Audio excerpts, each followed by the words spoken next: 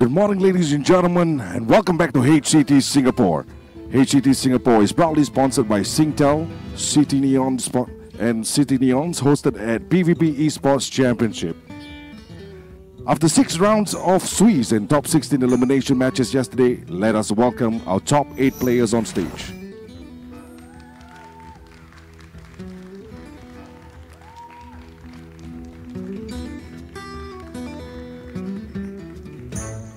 On my right, please give it up for Filey, Tyler, Lambi Series, Karibo.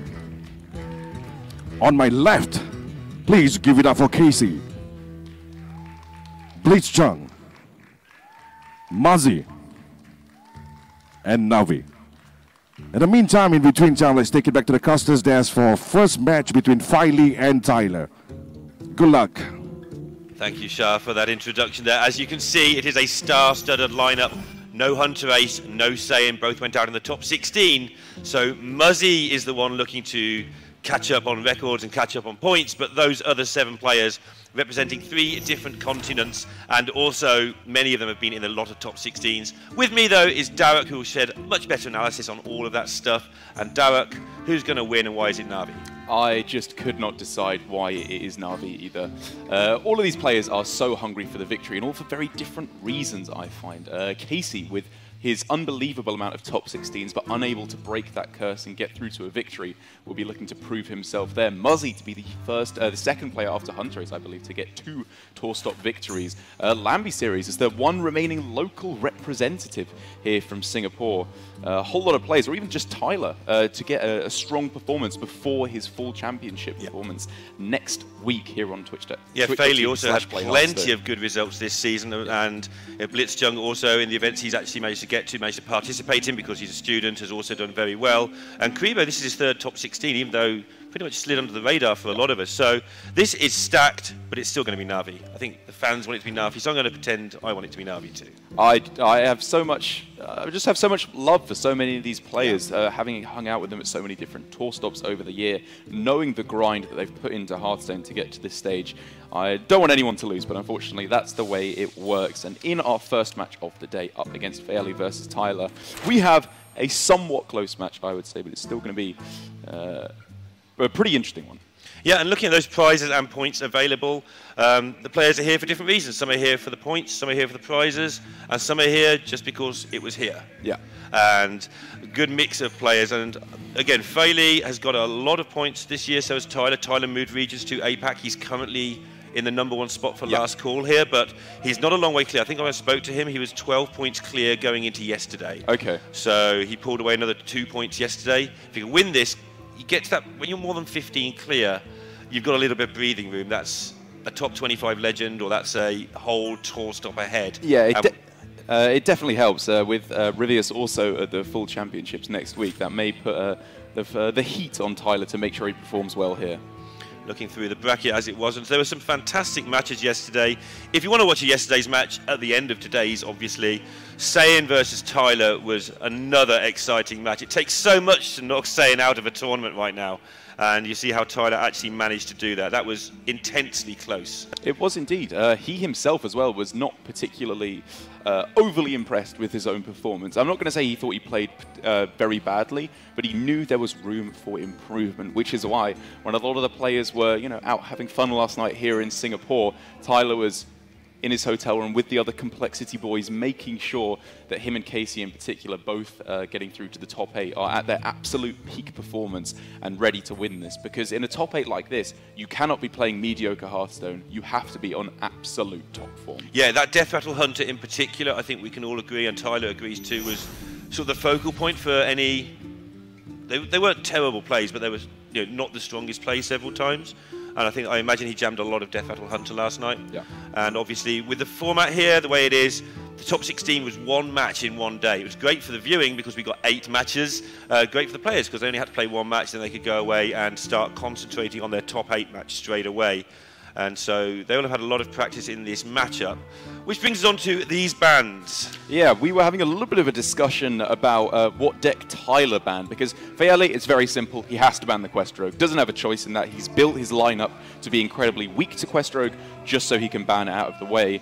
But Tyler, we were expecting the Death Rattle Hunter, I think, but we wouldn't have been completely blown out of the water if we'd seen the Taunt Druid being banned, because looking down, he's got some pretty bad matchups, I think, against the Taunt Druid. Yeah, it doesn't look good for that, but this being Conquest, that doesn't matter too much. Obviously, you don't want weak matchups. Yes. But if the Taunt Druid goes through, the big deal is that Fairley's Shaman is looking weak in all three across the board. So if you went with favourite stuff, he starts 1-0 up, but he's got a lot of work to do. It's obviously none of that simple. The Taunt Druid's got to get those wins. It's not gigantic favourite. As you can see there, both players having a little bit of a smile at each other as well. That's one of my favourite things about this top 8 here, is it's a lot of players who have just travelled all over the world with each other on the Hearthstone Championship Tour, have so much respect for each other as players, just as friends. The fact that they have gone through this ordeal, experience together of grinding this much Hearthstone to get where they are. I think it's a very good amount of friendly competition. Yeah, there was a play yesterday that wasn't BM. Basically, Sayan had to attack into a spider bomb, and if it hit a 1 in 3, he would lose. And he just said, "Well played" beforehand. Did the attack? They both smiled as the attack went in. Yeah. And just to show that they both knew, understood, and they both sort of knew that this was how Hearthstone sometimes works. So we're going to get to see here from Fairley lining up straight away that Taunt Druid. Pretty undeniably his best deck in this particular series. Should have some pretty good matchups across the board. Whereas Tyler on the Death Rattle Hunter, this is probably the matchup that he wanted to line in the most, I think.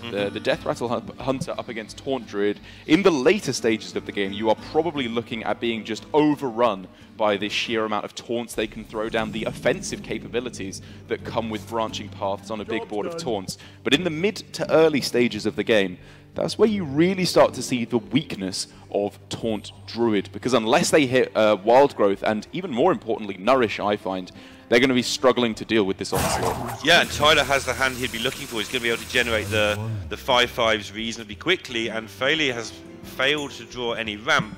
This is about as good as Tyler could hope for, give or take a Keleseth. Pretty much. This is a very, very good situation for Tyler. Fairley really needs to, if he doesn't get the ramp in the form of Wild Growth or Nourish, at least needs to find some way to bridge the gap between the 5 and 8 mana cost, because Taunt Druid, it literally runs no 6 or 7 mana cost cards. So he wants to find cards like another Ironwood Golem there isn't terrible, maybe a Branching Paths for armor, just to see him over the finish line through until he can find Sleepy Dragon or Master Okon. Yeah, and Tyler is going to begin the Egg Crusade now, I would imagine. And even the Houndmaster, be interesting to see when he goes with that. Probably just play it on curve, but it will be handy later on as well.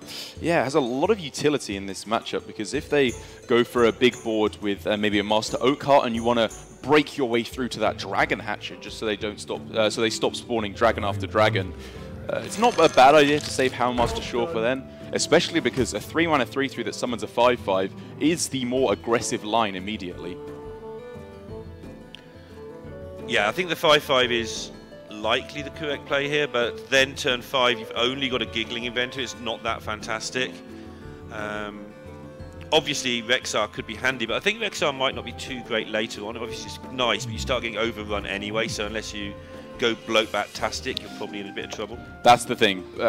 Rexar is good in this matchup, not for value necessarily, because it's very, very difficult to outvalue a Taunt Druid, but more for the fact that it can pull off those crazy tricks. Rexar can win you unwinnable matchups, like you said, through Bloatbat in combination with Poisonous, Cave Hydra in combination with Poisonous, even just a bunch of Scale Hides to get your lifesteal way back up there. You can be in a decent spot in the late game, but it's much more importantly, as we're seeing here from Tyler, on the aggressive front that he's winning this game.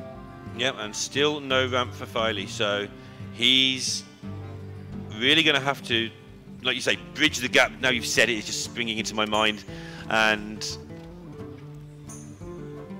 throw things out there, but just looking at this hand, it's just turgid. Yeah. It's just going to crawl to this 9 mana at the moment. Even then it's not fantastic. I wouldn't have called it turgid. I would have added another letter after the TUR, but it would have been the same sentiment. Thanks, Darrett. tried to bail myself out, and poof. That's a PG joke. They can't find me for That's that. good. So, Filey, as you said, has just got to do whatever he can. Looking at Tyler's hand, he's got quite a lot of interesting decisions, whether, like, Giggling Inventor is just not much pressure. Yeah. Handmaster Shaw into Flanking Strike on consecutive turns is more pressure than it looks, because then the Flanking Strike minion gets charged as well. Very true. Well, it gets Rush. Yes, sorry. Big distinction. It gets Taunts, it's charge. But with the first minion being dealt with, even now, maybe Tyler would just feel obliged to Flanking Strike immediately. Yeah, both players have just got all their tertiary utility cards rather than the actual meat of their deck. Because after Tyler, you know, he had a decent start with the Egg into the Terror Scale, but now it's tech cards, Mind Control Tech, Mossy, and Gluttonous Ooze, and these are all not the matchup that you want those cards for. Yeah, we saw which matchup you wanted them for yesterday when Muzzy played Gluttonous Ooze on 3 against Rogue, and then Ziliax on 5. That's when you want those cards. Yeah, good point. But yeah, now he's going to have to make do with an okay hand, but the reason it doesn't feel okay is because you know the clock is ticking. You know, if next turn Failure were to play Nourish and you've only got this board of an Egg and a 3-3, you're not going to feel very good about your life. Yeah, so just getting whatever swing he can onto the board.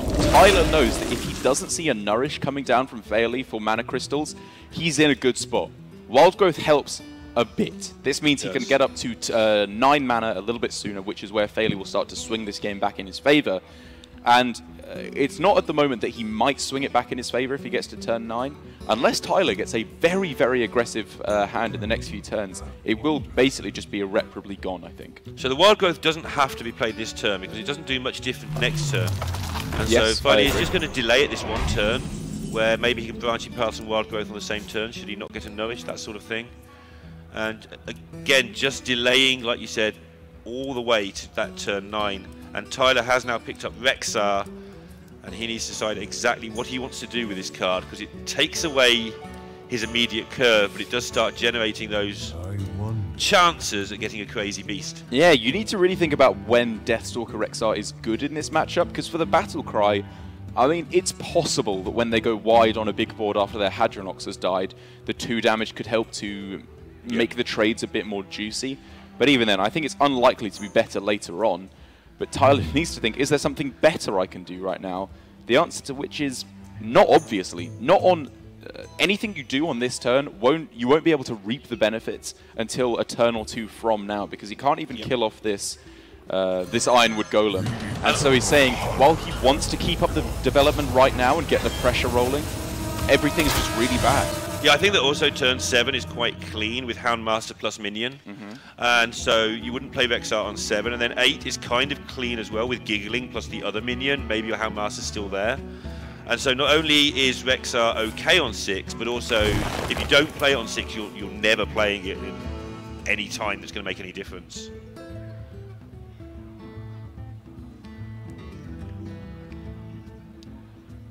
Finally knows he wants to play Branching Paths, but doesn't know quite what he wants to do with it, which is... Yeah, he was considering pretty heavily going for the armor there, and if he was playing perhaps a Malagos or a Taunt Druid, you generally see a much more, a higher tendency to go for for armor, because you have so much card draw in the deck. But Fairly, obviously no Ultimate Infestations. Well, I shouldn't say obviously, Na'Vi is playing 1 copy of Ultimate Infestation in his Taunt Druid, but generally, yeah, there's a lot less draw, so you're more willing to go for it off of the Branching Paths, and he already has the ramp up to Lich King quite happily on the following turn. Job's done. Tyler now has gone for this curve that we suggested, where he's just going to manage to use Shaw quite effectively. And now Filey is into big stuff territory though, so this is where if Rexar doesn't do its job, the match turns horribly against Tyler. It will. He still has some big old swing turns. If he was to get Katharina that comes down next turn, that's when things can start to get a bit messy for Fairly, especially because he can't afford to deviate from the standard mana curve here by playing something like a Naturalize to kill off the Houndmaster Shaw. It's just not worth it. He has to get the Lich King down and pray that Tyler's turns continue to be fairly weak. Yeah, and fairly weak they will continue to be. There is no Katharina, and so Tyler building beasts. These are going to be so important. King Muckler, very nice. I think it gets the The 3-mana 5/5 and mills a card from his opponent could potentially be that Hadronox still for Tyler. Or even just Master Oakhart would be a fantastic mill. Want to take the stealth, but you also probably want to play the minion this turn, so you might have to take something a little bit smaller. Yeah. I wonder. Yeah, so... I love it. Yeah, I think this is the way to go. You get stealth, you get the perfect amount of stats as well. Because he's just going to use the poisonous, Oh, yeah.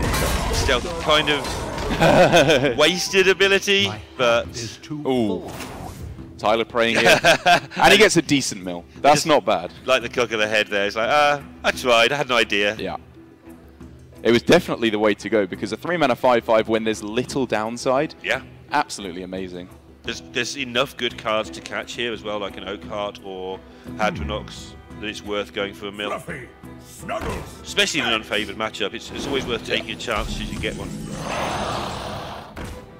And the real big swing turn there for Tyler, although it may not be so obvious, wasn't even necessarily the mill. It wasn't the fact that he got a big minion.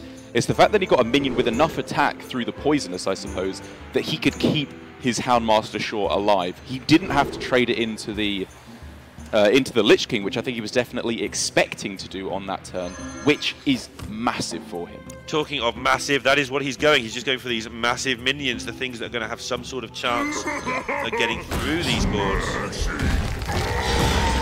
He's doing a pretty good job of keeping this board and again protecting that shore that you were just talking about.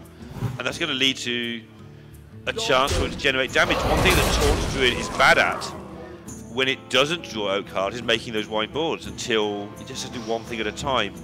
And now he's drawn Hadronox. I wonder if he's tempted to go for Army of the Dead. Oh wow, what, just to get there aren't that many big minions, but just to get some down, rather than playing one at a time, which it looks like Tyler should be able to deal with one by one. Yeah.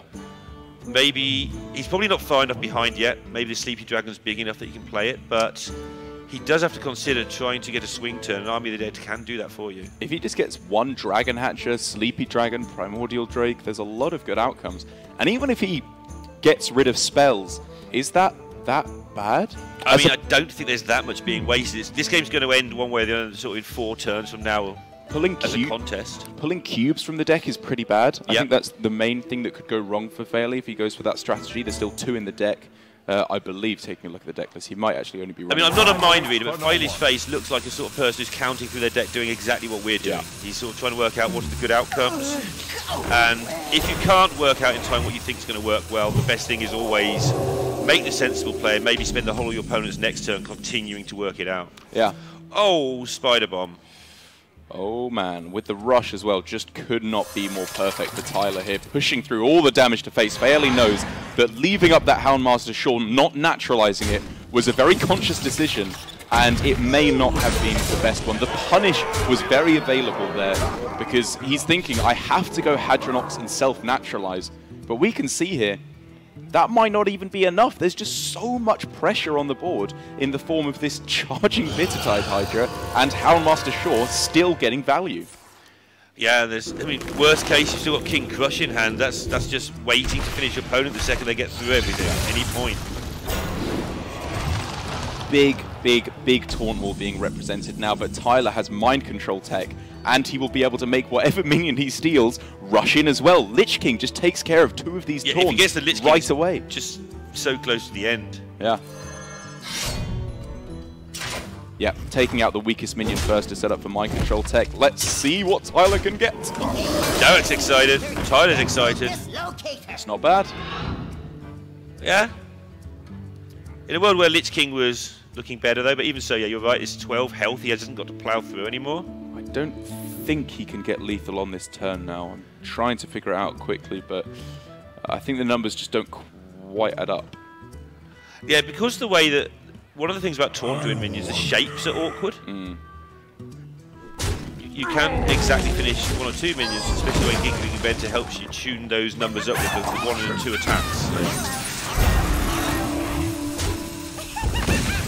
But while he may not be able to get the job done right now, it's going to be all in on Fairley to deal with this board. Thankfully, off the card of the Lich King, which I didn't even see because I was so focused on Tyler's turn, Doom Pact in combination with that Resurrection from the Witching Hour is a full board of taunts and a complete board clear from Tyler. It will, however, basically put fairly close to fatigue in this early stage of the game. Yeah, and Tyler still has that King Crush. Obviously, he finally can defend himself with one minion.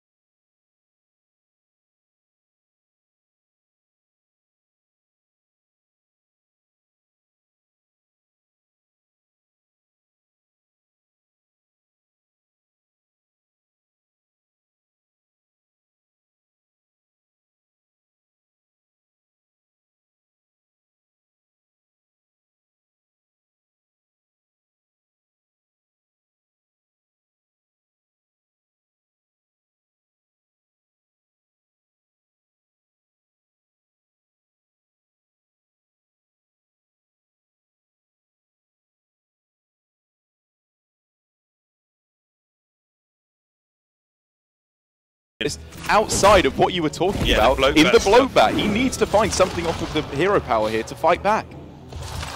This is insane.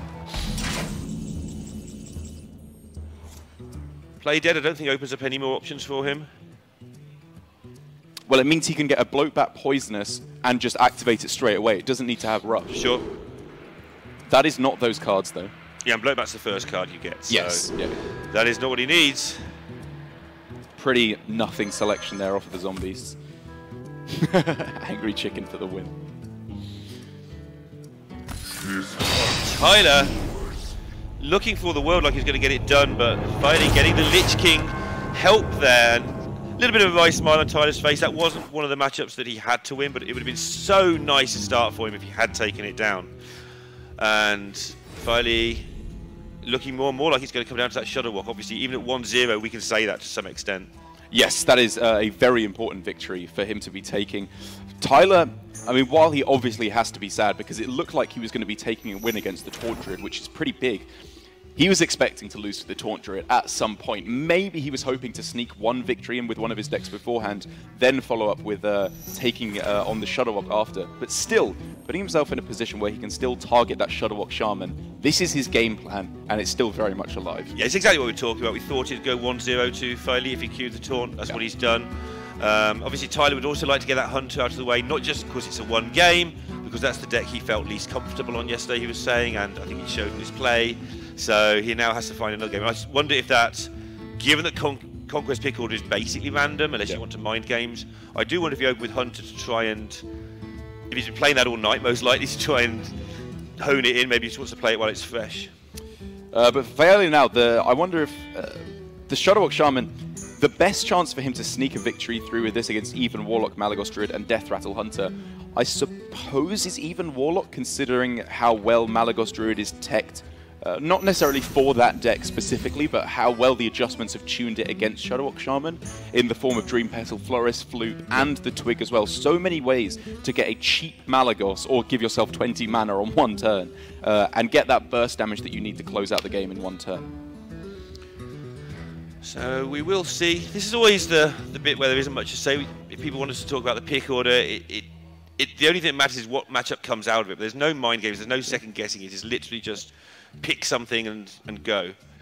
And just waiting for them to do that.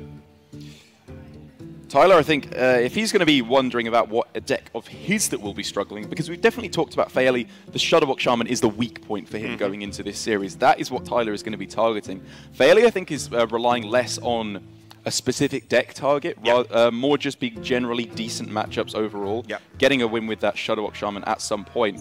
I guess he's hoping to target Tyler's Even Warlock is his best chance, but Even Lock is a very, very difficult deck to target because it has no miserable matchups. It's just decent against everything. It's the real power of the deck. Anyone who plays Mage usually just gets it banned by pretty much everything in all of Hearthstone. Yeah. Obviously, Mage just destroys Even Lock, but that's not a thing that you ever have to worry about because those matchups go for the Quest Rogue and you just ban it out because it's good against two of your decks. So now we are going to get a look at the mirror, which I believe we saw go well, the even Warlock at least was doing pretty well for Tyler yesterday up against Jasayan, where he got some pretty good games with the deck. But now we have what looks like a much more even matchup, with both players finding themselves the Mountain Giant, El Gigante, ready to come down on turns 3 and 4 respectively. If Tyler can find himself looking at the deck lists, he doesn't have Doomsayer or the Gastropod, the stubborn Gastropod in his deck list. I think Gastropod's pretty much gone, although it has appeared in champs in some of the decks. I've seen it in a couple of the deck lists. It's not completely left the meta, but I agree it's very sparingly seen. If he could find either of those 2-drops, those are the premier anti-Mountain Giant cards to go for on turn 3, to stop your opponent going for it on turn 3 if they're on the coin. It gets a little bit complicated. That would be the way that Tyler best stops his opponent going for that and gets the first Mountain Giant.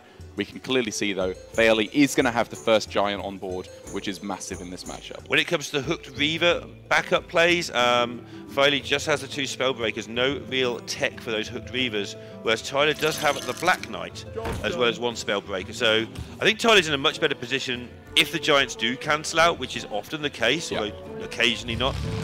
He is a slightly better position to be the one who can just play the Hooked Reaver without panicking, whereas when it gets to Fairley's chance to get there, if either of them ever actually draw those cards, he's going to have to think a lot more carefully about the swing that the Black Knight can cause. Yeah, I think we've seen pretty clearly how just how good the Black Knight is in this matchup. It's the main reason you're putting it in here. And I suppose if Tyler was anticipating a lot of Taunt Druid, as Fairley has brought, that would also be a nice tech. Obviously, with Fairley already taking the victory with that, it won't come up in this series. But maybe for Tyler, if he can win, it will come up later on in the tournament. So, Giant versus Giant, and the eternal decision, which is always weird, because the question first you have to ask is, do I think he's got another one? And there's no way of telling, usually. And then the second thing is, okay, if he hasn't, can I just put my homunculus down and start hitting face with mine, and will I get there? And no matter how often you try and get there that way, it never seems, something just seems to go wrong. Unless you have a backup plan of another Giant, which he does not. Yeah, if we were to see Fairley go face here, it would be pretty much exactly perfect health for Tyler to be starting throwing down the Hooked Reavers, against which, as you pointed out, there's little counterplay for Fairley. He has to be very careful about sending all this damage through to face, which is why we can see him going for the value trade here. This is a pretty big dismissal of one of the advantage that going second allows you. I'm not saying that going second is better, but the good part of it is you generally get the first Giant down, which lets you go face first. But here we're going to see Tyler not having absolutely none of that and just taking the value trades, equalizing the board state, and I would imagine putting Tyler in a pretty good spot again, because after this point, when the Giants have gone card for card and equaled out, I think going first is a pretty good spot to be in. Yeah, and that's the case with most of Hearthstone, although Fairley has looked after his coin, so he hasn't lost it yet. And in even decks in particular, the coin is a pretty huge weapon. It does use, obviously it's there so you can equalize for 1 turn and 1 turn only, but in even decks, you do get that turn where it's significantly different. Turn 7 is a big one, obviously turn 5, which is now, is a pretty big one. And this has allowed him to get this Gen down, which actually... It's not bad. We scorn it, but it's a 6-5 in a matchup where they've just had to deal with an 8-8. Yes. Obviously, in general, Gen is a bad card. Here, it would have been okay, if not for the perfect top deck from Tyler, of the Spellstone, which he can upgrade, send in, and say to his opponent, you better have another good 6-drop. He probably does, because he coined out the Gen. But Tyler's later turns, as long as he doesn't fall too far behind, are looking absolutely premium. They are looking really good, especially now we start looking at Gul'dan, obviously. But that turn was pretty good for both players. Both players will be comfortable with it. Tyler had an answer, but Fairley basically stopped Tyler developing beyond, a poor little homunculus. So he didn't lose too much out of that, given that he has got follow-up plays. And I wonder if he's tempted to play the Mossy Horror here. It seems awful. Compared to maybe the Skulking Guys, which is a much beefier minion. But actually, after you trade the Skulking Guys into the Homunculus anyway... Yeah, 4-4 versus 2-7. It's close. It's real close. Hoping to maybe catch a couple more things with the Mossy Horror, or just giving up on playing it at all, because he'd rather have the beefier stats. And if you're expecting on turn 7 your opponent to go a 4-drop, maybe a Dread Infernal in the best case scenario for them, or again... Yeah, Sun it Fury doesn't is trade not up out particularly well. The equation on this turn either. Tyler has pretty much filled his hand up now. That's 10 cards. That's why he started waving the Defiler about for a second there. But He's okay. One problem he has got, it's not a huge problem, but something he'll want to do differently, is there are no demons in hand. So his Gul'dan is just going to be there for the hero power plus a homunculus at the moment, which isn't that exciting. But it's far more exciting than not having a Gul'dan in the first place. Yeah, I generally find that unless you've been very, very aggressive, and so the Gul'dan hero power can just close out the game, it's actually just more important in this matchup to get the demons. Yeah, in the mirror, I think you're right. In most matchups, they don't matter. But in the mirror, there is huge because we've seen time and time again this matchup go to nearly fatigue. Yeah. Just because the decks draw so many cards because they're hero powers, and therefore they cancel each other out because they've both got such similar cards. Even when they're not the same card, they cancel out so clearly. They've got very similar stats to each other. And now I was questioning Faeli's keep of this Mossy Horror on the previous turn. It's looking pretty good here in the ability to completely clear off the board and develop a couple of minions in the meanwhile. I still don't think it's necessarily an auto-play because Twilight Drake is a pretty big minion, but it's still looking pretty strong here. Yeah, I think that the key to that one is the Twilight Drake functions well next turn. Good point. On curve, on the 4-mana curve, the 8 number. So Mossy Horror, if it wasn't played there, it's never going to kill anything. So the decision you were talking about, play it or keep it in your hand for the whole game. Tyler at the perfect amount of cards as well. He's managed his taps very perfectly here to get himself up to 9 cards on the Lich King turn. And Frostmourn's a big deal. We talk about how close this mirror is. Well, 3 extra removals is a big deal, and that's only fair. Faeli had a really good one in the last game. So. And now this is where, if the board states were switched, Tyler would be over the world in being able to go Black Knight on the Lich King. Faeli has no such privilege. He has to consider going for Bone Mare and then trade on the Skulking guys, but you never want to use Bone Mare as just like 4 damage, basically, to help the trades. You want to use it on a minion that's going to survive, is the vastly more powerful state to use it in. It is, although, again, because he knows Black Knight's in the opposing deck, maybe he's actually happy to do it as the +4 this time around. That's fair. Yeah, that's another reason. It's a kind of weird way to play around it. But then if your opponent goes for the Black Knight on like a 1 or 2 health minion, that's a lot better than seeing it on a Lich King or a Hooked Reaver. This is very true. And the Black Knight's out of hand, so you no longer have to worry. Is also a big deal. I think this is a good read of the situation here from Faeli in the Black Knight is... Bone Mare is your swing turn. That's when you punish your opponent for not removing your board for a turn. Yeah, also getting a lot of efficiency out of that Mossy Horror. It did a lot of work. It killed off 2 minions, and the last 2 damage came for exacties, which is always nice. But this Frostmourne is going to do good work. Tyler does have some healing in hand. There's bits and pieces of healing in deck. And of course, Gul'dan is the ultimate healer. He gets his time. Frostmourne might well buy him that time. Faeli's already reached the stage of the game we always talk about where your hand just ends up full of junk. Because Giants and Twilight Drakes tend to get played pretty instantaneously. As soon as this Twilight Drake is played, there's not much left. But this is such a key turn for Faeli of what does he play around. If there was no Black Knight, I think he'd pretty easily be able to go Homunculus, Sun Fury plus the Hooked Reaver to get down the most amount of attack power on board as possible. But because he knows that is a possibility, he wants to get the Drake down because there's so much less punish for this play. Spellbreaker, there's only 1 in Tyler's deck. That is the main punish because of Frostmourne. But and even then, he can protect... Oh, no, sorry, we'll go down to 1. He'd have to, attack him with his Frostmourne. You don't want to resummon a 4-1. It's not that bad. Yeah, it's also taunted up. He could have not done that if he'd wanted to. It's almost baiting the Black Knight a little bit here. Yeah, he would have to have made it 4-8 anyway and played the Sun Fury first and then positioned them correctly. You're right, he could have stopped. He could have not given it taunt. So I think he's almost going for the bait. Not only to get the +1 if it's not in hand, but you've got the backup of dropping the Reaver.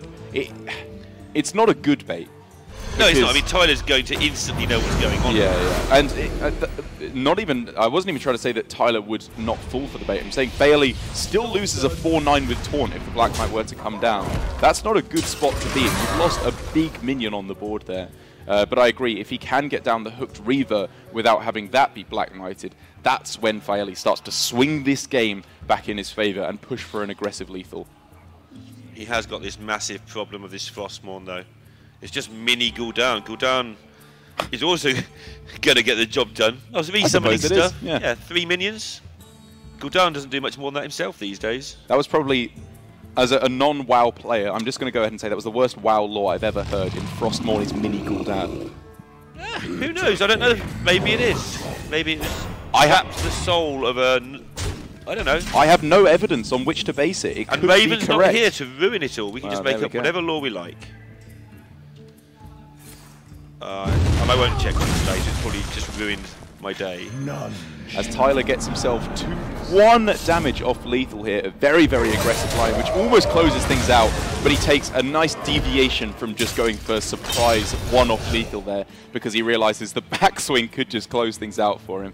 So I love this play of setting up for very strong lethal on this turn, forces Faeli to make defensive plays that he doesn't want to do, and then even if the board clear is here, a complete board clear and a heal, just Gul'dan, Mountain Giant, whatever you want next turn to reapply that pressure is looking lovely for Tyler. Yeah, I mean, it's looking very hard for Faeli to survive. I mean, survive and have any way of getting through. Yes. Obviously, he can heal up a little bit.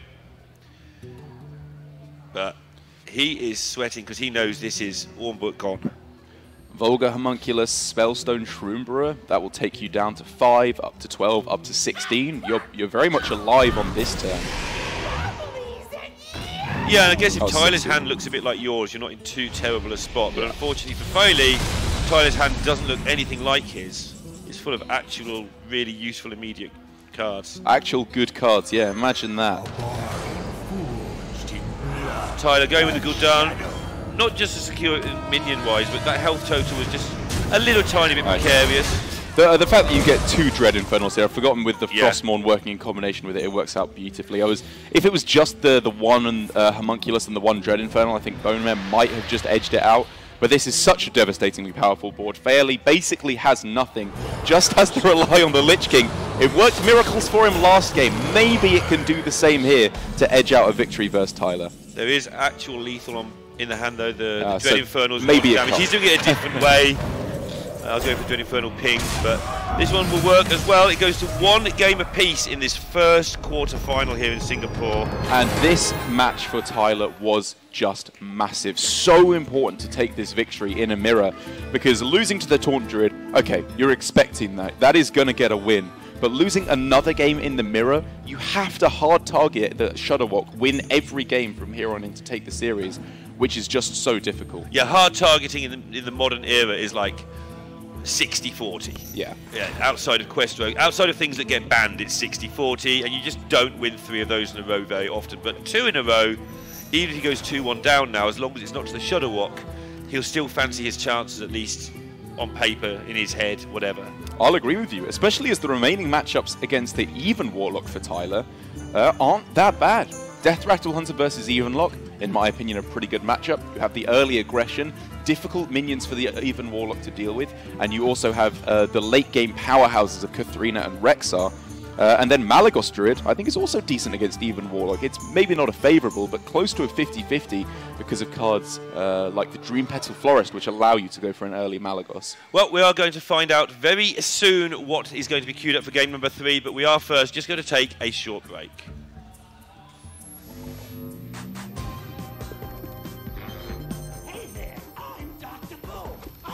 Build things. We're in bombs mostly. So come work with me and we'll create all kinds of new inventions. In bombs mostly. Science! You can go into success with no regrets when you work with Dr. Technology! You can work with the best and the brightest when you work with Dr. Ginormous mechanical pneumatic gorilla robot arms for smashing everything. What he said. Come add your skills to my team at Boom Laboratories. We're exploding with opportunity. Dr. Boom is not responsible for severed, exploded, or lost body parts. Revealing location of semi-secret lab is punishable by death. Apply now.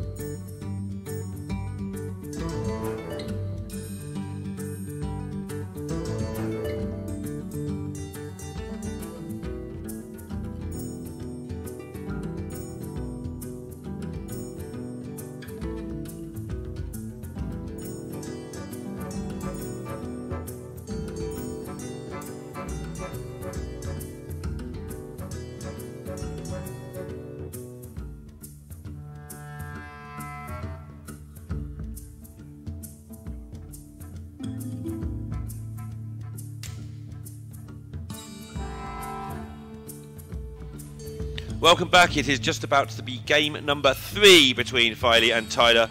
Nicely poised at 1-1, but I think that Tyler will be the happiest of the 2 players at this point. Yeah, looks like he's got himself in a pretty good spot. That Shutterwalk Shaman for Filey still hasn't taken a victory. We haven't actually seen it yet because he's just been queuing up his better decks first, but that still feels to me like the hard target that Tyler is going for in this series, locking out that Shutterwalk from taking a victory. But even having said that, taking a look at the matchups, the Even Warlock also looks like it's in a pretty rough spot for Filey. Now that Tyler's Even Lock has won the mirror, Mali Druid I think is an okay matchup. You can... it's a coin flip for me in terms of percentages. I don't know, maybe I'm not playing against good Even Warlock players on ladder. That's usually what warps my my perception of matchups on ladder, because I feel like I'm winning that more than I should as Malagos Druid. But it's a close one. Death Rattle Hunter I feel like is pretty good, however, for Tyler against the Even Warlock and the Shutterwalk.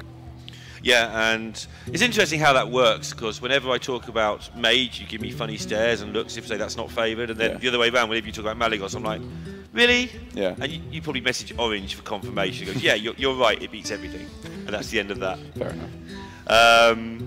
But yeah, I think that's a really close matchup, personally. Yeah, I think it's very close.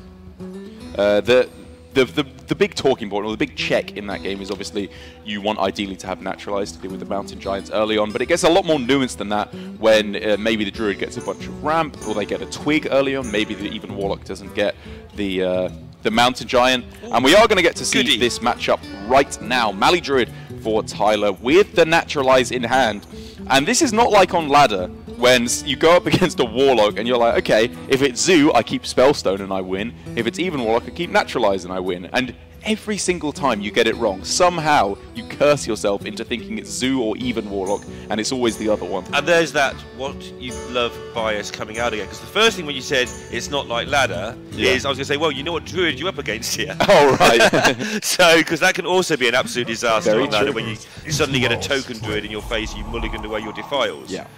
There's not been much token Druid at all in this tournament, by the way. Very little, yeah, at least in Real the top surprise. 8, top 16.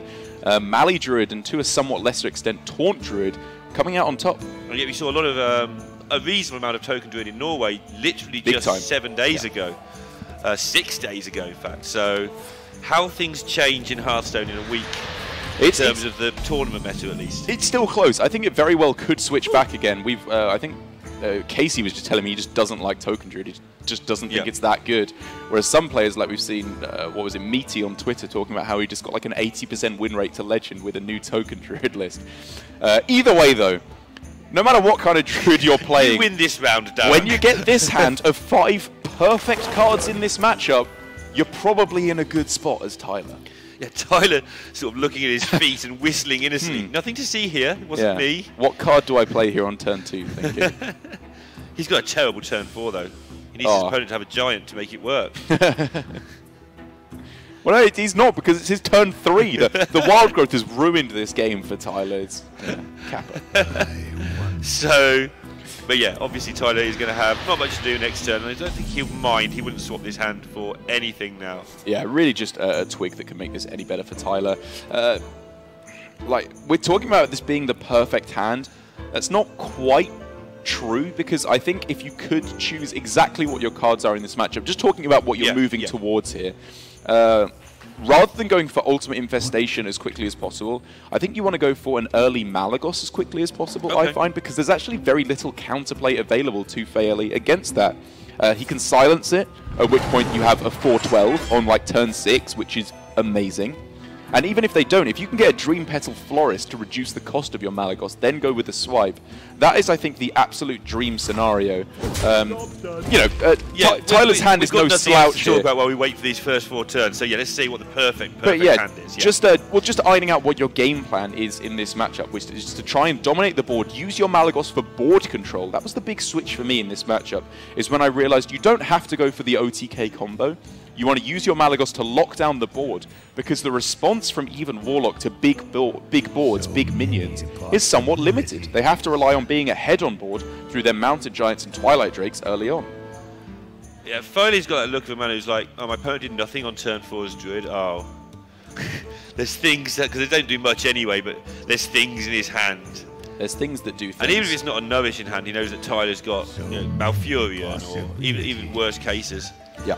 What he's not happy about here himself is obviously coining out this Drake, leaves him a really bad turn for follow-up, and he doesn't really have much option, I don't think. But it's worse than that, though, because it's not just the fact that you don't want to coin out the Twilight Drake, it's the fact that he also wants to get out that Skulking Geist as quick as he can. Tyler kept a card which was clearly not Wild Growth because he played another Wild Growth from the hand that wasn't the one he kept, and he didn't play another one on turn 4, sorry.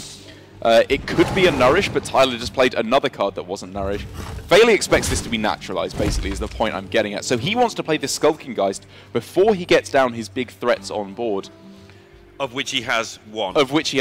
But that makes you even want to be more preservative of that minion. You want to treat that like gold dust. But it's starting to look like any other play that isn't Twilight Drake now, and then you go coin Skulking Geist is pretty miserable, I think. I'd be interested to see if he can do it. You just can't. We can because we can see their hands, but at some point you just got to say, okay, it's going to happen. It's sad for Fairley, but it's reasonable. This is a good enough spot for him to save back the Twilight Drake. And Tyler realizing, well, this is not the premium target for my Naturalize. I want to hit Giants and Hooked Reavers. I'm afraid of the Skulking Geist, so I think this is a great time to throw it down. Yeah, and I mean, he also probably knows from the discussion you just gave that the Geist has got a good chance of being there, because why didn't Fairley coin out? Yeah, he's just going to go in with his Spellstone as well. He's worked out why Fairley didn't coin out the Twilight Drake last turn, and it's like, okay, got to use it. Lovely. Not even taking a value trade. I even like going all face here. I think from some players, and myself especially, I've fallen prey to this, is not going face enough in this matchup. You leave yourself too afraid of Hooked Reavers. When you realize when you've gained this much mana, you're in this dominant of a position, a 4-mana 7/7 kind of becomes a little bit of a joke. Yep. Imagine that, a 4-mana 7/7 That would be a joke. Yeah. No one would ever play that card. We'll talk about it. Yeah, and also you just set yourself up so you can get cheeky Malygos wins, like Malygos double Moonfire on its own without any actual messing around. Just kill them. Because while you are afraid of 4-mana 7/7s, if you go face for 5 with Ultimate Infestation going into their turn 6 or 7, they have to play Spellstone or Shroom Brewer. They have to play defensively or you just kill them, which means they maybe can't even go for the Hooked Reavers. And now, finally realising that Tyler has onto him, he saw the 2 1-drops go. Change of plan, a good change of plan, Very not the good whole change of bailing plan. on your change of plan situation. So reacting to what he is seeing. Tyler getting... He was looking like, it doesn't actually have anything to do on this turn. Maybe it would have been a bit of an awkward turn. Malfurion the Pestilent looks like a pretty good way to fill out the mana curve. Finds out really nicely, doesn't it? Yeah. The circle of life is over. Whilst we talk about the aggro plan, obviously there's no reason to be completely crazy about it. Just tidy up the board. Yeah. You got UI next turn anyway. You stop your opponent playing anything but Hellfire this turn. Yeah, well, if you were to have gone all face there as Tyler, the main reason you wouldn't do that is because you leave yourself very vulnerable to Hellfire. I think is the obvious reason. But if your opponent plays Hellfire there and you get to go Ultimate Infestation to face, their turn afterwards is going to be pretty weak. I think it was closer than it looks. Tyler here, however, wants to play around for the moment against the Hooked Reavers. And I'm not actually 100% certain that I agree with this from Tyler. Okay. He doesn't have Malygos in hand, which leads him away from going with the more aggressive routes.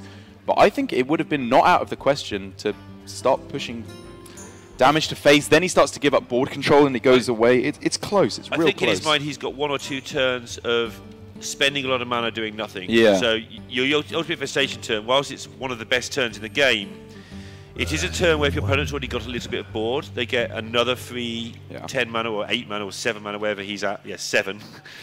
Because he's not a druid, to make some sort of reload. Yeah.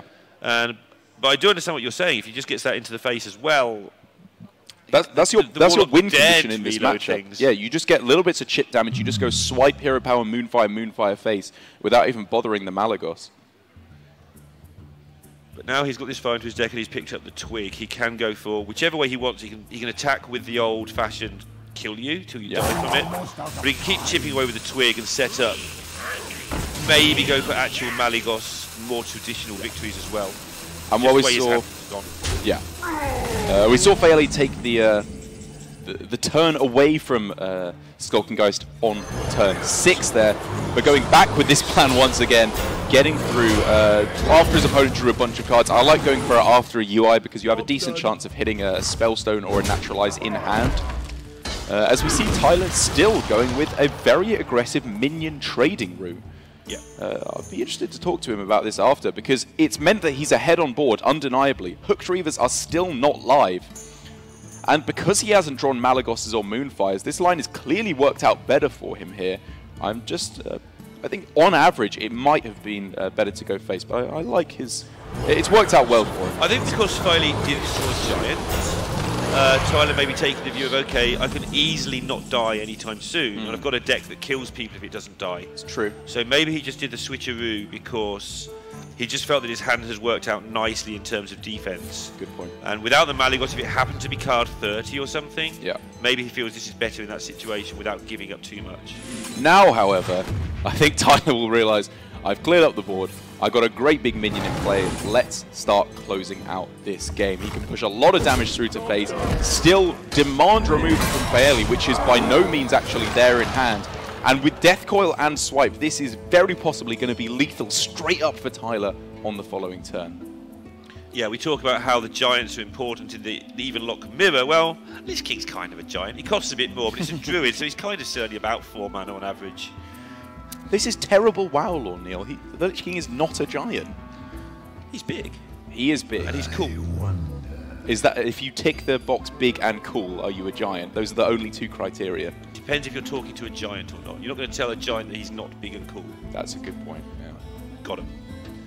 But back to the game here, Faeli can obviously survive, but can he survive whilst actually doing things? This is the question we've asked 3 games in a row here. And one was a resounding yes, one was a resounding no. He can survive from his perspective, and we can see here Moonfire off the top would have closed out the game, or a swipe off the top here is clearly... Swipes. Wait. All right? Because it takes out the minion and does damage to face. Sorry, I was going to say you could have just gone double swipe and Death Call to face. I thought he might have missed it there, but we can clearly see another way of going about it. Tyler brings out the game 2 games to 1 in this series, and still looking like he could hard target that Shuttlebot.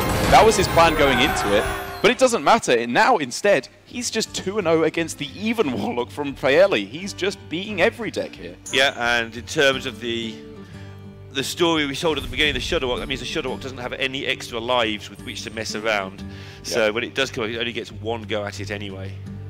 And now with only the Death Rattle Hunter left for Tyler, this is arguably the best deck he has available to him left in the field. An anti-control deck up against an anti-control lineup always feels pretty good. And with even Lock and Shuttlebot, I would say 2 pretty good matchups for the Death Rattle Hunter.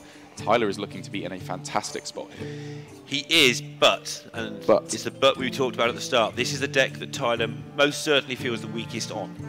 Percentages are only percentages based on average play styles and averages across the board. They change significantly depending how good, how bad you play the deck. Otherwise, we wouldn't bother playing the tournament. We'd just submit lineups and tell you who won. And Tyler yesterday did struggle on this deck by his standards. I mean, he wasn't playing it badly. He was playing it slightly suboptimally. He was unhappy with himself about it. Because this is the way Tyler operates. I feel like he wouldn't be offended if I said he is not naturally one of the most gifted Hearthstone players. Like there are some Hearthstone players like Kalento, Purple, Casey, who just get it. They just get the game. It's easy to them. It makes sense. Whereas there are some players who have to work for it. They have to work incredibly hard to become good at Hearthstone, like Tyler, Orange. Life Coach in the day was one of those. He just grinded and grinded until he knew something. Which is far from an insult. That is very respectable and honourable to work that hard to get good at something. And Tyler feels himself he just has not played that deck enough because he's been focusing so hard on Token Druid. He's been playing a lot of Quest Rogue, obviously, the best decks in the game. So he's going to have to be, I would imagine, grinding this deck away all night just to make sure he is truly up to the standards. But even then, praying, it can't hurt in this situation. He's going to need a little bit of help to get there. And we do find with those players, I mean, Orange is a good case where 2 years ago he was the grinder who had to learn every single matchup like a flowchart. And he did that really, really well. Yeah. But at some point around that time, not only did he work super hard, but the amount of Hearthstone he played, something clicked.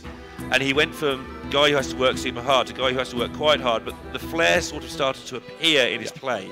And I think the reason Tyler's suddenly started getting much better tournament results at the business end of things is he's sort of making that transition at the moment between super grinder and guy who's actually, he works with Casey for goodness sake. That's got to rub off on you in the end.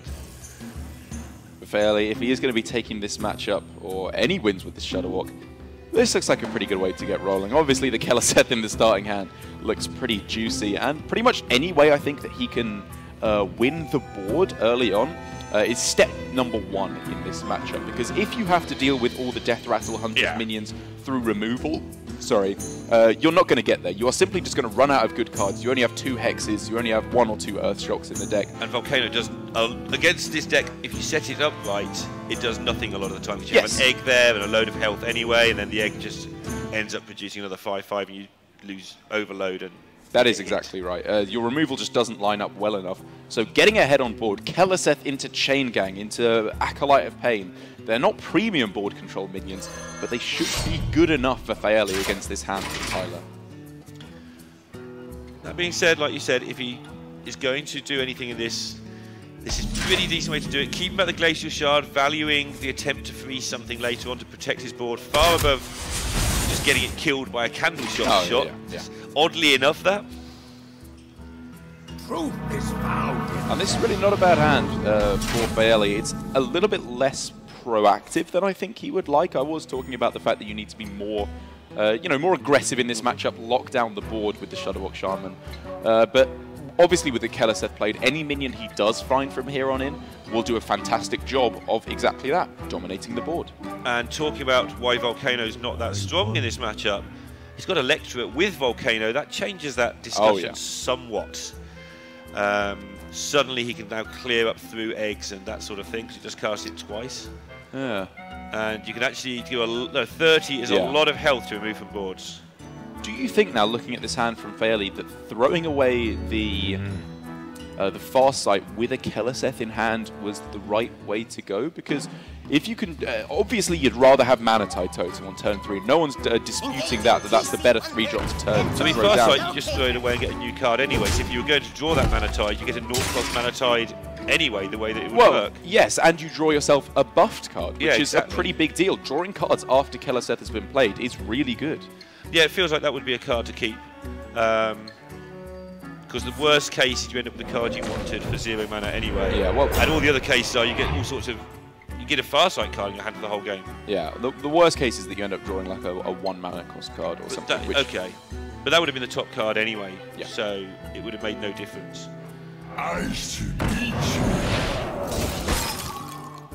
I'm all for, I mean, a lot of people just keep Farsight a lot of the time anyway in any matchup. Which you have to be careful with, because then you can run into issues of you run into stuff like, well, it would have been on the top of my deck anyway, what order is my deck, and all that nonsense, which gets pretty confusing pretty quickly. But Fairley's still doing a surprisingly good job of keeping ahead on this board, and now with a Zola picked up, we could just see Zola freeze again on the Houndmaster Shore. I wonder. Yep, decision time, because he can also go for Keleseth if he wants to. Oh yeah, okay. And just go sort of crazy with the minions. Shard. And it's my instinct was Shard too. Shard doesn't do that much though at the moment, because everything has Rush anyway. Your board is probably taken care of. Once Shadowwalk does activate, however, you would much rather have 2 freezes than 2 Keleseth buffs. I think because 1 buff with your Keleseth each time I think is good enough on the Shadowwalk. Yeah, I agree entirely. It was my instinct, quite close. Definitely worth consideration. We're seeing from the top players more and more now, they are playing slower and slower, and it is because they do pay due attention to those slightly weird plays when it is right. We are seeing that from some players. From some players here today, like Casey and Muzzy, we've seen them literally, we haven't even seen the card drawn before they play their turn. Right, our analysis has to be, well, if the next card they draw is blah blah, then this play looks good. Then he will play it instantly. Yeah, exactly. And Navi did that on 2 or 3 occasions yesterday. There was one in particular where we literally, what you said, we literally did not see the card. It just appeared on the table and the end turn was green again. Or yellow again, because we see it from the bottom perspective. But yeah. Tyler here still able very nicely to dodge the mind control tech for the moment, which needs to put a question into Fairley's mind here of, is my opponent deliberately playing around mind control tech because they have the ability to make more than 3 minions but they're choosing not to? Or are they making as many minions as possible and it's unlikely they will ever make more than 4 minions? But even then, you still don't play it, because if you play it, they just play the more than 4 anyway. It's Right. the old, keep it because you have to, not because you think they're not going to walk into it. This is weird. I think Fairley's got a lot of planning to do here. There's lines where he can keep removing stuff forever and try and do the normal Shudder Walk. Or there are still lines where he can sort of save for Volcano into Hagatha and try and get value. I think, especially with the coin in hand, this is not an easy curve or an easy plan to come. I think looking at the hand, it's so unlikely that going for this consistent board clear works out because of... I mean, Fairley doesn't know this. I'm sorry, I'm basing this off of Tyler's hand because he has Katharina, he has Rexar as well. All the big power cards to get the consistent damage rolling. Because as soon as Katharina does come down on turn 8, there's still a there's still a Witchwood Grizzly and King Crush in the deck, I believe, for Tyler. Checking to see if he's got no high main in there, as a lot of the players seem to be cutting. So 2 beasts left. The damage will be piling up for Tyler pretty rapidly. But I mean, Fairley also has the top of his deck to play with for some turns. Yeah. And he's got double shard on the Shudder Walk already, plus that Keleseth buff. Nothing spectacular there, but if he gets a chain gang in the next 2 or 3 turns, he can start thinking, can I tempo this out with the Shudder Walk with just 1 chain gang? You know, not even necessarily worry about Grumble. He'll be able to have a turn where he freezes a load of stuff, probably mind control takes some stuff, so he wants that in the pool. That's probably his plan. And then just have this 1 turn where he goes really wide and hope it all works out. And even if he hadn't found Chain Gang, which, I mean, well, there you are. That was handy, wasn't it? Yeah. Mind Control Tech on the previous turn, I think, was his play over. He drew the Manatide Totem off the top. It all worked out very nicely for Fairley, as he's still managing to clear off the board every turn more impressively than I thought he would be able to. But now is where it starts to really go south for him. Katharina just being slammed down here. You don't even think about it for Tyler. This is a very dominant turn, which Fairley needs to find an answer to. Thankfully, he doesn't have a bad response to this. Now, the way that this has worked out, he has a great response with Electra and Volcano. Clears exactly 14 up, that's tidy, and then the thing that's produced by Katharina just gets killed, which is probably going to be 12. Has an Electro on the board, and he has double Chain Gang and Shudder Walk and Hex. I think this looks really nice for him suddenly. Oh, do you go Electro Volcano? You don't even know that there's another minion left. They could have the other Witchwood Grizzly being drawn. What else is Electro good Actually, it for, doesn't kill, it does 17, yeah. Electra, you've got to hope that Katharina dies, I think, on the first one. But it should. Right, oh, okay, yeah. It should. Oh, yeah, of course, Electra itself is in play. Yeah, okay, it should die, though. But if it goes wrong, I guess, yeah, maybe he wants to sign some damage first to be 100%. But I think I go Electric Volcano there and take the chance. I think I actually disagree with you. I think the fact that you can load up so heavily with Chain Gangs on this turn means on the next turn, even if they have the Witchwood Grizzly still inside their Katharina, you can then just go for Electra into Volcano next turn after you've weakened up the health total a bit. Why take the risk? Saves you a Hex. This is interesting. I'm a lot more willing to take those risks on the 6-6 and 8-8 because the 8-8 is incredibly likely to live, but I certainly don't blame him as he's got the second Chain Gang and Mind Control and Shudder Walk. He's got a lot to set up here. This sets up his Shudder Walk better than what I was talking about.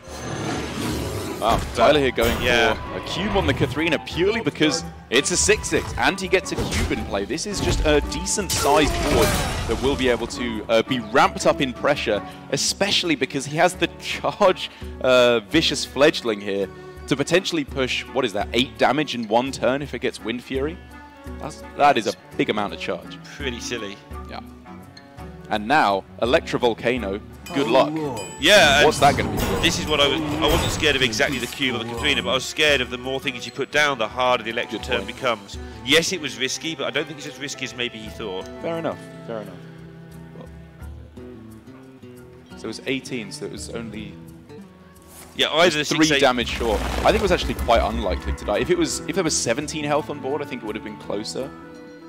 They are messy maths. Yeah, it's messy. Sottle challenged me to do them before he did them. We've been playing chicken for about a year now. Neither of us done it, but I guess, my guess is that it's less likely than you think that Computer dies.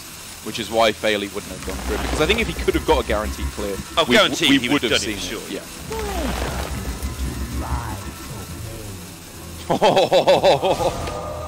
Farsight into Farsight into Hex. The true Hagatha memery that Fairley was looking for here. And a little bit of BM from Fairley, which is very rare from him. Yeah. And oh my goodness, this is starting to look pretty miserable for Tyler. Now the Mossy Horror doesn't get the job done against these opposing buffed up Saronite chain gangs. Exploding Bloatbat is usually the card you're looking for above all. But Scavenging Hyena here, these frogs are beasts. If those die off, then, you know, that gives you a little bit of extra stats on board. And the problem with the Bloatbat here is the stuff you can see isn't the problem. Yeah. It's the stuff you can't see. Exactly. That's the big problem.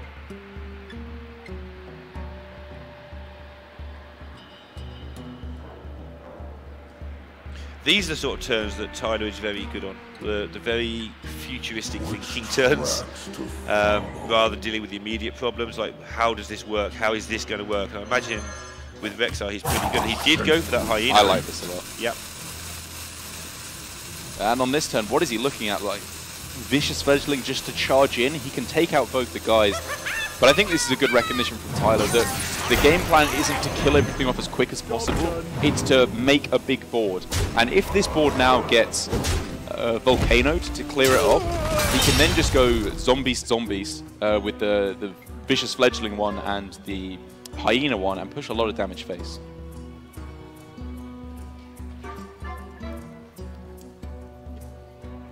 You have the face of a man doing Volcano Maths, Neil. I've just got the face of a man who's staring into space, to be honest. The Volcano Maths looks good, I think.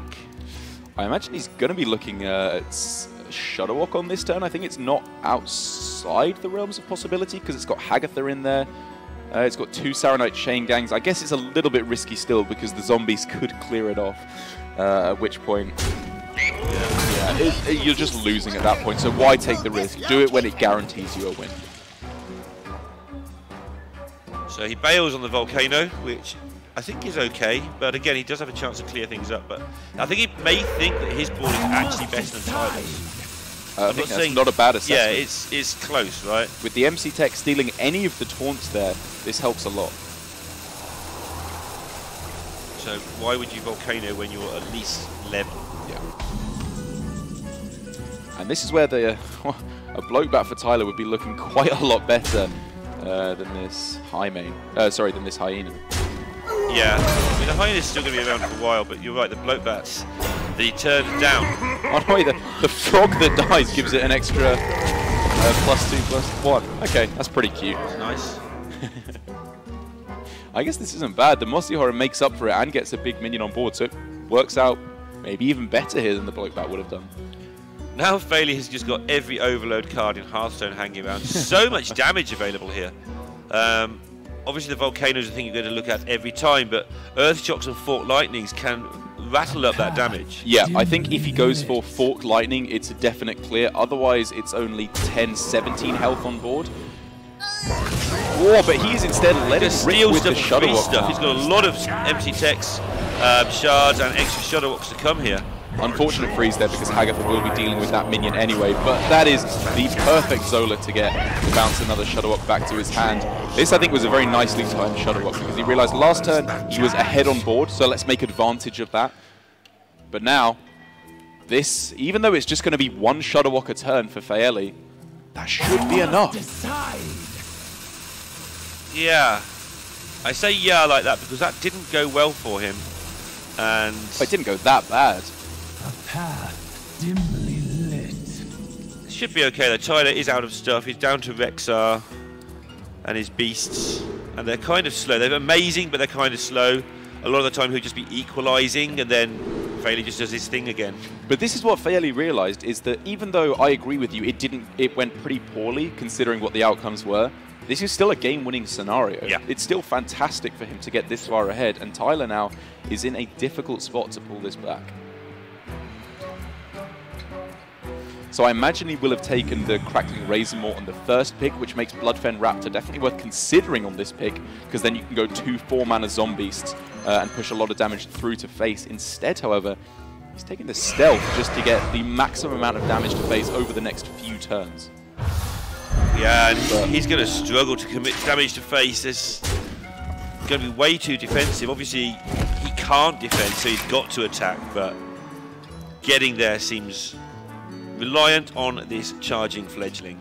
And all Fairley really needs to worry about now is hand size with this Shudderwock. He needs to not mess up and make it so no Shudderwocks go back to hand.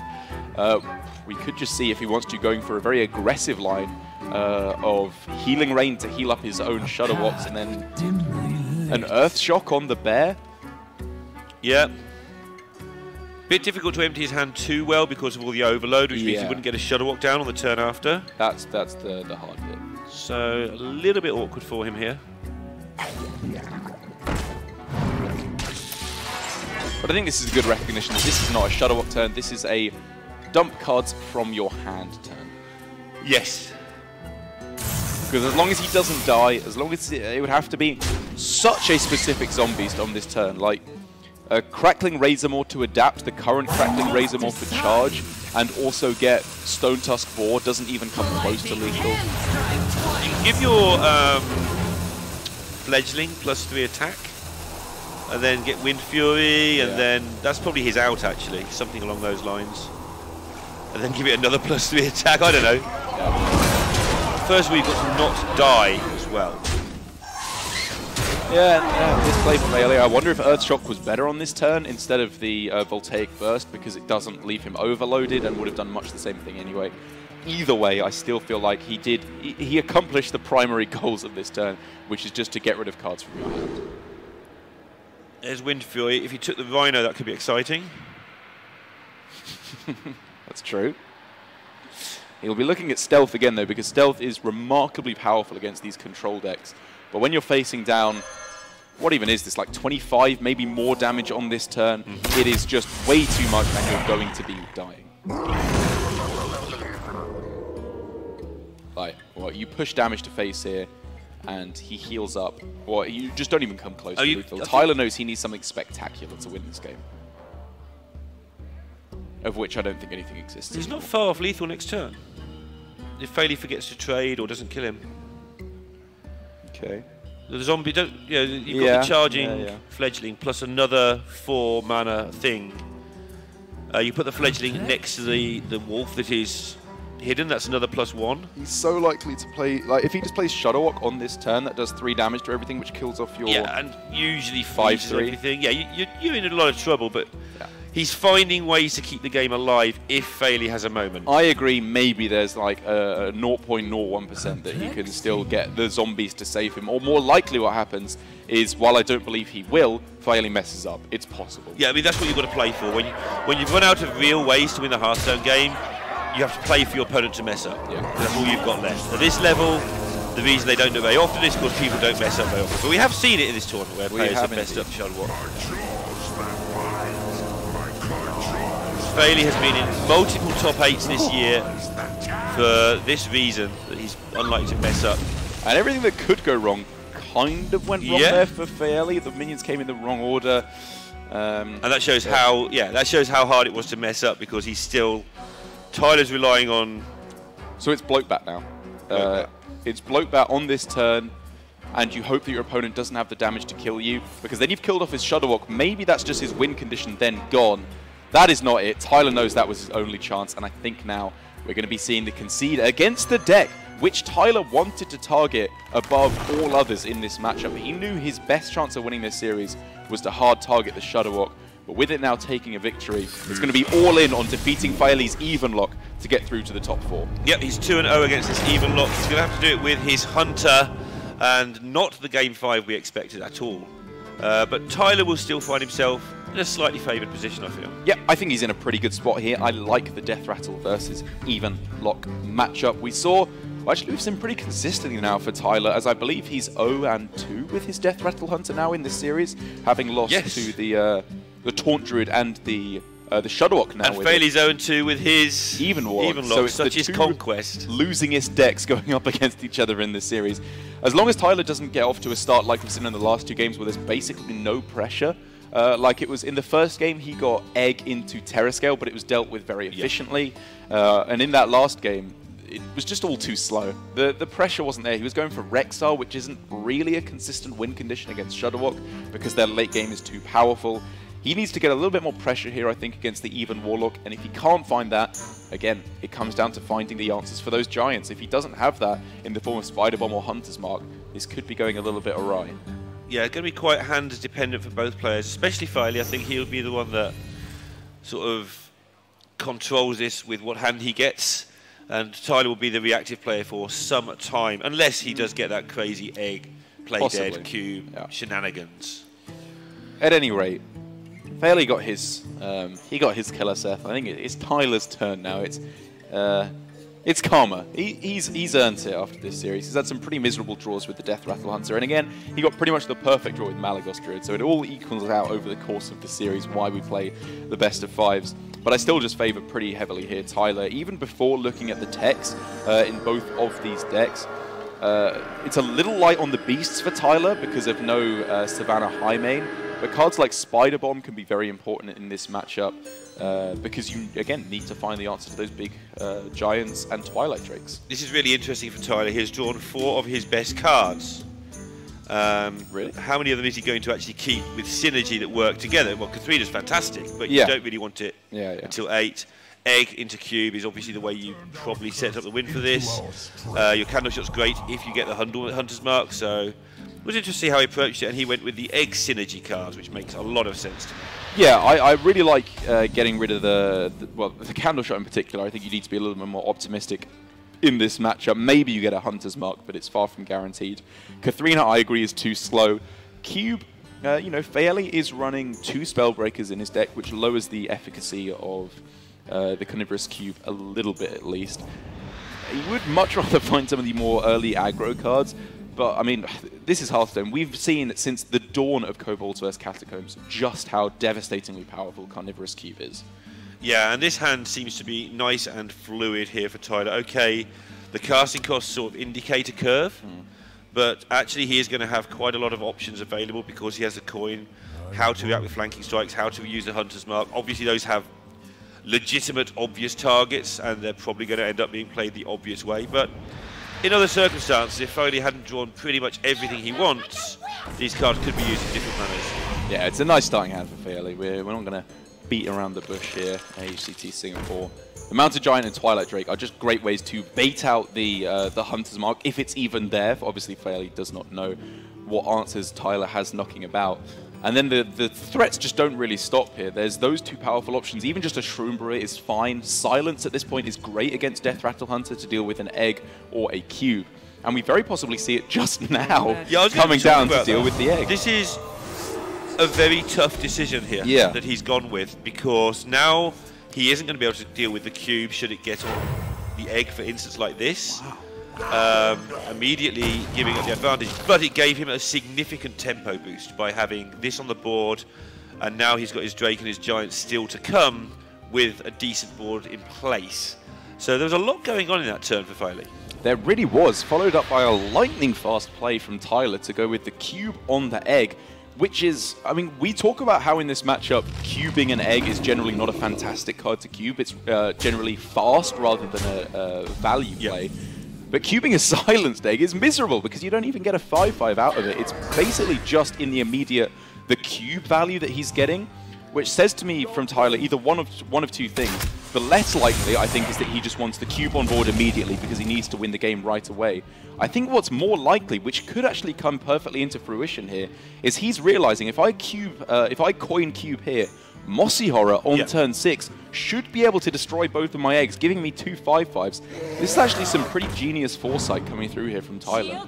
Yep, and still got a lot of work to do with it though.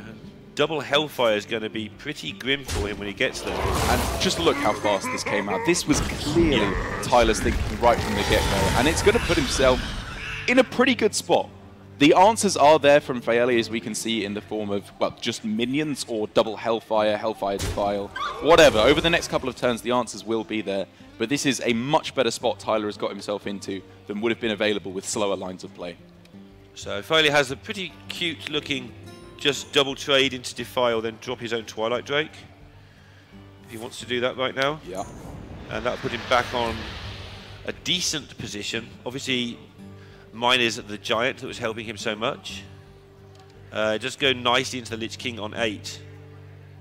And they are going to start lobbing amazing stuff at each other in the next couple of turns. Big things are out there.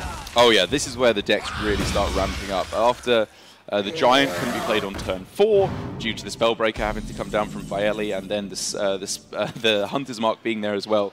Things have gone pretty much card for card here. Now it's just about who can do the most disgustingly powerful turns as quickly as possible. And as it currently stands, I'm not sure. I'm not sure either. They've both had turns that in other matchups would be just game winning. Yeah. Even Faeli's Silence of the Egg gave him... This tempo has lasted this far. It was all goes back to there, which is why he still has attacker's advantage to this day. And then Tyler's massive comeback with making a big board, but Faeli still had that attacker's advantage, which meant he could control the Defile. Yeah. And it all went back to the fact he chose to silence an egg, not a cube. And even though Tyler had the perfect answer to it, it still didn't make Faeli's decision wrong. Tyler here, I think if he'd had all the beasts left in his deck, we very possibly would have seen a Playdead there, because then Katharina Playdead is devastatingly powerful. But with, I believe, only Witchwood Grizzly left in the deck for Tyler, the Playdead just has nothing he actually wants to target at all. So the Spider Bomb, even if it's just thrown out preemptively to deal with a Lich King or Hooked Reaver, is a very, very respectable way of pulling the board back in his way with a big tempo swing. Yeah, he will be, of course, hoping to get something to go with it, but Faeli, with the even lock, very difficult to get many minions down, so that Spider Bomb should still do what Tyler wants it to when he gets the chance. And the game just goes insane from about this point onwards. We've got Katharinas, Rexars, everything. Every card in both hands is just insane right now. Slight exaggeration, but you know what I mean. Yeah, you get on me for being over-exaggerating, but... The Defile here not quite perfect for Faeli, because there's 1 and 3 health minions Hellfire effectively. Hooked Reaver looks pretty good. Yeah. I think he was trying to think on this turn. Wow, actually He he's there. prefers the Defile. Maybe trying to save double Hellfire for later. That's the thing he can do. Okay. Because the size of the minions that are coming up sooner rather than later. And he does actually really want to develop a taunt on this turn, which is resilient to King Crush. And while it may sound silly to say that the Vulgar Homunculus is better than the Hooked Reaver, it's just a small rubbish minion against King Crush. If that has to attack in because it comes off Katharina into the 2/4, that's a fantastic result for Faeli. Whereas if Faeli was to develop the Hooked Reaver, Katharina is played and King Crush smashes in to deal with the Hooked Reaver, that's a pretty big consideration because you're losing one of your best minions in the hand. Both going to have card draw each turn as well, due to their various hero powers. Well, that's if Deathstalker Rexar is played, which is far from a certainty at this point. Tyler... Yeah, Tyler's under too much pressure to have time to bother messing around with beasts. Well, not even just that. He's looking to go towards lethal, I think, pretty soon. With King Crush in hand, it's always a consideration. I mean, they are playing a game of health total chicken right now, but yeah. I do feel like Faeli is winning that. Oh, this could change things, though. Doesn't necessarily immediately, but the chance to double Spider Bomb on the next 2 turns. Well, we can see Spider Bomb magnetized with Ziliax first, which means there would be a 5 attacker. It just doesn't quite work out. You can't take out the Hooked Reaver with Katharina, so you're taking at best in that situation a 1 in 3 to take out the Hooked Reaver. The 5 health gains usually wants to do it that way. Yeah, I mean that's the big part of this, I think.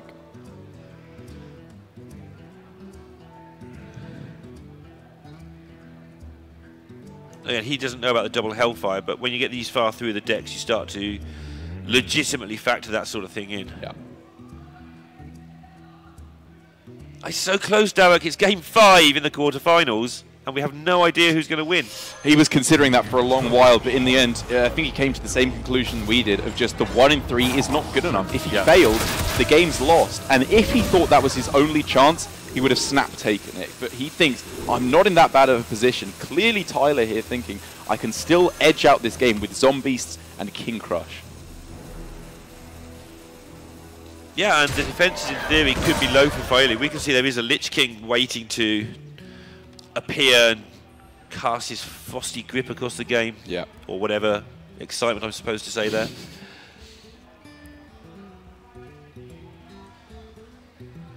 But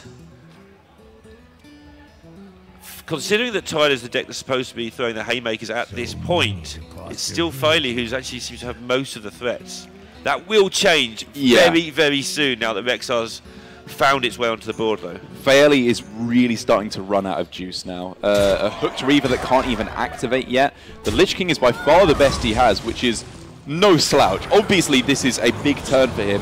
But if Tyler can surmount this one final hurdle to deal with this board and push for a lethal, he could be very much back in this game. And with that many Death Rattle activators, Spider Bomb is looking insane here. Yeah. And just in time, because that anti-magic shell from the Lich King would have been just the end of the game in so many ways. But this Spider Bomb's got great options now. He can just take a 50-50 with Magnetize onto Ziliax, trade into the Hooked Reaver, and then play dead for a potential basically just winning the game, I think, if he gets the Lich King there with the Death Rattle. So he needs to now work out how often he loses the game if it misses, and also what he thinks his chances are anyway. It's not that... it's obviously really bad if he misses, so maybe he just doesn't bother and instead goes for a hero power because he still gains 5 health with the immediate rush in. It still has the Death Rattle that Fairley would have to consider on his next turn. But the upside of if it does hit the Lich King is so good. Yep, if he feels that he's going to lose this match, that is the play. If he feels it is still in the balance, maybe he'll postpone it. But he's feeling that he's behind enough, and he's feeling it right when we look at Fairley's hand. Oh, here we go! Good luck, everybody. Tyler looks at the crowd, he shuts his eyes. Oh!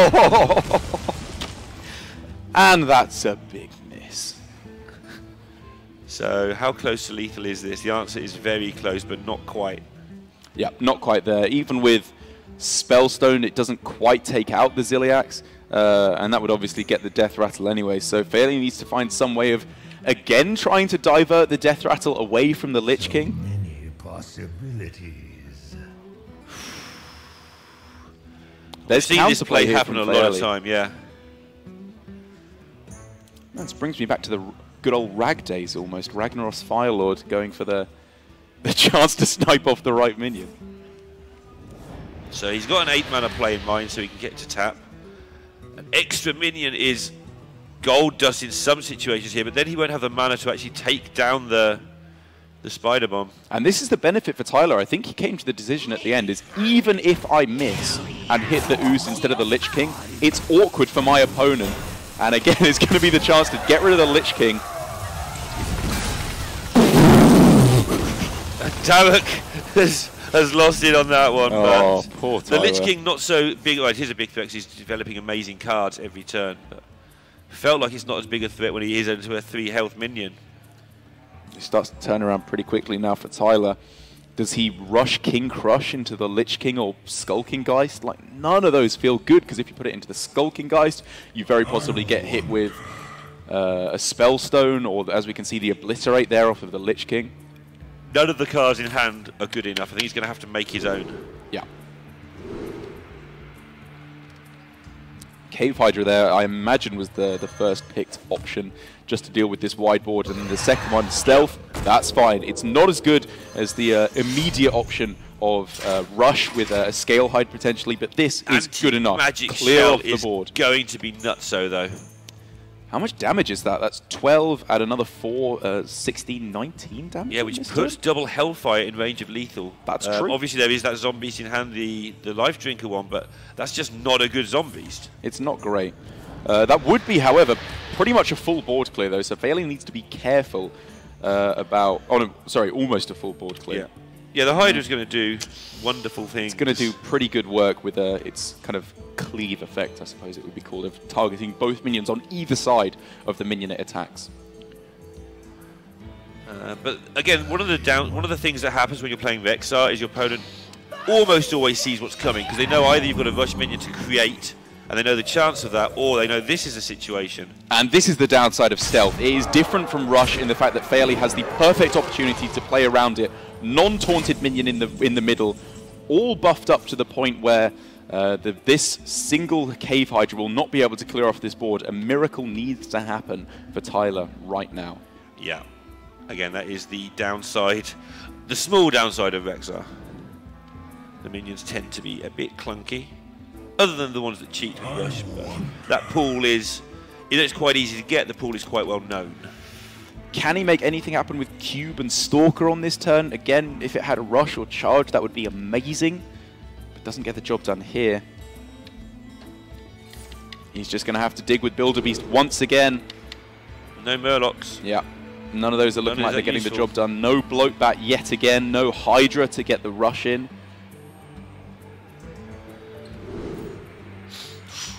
Stone Tusk Boar, there's Taunt. Maybe this can get the damage up to the point where the Hydra takes out the minions. He can now get Lich King off of the board and the 6/6. Not enough. He has to go for it though. Yeah, he doesn't know it's not enough, but it's not enough. And Filey is going to make another semi-final appearance. His best result so far this year was second in the original Oslo event. And once again showing just how much of a breakout year this is for him. I've said it multiple times this year. If it wasn't for sort of the top 3 players, and there's always a top 3 players, so it's not quite how it works, but if it wasn't for the really big names of Hunter Ace and Muzzy and Saiyan going insane, Filey would be one of the big success stories of the year, and it's yet another fantastic finish for him, whatever happens now. Could not be more happy for Filey. A very well-played game of Hearthstone there, I think, for him. And for Tyler, you just have to feel for the guy. It's a pretty crushing defeat. 3-0'd against his Death Rattle Hunter, which, in my opinion, was looking like his strongest deck coming into this series. Yeah, both of them sort of with possibly their better decks not doing so well. Obviously, the Taunt Druid was the big one, but I don't think Tyler's going to feel too bad, because after today, his top 8 performance here, which is absolutely fine, just gets on a plane, goes to the Hearthstone Championships, which, you know, won't be too bad as a consolation prize, just a chance to go to the Worlds. Yeah, once again, next weekend, you are not going to want to miss the Hearthstone Full Championships on this very channel, where 3 of the players here in the top 16 are in Blood Trail, Just Saying, and Tyler will all be competing for that spot at World Championships. But here in Singapore, the story at the moment is Filey getting himself yet another top 4 here at a tour stop. He's on a pretty good run so far this year, because while he isn't one of the biggest success stories in terms of overall points, I think it's fair to say a fair bit behind in the Europe region from the real top dogs. In terms of tour stops, this system has clearly been working very well for him. Yeah, and he's been spacing them out as well. A lot of the players had a really good start to the year, say Boar Control. Some players have had a really good end to the year, let's say Just Saying. Yep. just a bit good. But Filey has spaced out his results. He's been consistent throughout the year, so it's no surprise to see him doing well yet again. And I think he's showing good promise, because Filey, for me, is one of the players who, having been playing since the start of Hearthstone, is one of the biggest improvements we've seen. He has just come such a long way, which I have so much respect for. Again, these players who have to really work for their success in Hearthstone, I think they are players that I have the utmost respect for. Me too. So let's find out a little bit more about how Filey is feeling now with this amazing year. We're going to cut over to the interview. Thank you, Lorinda and Rock. Joining me is the winner of our first game in the final day, Filey. Congratulations on making it to the top 4. You must be thrilled after that effort. Hi, and thank you. Yeah, I'm super happy. The series was very close, and yeah, I think I'm just super happy to be in the semifinals. Looking forward for the next matches as well. You must really be loving Lich King and the cards that can generate you right about now. Well, usually I actually don't, but this tournament is going fine, yeah. Now, I wanted to ask a little bit about that Shadowwalk Shaman game. Your opening mulligan was really interesting, and I'd like to hear a little bit more about your thought process there. You did have Kelsith, Zola, and Farsight, which seemed like the keep that I would probably have done, but you decided to throw those away and just keep the Kelsith. Can you talk us through that and what you were looking for in your opening hand? Well, I just, my thinking was I'm just going for some Earthshock or Hex, which are like the key cards, and also I didn't feel like I'm gonna need the Zola in that particular game. I didn't feel it that useful to just copy the Kelsith in case it even survives, so yeah, that was my thinking. I'm not sure. Like that was one of the hardest mulligans I had in this tournament. I'm not sure that was correct, but yeah, that was the reasoning. And then the other interesting choice in that game was when you did finally draw a Zola, you went after the Glacial Shard rather than Kelisith on the bounce back. Can you talk through what the thought process was there? So basically, I think in this matchup, you usually just want to maintain more control. As I said, I didn't see the Kelisith buff as much important, so I just went for the bigger impact on the current board, and yeah, that's it. And then going into Game 5, that even lock of yours had already copped 2 losses so far in the series. Were you worried that it was going to get swept?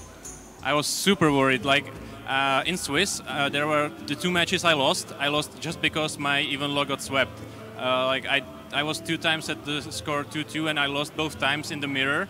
So this time I lost the mirror, so I never won it, I think, in this tournament. And I'm super happy that it finally managed to win at least 1 game. Yeah, I was very worried. So your next match will be between the winner of Kribo and Lambie Series, the game that we'll be broadcasting next. Looking ahead, have you considered their lineups and who you'd rather be facing? Well, Lambie Series beat me in Swiss, but I don't think the lineup is that bad for me. Kribo is playing the Paladin, I think. Is he? Yes, yes. I would probably rather face that, but I have some revenge to do with Lambie Series as well, so I don't mind either one. Fantastic. So with the top 4 coming up next, you've already had a top 2 this year, and obviously you're looking for the win. How do you prepare between now and the final couple of games for today? I think I'm just gonna watch the guys play and think about the bans a little bit, but mostly just gonna have some rest and just gather my strength, and yeah, let's go for it. Well, thank you for your time. We'll let you get that rest now and the preparation for your semi-final matchup. Thank you for joining me. Congratulations once again, and we will take a short break before we bring you the next of today's games, which will be between Lambie Series and Kribo, so please don't go anywhere. Yeah, thank you. Hey there, I'm Dr. Boom. I live to build things. Bombs mostly. So, come work with me, and we'll create all kinds of new inventions.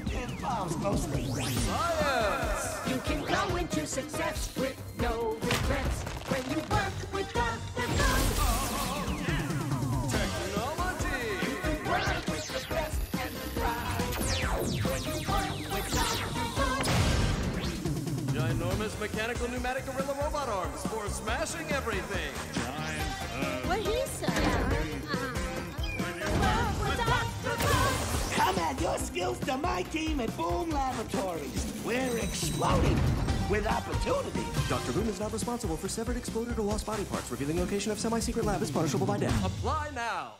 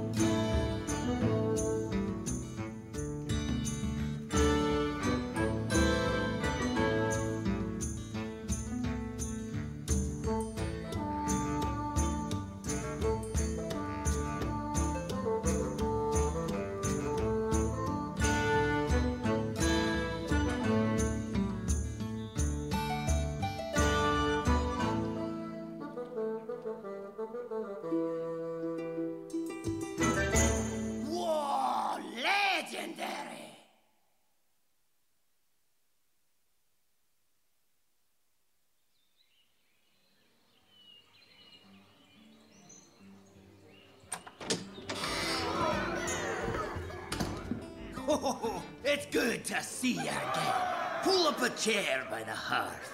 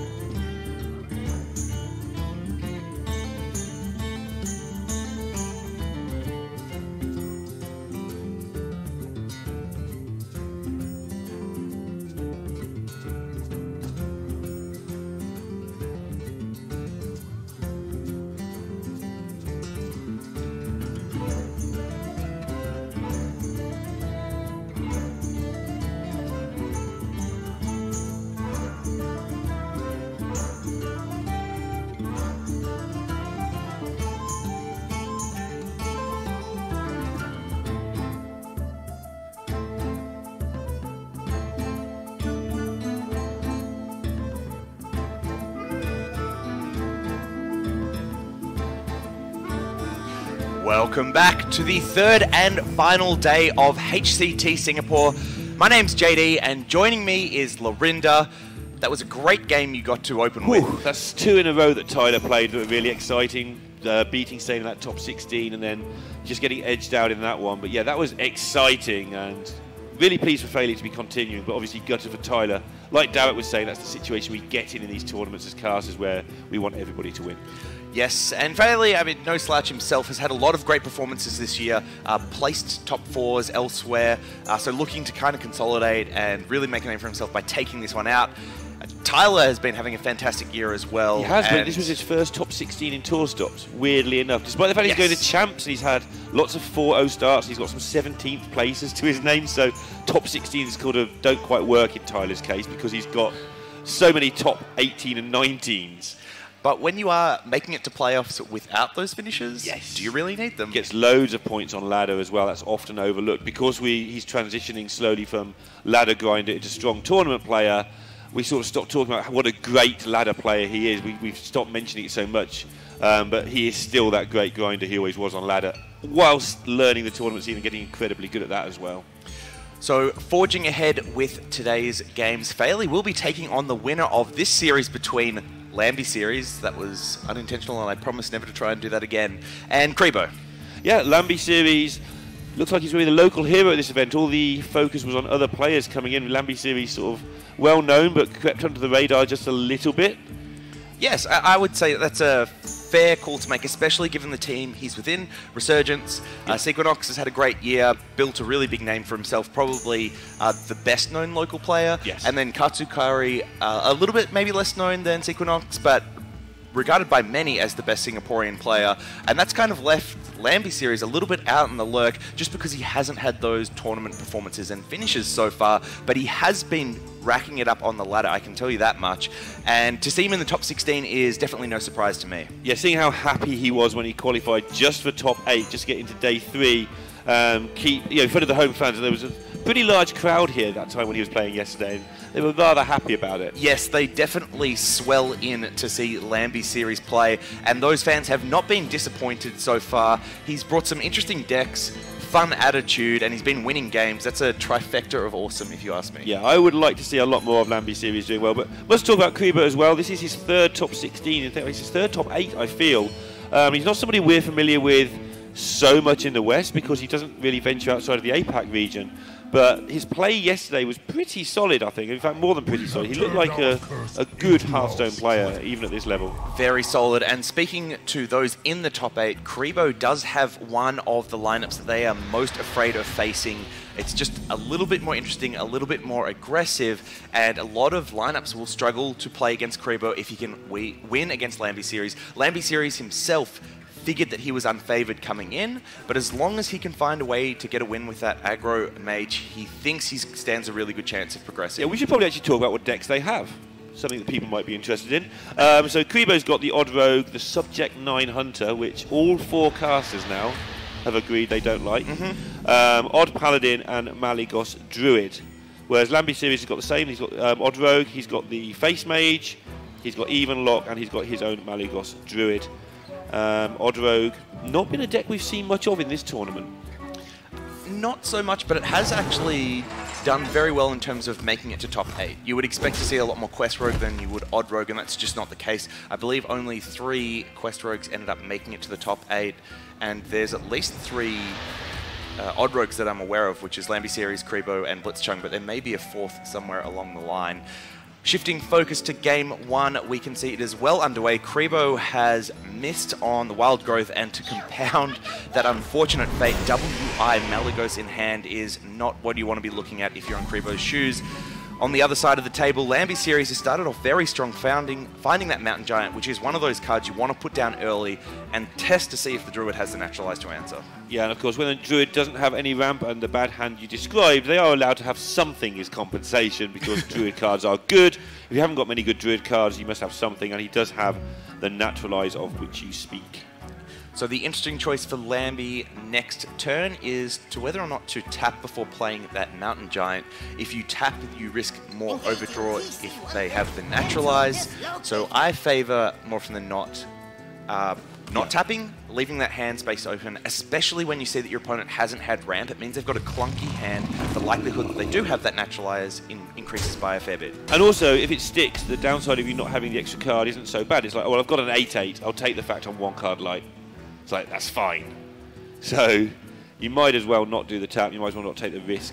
The punish is likely, and also the punish.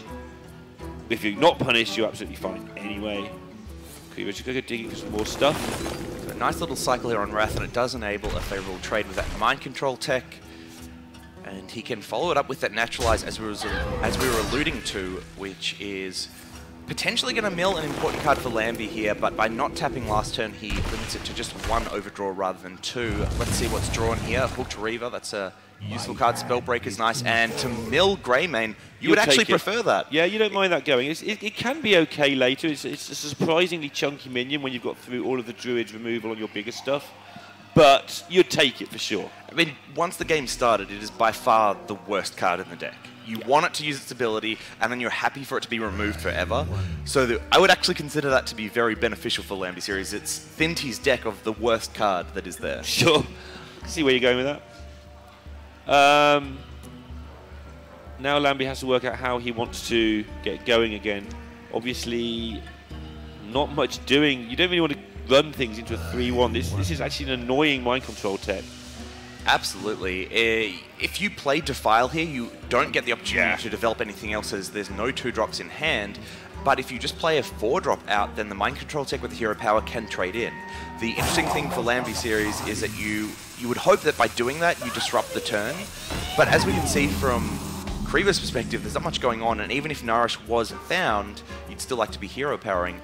Now, as it turns out, it has disrupted the hand a little bit, because ideally Kribo would be just running out one of these Arcane Tyrants, but is unable to do so with that 4/4 on board. Or he can, but it just makes for a really awkward couple of turns. Lambie Series giving away his game plan with that turn, though. Healing your opponent's face when they're not on 30, so it's not a BM.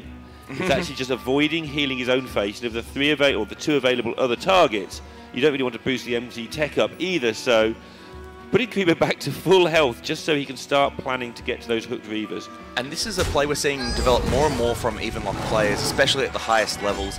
Both for them and their opponents. We saw things, for example, in the last series where Tyler actively chose not to Hero Power the Even Warlock opponent to not drop him down below 15. Same thing with this series, Lambie Series healing his opponent's face to try and drop down below 15 as soon as possible. And this is making things really awkward for him, because playing the Plated Beetle plus a 4-drop is the play you want to make here naturally, but you don't want the armor if that is your game plan. I don't mind just the Dread Infernal out here. With both Spellstones already in hand, that being buffed up is great. It's also good if you draw your Gul'dan, which is a thing you're hoping to do. Yes, yes.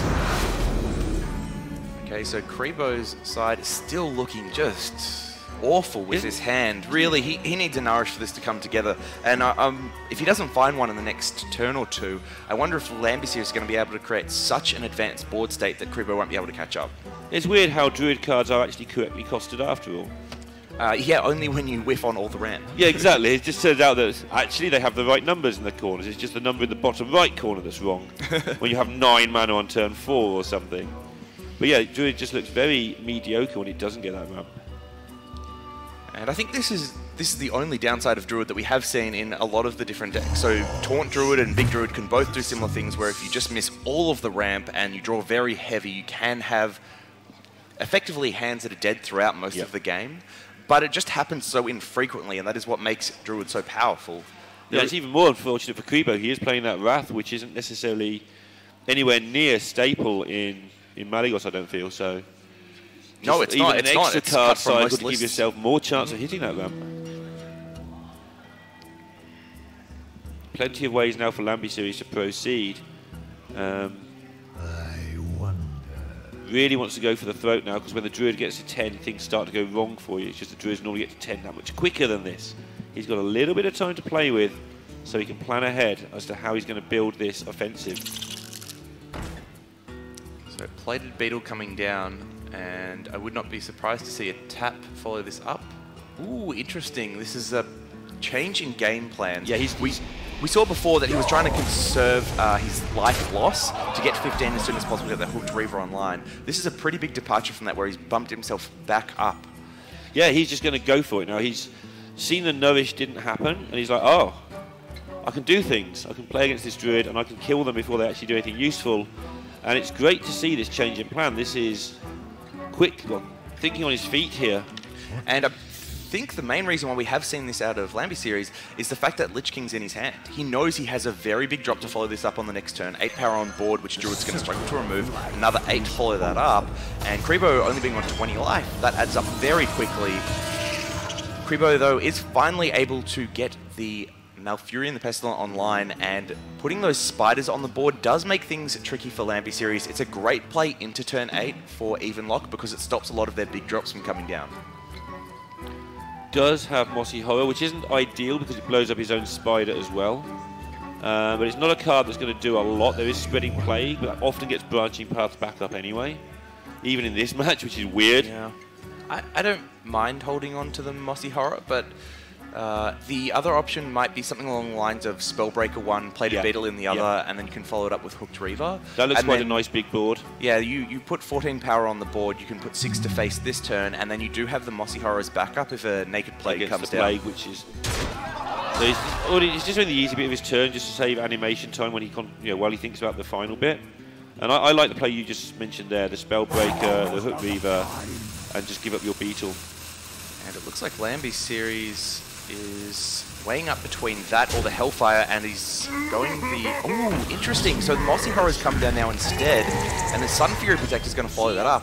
He's going to get the unfortunate news that Kribo does have the Spreading Plague, and this is quite an interesting read from my perspective. We've seen that Kribo has a very awkward hand.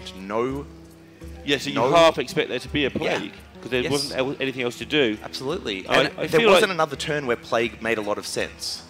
So it's reasonable that he would have held it in that first 4 or 5 cards. I do think Lambie Series had that at the front of his mind there. That's why that took so long to make that turn. It's obviously very close. This line certainly pushes a little bit more damage and gets things going better if there is no Plague. And maybe he just felt, okay, if there's a Plague, I get through it not too bad anyway. It's just a bit of a nuisance. Because you can still silence one, kill another. It's obviously not better for him this way round, but maybe he has a backup plan. I'd be surprised if this next turn wasn't played very quickly from him. And he does have the Tyrant to follow that up, and it actually unlocks a lot for Kribo next turn. He has both those UIs at his disposal, but he also has Malygos plays, which both Moonfires and Spellstone in hand. Obviously, you want to traditionally hold those Moonfires for the full combo, but he may feel that he needs to swap to a more tempo-oriented game plan, depending on how this next turn plays out for Lambie Series. Yeah, he hasn't been able to do the damage, Kribo, in terms of just going for sort of Malygos, drop it on the board, because you've got to get the board for that, and get it Spellbreaked and just as a 4/12 when you've done no damage is just not fun for you at all. Okay, that's a very important card for Lambie Series, Skulking Geist, to get rid of whatever Spellstones and Naturalizers are left in the deck. Unfortunately, just one of each now. It's normally something that you like to hit 3 or more on, and 3 is probably about the average that you get in most Druid matchups, I find. But hitting 2 is still reasonable, but because it's just the 2, and with the way these turns have played out, he probably has a somewhat decent read that there isn't any other 1-cost spells in hand. And can probably hold onto it, but we may see it come down there just to play safe. Alternatively, I don't mind Lich King here. Yeah, I quite like jamming the Lich King onto the board. Personally, it's just so powerful, even one card. Especially when you've got 6 bursts from hand as well available to you now, and your opponent's a bit all over the place. And also, if he's going to UI your 6/5, the Lich King is a real pain. If he's going to UI your Lich King now, okay, sure, you get rid of the 4/4 at the same time. Death Grip, that is a huge pull for Lambie series. There's so many high-value minions that you want to pull out of the Druid's deck. Yeah. The Malagos, the Alexstrasza, the Florist, and Floop as well. Floop. Yeah. So there's 4 minions in a deck that only runs 6 minions because you've got the double Arcane Tyrant. And you've seen a Tyrant already, so you've seen both Tyrants already. So yeah, you're in good shape. So as long as one of those high-value 4 minions are in the bottom 16 cards of the deck, Lambie series should hit one. Not much fun this one for Kribo. Obviously, looking to UI sooner rather than later, and doing it now isn't fun on the trading front, but it gets it out of the way and begins setting towards winning the game. But he'd have liked to have emptied his hand a bit more beforehand and actually just play Hearthstone. Will take him to full here, and with both Arcane Tyrants already played, he won't be able to then drop one on the board as follow-up. So that will mean a card will be milled next turn unless he decides to dump one of the Moonfires here. Turn is not. Alright, so trades into that Lich King, weighing up whether or not those little beetles need to make trades themselves, but I can't see a good reason why he would be doing that. Yeah, it doesn't seem like you'd want to bump them in. Unless you want to put one of these 2 minions to a specific total, maybe make a 6/3 Infernal so you know you can hero power it, but nothing stood out. The problem with doing that is you basically let your opponent get more damage to face on the follow-up turn, and all the trades that he could have made let for Hellfire be really powerful. So Death Crypt coming out now, what does it hit? Hits the Florist. Pretty big deal. That is a big deal. It means from Lambie series perspective, Kribo can no longer do the 30 damage OTK combo. And it's actually a card that he can use himself. I mean, a 0 mana Geist isn't the worst thing in the world for development in a couple of turns, but probably not in a hurry to. He has too many good options for this turn as it is. Now, interesting consideration for Lambie series here is that Skulking Geist can come down and remove the Naturalizing Hand, but it means that there will be no mill on the follow-up for Kribo here. Yeah, he does go for that. And going through these the old-fashioned way, the slow way, unfortunately for him, is Lambie series. Certainly didn't want that plague in the way, and that was a consequence of getting his Mossy Horror down in that difficult turn, the turn before the plague was played. Yes. So interesting here for Lambie series that he didn't play the Ooze, and I'm wondering why. He has seen the only Mind Control tech played out already, and One Spreading Plague has already been played. I mean, Twig is a nuisance. I guess it's not much of one, but it's still a pain. There's a chance the game goes that long. So Kribo, now shifting up game plans, has decided that he can't sit around and wait any longer. He's going to tempo out that Malagos, followed up with double Moonfires to clear down the board, and say to Lambie series, you have to start answering my threats, not the other way around. Yeah, indeed. He does have the Spellbreaker available, and also going back to that Ooze play, because he stole the Florist, maybe he feels if he keeps an answer for the Twig as well, that he'll really have a lot of control over when the Malagos goes off. Death is eternal. So, Lambie series, does he have a full clear with the Defile? I don't think so. He can get rid of the Malagos with the Spellstone, Hellfire, and Geist trade in. How do you feel about those Moonfires, by the way? About using with Malagos swipe, with Floop swipe, double Moonfires, a lot of damage he'd be having available to him for the rest of the game. It's true. It's true, but I think Kribo realizes at this point that he can't wait any longer. There's no other combo pieces you really... Wait, you can't get the Florist, one. And then secondly, Alexstrasza's lost a lot of value because the even lock never sits at 30 for the game, especially when Gul'dan hasn't come out. Yep. So he's recognized that he had a little bit of a board with the Malagos and double Moonfire pressure. He can then start pushing face damage and threatening his own win. Yeah, he does still have the branching paths available. Oh, this is interesting. Decides to silence on the Malagos and not use the Hellfire this turn, which has a little bit of a better board, but leaves that very strong Malagos body. Now, Kribo here can follow it up with the Floop, and the swipe here is very powerful. Yeah, very tasty clear. So that's 9 straight to the face. The 6 damage will clear up those minions. The Malagos then follows it up to deal another 4, putting Lambie series to 14. He may want to avoid this just because of hooked Reavers, but you're missing out on 7 total damage with the hero power as well. So I think with the line that he's committed to, he has to go face here, and that is indeed what we'll see. So Lambie series now has to find a way to get rid of that mini ghost. Yeah, not having much fun here. He's going to have to something like Hellfire Defile and then play his 7/7, and oof, that gets chewed through by Branching Paths. You go down to 8, which is getting very, very risky. Is there actually lethal for Creepo on the follow-up?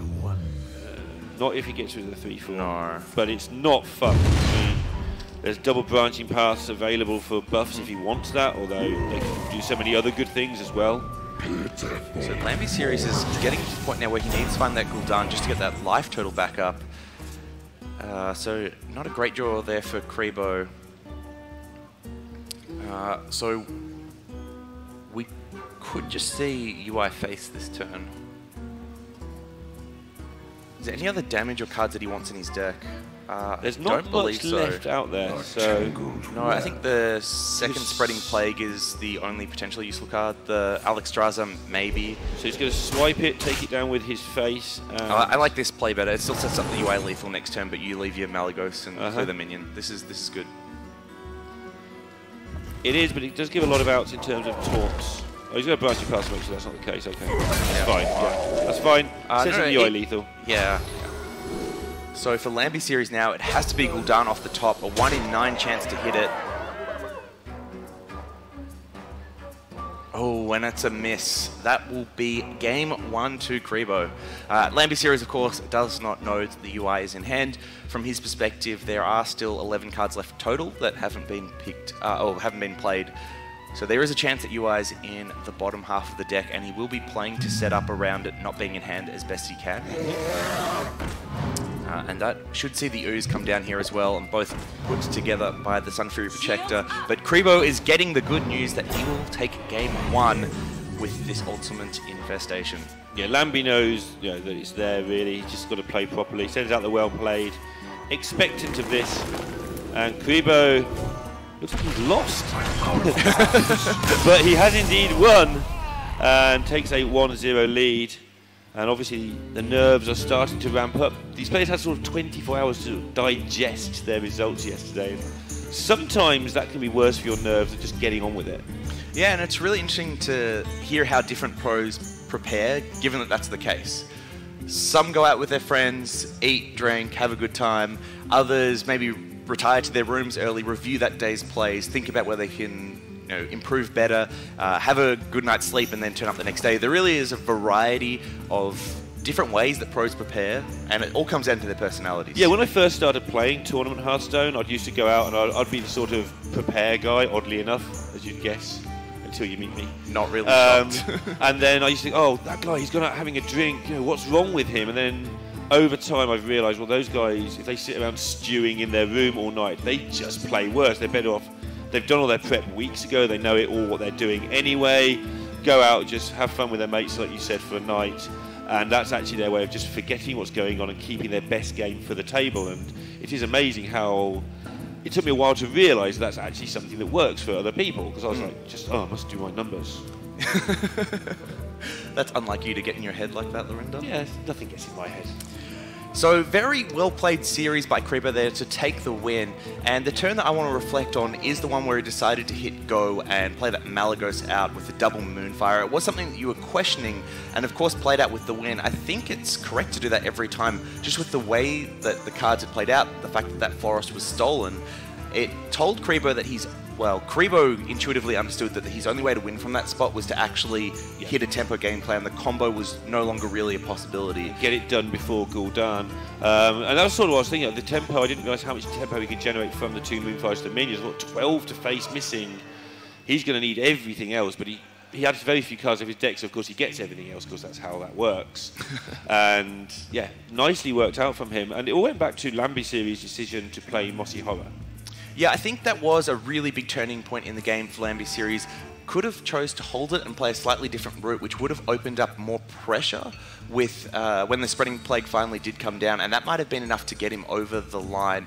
The other decision that I come back to, which was a tricky one, and I'm not sure if it was correct, was when the Malygos first came down, decided to silence it and leave it up, with the other guy still being on the board. And I think that was a bit of a risky play given that you hadn't seen double swipe. The Geist was on 5 health, so double swipe alone would have been enough to clear off the minions. Alternatively, Floop with either of the swipes would have been enough to clear it off. A lot of cards had gone through the deck at that point, and with a very clunky opening, you could potentially put your opponent on having a combination of these. So possibly a couple of turns to reflect on there to consider whether they were the right play. The Spellbreaker one felt okay to me because there's no other target left, so it's not just a combination of, you take a bit of a risk, but you are getting the maximum use out of that Spellbreaker, as well as it not being too bad in results, although, as you see, it turned out pretty bad because that Malygos was still there. I think that is a trap that players can fall into, and it's definitely one that pros still fall into as well, where you try to get the most value out of the card when it just doesn't need to be played like that anymore. Its best use cases have come and gone. Sure. Don't worry about trying to eke out that small little bit of value. Just play the optimum play that turn. And I go back to questioning whether or not it was correct. Yep. But let's focus on Game 2 between Kuriboh and Lambi Series. We didn't walk you through the ban so much, but Lambi Series Druid was banned out. That was very much to be expected. Its spreading plagues are very strong against the lineup that Kuriboh's brought, especially with that odd Paladin. On Kuriboh's side, the Quest Rogue was banned away. Sorry, the odd Rogue was banned away. And this makes a lot of sense too. It has a lot of very good matchups against Lambi Series, with the worst probably being the Mirror. Yeah, it's interesting how that works out. It was quite a tough choice for Lambi Series, I think. But he was reasonably sure he was going to lose his Malygos Druid, and then you work back from there. There's usually one ban that is obvious from one of the players, and then the other player has this interesting advantage in that they get to choose things. Yes. It's not really an advantage, because if it's so obvious to ban one of your decks, then you're in a bad spot anyway. But they do have at least some sort of tactical differences they can go with. Yeah, I think for Lambi Series, probably the biggest consideration was whether or not Kuriboh would ban off the Warlock or the Druid. Has left the Warlock up, and that's paid off so far with it taking a 1-0 lead over that Warlock deck. And we'll see Lambi Series running it back now as Kuriboh moves into that Death Rattle Hunter, a match that we've seen a lot over the last couple of days. We have, yeah, Subject... is it definitely Subject 9? Oh, it right? is Subject 9 Hunter, of course. Yeah. I keep forgetting he's running that secret version that I hate. That deck? Yeah, it's awful. He's doing really well with it. He's not been the only one doing well with it, in fairness, but it's a bit of a meme because Darek and I have sort of talked about it in Norway and said we didn't like it much, so I asked you, and then you said you didn't like it much, and then Gia just sat down and says, I hear you don't like it, I don't like it either. Yeah, and if you speak to the pros, they'll tell you the same thing. A lot of them do not like it, they just don't think it's a good deck. But Ball Control has played this deck for a long time, done very well with it, and Kuriboh has had great results with it here in this tournament. Absolutely. So who are we to tell people what a good deck is? Must say, though, some of the wins that it's gotten through have been carried by Deathstalker Rexa rather than the fact it's a secret deck. They are, but I think... Again, I talked about this a little bit yesterday. It's a deck of 2 halves, and so when you get the bad draws, it looks terrible because you get half secrets and half bad minions, and it all just looks grim. But other times when you draw the secret half of the deck or the minion half of the deck, it is just good in either mode, and Rexar complements both those modes well. Sometimes Spellstone just wins, although not against Warlock because he gets Hellfired away. So, into the game now. Kuriboh has played out 1 secret so far. I believe that was the Wandering Monster that came down. On Lambi Series, just tapping to see what he can find so far, and nothing too thrilling there. 1 card to draw your eyes to is that Curse of Weakness, a tech card that does not really see play on ladder anymore, but is something that Lambi Series has included for this tournament and had success with so far. It is amazing how when you turn up with a tech card, even to an open deck tournament, it can really throw people. Yeah, because it's one thing to know that the card's there. It's another thing to know how to interact with it and how to consider it in any given turn. Yeah, a lot of Hearthstone play, even at the top level, is played on instinct, it's played on repetition, it's played on things you've seen before. Because the turn timer, Chad are going to hate me for this, but the turn time is actually quite short compared to a lot of other strategy games. I hate you for saying that. It's only 75 seconds. It's long. It's really long. I can't do anything in 75 seconds. Oh my. I mean, if they can do Blitz Chess, then we can do the same thing for Hearthstone. But why would you? It's interesting and fascinating. And you have to work out how to play around Curse of Weakness. Making decisions fast is an interesting skill to have. I don't want that skill. I don't think we need that skill. I think 75 seconds is fast. Agree to disagree. we're going to have a fight about this later. You're bigger than me, so I'm going to shut up now. I feel like this has gone on for 75 seconds plus, which has felt way too long. I thought it was just about the right time. So back to the turn before the rope appears and starts us off again. Lambi Series has got a really bad opening hand, and although he can deal with the Bear Shark, it is just not fun. But this is the weakness of the Hunter deck and the strength. You can play things out, they have to be removed, but you don't have many of them because your deck has half the deck is doing other things. So a really interesting play there by Lambi Series that I do want to draw your attention to. The Hellfires are absolutely key in this matchup because they deal with the Spellstones like nothing else. And I'll get back to that point in a second because this is an interesting choice for Kribo here. The Deathstalker Rexar is that second game plan that you spoke about. The Spellstone is that first game plan you talked about. Now, I'm leaning really heavily towards taking the Rexar here, Me but too. Do you think that Spellstone should ever be considered? It's very hard. You haven't got a read on the second Spellstone because the last one was important, because if a Houndmaster had buffed that Bear Shark, it was going in all the way forever. So Lambi Series was forced to Hellfire. But Kribo feels that because he's seen a Hellfire, he can afford to play the short game, not the long game, go for the second one, and this is going to end well for Lambi Series. And this is the really interesting decision that I want to talk about with Lambi Series. Those Hellfires are critical in this matchup to deal with your Spellstones, so coining one out on turn 3 to just kill a 4-3 minion looks very unintuitive. It's really only a play that you can make when you have something like Double Defile or Hellfire already in the hand as well. And wow, this is going to be a very interesting game because Kribo now naturally finds the other Spellstone, has both in the hand, and is just looking for effectively more secrets to boost these up. One of them could stick now. I still am interested. I think Lambi Series, if he doesn't kill that and it gets Houndmasters, the Bear Shark, you've got a 6/5 unkillable minion unless you find your removal. So, and at the time he had no 8/8s, no 7/7s, and no Spellbreaker. So I just think it's wrong because while you do have Houndmaster, if you play Vulgar Homunculus and then Houndmaster comes out, it has to trade in, and then you just Hellfire to clear up the whole board. Okay. So the downside is you still have to use that Hellfire, but you save the coin. Sure. And either way, you're still buffing up your Spellstone. So I would have liked to have seen it be held onto. Maybe the only risk was something like what we're seeing now, which is getting buffed in this manner and getting +3 health, or just +3 health. Divine Shield wouldn't have done enough. Yeah, it's very interesting. It's something we're going to have to look at for a long time, I feel. Your play certainly works out, but also then Lambi Series ends up doing Valus with his 4 mana, and maybe he's feeling the pressure of this hand as well, because his hand is absolutely grim. He feels he can deal with minions because of the Spellstones. Obviously, he could deal with this one Spellstone because of the second Hellfire, but we are going to get to find out how it works out for him, because Kribo, if there is a punish there, he has it, with a double Spellstone, both ramped up to the max. Now, here I really like just playing the Shroom Brewer out. In the wise words of Hunter Ace, you want to be proactive before reactive, so the Spellstones you want to hold, the minions you want to play, and it can test the board very nicely. Yeah, having a minion on board is going to be pretty important if he ever wants to double Defile as well. That might be the only way he can deal with his second Spellstone. He doesn't know it yet, but that's coming at some point. So really interesting choice here for Kribo. Effectively, if he plays the 2 3-drops, it fills out the mana curve nicely, but it delays getting Spellstones down an additional turn, and you're still hoping for a secret effectively to buff it up and make this line worthwhile. The alternative is you just play out a Spellstone now, try and bait out more AoE, and then you still pick up that secret on the following turn, put 4 wolves on the board, and that carries you for the rest of the game. So you have a choice now between taking less greedy Spellstones to try and push, or playing a still good turn in Animal Companion in Eaglehorn Bow, but this is it's a 2 in 3. I think this because this is a 2 in 3, because Huffer was good and Leok was good. That might be the turning point on the turn. I think it is good, but so this trades in fine now, right? And he probably won't trade, he'll probably go face and make Lambi Series test for Freezing Trap. But the reality is, after the turn's done, there's just a 2/4 on board. And yes, you put 3 to face, and yes, it can get buffed, but you are delaying those wolves coming down, and you're giving Lambi Series more time to find answers in the deck. Ooh, that Hooked Reaver's a big draw. It is.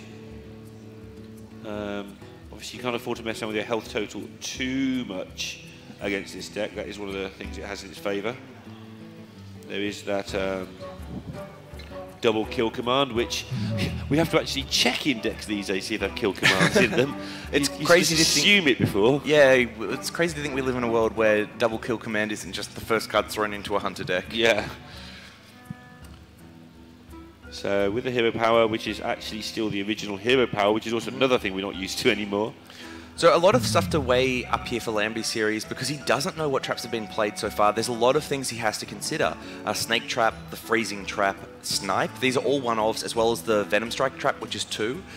Any combination of these on the board is not great for him in 2 ways. One, it will boost up that weapon. But secondly, it can create board states that are quite awkward for him. Now, he's going to get very good news that the secrets drawn by Kribo so far are ones that require him to attack face. Yep. This reveals perfectly the 2 secrets that are in play for him. Just using a Spellbreaker to buff your opponent's minion that you just debuffed, but obviously it's all a bit irrelevant. And that is the punish in a sense. Just because that Spellbreaker's been thrown out now, it can be buffed up by the Houndmaster. And if that does get equipped and all go face, it'll be 12 damage with the hero power and the bow. And then Lambie series will no longer feel comfortable putting down that Hooked Reaver, and I think we would see a Spellstone in reaction. Yeah, I think so too, but I think that would actually be fine for him. The other... He would feel uncomfortable, but he's actually in a great spot. Kribo doesn't have a long game here. He doesn't have that Rex out, it's gone. And so he does have to get on with it. I don't mind the Spellstone here. I think you've already seen one Hellfire from Lambie series. Yeah. You want to make him have the other and then hopefully reload on that last Spellstone. And at some point in those next 3 turns, you get the Houndmaster down. So you don't have to take it now. You still get to push damage to face. What you do have to do is trade, I think. Otherwise you're just... such a bad Defile would be so grim. I don't think you do. You leave the 2 on the board Oh, for Defile, possibly. I don't like it. Possibly. Okay, I could see the need to trade in to avoid Defile. Okay. Yeah, that's the only reason. Otherwise, I agree. It's just, it seems really... It does feel awful, but... Well, especially because he put him down below 16. I guess it's on a turn, like turn 7 is a turn where Warlock will normally tap anyway just because there's no combination of cards that ever work out well. But to proactively do it for your opponent does seem a little interesting. I think if he defiles there though, you're scared of the second Hellfire. You're trying to suck that second Hellfire out. So double Houndmaster is very interesting. It can buff one of these all the way up to contest the Reaver on the board, and now it actually builds a board that commands another Hellfire. Yep. So if it does come out, you are guaranteed for that last Spellstone to be safe. Yeah, that's what I think he was trying to do last turn, and that's the result of that last turn, is he's managed to stop the Defile from replacing the Hellfire. And now with now he's going to be very difficult for Lambie series. And with Lambie series on 11, the other thing he has to respect is double kill command. Yeah, or even single kill command in some spots, yeah. So I don't mind still just playing out a Hooked Reaver and then using the Spellstone, but it looks like Lambie series has found a slightly more interesting play with the Hellfire and the Plated Beetle. That puts him up to 10, which does put him out of double kill command range for this turn. And if any minions are played, he knows he can heal back up with those Spellstones. Yeah, getting the Hellfire use is nice to buff those 2 Spellstones together. Absolutely, and it also means it'll take him 1 turn close to that Blood River Gul'dan, which really is the ultimate stabilization. Now, Lambie series doesn't know it, but the Deathstalker Rexa has been discarded. So if he gets through this wave, he's won the game, but Lambie series doesn't know he's won the game. And Kribo nearly made a mistake there playing this Razormaw and playing into double Defile, and he's still not sure. Now he would have gone into double Defile there, and that would have just been the end. Okay, so the Hooked Reaver coming down, and the Spellstone will no doubt follow it up. That puts Lambie series up to a very respectable 16 health with 7 more on the board. Can Kribo find a way to get through this? Not with a Dire Mold draw. The Crackling Razormaw is going to have to come down now and find, hopefully, Poison to at least get through this Hooked Reaver. Yeah, he's trying to keep back a Beast as well for Kill Command at all times. Yes. So there are good reasons not to play it last turn. So the Poison not found. The second best thing was either +1/+1 or +3 attack. He does find it and can clear off the Hooked Reaver, but this is a very weak board.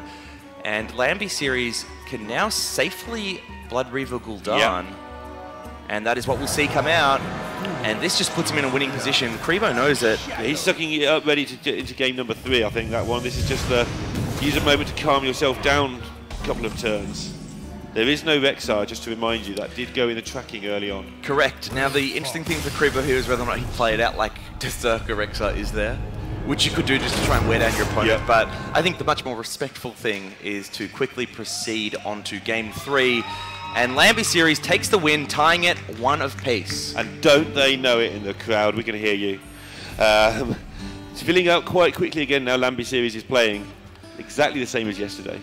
And I really do come back to the decision that Kribo made early on in the piece, which was effectively on that tracking, do I keep the Spellstone or do I keep the Rexar? Yeah. And decided to go with the Spellstone and go for that more aggressive early.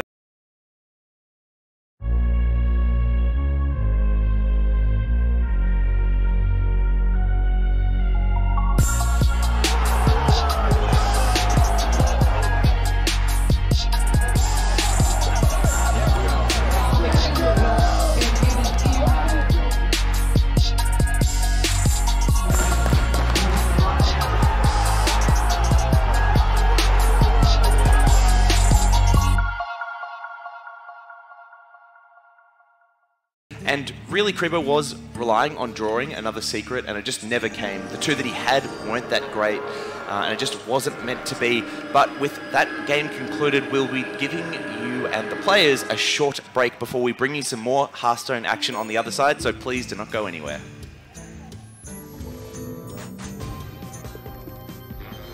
Hey there, I'm Dr. Bull. I live to build things.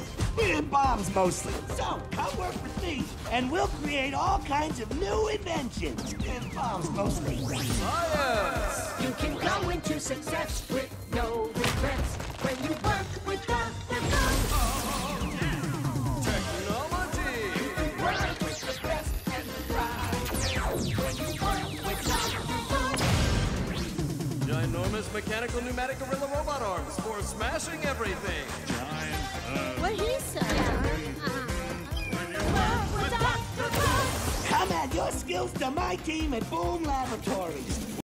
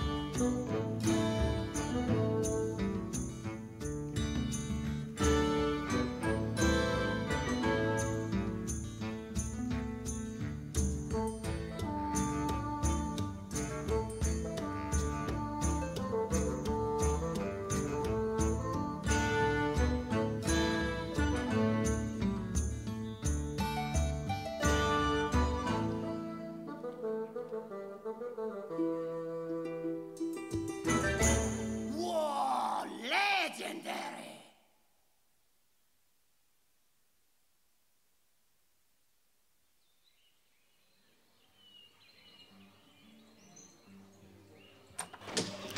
Greetings, friends. Welcome back to Day 3, the final day of HCT Singapore, where we're bringing you more top 8 action. We're in the middle of the series between Lambi Series and Kribo, tied at 1 apiece, and it's been an exciting couple of games so far. Yeah, loads going on in both those games, but it has come out at 1 apiece, and it's just going to get faster from here on in. Lambi Series with his Odd Rogue and his Mage, and Kribo with still his Subject 9 and his Odd Paladin. These things are just going to smack into each other. It's going to be over one way or the other fairly rapidly. Yeah, these are definitely decks that you expect to play out and kind of finish games before or around turn 10. But you never know with tournaments. You can always find yourselves in these weird positions where the game's gone for much longer than you would have expected. Now, looking up at the lineups and the decks that are left, Lambi Series Mage does appear to be the weak point in his lineup, and he'll be looking to get a win with that. A lot of players will say your weakest deck you should try and leave for last to give as many opportunities to win. Others say you should try and just random the order, and that's the best way to go. In my opinion. It's different in Last Hero because then you can throw your weakest deck out there first, and then when it loses, you've got a lot of information about your counter without actually giving up a strong deck. But in Conquest, it is usually, unless you've got some sort of amazing mind games read on your opponent, just randomize it, take all that out of the equation, and move on with your life. And on Kribo's side, it should be the Subject 9 Hunter that we will hone in as potentially the weak kink. It's just a deck that we don't like, and we've seen it perform really poorly before. I mean, you just have games exactly like the last one where even though he did end up with double Spellstone, it just didn't get there. So the Paladin deck being run out now, and the Odd Paladin is one that we haven't seen much of, but has been very successful for Kribo and creates a lot of awkward matchups for the traditional lineup we're seeing in this tournament. You know what else creates a lot of awkward matchups? It's double Corridor Creeper in a deck that makes a lot of minions. Yeah, that's a pretty good opening hand. Yeah, I think he'll be very happy with this one. And Lambi Series now needs to be a good player and get some 3 drops in his hand quickly. So the Crystallizer coming out there. Neil, can you tell us a little bit more about why this card is actually played? So I'm of the opinion that it's played because you can't play 3 Diamoles, it's against the rules. So it's basically a very fractionally worse Diamole. It's fractionally worse because you can't play it when you're lower than 5 health. But the rest of the time in this deck is basically identical outside of weird Blink Fox, weird strangeness. And we did see a lot of people thinking about including this, especially early on in the meta, to help avoid Alexstrasza. So despite the fact that Alexstrasza takes you down to 15, you still have that 5 armor leaving you on 20. It can give you a little bit more survivability in some matchups. Yeah, you can play it in Warrior if you want to use your armor with your shield slams and that sort of thing. So there are reasons to play it, but in Rogue, the main reason to play it is you can't play 3 Diamoles against the rules. Okay, so Lambi Series picked up a very crucial card on that turn, the Hench Clan Thug.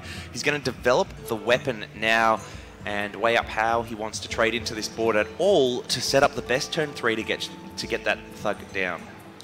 Yeah, it's a big deal getting these high health minions though, and so the Thug is aggressive, but the first thing to do is stop this swathe of things coming at you, these 1/1s, and as soon as you've done that, you can start hitting back. And so next turn is going to be very interesting. Lambi Series might just choose to play 3 1-drops. Possibly. From Lambi Series' perspective, you can never really continue going as wide as the Paladin just because of that hero power over and over again. You do have to get to that point where you build a big minion and hope that the Paladin can't answer it, as it just puts damage to face over and over again. Paladin really does have the inevitability in this game and will win it late if it goes that far. So Lambi Series has to figure out this mid-game plan where he can build a big minion, hopefully get some Fungalmancers down, and just keep going space over and over again. Yeah, putting the clock on the Paladin is definitely important. Otherwise, they just, like you say, they just keep doing it. Next turn, he does have the 2 1-drops into Dagger if he wants. This Dagger is going to be crucial. It is the same cost per minion as the Paladins, but you can only do it once every 2 turns, obviously, so it gets behind on tempo.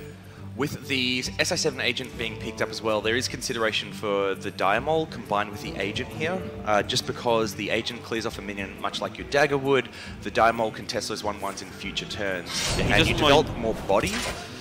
Doesn't mind using the agent next turn because that'll be going into the turn 5, which is the turn you've got to do things, going into level up, going into the Fungalmancers. But the surprise he has got waiting for him here is this double Corridor Creeper. Kribo visibly upset seeing those 1-drops come down. They just trade so efficiently into his hero power, and it is one of those things that this odd rogue build has over maybe some of the other odd rogue builds. It's running more of those 1-drops of the Crystallizer, as we mentioned. Ooh, that's a really big draw for Krebo there. This is a massive swing turn for him. So he's got Void Ripper if he wants it into trading off a couple of things, double Corridor Creeper. Blessing of Might can't kill off the hench, which is a little bit annoying for him, but he can make a nasty dent in the side. So I don't think you worry about the Void Ripper. You just Blessing of Might, trade 2 minions in, then fill the board with Corridor Creepers, and launch your hero power back. So really take the board, remove Lambeseries' biggest threat, and that is just such a crucial pickup. Certainly is. And this is one of the dangers of playing the big minions first. Like you say, you did have to put the clock on, and he did need that pickup, but he's going to do so well, Kubo, here. This is going to be a massive board for him. And Lambeseries has used a lot of his good stuff already.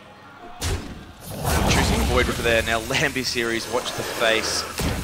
1 Corridor Creeper he's alright with. 2, oh my. Yeah, he knows that's a rough position to be in. Yeah, 1 is like, okay, you're allowed 1. 2, you're not allowed 2. Expected 1. 2 is just rough. And there's not much more. I mean, Kubo is not going to lose board before turn 7. He's going to have Vine Cleaver going on his side as well. Lambeseries needs to find the way to just get all of this stuff in his hand on the board in the next 2 turns and get some damage out of it all, or he is going to just roll over here. Just trying to think cards that he can draw that are going to be useful in bringing him back into this game. Giggling Inventor is good. He's got a single Tard Creeper as well, which is quite useful.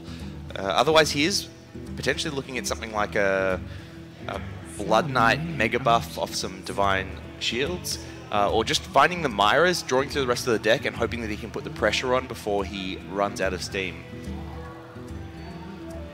So that's where he's at. He's not just trying to plan this turn. He knows he's in trouble with the hand he has. He needs to go through his top decks and which ones he's going to decide to play towards.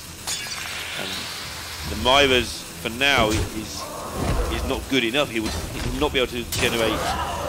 There's a lot of burst comes to the Myras basically. You need to have the board to do so. He's going to work towards that by starting to dump the hand, starting to get some board, and starting to do some damage to face, so that if he does get that Myras into the burst, maybe he just fall over the finishing line. A nice little play there by Lambeseries, redaggering and playing the poison. Trades off that Void Walker, and then it means if either of these Corridor Creepers want to take a value trade on those small minions he's followed it up with, they will easily be cleared off by the weapon. So Creeper here weighing up what can be done. I don't think you should ever just play Righteous Protector without the Blood Knight this turn. So if you... Okay. You could just Hero Power. It's a very slow turn, but this is very much respecting the fact that Giggling Inventor could come down. Yep. And if Lambeseries plays Giggling Inventor, the Blood Knight just closes out the game. Yeah, that's what he's decided to go with. You don't really have to panic to protect these Corridor Creepers. Would have been nice, but not enough considering you get a 6/6 out of the Blood Knight. So Lambeseries here looks like he is choosing not to play his Argent Squire, I think, if you're holding the Blood Knight here. And that's what we see play out. So clears down those Corridor Creepers, finally gets through both of those, redaggers, has kind of taken board control back here, and can set up with a big Blood Knight turn on this follower. Total miss for Kuibo, but he does have that Righteous Protector, Blood Knight, and Hero Power play, which is still fine going into Vine Cleaver, which is what he's been holding on to. Yeah, I mean, you were saying about Lambeseries getting back into it. That's right for turn 6, and I agree, but the Vine Cleaver will just turn it straight back again, unless Lambeseries starts picking up some more damage and some more things to do.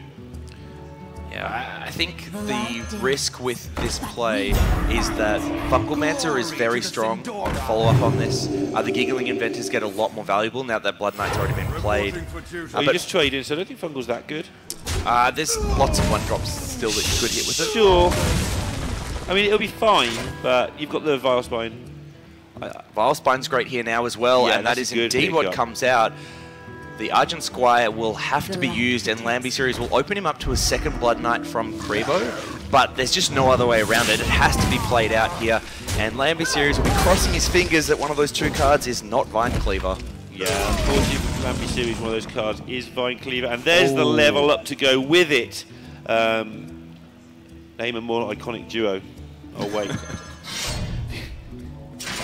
So, don't stare at me like that. There's many, like Wild Growth, Nourish UI. Nah. I'm just going to say no anyway, so. Okay. That's Well, 3 cards, that's not a duo. Wild Growth, Nourish.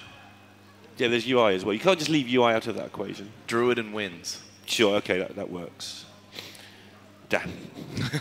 Obviously, Kribo now has got to plan how he wants to level up, but the decision basically is, do you take off this Divine Shield, or do you just keep an extra minion for your level up? And he's trying to envisage how the board will look, and he thinks it's just good enough. Vine Cleaver, tap, level up next turn is absolutely fine for him. Yeah, in that, you still get 4 that will be buffed. And that's 12 worth of stats on your follow-up turn, and there's really not too many ways for Rogue to deal with that. Would have to be something like Fungal Manta this turn would be quite impactful. Lambie Series is, I think, just going to have to empty his hand here to have something to contest the board. The Tar Creeper, of course, being very powerful. It's actually really good, yeah. Yeah, it handles that Vine Cleaver so well, and with no 1 attack minions on the board to bump into it. Glory to the Sindora. This does at least give Lambie Series a chance here. The Maul come out as well. Divine Shield. I doubt it's going to matter, but it's certainly nice to have the option. So Kribo now does have to be a little bit worried about his life total and lethal opportunities. Because if he attacks in, he's taking 3 damage, he's going down to 16. That leaves on Lambie Series board 8 damage plus the weapon, that's 10, which means all of a sudden Leroy isn't out. He'll have all that level up stuff though, they'll all have the taunt and... Yes, if level up gets played out this turn, yes. So he will have that, but this is the sort of thing he needs to be considering. Definitely needs to be awake to it for sure. So he may go for a... This is actually really annoying for him, this Tar Creeper, but I think you still have to get the level up out there. He's trying to work out, will I ever get more than 4 dudes? Because he's going to lose most of them just on board. But I think he'll realise that actually he needs them, and then maybe his second board just gets the win with the Purifier's Maul. Yeah, the sad thing, of course, is the level up. With there being 2 3-attack minions on board already, and the Hero Power 1-attack minion, you can actually clear 3 of the 4 off. So I think Kribo is actually placing some consideration into whether or not Purifier's Maul should come down to protect the 1/1s. He definitely is. He's got to do something. Oh! He does nothing. Seemed brave. Wow. And just from his reaction, it didn't look Leroy, like... Yeah, from his reaction, he didn't not intend to do that. Yeah, I agree. He chose to, and I mean, he knows it's only a 1 in 19. But I think if you're going with that play, I'd just like to see the Purifier's Maul come out and... Well, so this does set up for a really powerful next turn with the level up and Purifier's Maul, because that does create a board that Lambie Series can never get through, even with something like Leroy coming out. And as it stands, these 4 minions here as 1/1s are really awkward for Lambie Series to trade into based on the attack and health of his own minions. But it does open it up to a lethal out that I don't think you needed to give. I don't think you needed to, yeah. I can see the trickery behind this play, and it looks decent. And I can see you get an okay level up out of it. But you get a great level up out of this. But you need one now. You didn't need a great one before, you just needed an okay one. You were going to win with your hero power just outvaluing theirs. I totally agree. I do think it's a misstep from Kribo, but I can see at least what he was intending to have happen with this line. It's one of those plays where if you're not careful, you outthink it. It may even be right, but it looks very scary. Now I can see this board this turn. And the thing is, if he was on 10 life and you could fit in the hero power, the Purifier's Maul, and the level up, it'd be fine. But you cannot, and... But you do get now... the Sacred Maul, which can give everything Taunt. That's Sacred Maul, right? Sacred Maul's Taunt. Yeah, you can also attack the 3/1, then play the level up, and then put your 1/1 into the... Flappy Bird with Divine Shield. This way does the same thing. Yeah. Well, this way you lose a minion. Oh, right, if you're playing the Purifier's Maul this turn as well. Yeah, you could have attacked with your 1/1 as a 3/3 Divine Shield. I'm not sure that Purifier's Maul He's not going that way with it. Yeah. He's going for the extra 3/3. Yeah, I think this should have just been played last turn. But as it turns out, still in a very good position here. Lambie Series, you can see it on his face, the level up is not what he was looking for. Or expect... He was like, well, where was that last turn? Hang on, yeah, absolutely. So Myra's Unstable Element would be great here, not to be found. The Fledgling will come down and demand an answer from one of those 3/3s, and I would be surprised actually to see Lamby Series attack in with the weapon, just because whichever one gets attacked into with the weapon will then get cleared up. But he may be considering whether he feels he needs to force it, but he doesn't want to. All right, so this is the inevitability we talked about with this Odd Paladin. You get to this late game, the Odd Rogue is basically getting to top deck mode, and the Paladin can just keep putting more and more minions on the board every turn. And this is basically 2-turn lethal now as well. You can still pick up the Flappy Bird if you want. You might not even bother. Just stick everything into the face. How does it get through that lot? He does not, is the short answer. There it all goes. Yeah, you can trade because you've got lethal anyway. Fine. Yeah, I think it's fine either way. It doesn't really change the outcome of the game at this point. And Grebo is 2-1 up with only his Subject 9 Hunter remaining. Fungal Manta comes a little bit too late for Lamby Series there, and yes, it is just one deck left remaining for Grebo at this point. The Subject 9 Hunter, the one that we've been hating on non-stop We're for such the last bad few people, days. right? And look, it was a weak point in yesterday's games, but it managed to eke out a win at the end. It's been weak in other people's lineups as well. And so, yes, he is favoured now that he's 2-1 up. And yes, that mage has some awful... has basically not a great matchup to win with either. But there really is no other options, I guess, in terms of how this plays out. I do find it amusing. Like, most casters have a deck they dislike at some point in their career and they talk about it on stream. I've never been to a tournament where all 4 casters at the same time have gone, don't like the same deck. I think we Especially might just when it's be about haters. to reach the semi-finals. Yeah, but we've got so many decks that we don't like. Yeah, I know which one of... That is true. Yeah, I think it's like once you have so many decks you dislike, it's not uncommon that there is some overlap between. But Grebo proving us all wrong, and I'm sure creating a lot of discussion along the way, because it's not just a Subject 9 that's weird here, it is Odd Paladin, which we haven't seen much of for some time outside of maybe global games where you had to bring 9 classes. Yeah, that's right. But the outcome, I guess, as we've got so far, is to be expected with Grebo 2-1 up. His lineup was favoured coming into this matchup against Lamby Series and hasn't failed to deliver so far. I think there's been a little bit of shaky play from both play side. Nothing that I would call obviously wrong. Yeah. But plays that could be looked back on and you could really make choices that go either way. And I think that has been part of what's decided the series so far. You look at that Game 1 where Lamby Series made a couple of interesting plays that could have led to the loss. Game 2, it was Grebo that decided to pick the Spellstone over the Rexar, and I think that's what led to the loss. And in that third game, well, I don't think there was really too much that Lamby could have done differently. I think he played that pretty optimally, but the matchup and the draws just really didn't work for him. Yeah, and Grebo did make that really strange play there that may be right, but didn't feel it to me, where he chose not to level up or Divine Shield. I feel like you needed to do one of those two things. I would put money on that not being correct. Okay.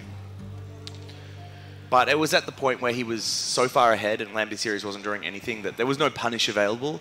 But it is the type of play where it's so interesting. You would like to see what would have happened if Lamby had a possibly stronger hand and whether or not there were if you more outs he given. wins the game, we know that Of one. course. Yeah, that was the easy one. One of the Thank 19 you. possible futures. I've seen the outcome. There were actually other interesting ones as well. So if Myro's Unstable Element was drawn and you get something like South Sea Deckhand with Cold Blood or Double Cold Blood, then you had lethals as well. But it wasn't meant to be, and we'll go now into Game 4 between Lamby Series and Grebo. Grebo piloting that Secret 9 Hunter, trying to find a win, while Lamby Series running back the Odd Rogue. And once again, a pretty nice looking start from him here with the Firefly, the 1-drop that you're looking for, as well as a Hench Clan Thug on 3. This looks much better than the other hands we've seen him have with this. Should be able to play around secrets reasonably well with it. Obviously, freezing trap on Firefly is fine. You've got enough variety of minions to tiptoe around the secrets. So Spellstone, great pick up there for Grebo. And I think you're spot on. This matchup is definitely going to come down to how well Lamby Series can navigate the secrets that Grebo plays. And it's not something that everyone is well versed in. While this deck does get some play on Hunter, you keep mentioning ball control and his successes with it. It's not something the only you play. person who's had successes with it. It's not played frequently enough for you really to have a great sample size, especially with some of the decks that you may not be playing as much on ladder. Crucial that this start happens. Grebo though, Dire more into Crackling Razor more.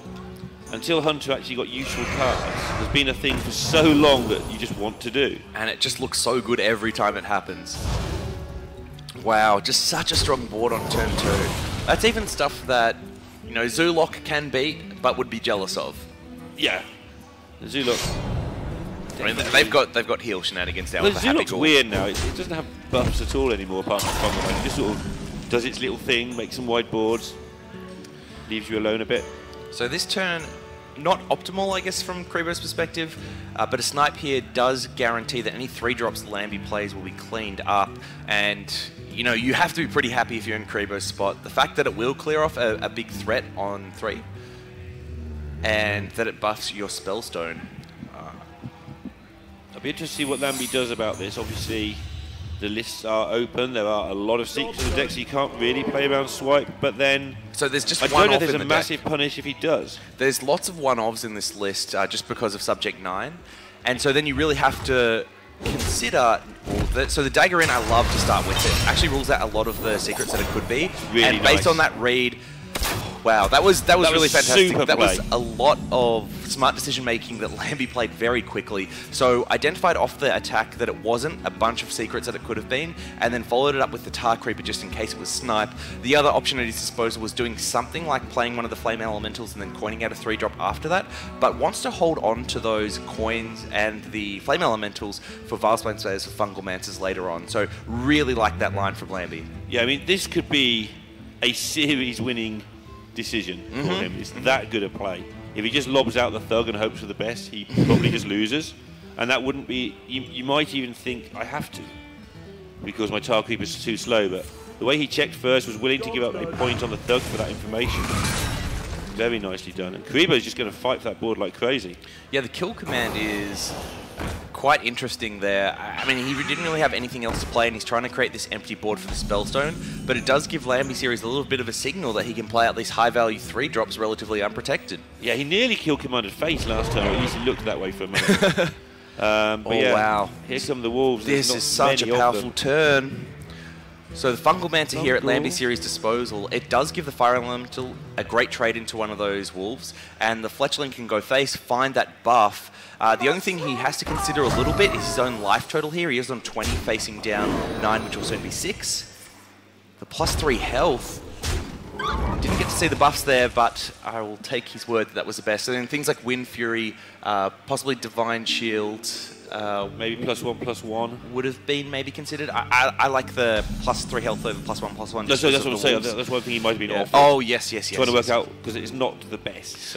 So one of the things that Lambie has identified is, despite the fact that Karibo is pushing him and can continue to push his life total, he's already seen 1 kill command that limits the burst, and he's got a lot of burst of his own with that Deckhand and Leroy in hand. He has to play aggressive himself.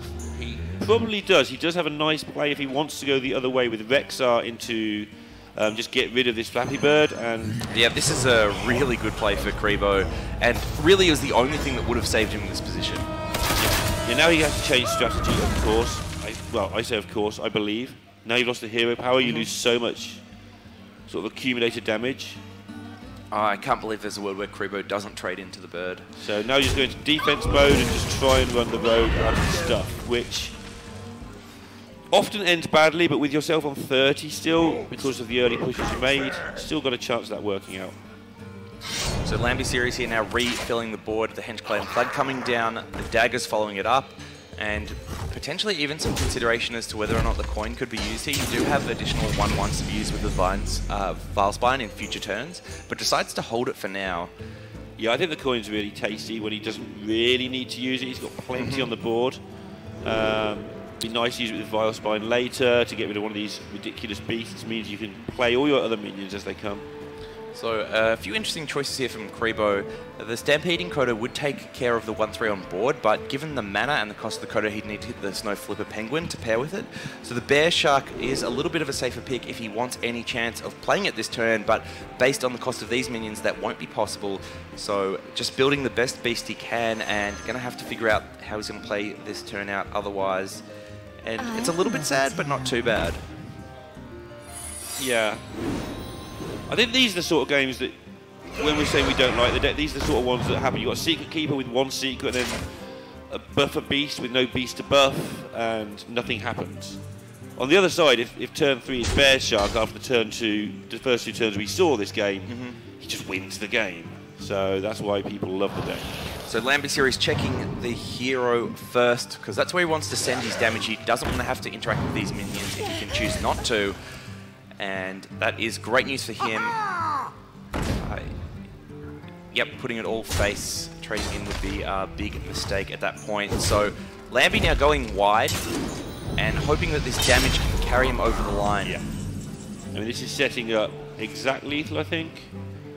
Yeah, exact lethal next turn. Obviously, there's trades that will stop that happening, but always nice. No, there is exact lethal in most circumstances here. So Kribo needs to do something about it urgently. So he can push 21 with Leroy and Dagger at the moment to face. Yeah, and even if something gets taken down. And for Kribo's, he can actually remove enough this turn with the Mossy Horror. And then I still think you start the turn with the Builder Beast and try and find a better option. Yep, looks that way. Snake Trap's not going to get it done. And anything but Mossy Horror looks bad. Although the Kodo has got Taunt. So that is another option over the Mossy Horror. That's why he's taking so long to decide whether to build beasts or not. Oh, Life Drinker with the Scale Hide is so strong here. It's pretty silly. It is such a big pickup.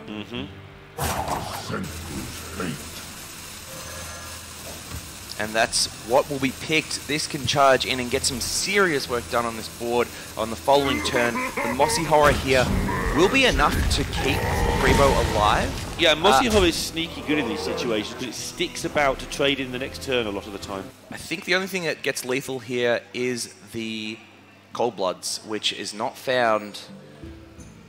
Whew, that was close though, and Kribo knows it.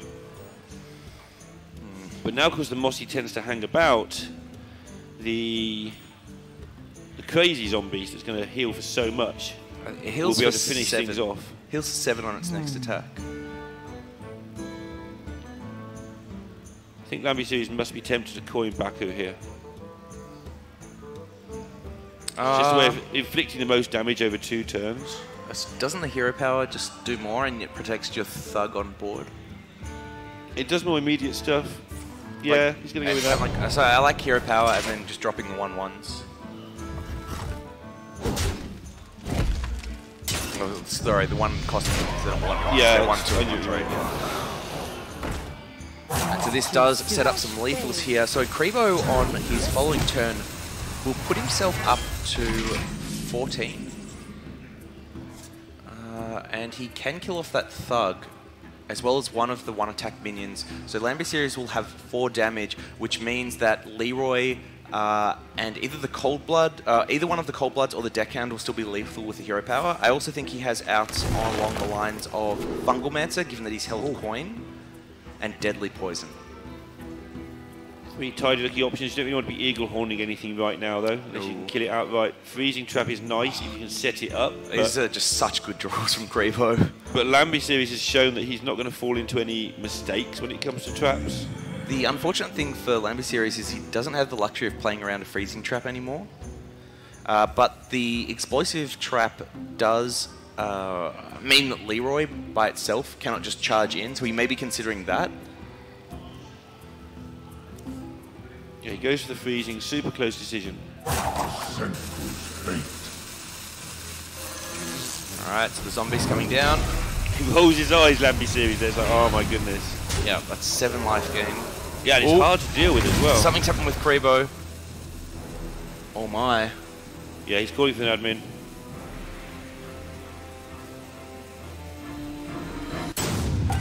Oh, this is awful to see. So it looks like he tried to play the trap and couldn't. Yeah, couldn't finish out the turn or make those attacks either. So we have to, like, based on basically how that turn played out, I believe the Razormaw and the Mossy Horror were going into the minions, and it looks like Lambeseer is now having the same problem on his side. I think Lambeseer is just stalling, so they've got more time to work out what's going on.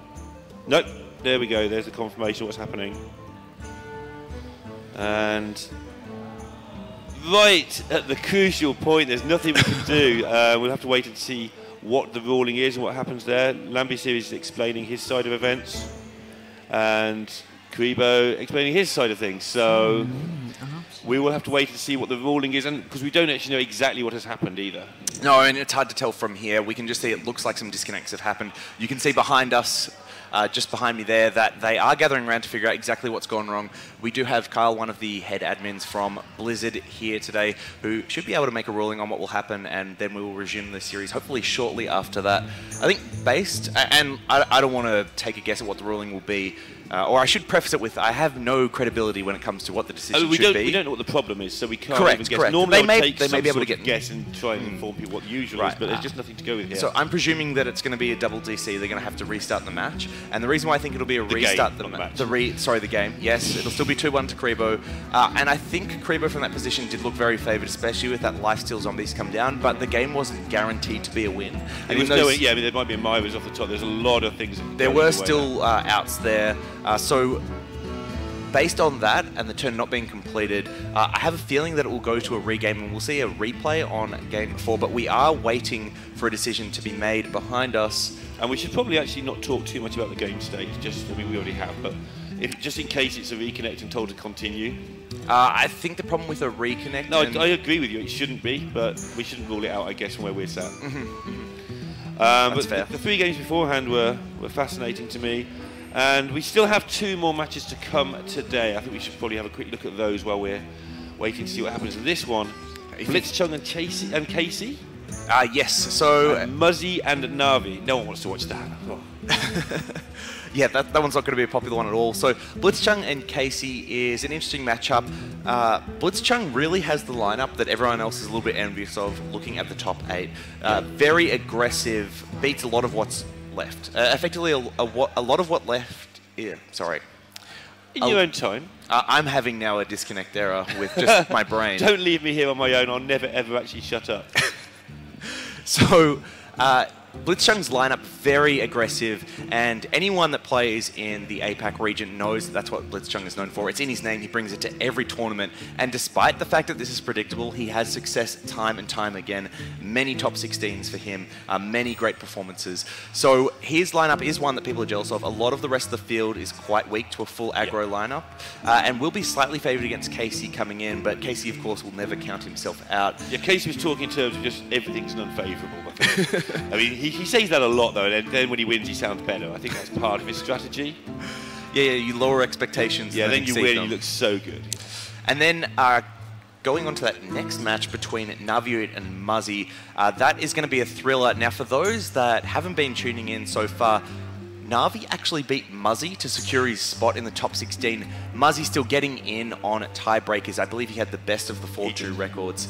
And that is going to be a very tricky matchup for Muzzy to win in the regame. Navi's lineup quite heavily favoured against Muzzy, and it is one of the more unique ones that has made it to the top 16. A lot of decks that haven't been replicated by any of the other competitors. The Q block in Navi's lineup in particular, Taunt Druid's fairly rare, but Q block, I thought that went out with the dinosaurs. You might be right, because effectively once those nerfs came in, we saw the popularity of that peter off very quickly over time. So it looks like the players are getting closer to getting back into a game state here, but I'm not sure the decision's been made, so we'll just keep talking, because that's what we like to do. I do prefer that this takes a while. I know it's really frustrating for everybody at home. It's frustrating for us too. Of course, we want to be watching Hearthstone. We want to be talking about Hearthstone. We have seen, not for several years, but decisions made in a hurry in older tournaments, in third-party tournaments in particular, where things was not discussed thoroughly. So the longer the discussion, the more information they get to make the right decision. So unfortunately, that's just got to be better for all of us. And while it's frustrating for us, it's to the point that you're making. It is, if you take the longer approach, think through the decision, you get the fairest outcome for the players and for the tournament, and that's what we're all about, protecting that competitive integrity. So that means we've got to talk about something. What do you want to talk about? What do you think of Singapore so far? Singapore is fantastic. If you haven't been here so far, you're really missing out. It's a city that I didn't know what to expect when I first came. Yeah, I had some preconceptions. I wasn't sure if they were going to be right. They actually kind of were, which is really unusual in its own right. So what were your preconceptions? That it was going to be very hot. That it very is. Clean. And that it is too. No bubble gum. Don't do that. I think for me, one of the things that surprised me most when I first came to Singapore is that you expect a small island to not really have the greenery and garden space that you would in some of those bigger countries or cities, especially coming from Australia where there's greenery everywhere. But it blew me away. The Gardens by the Bay here is awesome. If you haven't gone and checked that out before, you absolutely have to. It's gorgeous. It's going to be great. There's other parks around as well, and it's something that Singapore really prides itself on in terms of being a city amongst the trees, or city amongst... Yeah. What's the... Yeah, there's like the tourist I don't know anything slogan about that the they go for. outside world. Yes, so awesome. And one of the other things that was a sneaky surprise for me is the history of Singapore itself. Went to the museum and learned about basically how they went from being colonised by those dirty Brits all the way through to being a powerhouse that they are today, and what happened over those years. So basically opposite of Australia. Please get us back to the game as soon as possible. But yeah, there's plenty of stuff to see. You went for a run as well, even in that humid 6 a.m. That wasn't a smart move at all. No, I was dying. And the worst part is there's so many other people running past you as you're like trying to keep up. Just not acclimated. Well, like the locals are just going, what's this guy, as they walk past? Yeah, I'm drenched. Well, we have been told we are going to go to a short break while we do continue to fix this issue, and you don't have to listen to us talk about what we've been doing anymore, so we'll see you in a few minutes.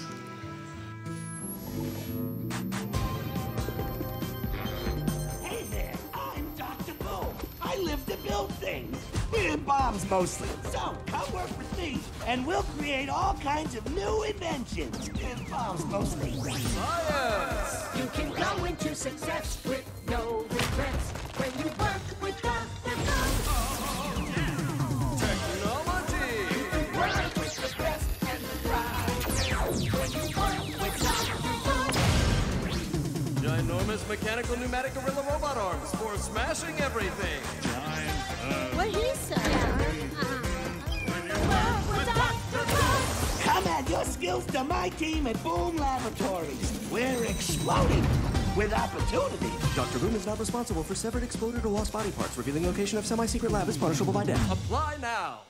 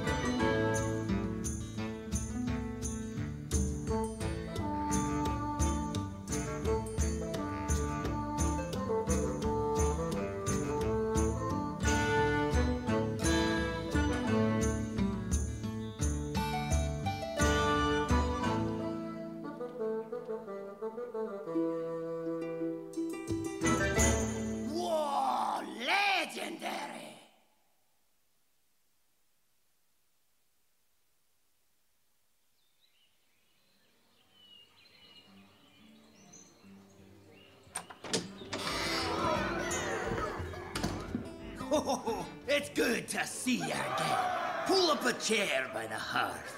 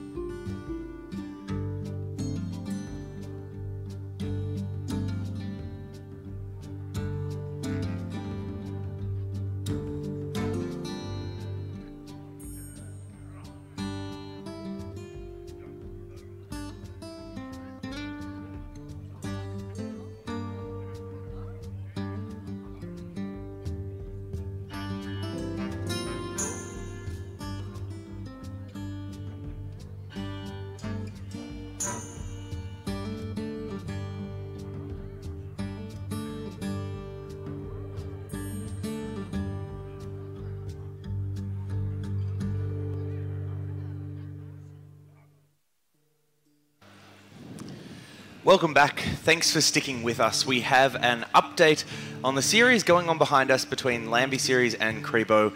We will unfortunately have to re-game number 4 as we predicted. Now it's come to our attention that it's been a technical issue that has caused the problem.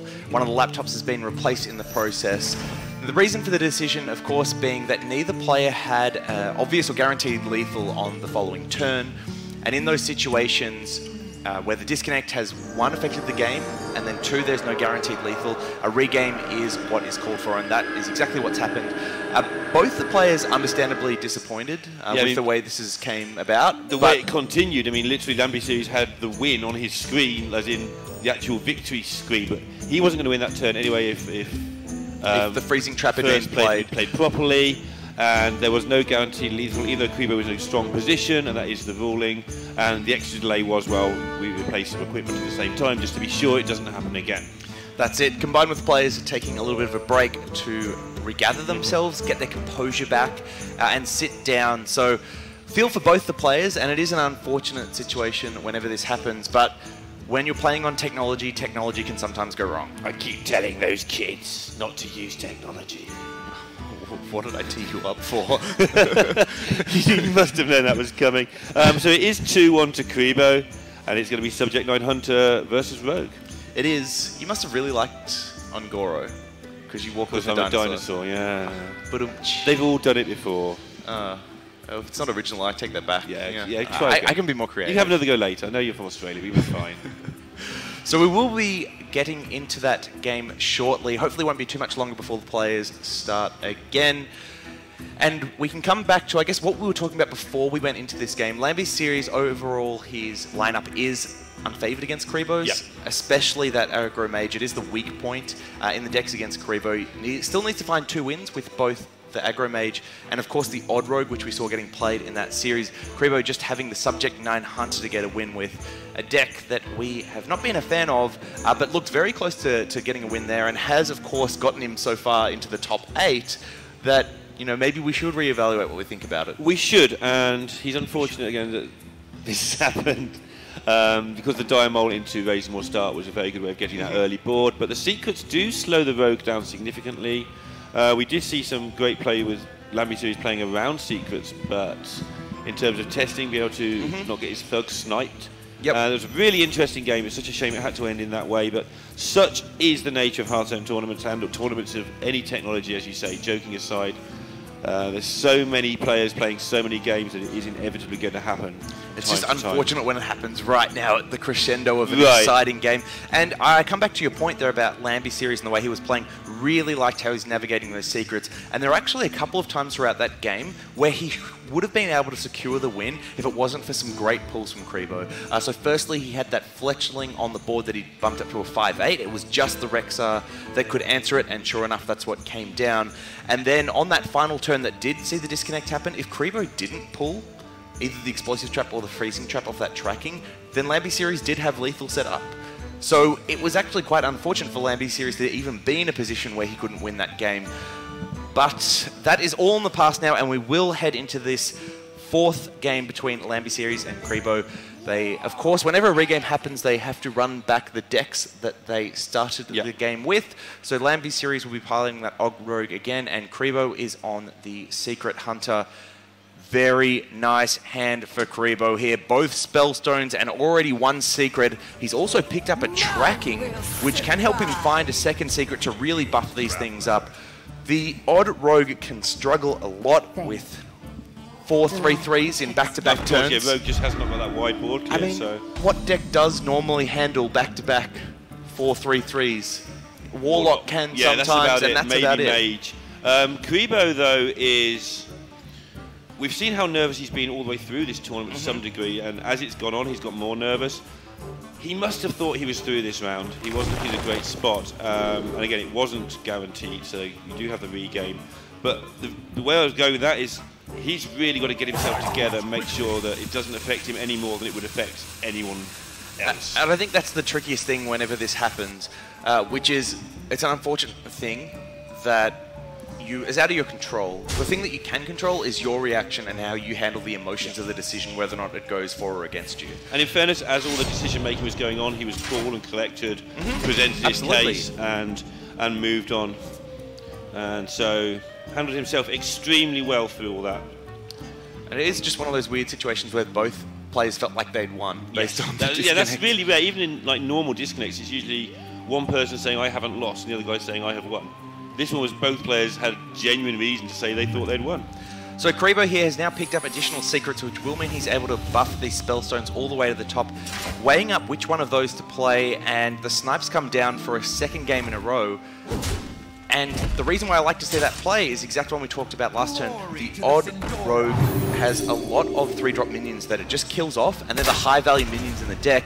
This is unfortunately one of 2 that Lamby series runs that wouldn't have been killed by a snipe. We saw last game Tar Creeper, this one Blood Knight, but Karibo gets a big draw off the top there with the explosive trap, which can kill the Blood Knight. This is just working out fantastically for Karibo. Yeah, the only question is, do he even bother to play the Secret Keeper with it? Because that would just encourage the trade. But I think you do. The Secret on its own is too much of a giveaway what you've got. I think playing the Secret Keeper is a nod to not having the explosive trap. You want Lamby series to trade into this minion. And I think what you're likely to see is Lamby series check face with the Blood Knight and have his whole board wiped away.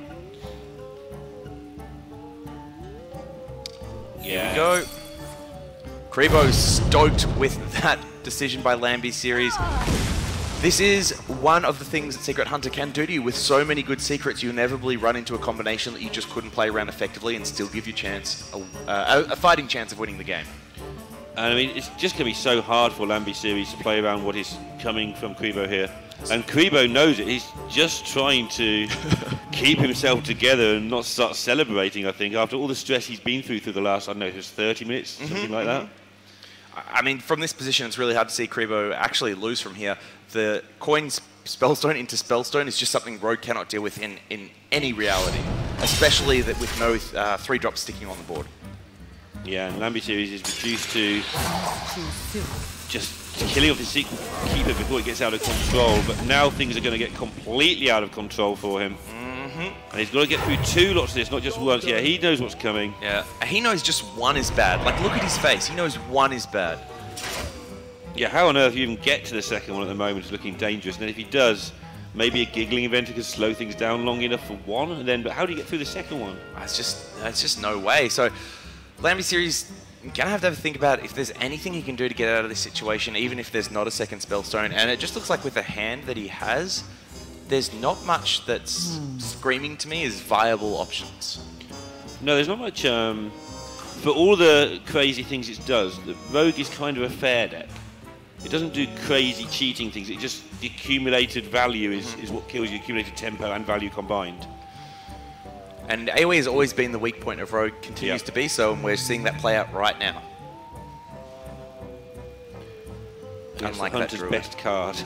Maybe Rexar would have something to say about that. So while we have been very critical of this Secret 9 Hunter deck, this is exactly the type of opening that does make it powerful. If you can hit those Spellstones, get the Secrets to curve into it, the Secret Keeper obviously coming down, and the combination of Secrets being one that was very effective at dealing with Lamby series board. Yeah, and this is what this is what lures people to this deck. It does this on a fairly regular basis. In fairness, it's just all estimates on how often it does it. Yeah, Lamby series. He can just I think go he ahead went for the bottom right there and decided to have a thing. He went for an emote instead. I think the only thing that might have saved him there in some reality is if Karibo decided not to trade in, and then the Fungal Mancer can get some favourable trades and you can maybe find a way to steady it, but with so much damage on the board, the Hero Power, now the Eaglehorn bow in hand, there's just nothing for Lamby series here, and you can see it on his face. Yeah, he knows there's nothing, but trying to work out a way that he can get into it. I don't think there's much going on. I mean, Tar Creeper is one of the better drawers that will soak up 2 of those wolves from his perspective. Oh my. Subject 9 Hunter will then help thin the rest of the deck, although there's not too many secrets left at this point. Yeah, there's usually a couple of extra. They play a couple of 2 of just to make sure there's always something to pull, but you're right, there's not many left. Maybe 3. I think there's a freezing trap. Not going to matter though. I don't think Subject 9's even going to get to the board, I don't think. That's not a taunt minion, that's not a charge minion, there's 23 points of damage either. In other words, he's in trouble. So after all of that up and down, I bet you Lambie Series is hoping he could go back to what was the previous board state and trying to find a chance to win from there, because this is all but over, and Kribo will take the 3-1 victory over Lambie Series. Locals here obviously disappointed with Lambie Series being the last Singaporean left in the tournament and doing a fantastic job, but you have to be thrilled for Kribo fighting back through that adversity. Yeah, and I feel that if the first run of that game had reached its natural conclusion, that Kribo was going to take it anyway, so I think that, I mean, justice has been served is a silly thing to say because the justice is it's a V-game, that's how the rules work, but it feels like the original expected result is the result that came up, and Lambie Series had a great tournament, but I think that it's going to be exciting to see Kribo's line up in that top 4 because it's very different to everything else. Yeah, I think a lot of people are actually worried that Kribo did get through to the top 4 and were hoping that Lambie Series could stop him. Oh, yes. Because that lineup is favoured, I think, pretty much against everything that's left apart from maybe Blitzchung, who's on the other side of the bracket. So just the 2 matches down with 2 more quarterfinals still to go. So we are going to get on with the next one a bit more quickly now, and we'll see you in just a moment.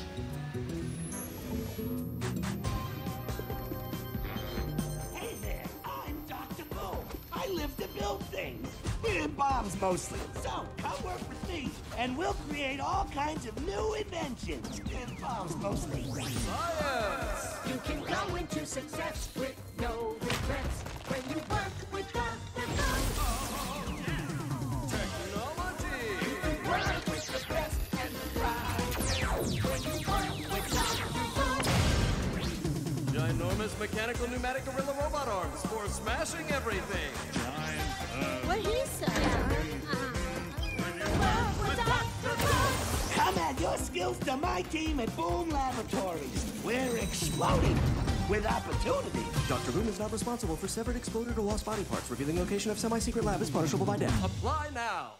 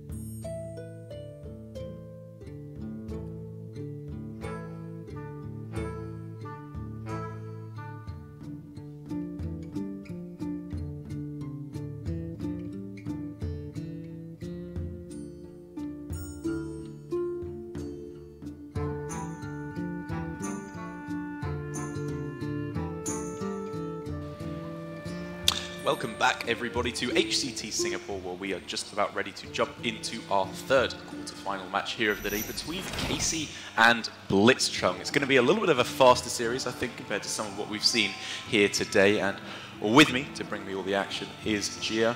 What do you make of this series? What are we looking forward to? Quite excited to see Blitzchung again on another Blitzkrieg run with his eternal aggro lineups, and facing against him is Casey, one of the most successful players in HCT this year. And Casey has this lineup that looks like it should on paper struggle against aggro, but he did just get through the Swiss no matter how many aggro lineups he faced. Yeah, somehow Casey just managed to do what Casey does best and win up against the aggro decks. I believe he 3-0'd both aggro lineups he went up against in the Swiss, he was saying, which is pretty surprising because while it looks like there's a lot of similar decks knocking about between these two lineups, it's pretty different in terms of archetype. It's Token Druid, Odd Rogue, and the Zoo for Blitzchung, whereas it's Malagos Druid, Quest Rogue, and Death Rattle Hunter for Casey. Clearly going for a little bit more of an anti-control spin, and that is exactly what Blitzchung is trying to target. Yeah, and Blitzchung with the Zoo actually has one of the more different aggro lineups among the ones that made it to the top 16. People were packing Odd Paladin and Secret Hunter. Well, Blitzchung has this kind of aggro lineup which is maybe a few weeks old. We are seeing less and less Zoo because it is kind of targeted by things like Odd Rogue. Yes, and that is why we've seen less players. Well, we kind of saw a resurgence or a big upswing in Quest Rogue because people stopped bringing these aggressive lineups quite so much. But then here at HCT Singapore, a lot of the players who are going for an anti-control strategy don't even have the Quest Rogue because they're anticipating a lot of aggro mage, a lot of aggressive decks in general. Like Muzzy is one of the main players I'm thinking of who incorporated that strategy. Yep. But here, jumping into the first game, we are going to get to see the very contentious Zoo for Blitzchung. Yes, Casey is one of those players who still has the Quest Rogue, as you mentioned. I think Yes. Saiyan did as well. It was just that one deck that differed between his lineup and Muzzy's. And this is the deck that aggro hopes to target.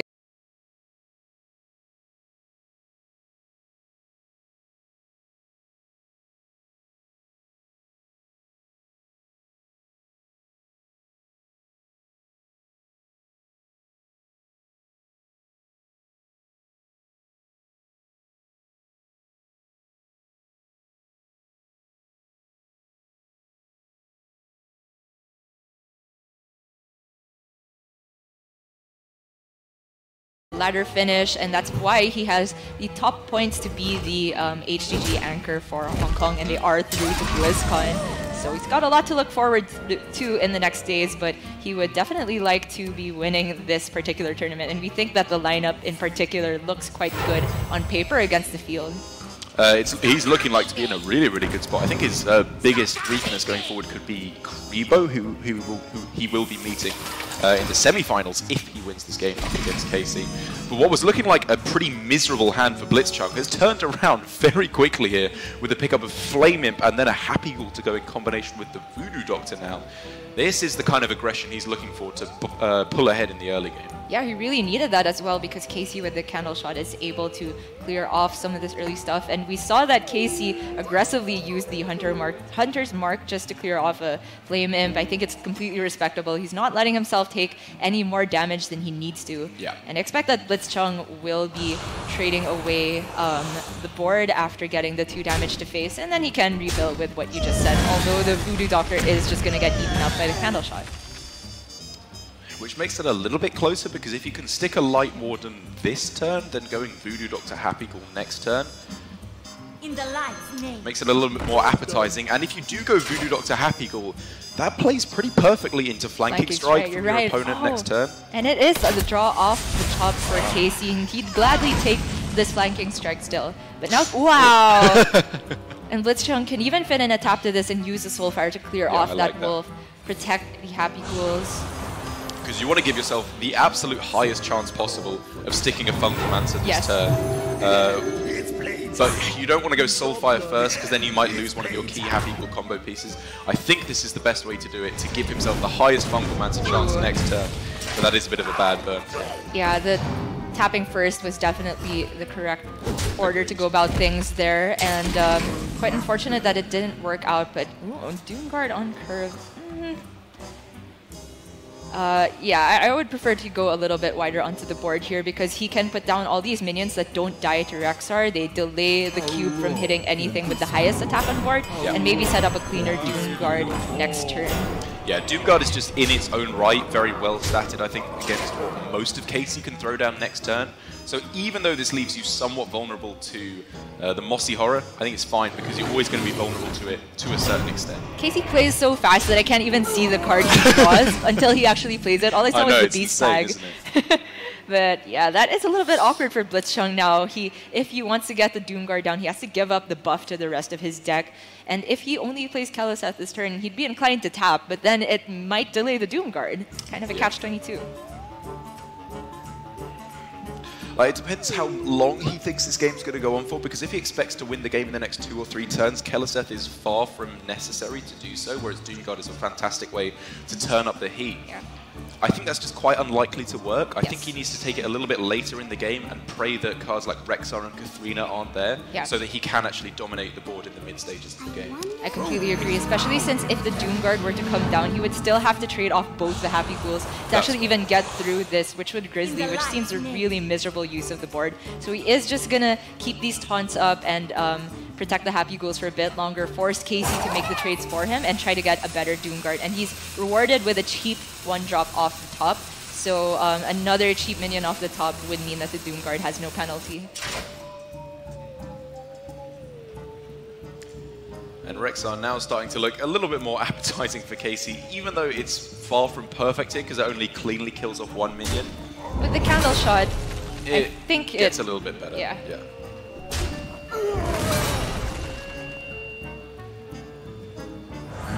Because not only do you want the battle cry, also making those zombies, we've seen time and time again how powerful they are. If he just one time gets a rushing Cave Hydra or a Bloat Bat, that could just blow out the game in his favor. Yeah, there are many higher oh man, that is not what you want to see for Blitzchung if you're planning on playing the Doom Guard, but he thinks that he cannot afford to throw this away. It's too big of an advantage, and I expect that the Despicable will be coming down.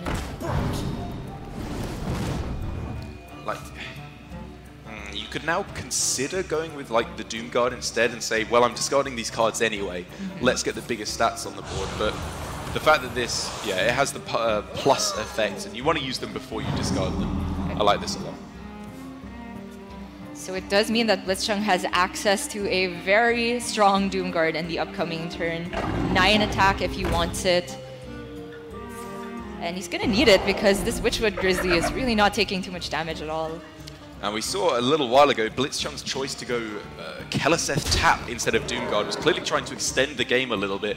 Casey here saying the exact opposite. Very quick play in terms of his turn time and how quickly he's trying to close out the game, which is a straight up play dead here instead of the hero power. Let's dominate the board right now and close out the amount of turns Blitzchung has to pull this back. That looks like a perfect hand to me, Derek. Except that the Soulfire has to discard the Doom Guard if you're playing the Soul Infusions first, or the Doom Guard has to discard the Soulfire. So perfect in terms of mana, but a little bit unfortunate the way this works out. So he can go for Soul Infusion and then try to halfway the Soulfire. So in that case, this is better, and he He takes the 2 out of 3. It's a 2 out of 3 to maximize your damage because the Soulfire is essentially 4 damage while the Soul Infusion is 2.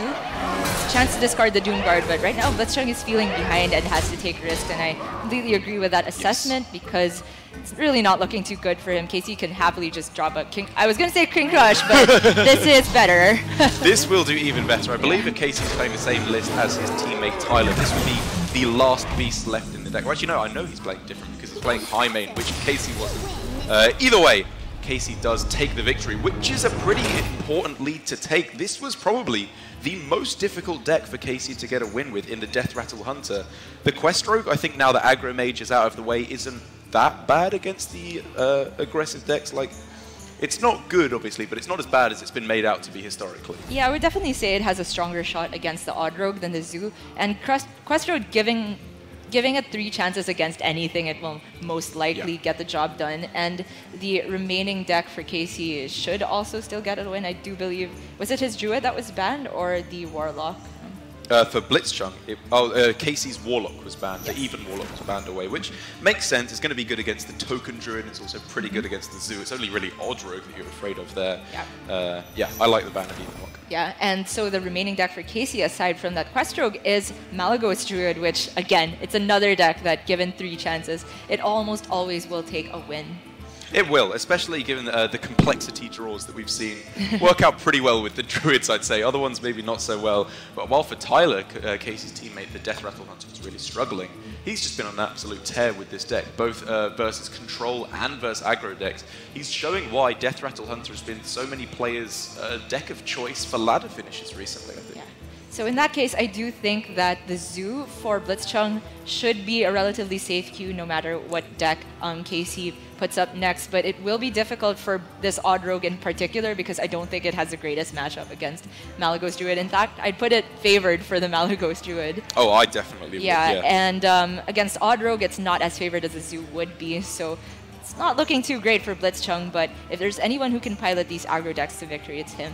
It is indeed, and it's going to be even then fairly difficult to do so, because I would say in the matchups of Quest Rogue versus aggro decks, it generally feels like it's more down to the Quest Rogue player to play correctly rather than the aggro player to mess up if things are going to go wrong. And Casey is just one of those players who, I mean, we've talked about how he just seems to get Hearthstone. He doesn't need to practice a lot of the decks. Fortunately, he does that as well. Casey plays an awful lot of Hearthstone, and so I'm sure he will be knowing inside and out those Quest Rogue versus aggro matchups and what you're looking for. It is a really deadly combination of kind of that natural instinctive understanding of game mechanics. I myself did not have that. I think it took me a really long time of playing just to get to the level of being able to cast it. And then having that on top of hours upon hours of practice every day playing, and you add it to a team that is highly respected and a bunch of teammates who are also doing really well in these tour stops. You have the knowledge, the meta building, the deck building for the meta, and then this natural instinct, and it's really difficult to stop somebody like that. He's also just been doing it for a long while. Casey, one of the longest standing titans of the Hearthstone scene. Wow, complexity drop. Yeah. There's nothing complex about Wild Growth in the Nourish Dark. Yeah, he hasn't got the Nourish yet, and you know, Blitzchung does have one of the key anti-Druid cards in this matchup, which is the Fledgling, because while for Casey, Wild Growth is important, Nourish is important, what I find is equally important is having the answers to Fledgling and Hench Clan Thug. Yeah, if you can't meet those 2 checks on turns 3 and 4, you might just lose straight up. Having both is absolutely backbreaking for Casey, because I guess as Blitzchung you can kind of expect the Druid to have maybe one good answer, which is like Swipe or Spellstone, depending on the mana that they have. And then after that, it's kind of really lucky for them if they have the other one, and then their mediocre answers are naturalized, which you're not too upset to see because it does give you that refill. So Blitzchung here choosing to start with the Vicious Fledgling over the Hench Clan Thug, and I like this given that he saw a Wild Growth. So the Wild Growth means that Swipe would be active this turn if it were there, so it would be able to kill even the 4/4 Hench Clan Thug. This to me really shows how much Casey knows this is a dire situation, because Casey hates drawing cards off of the branch cards. He knows that it's not what you're looking to do. He always wants to take armor, but if he doesn't find Swipe, Naturalize, or Spellstone to deal with this right now, or Starfall I suppose as is in the list now, the game is just over. He will lose. Blitzchung is off to a very, very impressive start, and Casey did not hit any of those removals we were talking about, not even the Naturalize. And the Vicious Fledgling with the Wind Fury into health, that is one of the best combinations you can possibly get. The health just makes it so resilient to things like Swipe. You would need a fully upgraded Spellstone to deal with this, and oh, the hand from Casey. I mean, this would usually be an insane hand from Casey. He's got perfect mana utilization every turn.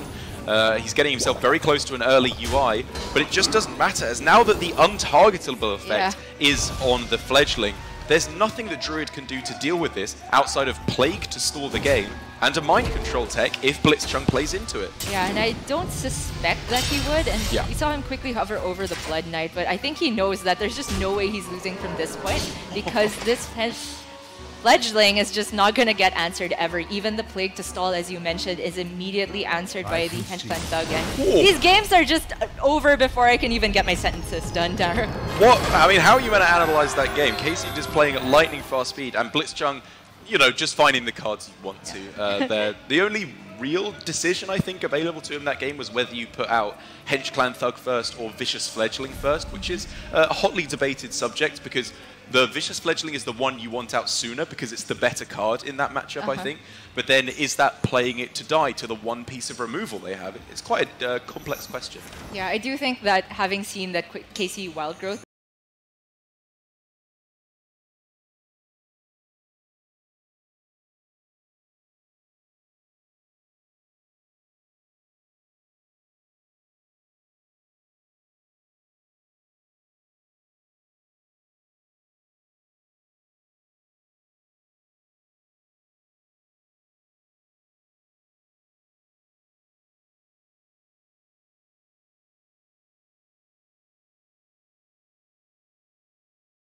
KC's lineup. Maybe not overall, but the Malagos Druid, that's a pretty miserable matchup for the Odrogue, whereas it's pretty good for Zoo.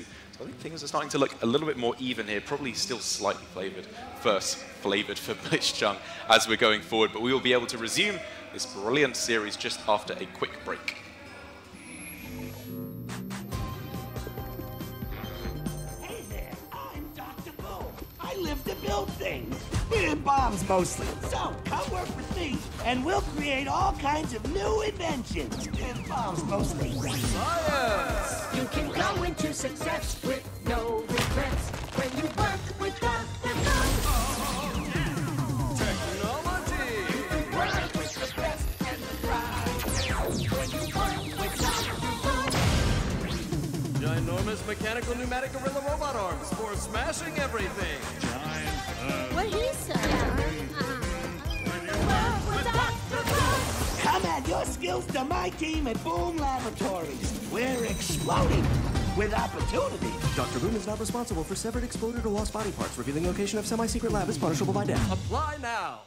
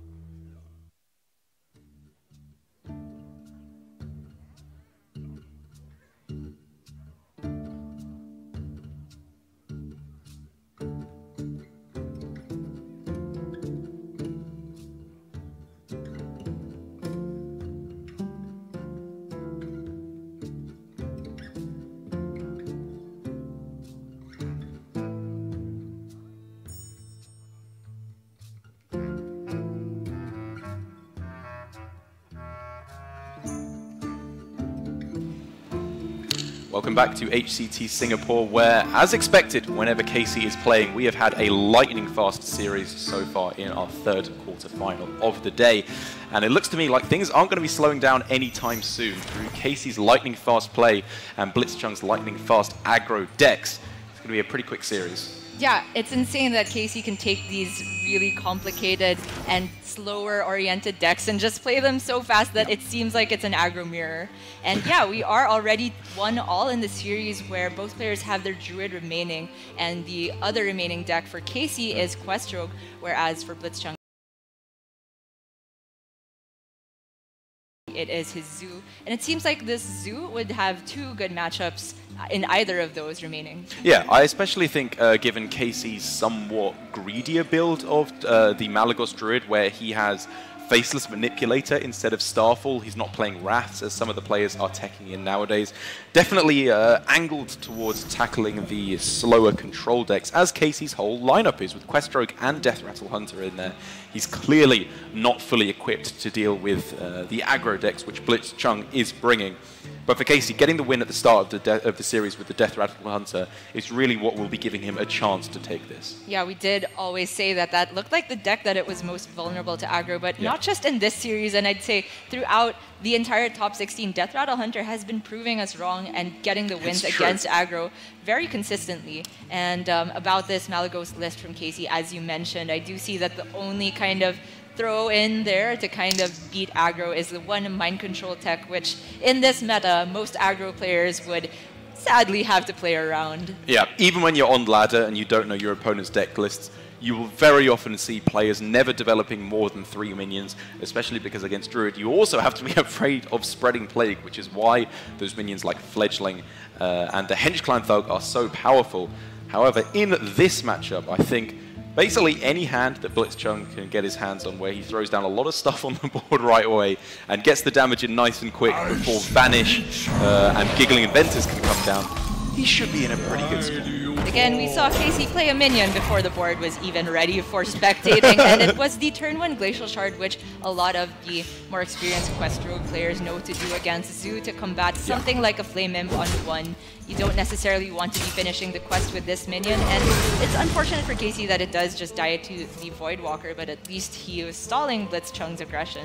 Yeah, this is what I see so often in the Twitch chat of people watching experienced players playing Quest Rogue of, you know, do I always keep Quest when you're newer to the deck? To which the answer is, yes, you always keep it. No, you don't always play it turn 1. It's just one of the first things you learn about this deck when playing against aggro decks is you have to be proactive. It's just about surviving in the early turns, which is difficult, but far from impossible. Was there ever a quest deck in Hearthstone that had an option to throw away the quest other than Warrior? Yeah, I was going to say Warrior there. Quest Druid. You very often just did Druid things then and didn't worry about the quest aspect. Maybe some people in chat would say Priest, but I don't ever think that was a real deck. Ooh, and savage. Is he coining up? Okay, wow, that's a bit interesting. I was thinking he would maybe go for Gold Librarian into this, but decides to just straight up protect the Light Warden. I think it makes a lot of sense over just buffing it up, because it did just die to the minion damage on board with the dagger. And then we see this anti-aggro tech from Casey, the one backstab, coming in really strong here. Yeah, this is, I think this is the matchup where while Casey has been going for the more anti-control techs in his lineups, he realizes Quest Rogue is the anti-control deck. It wins all these slow matchups every time when you're as good as Casey anyway, so why not put in a little bit of love for the anti-aggro strategies, which is clearly working out well for him. Yeah, and unfortunately for Casey, though, he did pick up double prep after having used the fan. He does have this Giggling Inventor on curve, which is just one of the best ways to make sure you have the board and stall out. With the pickup of Novice Engineer, he can keep cycling, and it will be the second one. If he gets a bounce off of it, could be very strong and a very strong candidate for quest completion. As soon as he finds himself Fan of Knives, the single Mimic Pod, one of the 2 vanishes, obviously, these preps are going to go from being completely dead to actually pretty powerful cards here. And with an Elven Minstrel as well, right off the top here, this should be a pretty easy way for Casey to actually start drawing up to those real power cards that he needs to find. Yes. Oh, Sonya and Deckhand is the draw there. I was going to say, it doesn't look like Casey can protect his Giggling Inventor necessarily this turn, as Blitzchung had the option to put down the Doom Guard, but now he just has a way to complete quest almost guaranteed with Sonya and Deckhand. And Blitzchung isn't only going to be afraid of Sonya this turn. He knows that if he leaves up this Giggling, Shadow Step, Zola, Brewmaster, he has to kill off this Giggling on this turn, or the game's just over. Oh my gosh, even Valera, this really looks like Casey is going to be running away with it. And Blitzchung has hardly been able to put any damage to the face, starting off with that really intuitive Glacial Shard on 1, and then the backstabs coming in super clutch for Casey. I gotta say, it's a pretty fortunate draw for Casey that he gets those anti-aggro attacks in exactly the matchup he wants. I will agree with you there, but I think from Casey here, he has shown some really good understanding of modern quest rogue thinking, which is much less geared towards completing the quest as quickly as you possibly can by, you know, quest turn 1 every time. It's much more the thinking of just surviving. That's the most important thing you can do here, playing 2 glacial shards before he'd even played the quest, because he knows the point of the quest now, less often than playing Brewmasters and Shadow Steps, is just to find Sonya, and he did exactly that.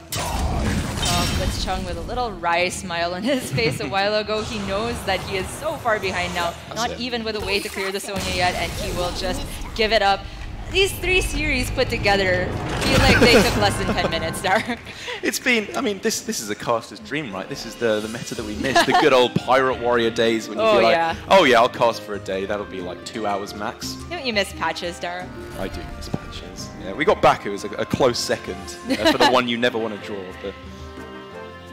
And there you go, Casey has gotten a win with this quest rogue, which we always keep saying it might be weak to aggro, it might struggle against this lineup, but man, does it ever prove us wrong. And this particular build of quest rogue, I gotta say, was very well positioned to do that, more so than other builds. And maybe it is this Malagos Druid that actually just is the weak point in the lineup against aggro. And speaking of builds, we did just say it is a lot greedier and less tech against aggro, so Casey still has quite a bit of work ahead of him. Yeah, it seems weird to say that Druid is the weak point in an anti-aggro strategy, because one of the biggest benefits of playing Malagos or Togwaggle Druid at the moment is it is very nice against a lot of the aggressive decks. You have a lot of removal early on in the form of Swipe and Spellstone, and your armor gain is so dominant in the late stages.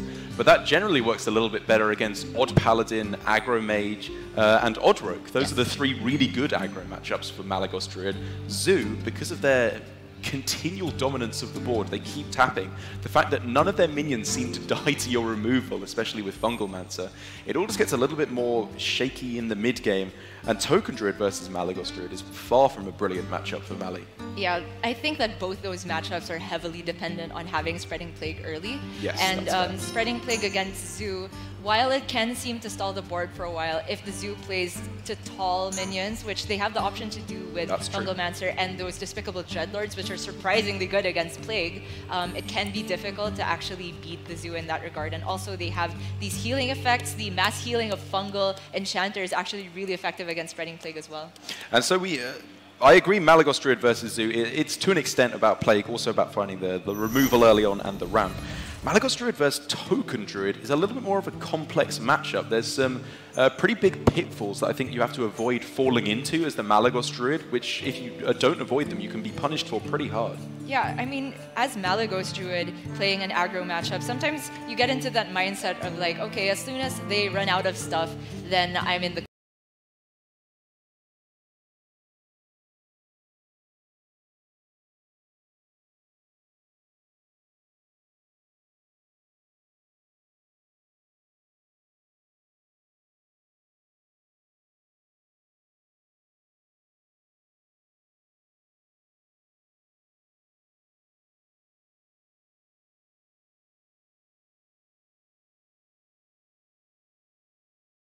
in there have kind of been phased out.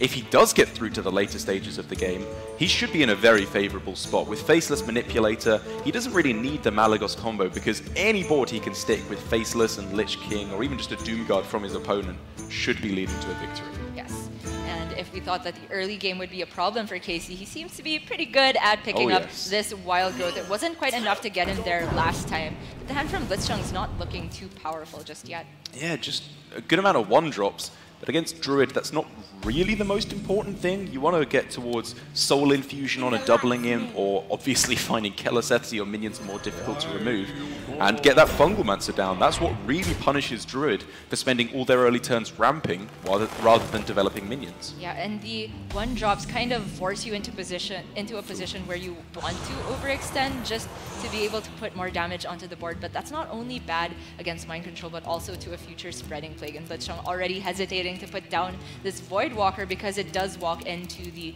one of MC Tech, which we can see is already in Casey's hand. So then the next thinking is, okay, if I play Voidwalker, I walk into Mind Control tech. Is that bad? Am I kind of baiting it out if I go for it now so it's less punishing later on? I think if he hadn't drawn the Fungalmancer, he might have been more willing to throw down Voidwalker there. But because he has the Fungalmancer, he wants to be very much ahead on board going into turn 5, which means you don't want to let your opponent go for the Mind Control tech now and start equalizing the board. You want to go for it a little bit later when you're so far ahead that Mind Control tech isn't so punishing. And the draw from Casey draws out another wry smile from Blitzchung. He knows how it goes. And having coined it out on turn 4, as Casey did, Blitzchung might be tking he'd be in for a Malfurion as soon as now. We see it's not quite there, but Casey has the option to MC Tech and swipe, which is pretty good in and of itself. Curve out into Lich King, eventually get to this UI, and if anything goes wrong, he has Plague to stall. It's just insane for Casey. The absolute dream. The fact that Swipe isn't so good here might lead him towards going for the Spreading Plague first, because Blitzchung, after he's seen the Spreading Plague, will be more willing to go wide on the board, because you've seen the Spreading Plague. That's the major punish for going wide here. Which means Casey should be able to go for a Swipe, maybe even before the Mind Control tech, to leave only the best minions alive, and take something there with the Mind Control tech. Yeah, it's really strong. Also coming down before the Mossy Horror in the zoo is active. That's true. And even if Mossy Horror were to come down, there are a lot of minions that will go 3 attack on the board for Blitzchung. So thankfully for him, he has this Fungalmancer to kind of stall out, but Casey just has such a strong curve. Yeah. My goodness. It's a good point. I've forgotten about the Mossy Horror in zoo, as I always do on ladder. That's always the one that punishes me. So MC Tech was the first hover there for Casey, but yeah, I do just like going for the branching for attack combined with swipe. This is clearing off nearly everything onto the board. And I don't see a way out for Blitzchung, not with this follow-up from Casey. Yeah, if there wasn't the ultimate infestation there for Casey, I'd say maybe these big minions, if there's no support for them, don't get there. But even then, that's pretty optimistic for Blitzchung to assume that it would ever get there, even in that scenario. Seems like we have seen Druid do quite a lot of Druid things throughout these 3 days of HCT. It seems like if Casey's able to draw like this every time, I can completely understand how he has 3-0'd aggro. Are you tapping out, Dara? Yeah, I don't know what to say anymore. This is the Druid dream. This is what Ysera... This is the dream that she gives you. The Emerald dream is this hand. Ah, I like it because the Druid Spellstone is the Emerald. Exactly. That's what I was saying when I went. Yeah, all pre-planned. So, does Casey want to add insult to injury and play the MC Tech? I mean, I'm sure he could here, even though it's not the greatest play, and still take the game. The UI, though, just onto this Dreadlord. He's seems close like to you can't pass it up. Yeah, close to lethal here. I don't think it quite gets there, even if you steal one of the taunts. Like, you can just play UI on this turn. You never ever lose if you do that. And I think Blitzchung is starting to realize that. The amount of damage that Casey is pushing forward, heal would be needed to stop like Malagos double Moonfire, as Casey could pick up on the next turn. There's really just nothing to be done here for Blitzchung. I'm seeing no expression at all from Blitzchung except blinking, repeated blinking. That's kind of how I am on ladder when I see this. Just straight face, like, all right, blink. Is this really happening? Blink again. Nope. It's not ladder, it's HCT Singapore, and this is happening to me. Yeah. Too bad, but he had a really great run in the tournament. Blitzchung, highly respected, not only within Hong Kong, but APAC in general as an aggro authority. And this is not all we will be seeing from Blitzchung in terms of competitive Hearthstone. We'll be seeing him later on in the year at the Hearthstone Global Games Finals. But for Casey, this could be him breaking the top 16 curse. As I know he doesn't really like me making that meme all too much, but getting through to a semi-final now, he deserves that tour stop victory so desperately. Yes, I mean, technically he already broke the curse because he was top 8 at the start of the day. Now he's through to top 4. So if there was ever a top 8 curse, that's been broken too. And Casey has a very strong chance of just making it all the way. And I do also want to highlight that this changes so much for all the other players left in the tournament because everyone was scared of Blitzchung's lineup in particular, except maybe Kribo. Yeah, I'd agree with you. He has the Secret Hunter, which is a decent aggressive deck in its own right. But Casey there showing that his lineup, while it is undeniably anti-control at its core, through his strong play and a little bit of helping with a dollop of Blizzard luck there with the Druid in particular, it's just showing that it has the chops to deal with aggro, as a lot of these decks do nowadays. People are just realizing more and more that Quest Rogue, apart from against aggro mage, it's just not that bad. A lot of the best Quest Rogue players are saying they have favorable matchups against literally everything other than aggro mage. I guess so, and as much as I like to deny it, can't deny the results that these players are putting in. And for Casey, this is a chance for him to not only cement his first big tour stop victory since, was it Germany? Or oh, Casey's tour stop victory? Yeah. Oh, I don't think he's had a victory this year yet. So sorry about this if you're listening, Casey. But my brain is just telling me that at some point this guy has had to have won something big, right? But it also means that he gets the chance to kind of avenge Tyler, who did fall versus Fayley earlier on in the day. And later on, we are going to see who will be our last semi-finalist in a matchup between Muzzy and Naviut. And I think it does move to a point where Casey is actually looking pretty strong in this tournament now, with mostly control decks left. The combination of Death Rattle Hunter and Quest Rogue is probably going to be quite a formidable force. But you don't have to hear that from me. We have Casey standing by with an interview right now. Thank you, Derek and Gia. Joining me is Casey. Firstly, congratulations on making it to the top 4. You must be thrilled. Yeah, I'm super happy. Like, at the start of the day, I was like, I'm gonna lose. And Tyler is going to face this exact lineup twice in champs. And then he was like, if you win, you give me so much confidence. And like, next week I'm gonna win, you win today. And I did it. I'm super excited and happy. So it really is a big confidence booster for both of you. The fact that you were able to win over one of those lineups that you were, at least on paper, unfavored against. Yeah, it was the best thing that could happen today. That, like, it's the only unfavored matchup in top 8, in my opinion. So if I have a pretty good chance it's making it to the finals. Yeah, I believe so too, and I think a lot of the other people that are making it to the top 4 will be thanking you quietly backstage because they were really worried about Blitzchung's lineup. Going into that series, was there a deck that you thought was weaker that you could maybe target? I think the weakest deck on average is Odd Rogue because it's super fair, like you just play a 1-drop and then you just play normal minions, but I had no answer sets through it. Yeah, so it happened that I just died. And speaking of decks that aren't maybe as fair, the Quest Rogue that you piloted there, that was a pretty interesting game. Do you want to talk us through what happened in your decision-making process? Like, usually people start to trying to play quest on one or try to finish the quest as fast as possible. But if you watch the best Quest Rogue players, like Fino, he always tells you that try to not die, and then you finish your quest. At first, try to maintain board and then finish the quest, because even if you finish the quest early on, 4/4s don't kill you in 2 turns. Very interesting. Now, one other thing I wanted to ask about was the speed of those games. They were really quick, lightning quick. And I know Blitzchung is always in quick series because he plays aggro, but you were not playing aggro. It's still lightning quick. Is that the speed that you like playing at? I like playing at this kind of speed if I'm unfavored to make my opponent maybe being uncomfortable. Like it happened in a different tournament where I played against Ball Control that I started playing really fast and then he also played fast and messed up and gave me a higher chance. So you feel like if you bait your opponent into that tempo style game where you're both playing really quickly, you have the edge on making those faster decisions? Yeah, exactly this. Well, I wanted to thank you once again for joining us. Congratulations on making it to the top 4. And we can't wait to see who you face between Muzzy and Naviut, which will be starting shortly. So please don't go anywhere.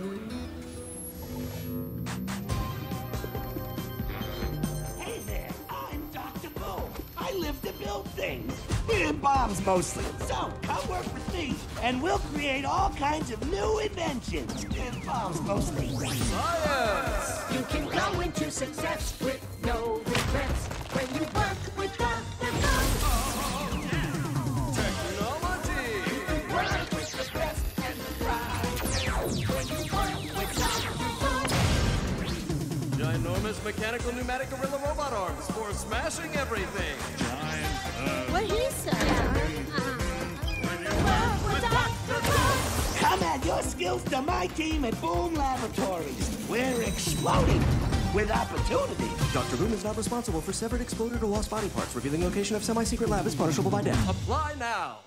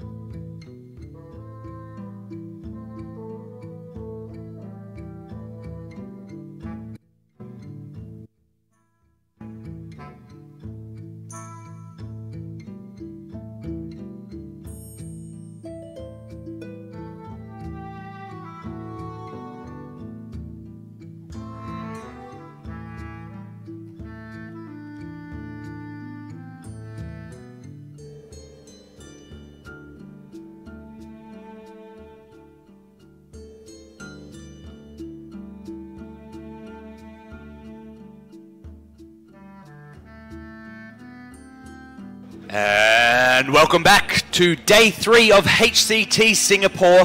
We're about to bring you the final quarter-finals, and it's going to be between Muzzy and Naviu. This is one that I've been waiting for all day, and I think the fans at home have been too. I'm JD, and joining me is Darok Brown. I have also been waiting for this one for years, I have to be honest. For years? For years. Long were the nights when I was sitting at home thinking, when will Naviu and Muzzy play? And it's proving to be a pretty good-looking series, actually, both in terms of matchups, well, and players as well, obviously, dare I say. Yes, and I'm going to just get it out of the way. I'm very heavily biased in this one. Naviu, my fellow countryman, I of course want him to win, but Muzzy's one of my favourite players just to watch ever. So it is hard in one sense, but I'm rooting for Navi all the way on this one. And I must say, going into this, I do prefer his lineup when it comes to him against Muzzy. I do believe he has the edge when it just comes to the decks that they've brought. I will agree with you. It's pretty undeniable that Navi has the big advantage in terms of lineups. I will, however, balance out the casting desk and say I'm pretty biased towards Muzzy because, I don't know if you knew this, in a player pack for HCT Buenos Aires, he said, Darok Brown is my favorite caster, that's this guy, because he likes memes almost as much as I do. I think that's what happens, like they just kind of put like a filler sentence in when the person didn't actually respond. I think you're reading into this a little bit too much. Well, say what you want, mate, but I'm just saying I'm almost as dank as Muzzy, which is like...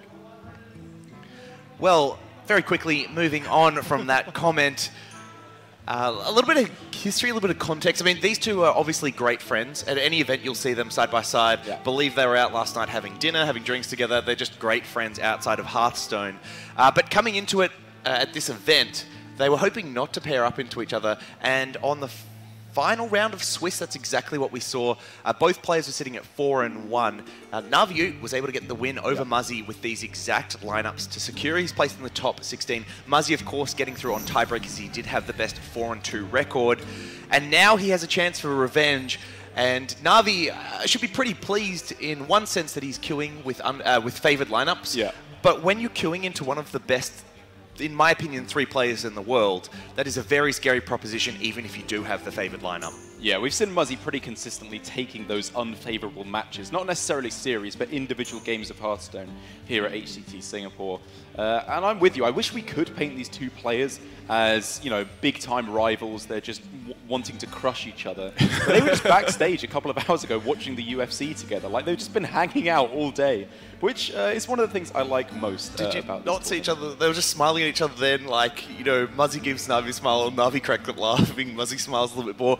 And Muzzy, you normally see this blank expression for the whole series, just no emotion, just Muzzy doing Muzzy things. And I actually wonder if the fact that it is Navi on the side that can get a little bit of a laugh out of him, can get a little bit of a smile, will change the way he thinks about these games. That's his kryptonite, is having friendship. Fun. Yeah, friendship is his weakness all along. Oh, poor NA players. So jumping into game 1, Muzzy is going to be queuing up the Shadowwalk Shaman and Navi has the Death Rattle Hunter. Tell us a little bit about this matchup, Darok, and what each player is trying to do. So this is something, this is a matchup that I came into this tournament pretty heavily siding on the Death Rattle Hunter's side, and I would still say that. It's a pretty good matchup because Shadowwalk is a relatively slow control, anti-control deck. Whereas Death Rattle Hunter is something that preys very heavily on that. You get down an early egg, you have Rexar, Katharina, all these cards that are very difficult to deal with. But we've actually pretty consistently seen the Shadowwalk Shaman edging out this matchup because of the fact that while it is a control deck, it can just function as a curve deck. If you can get Keleseth into Chain Gang, the Gluttonous Ooze, all these other minions that you throw down on curve, you can just dominate the board against Death Rattle Hunter. And I think the other thing we do see as well, especially in this tournament setting, is the pros play Shadowwalks a little bit differently to what you would see in your average game, your average player. Yeah. They have a much better sense for when they should pull the trigger, regardless of whether or not the combo has been fully assembled or even partially assembled. Very good point. They can transition to that tempo game if the right battle cries are already in the pool and if the game state requires it. And that has eternally been the mark of a good combo deck in Hearthstone. All the decks that have very rigid combos where you can only go for them once you've assembled all the pieces of the combo tend to not be that powerful. Case in point, APM Priest, the Boar OTK Priest with Topsy-Turvy, it's proven to not find a spot in the meta because it's such a rigid deck. You need all pieces of the combo for the deck to function at all. And even if you do assemble them all, of course, you still have to do the APM portion. That is true. Of the piece, which proves to be tricky more often than not. But focusing on the game here, Muzzy has a few options on turn 3. The far side I love here. It's the most obvious option. And it pulls out the Ziliax, discounting it down to 2, which is a nice little anti-aggro tool, and can deal with that Gluttonous Ooze on the board very easily. I like the decision there from Muzzy, like you said, to go for the far side, because the consideration to develop minions instead of it, which is always something to consider, I don't think is worth doing against this Death Rattle Hunter, because Mind Control Tech is such a dominant card in this matchup. This is really the way that Muzzy is looking to completely lock down board control. Because if you do want to go for Q into any play into any Death Rattle activator, you kind of necessarily have to play into the Mind Control Tech in order to make that play. Absolutely. So Muzzy, with that discounted Ziliax that he obtained off the far side, has put that down on the board and picked up really the best card he could have from the deck to pair with it. The only 2-drop being the Keleseth, a very strong term for Muzzy. And with double Mind Control Tech, the Zola, and Healing Rain all in hand, he must be feeling somewhat confident that he can win this game. Big decision here for Muzzy as to whether he kills off the egg off this turn, which is definitely worth considering. If you're expecting Terra Scale or Play Dead, then it's worth killing that off. But the fact that the play on the last couple turns for Navi was to go coin egg into Ooze, that's pretty unlikely that he's got the necessary activators to actually get those 5/5. So I like this decision from Muzzy. Yeah, I think the other thing from Muzzy as well there is if you slow play it and show that you're thinking, it probably throws Navi off the scent a little bit as to whether or not Mind Controls are in hand. So Muzzy putting the Zola down on this turn and the Keleseth coming out a second time. That's +2/+2 to all minions left in the deck. That is a spicy turn. That means every Saronite chain game from here on in is 2 Chillwind Yetis with Taunt for 4 mana. And that is how you win board. That's giving me chill right now, just thinking about it. Gets the juices flowing, doesn't it? Absolutely. Oh, God. So Navi has got a bit to think through, and you can see it written all over his face. The Grizzly here is a card that you want to get down at some point, and of course blocks all the face damage presented by those minions on the board. But it is kind of slow in terms of pushing pace, pushing pressure, and that could lead him to think about other things like, is Carnivorous Cube a good play here? Do you want to take the chance on Houndmaster Shaw sticking, given that there's only 4 damage on the board? What are you reading? This is really nearly for Navi an incredible hand, which is clearly what's causing him some amount of pain here. As if he could get Witchwood Grizzly this turn, Cube Play Dead on the next turn, that is kind of the dream here, because that is a very difficult board for Shadowwalk Shaman to deal with. Volcano, Lightning Storm doesn't get the job done. So he's kind of considering this here, I think, by going for a Witchwood Grizzly and hoping to get the Death Rattle activator in the next couple turns. The Forest of Grizzlies is a scary prospect. It is indeed. On Muzzy's side here, turn 6 is usually a pretty nice turn for the Shadowwalk Shamans for a couple of reasons. One, you can get Grumble online, but secondly, there are a lot of 3-drops run in the deck, so they often find a chance to kind of start emptying your hand. And it looks like Muzzy has put the Manatide Totem down, and now with freezing of the Grizzly, should be able to ensure its survival for another turn. And if he could find himself a Play Dead now, this would be a very, very powerful turn for Navi indeed, because I guess the unspoken thing here is he is still leaving himself open to Mind Control Tech, but all the power plays for Navi kind of mandate that. He has to be leaving himself vulnerable to Mind Control Tech at some point, as ugly as it sounds. So yeah, this is what Navi's weighing up. Playing around Mind Control Tech and then playing around those hexes. Those hexes and I believe 1 Earthshock in the deck. If Navi just pulls the trigger and goes on this Carnivorous Cube now, it's a very high upside play with that Terrastel Stalker already in hand. But if Muzzy has any of those answers that we're talking about, this could just lead to defeat. Which is the point where Navi needs to assess, how bad of a spot am I in here? Do I need to make incredibly risky plays to win the game? I don't think he is in that bad of a spot, and I don't think he will assume that he's in that bad of a spot. So I anticipate not that desperate plays from Navi, which is exactly what we see here. This doesn't make a risky play where he has to dodge the Mind Control Tech or the Hex to win. This is just a decent play here to set up for a more powerful play next turn. I really do like the Handmaster Shore, though. Yeah. I think it's one of those cards where if you can plonk it down and there's a decent chance that it cannot be answered, you're in a really good spot, especially with the cube in hand and the ability to Terracell Stalker and, you know, just push a lot of damage into the minions. And this is an interesting card in this matchup because generally it's not that useful, but given that Marzi has double buffed the Kel'Thuz's, minions become so much more important, that fighting for board becomes so much more important. So a Houndmaster Shore stick could be very useful for Na'Vi. That's a really, really good point, because all the while Muzzy relies on going minion for minion, it means his removal cards become less powerful. Volcano in particular, because if he's just fighting with his minions, he doesn't want to destroy his own half of the board in this matchup. So it means Na'Vi can extend the Volcano further and further away, which gives him more time to set up eggs and carnivorous cubes to give him the resilience to Volcano later on in the game. That Life Drinker coming down onto the board, 4 mana for 5/5 stats, and of course that damage dealt being put into the pool for Shudderwock, very powerful. Na'Vi a little bit to think through now, and he's, if anything, he wishes that that Life Drink had 6 attacks so he could just get this cube down and get it destroyed, but not going to be the case. Kel'Thuz instead leading the turn out, and I think he's now weighing up as to how he finishes this one out. He realizes that if he uses the Terracell Stalker here, and I seem to not be able to say those two words together at all. It's been tripping me up all weekend. If he puts that on the board, with the way these trades work out, he'll actually be left with 4 minions. So he might have to do something suboptimal, like throw the Kel'Thuz into the Life Drinker in order to keep that board size under 4. Or even have gone for...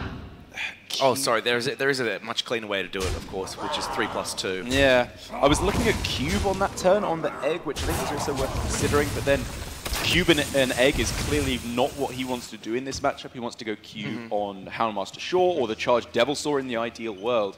But by throwing away the Terrascale Stalker, that's how you pronounce it, by the way. Terrascale Stalker. It weakens the power of Carnivorous Cube somewhat anyway. So no matter what play Na'Vi went for there, I think this was the best way to go about it because it plays around the mind control tech so effectively. It's still not leaving him with the real power plays open. I think the other thing to point out as well is the reason that cube has been held onto is because of the threat of Hex and Earthshock. And if you weren't going to play it on turn 5, you wouldn't play it now, given that you can't just instantly activate it. Muzzy still has 4 cards on those first 4 cards in his hand have not been played since those early turns. So there's a decent chance it's that hard removal that Na'Vi's trying to dodge.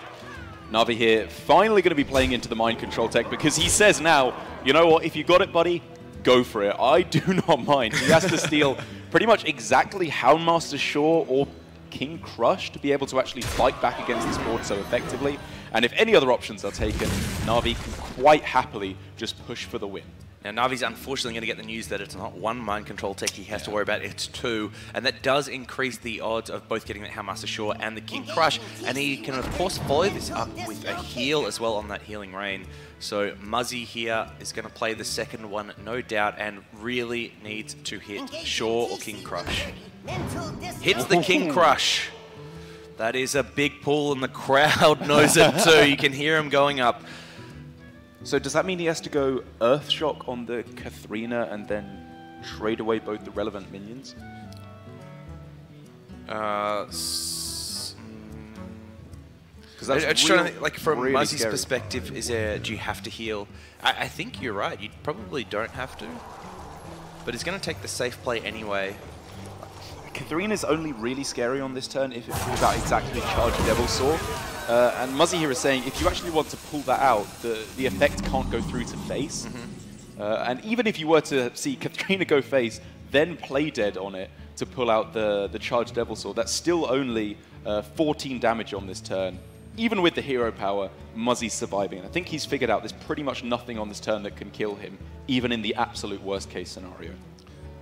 So the Deathstalker Rexa is a very interesting draw there. It does actually give Na'Vi some easy ways to clear off that King Crush, but choosing by the looks of it not to go that line, pulling out the Beast first so he won't see it in the tracking, and then finds a Terracell Stalker. And this is a game plan that Na'Vi had been thinking about from early turns. The cube comes out, now the Stalker, he's building this grisly forest that we talked about. This is exactly what we were talking about, you are right. The 12 health is just too much for Muzzy to deal with. The lines don't add up, but Shutterwalk off the top does have 2 mind control text battle cries stored away in it, so we could see now.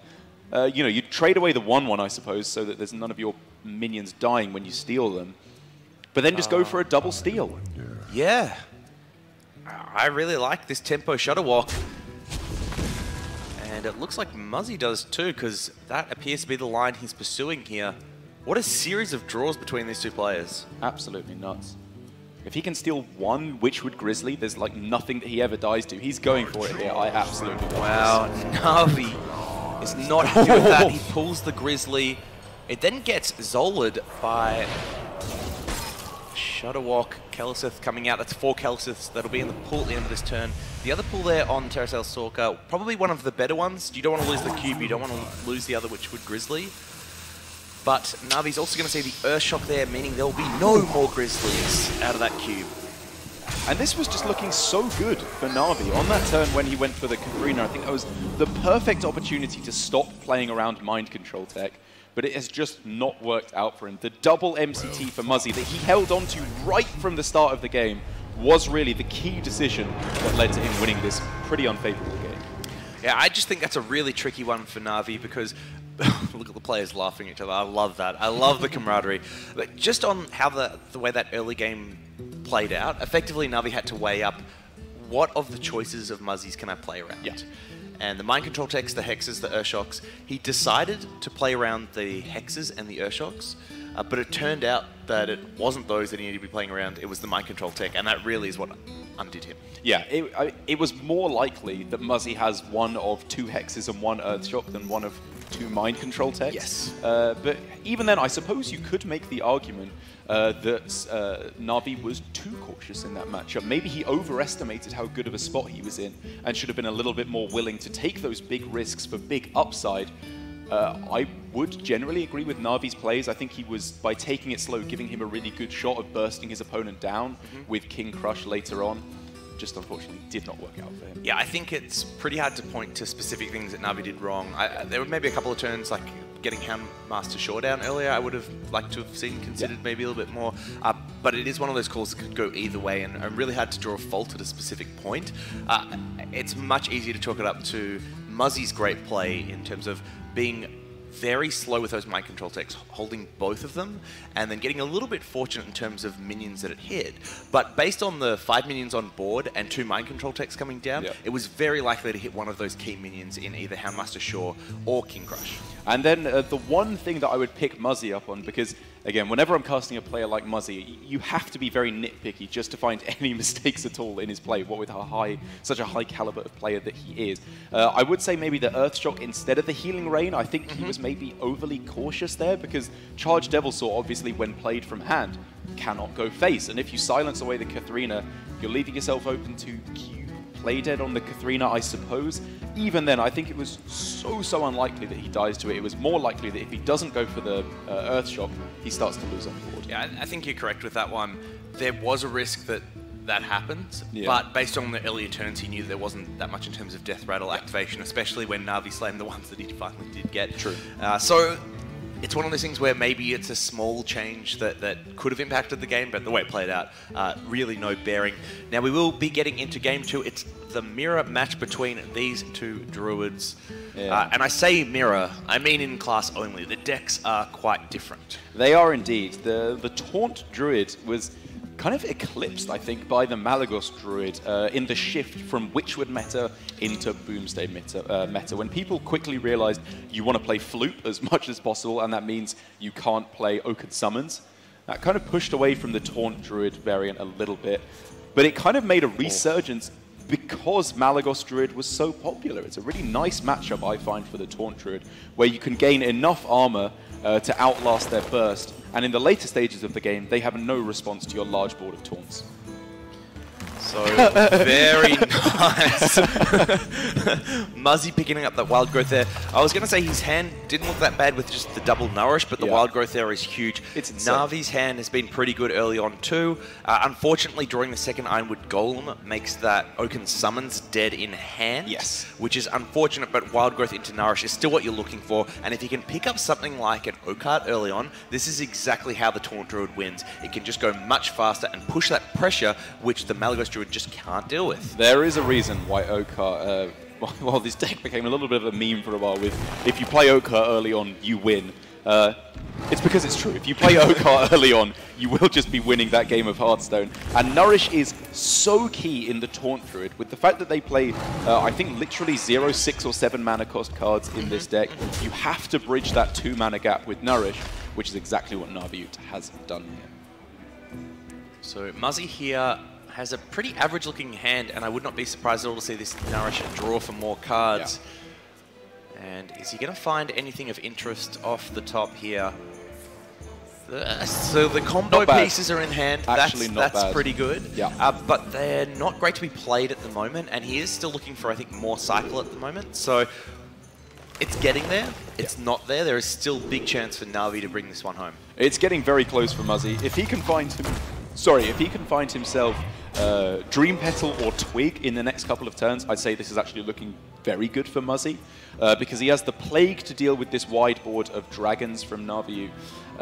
He just needs to be able to go for a big swing turn in the form of Malagos Swipe. I'm not certain that Malagos into fluked Malagos Swipe is good enough, but at the moment, that's Muzzy's best chance of taking this game. That was a very awkward draw he just got in the UI. It's one of those cards which you love having in this matchup, but he needs to dump cards from hand to make room for it, and there's nothing really obvious you want to dump from your hand. The Spreading Plague is absolutely vital to stall out later against some of those big taunt boards. The Mind Control tech you want to be using maybe off that first or second Hydronox to steal some minions. And the Moonfire is, of course, a combo piece. The Jasper Spellstone does nothing at the moment. Yes. Just an awkward turn. Yeah, this hand really is a whole lot of nothing at the moment.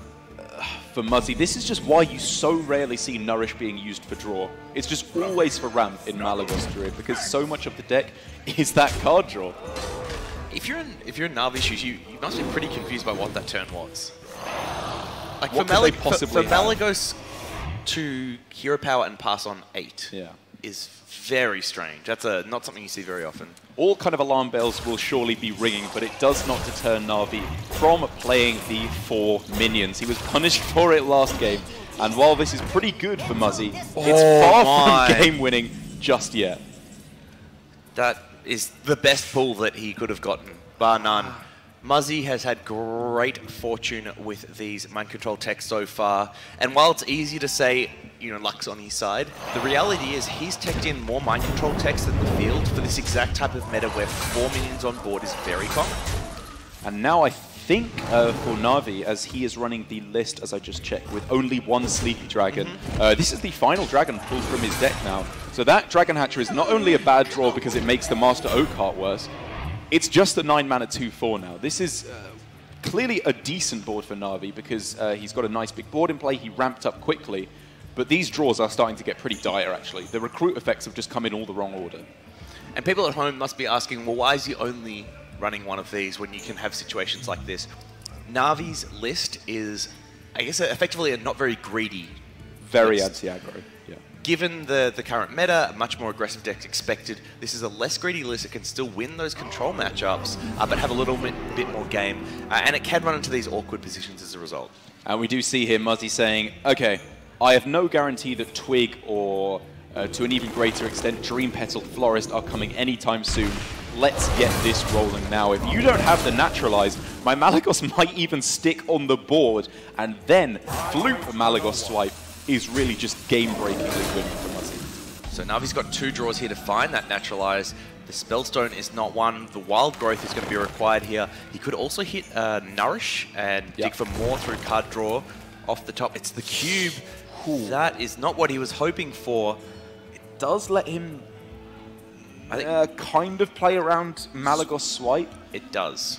You trade in to the Primordial Drake, you play the Cube, and then when the swipe comes out, it pops the Cube, bringing those Sleepy Dragons back out at your disposal. But the other thing is, with just 1 Cube in the list, a less greedy version, it's normally something you want to be holding onto as a potential activator for Hydronox when it comes back off the Witching Hour. So by committing it now, you do forego having the ability to use it later, but when the board state is the way that it is, Na'Vi just has to find a way to survive the next few turns, and that's exactly what we see with this line of play here. I think this is a sad but necessary evil for Na'Vi to throw down this cube, because he knows it doesn't matter about Hadronox. He needs to do something right now or the game is just over. After Muzzy playing out the Malagos, there's a very good chance that he has Floop in hand. I think that would be way too risky of a play if he didn't have it. And, I mean, for Muzzy on this turn, he could hold back the Floop into Swipe because his opponent has clearly demonstrated he has no copy of Naturalize quite yet. Which isn't actually the worst idea. He wants to have the ability to deal with a wide board. So you considering UI as an alternate line to just playing Floop, Swipe, Moonfire, keeping in mind that Swoop and Moonfire is 25 damage all up now? That sounds quite good, that line, yeah, actually. It does. Yeah, I was kind of considering maybe Malfurion as the other line, take it slow and then swipe away a big board. But if he can find himself another Moonfire or Swipe here, the game's just over anyway. Oh, this is also interesting. Just a Moonfire. So if Muzzy now waits... Oh, okay, he's not going to. But with double Naturalize, you can effectively use the Swipe the next turn and then kill both dragons with your Naturalizers. But Muzzy's committing to the line here, and Navi is going to need some help if he's going to get through this one. So Moonfire coming down here, going straight to Navi's face, puts him down to 8. Needs to find a way to answer this board, otherwise it's going to be all she wrote. And that's... killed off one of them. It's just not enough, though. You need to be able to remove both if you're in Navi's shoes. The UI, I guess not. The UI... You don't have to, yeah. The UI from here only does 10, so it's the Swipe Moonfire you're worried about. Yeah. But UI does have a chance of getting the other Moonfire out of the deck at this point. And this does mean wait, now that... Did he find a way to clear? Yeah, he's got the full clear. Like, I was looking at considering maybe UI over this anyway, because it makes your next turn so much more powerful. But the fact that you get to keep both your Sleepy Dragons here alive, and with the swipe off the top, Muzzy was so close to just winning the game on the last turn with the Malagis. He, I suppose, wouldn't have had the mana to go for the full combo, but... I think there'll be a fair bit of Navi era going on in chat because it looks like he has stabilized from this position and should be able to get the win here.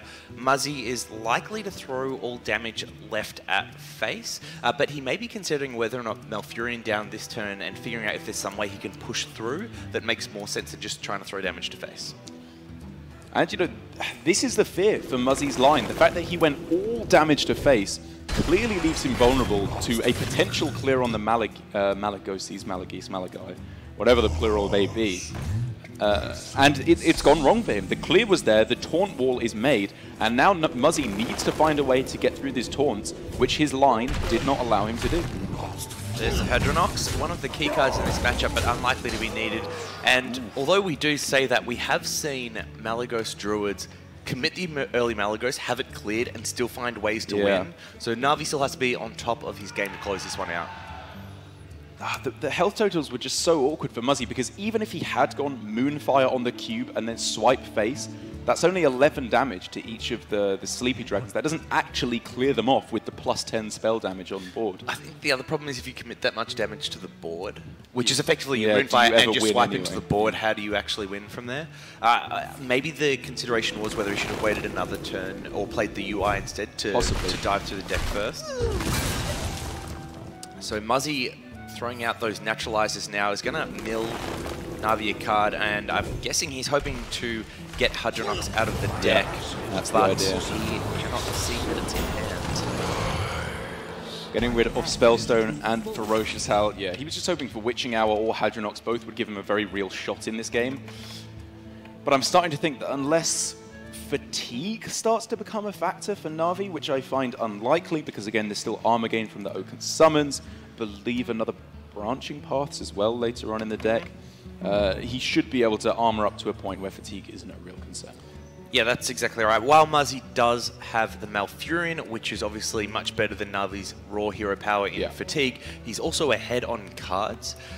There's realistically not much in terms of how Muzzy can clear the first Hadronox wave and then a second Hadronox wave. And the first one may be able to be cleared with the Death Pact, I believe it's called, from the Lich King. Is it Death Pact or Sack Doom Pact? Pact. Doom Pact. I always get that wrong every time. So double Doom Pacts is realistically the only way he can clear it, and then if he has double Doom packs, the better hero power into Fatigue, that would be one way of doing it. So I wouldn't be surprised to see Na'Vi respect this Lich King, and that's exactly how it plays out, the Naturalize coming down. Yeah, I like this a lot from Na'Vi. There was some consideration to hold back the Naturalize for his own Hadronox, but he's realizing here, if he just dominates the board immediately with his own taunts, he doesn't need to worry about killing off his Hadronox immediately, because he will just be ahead on board. He can just play Hadronox here behind these taunts at some point, and Muzzy will have no recourse to kill him immediately.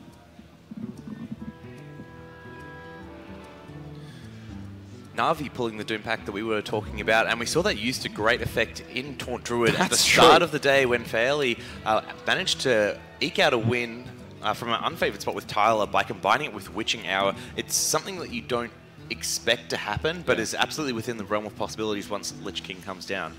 And it could actually be pretty sick here. If the board enters an even board state with maybe a big play from Muzzy with Spreading Plague into Branching Paths, and it looks like maybe he'll burst through with a Starfire. Once you're out of cards in your deck anyway, Witching Hour Doom Pact is pretty much a locked game at that point.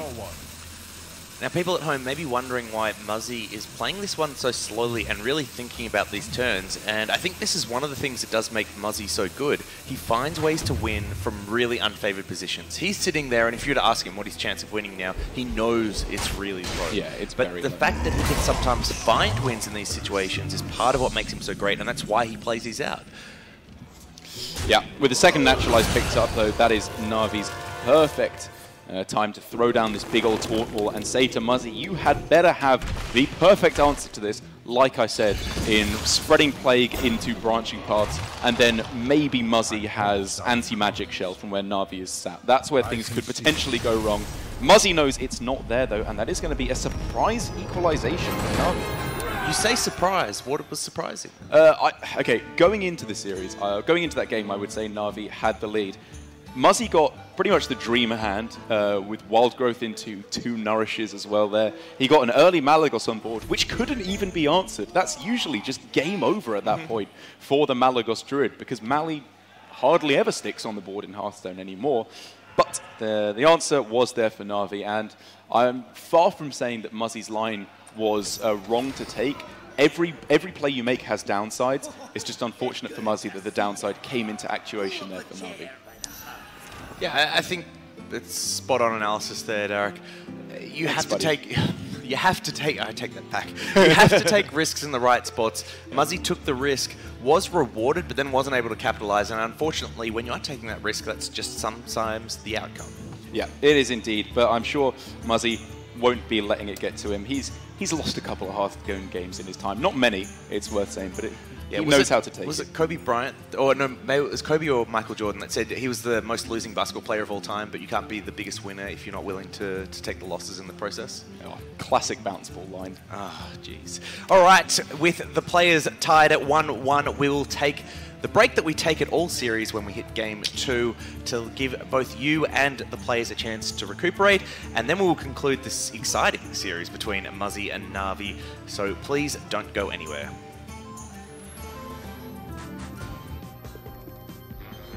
Hey there, I'm Dr. Bull. I live to build things.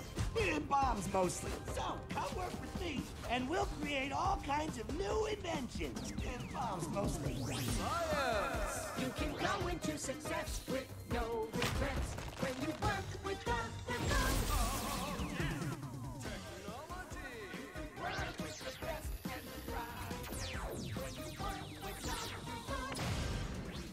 Ginormous mechanical pneumatic gorilla robot arms for smashing everything. What he said.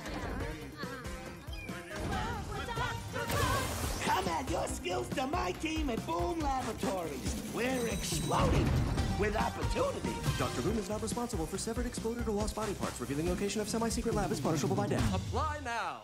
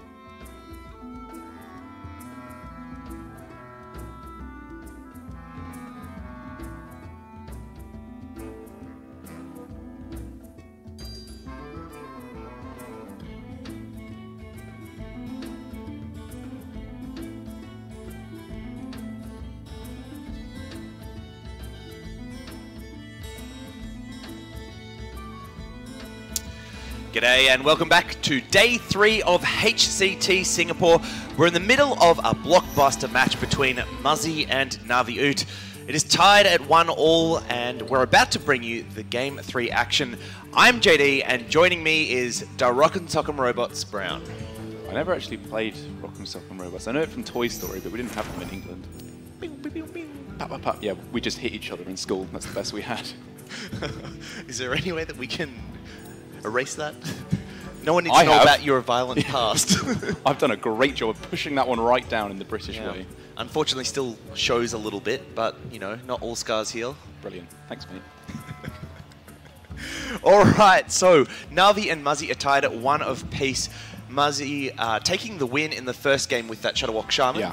And Navi then tying the series in the Druid mirror with his Taunt Druid, getting the win over Malagos. Muzzy having a pretty good hand to start that, but we really saw why Taunt Druid is favoured when it comes to that game. Navi was just able to put on too much pressure too early for the Druid to deal with. Yeah, that would have been a pretty important, well, actually a very important victory for Muzzy because he is coming in a pretty big underdog in this series up against Navi's, which very strong. Weird to say. Muzzy and underdog do not go hand in hand. Yeah.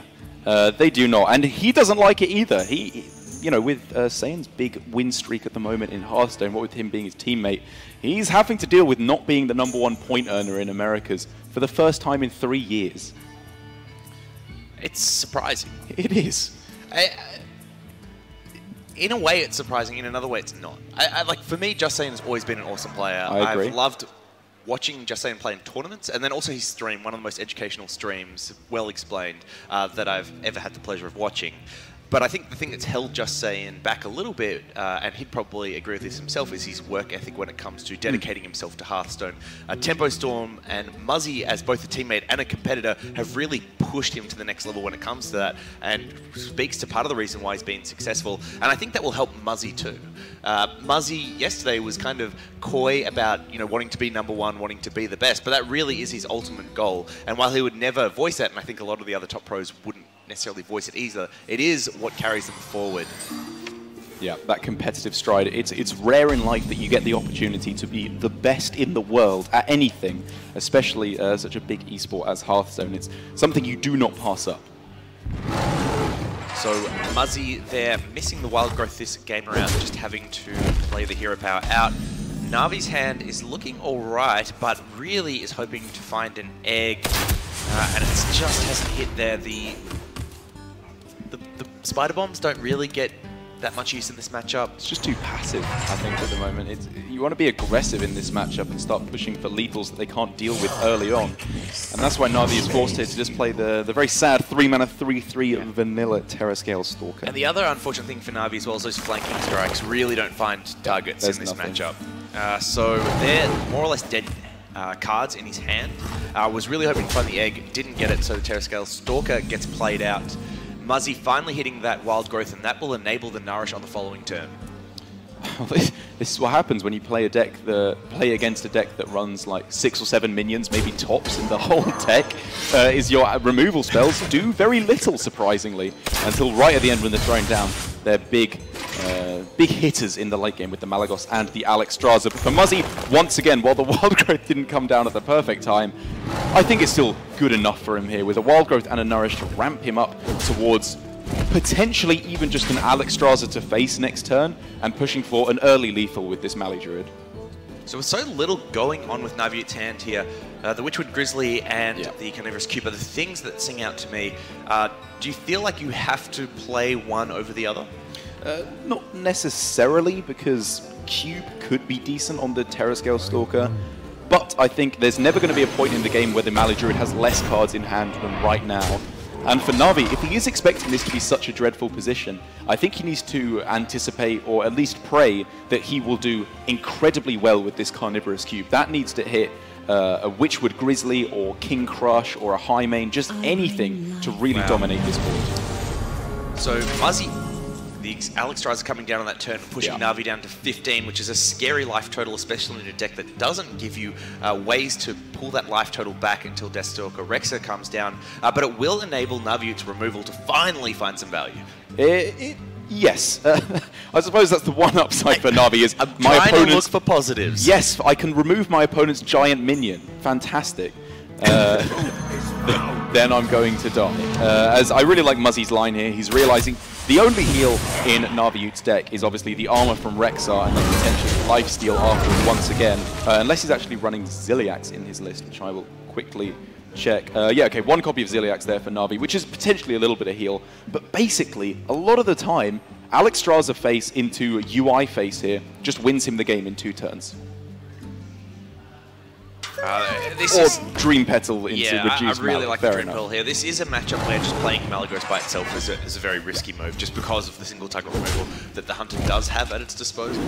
So being able to put it down to 2, this is a perfect time for that. The Florist still demands an answer from Na'Vi in some respect, and the Katharina now is going to be joining the board and pulling out the Grizzly. He would have been hoping for the Charged Devil Sword to come out there. Yeah. Get that extra pressure on, especially given he could follow it up in a turn or 2 with the King Crush. That could have been surprise lethal. Cube into play dead. Yeah. Yep. Very scary indeed. So, unfortunate for Na'Vi, it was a 50-50 there with the other Witchwood Grizzly already being played, the King Crush in hand, but just wasn't meant to be. Now, the positive thing, of course, is that the Death Rattle's still active, so he can still get that Charged Devil Saw out, but he's really looking for something like another Play Dead to get the most value out of it. And even then, if he attacked face with everything here, that's 12, another 8 from the Charged Devil Saw as it's pulled out, 20, plus a 14. I just don't even think he can get lethal on this turn, even if it was exactly perfect draws here of the second Play Dead. Yes, and that will be game 3 to Muzzy with the way this is playing out. Malagos is discounted. The double swipes will enable 18 damage to face just out of hand.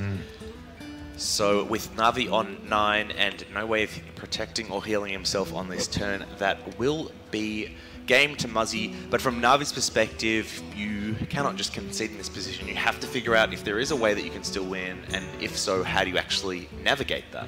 I have actually just counted it up, and I think if Na'Vi had found the second Play Dead, that would actually have been lethal there on this turn. With what, the 8 and then 14 that comes with the 2 Devil Swords after. Just about would have got there. He has to go for this anyway. Was there any problems with board size? No, I don't think so, yeah. Which, you know, Muzzy, that is a very, very specific series of draws your opponent has to be hit. There wouldn't have been mana for Terrascale Stalker in amongst that instead of one of the Playdeads. So I think Muzzy was saying, on average, this is the most consistent line for me to win next turn and deny Rexar as an out, and that's exactly what Muzzy has done so beautifully here. And here comes Malagos to close out the game and give Muzzy the lead 2-1. So this series, despite us talking about it being favoured for Na'Vi in terms of the lineups, this went to 3-2 in the Swiss as well, and we expected it to be a close contest, and that's exactly how it's playing out. It really is. Muzzy now left with only his Even Warlock up against the Q-Block. I think that's actually a pretty good matchup for the Even Warlock, because that will so often be decided by first Mountain Giant or early Mountain Giants for these players, at which point Even Warlock can always get the first Giant down unless Doomsayer shenanigans start playing a part, because if you're going first, you are the first player to hit turn 4, and if you're on the coin as Even Warlock, you can hit that all-important turn 3 Giant. Things get a little bit messier when you start entering Skull into the equation as well as Void Lords, but I think with only 1 victory left for Muzzy, he's looking pretty favoured to win this series now. Yeah, anytime you're 2 games up to 1, you are, of course, favoured to close out, even if you do have a weaker deck when it comes to the final 2 matchups. And I think you're spot on with what you're saying there. The Warlock Mirror is one that Muzzy can quite easily get a victory if that Mountain Giant comes down early from his side and not Na'Vi's. That can be what those matchups comes down to more often than not. I do think, though, that if Na'Vi can stabilize early on, his deck has more value and better late game in the sense that he should be able to get the win over Muzzy. So if that matchup is queued, I expect that'll be how it will get played out. And now Na'Vi also has to get a win with the Hunter, as we saw as well. That is generally a pretty favoured matchup over the Even Lock. Yeah, Muzzy was talking about this exact matchup. He was, I think, actually anticipating at the start of the day this was one of the exact matchups he would have to win. He thought it would come down to this a lot. And he said it's difficult, but far from unwinnable. If you can see the Death Rattle Hunter whiffing on its draw, as we've seen twice now, I think, for Navi. It's pretty safe to say, with no egg being found in the first game, the Death Rattle activator is not quite lining up. The Even Warlock, if it runs into that, will start to dominate the game in the mid to late stages with Giants, Twilight Drakes, Hooks, Reavers, Lich Kings. The Hunter only has so much removal. They will eventually start to run out. So we are just waiting for this game to commence. The players are waiting to get the signal to queue up and commence. And with the hands going to the mouses, that will be the all okay from the admins to commence game 4. It's like an old western where it's like draw. And, bang. Yeah. Whoever selects first doesn't win anything. You know, Muzzy is kind of the quickest drawer in the West with his plays. Like, you often don't get to see the card he's playing before he's already thrown it down. I feel like that's a really bold statement to make when Casey's still left in the top 4. Okay, well, Casey can be Lucky Luke, and then Muzzy can be whoever else is a cowboy. I don't know. Some other one. The other cowboy. The other cowboy. He can be Woody. There we go. Oh, jeez, that's not a good cowboy. I agree to disagree. It's a toy. What? Alright, so game 4 is underway. Muzzy has a couple of Twilight Drakes in his hand, and I didn't quite catch what the last bit was, as I was dumbfounded by Derek's my casting. idiocy. The old Derek Brown special. And on Navi's side, he has found the Terrascale Stalker, which is one of those cards you're looking for early, but nothing to pair it with. The Howmaster Shore is a great card to put down early on, but only in the situation where Evenlock hasn't already got control of the board. So Vulgar Homunculus comes out here for Muzzy. And this is a matchup where playing those 2 drops is useful. And I mean that in the sense that playing them early is useful. The Spider Bombs are very scary, so anytime that Even Warlock can build a slightly wider board and give odds for the Spider Bomb not to hit their big threats is very valuable. I really like this from Muzzy because the temptation when you're going second on Even Warlock is to tap 1 and 2 every time and hope to hit a Mountain Giant. But I agree that the 2 drops are good in this matchup. I think what more is the consideration for Muzzy is that Mountain Giants generally aren't that good. Is that if you go all in on hitting it on turn 3 and they have Hunter's Mark or Spider Bomb, you're pretty far behind. So going a little bit more even on this board, going wide instead of going tall with just 1 Mountain Giant is a good way, I imagine, for Muzzy to pull ahead. So it was a very quick turn from Navi there with the Handmaster Shore coming down straight away. Do you want to walk me through why that was the case over something like a Hunter's Mark Spider Bomb? There's definitely consideration for Hunter's Mark Spider Bomb if you can start to clean up this board, but Houndmaster Shore, it's just pretty much being used here to clean up the board for its stats. It forces your opponent to trade in, which isn't great, but Navi realizes he needs to start clearing up the board for when Katharina comes down. That's already the cornerstone of his strategy here, is trying to just hit Katharina on curve, pull out a Devil Saw, charged Devil Saw, sorry, or a Witchwood Grizzly, and go for lethal. So the Grizzly coming into hand there seems like now the obvious choice to be played out on this turn, just fits the curve nicely. And unfortunately, it is one of those matchups where the health total gets bumped down pretty significantly just because of hand sizes. So it will come out as a 3-6 in the current setting. And if it was just 1 less health on the damaged Twilight Drake, you could then maybe guarantee its survival and go for a Grizzly into cube play. But without even a play dead, you're then leaving yourself vulnerable to silence. Everything here is just 1 card away, 1 health away from being really nice for Navi. Even just 1 mana away. If he was on 6 mana here, he probably would be considering whether or not Hunter's Mark could be coming down this turn to try and prevent that Witchwood Grizzly from being cleared off. And it's quite interesting to see this happening to the Hunter. This is normally something we talk about with Even Warlock, where because of the fact the deck is even overall, you can have these really awkward turns. That's true. In terms of 4-cost minions with 7 mana and trying to get a tap in and you don't have a 2-drop and all these weird things, but the shoe is on the other foot. And Navi playing out that Witchwood Grizzly, it can be eaten up by those Drakes, but take 1 in the process. That is just the main reason why a lot of people are pretty down on Death Rattle Hunter is the vast majority of cards in the deck individually are not very good cards. You have the premium ones like Prince Keleseth, obviously. Flanking Strike is just a good card to dominate the board. But all the ones like Egg, Terrascale, Witchwood Grizzly, Cube, Charge Devilsaur, it's all combo cards. And when the combinations come together, it feels nigh on unbeatable. It's just insanely powerful. But in situations like this, when it doesn't come together, it's just not that strong. So Muzzy here protecting the Drake and using the Spellstone. This to me is a nod for him playing around Spider Bomb. Yes, I'll definitely agree with you there. He knows that given how many cards Navi has just kept and not played for this long, he cannot go so tall on the board, which is, when we were discussing with the pro players down in the viewing area, a little bit of a point of contention that some players had with Faeli's play, where he was going so all in on the Lich King up against Tyler, when, again, single target removal is what Hunter does best. Alright, so Spider Bomb, and it hits the target that Navi was looking for. A kind of forced play given the clunkiness of his hand, and hits the minion that he wants. So Muzzy, on the flip side, his hand is now starting to look a little bit awkward itself. The trade Mossy is obviously pretty bad because it destroys your own Mossy Horror. Yes, those 2-drops, those Plated Beetles, great anti-aggro tools, but at this point in the game you want to be doing something a little bit more powerful than that. The unbuffed Hook Reaver could come down as just a 4-4, and it looks like that may just have to be the case. That's what I'm looking at here. Trading the Drake into the Spider Bomb, playing the Hooked Reaver. Ooh. So the Mossy Horror might be coming down still.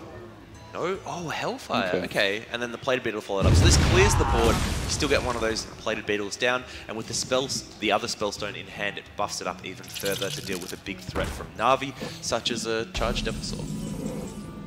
Yeah, oh man, this was close. Like, you want to be proactive, but only developing a 4-4 into a 3-3 is not much. Your board is hardly better at all than your opponent's. And the fact that they have to deal 1 extra damage, you're not really pulling their mana away from anything better, because turn 7 is a very weak turn for the Death Rattle Hunter until they get Katharina in play. The upgrading of the Spellstone, I agree with you though, is a big part of Muzzy's consideration here. So Muzzy's turn 7 starts it off with the Life Tap, seeing what else he can find on the deck, and a Mountain Giant is a good pull, but choosing to go for the Skulking Geist, we're starting to get into those turns where those 1-cost spells of Hunters become really powerful. So taking the safe play by getting the Geist down, and Navi hits the minion he was looking for last series in the Charged Devilsaur, a little bit too late for my liking, but is still powerful in this current board state. Yeah, this is, again, this is what Navi's whole game plan was revolving around. Saving the cubes so that he can go for cube on Devilsaur, or cube Katharina, cube King Crush, whatever. Just any big swing he can make to really dominate the board. He knew was his only chance of victory, because just going minion for minion, trading in the mid-game, nothing he was doing was broken enough. He needed those combos to come together like I was talking about. Now we see Na'Vi proactively trading into the Skulking Geist there. Doesn't want to put doesn't want to put Muzzy down below 15 just yet to enable those Hooked Reavers. Now the thing he was weighing up was whether or not you attack in with the Wolf, and he's looking at 20 health going, that makes me weak to Hellfire and like Vulgar Homunculus or Tap to activate that Hooked Reaver. But the reality is, if he has a Hellfire here, I'm in a really bad spot anyway. You have to play into that a little bit and open yourself up to actually get this kind of risk cube online next turn. The trade here for Na'Vi is just what made this turn go from amazing to terrible for Muzzy. If he'd gone face, we could have seen Hooked Reaver Spellstone on this turn for Muzzy, take out the Devilsaur, develop a nice big juicy minion, and be in no range of dying. But now for Na'Vi, that's all fallen apart. He can't go for a full value Spellstone on the Devilsaur because it only has 3 health. Does he want to go for that now? Hooked Reaver can't activate. This was a lovely decision here for Na'Vi to trade. And it does prevent the Mountain Giant from coming down that turn. Instead, a much weaker play in Ooze Spellstone at least clears up the Devilsaur, preventing Cube from doing anything interesting, but a very weak turn in terms of Muzzy's own development. So a full face play here for Na'Vi would allow Muzzy to go tap double Hooked Reaver, which is definitely something he's considering while making this play, because I think what he wants to do, if there was no, no Hooked Reaver, would be to go cube on the Katharina, flanking strike away the Ooze, and not even think about it. So I really like the cube on the Katharina now. There's no way to effectively pop these cubes in the sense that both playdeads are gone thanks to Skulking Geist and the Terra Scale Stalker. That card is going to give me nightmares. There's only one left in the deck and obviously not in hand. Navi's now getting to the point in the game where he does need to find a way to put on pressure sooner rather than later. So getting the first cube out now, popping out a minion, and then enabling that second cube in the follow-up, I really like. Now still weighing up whether or not he should pop Muzzy down below 15, and I would like to see him hold off here. I just think with the current board, he can't deal with a hooked Reaver, but with the second Carnivorous Cube coming down, he does have potential power plays in following turns. I think I actually like going for the flanking strike play. I totally understand that the main consideration here is you want to be afraid of not giving them too much time. If they go Blood Reaver Gul'dan, then the game starts to get a little bit more difficult for you. But here, by not even going face at all, I suppose it develops enough minions to potentially develop lethal, but still doesn't put him in Hook's Reaver ring. This is a nice middle road play. Yes, I think developing the board, not putting your opponent below 15 is right, is what that he the should play? be trying to do. Okay, sorry. So I was saying, should you consider attacking at all? And Right. the answer is no, and then do you trade in or flanking strike? I think the flanking strike, as you said, is the correct call every time that you want to develop that board. And you have checked softly for the Hellfire on previous turns and seen that it wasn't there. That's true. So you can That's make true. a read that another Wolf on the board is a relatively safe play, as long as Muzzy hasn't drawn it in the next couple of cards. ... Thinking. Yeah, really nice way for Muzzy to stem the bleeding a little bit, but he is still going to be real afraid of King Crush on one of these turns, be it through the summoning of Katharina, which again is inside that Carnivorous Cube, or just from face. If it comes out the hand, the 8 damage charging in would be very, very scary indeed for Muzzy. So Muzzy here finally getting an opportunity to get that Mountain Giant down. The shields have come up. The Giant is going to be sitting in the way alongside that Plated Beetle. A big card for Na'Vi in terms of Spider Bomb, but not traditionally the card you want to be activating with the cube. Yeah. And breaking open the cube into the Mountain Giant is not that bad, especially when you have Candle Shot. We could see attack in, get 2 Katharinas out, cube one of those Katharinas once again to get yourself the King Crush, I think, guaranteed out of it at that point. This is a big board, and now Na'Vi's probably at the point where, yeah, you definitely want to kill both of these minions, and I think you leave Muzzy at 20. You don't want to push him. Oh, you can put him to 18, and you're probably okay with that, because you still believe that there's not Hellfire there, more likely than not. Yeah. Or you could cube one of these Katharinas, summon King Crush. King Crush, yeah. King Crush is coming out, so then you're definitely going to be pushing Muzzy as low as you can if the Crush is what comes out. And it is what comes out. So the steady shot straight away. And he is considering this, but I like the King Crush being sent to face here. He's still thinking about it because he has lethal on board already. So he's saying, why would I give my opponent the ability to go double Vulgar Homunculus on the next turn? That is very restrained play by Na'Vi. It's very, very restrained. But what other punishes actually are there on this board? With Muzzy giving the concede there, I struggle to think of anything that could have saved him. Gul'dan wouldn't have been enough. There weren't any Defile clears either. It seems insane to not attack with King Crush when he's summoned, but I feel like it might have been correct. Is that just because it's fun? It's so fun. Well, we could see not attacking did force the checkmate with Muzzy tapping out of that game. And it is now tied once again at 2-2. This has been neck and neck. Muzzy wins one, Na'Vi wins one. Muzzy wins one, Na'Vi wins one. And we're about to head into Game 5. This is exactly how it came down to in Swiss. Tied at 2-2 going into Game 5. Na'Vi won that the first time round. Can Muzzy get his revenge? It's looking pretty good. I think even Warlock versus Q-Block is not a matchup that we've actually seen much in Hearthstone at all, because the main reason even Warlock rose to dominance was because of Q-Block's nerf. You wouldn't ever have really considered it before the nerf came in, because Possessed Lackey and the Dark Pact was so oppressively powerful in Hearthstone for such a long time.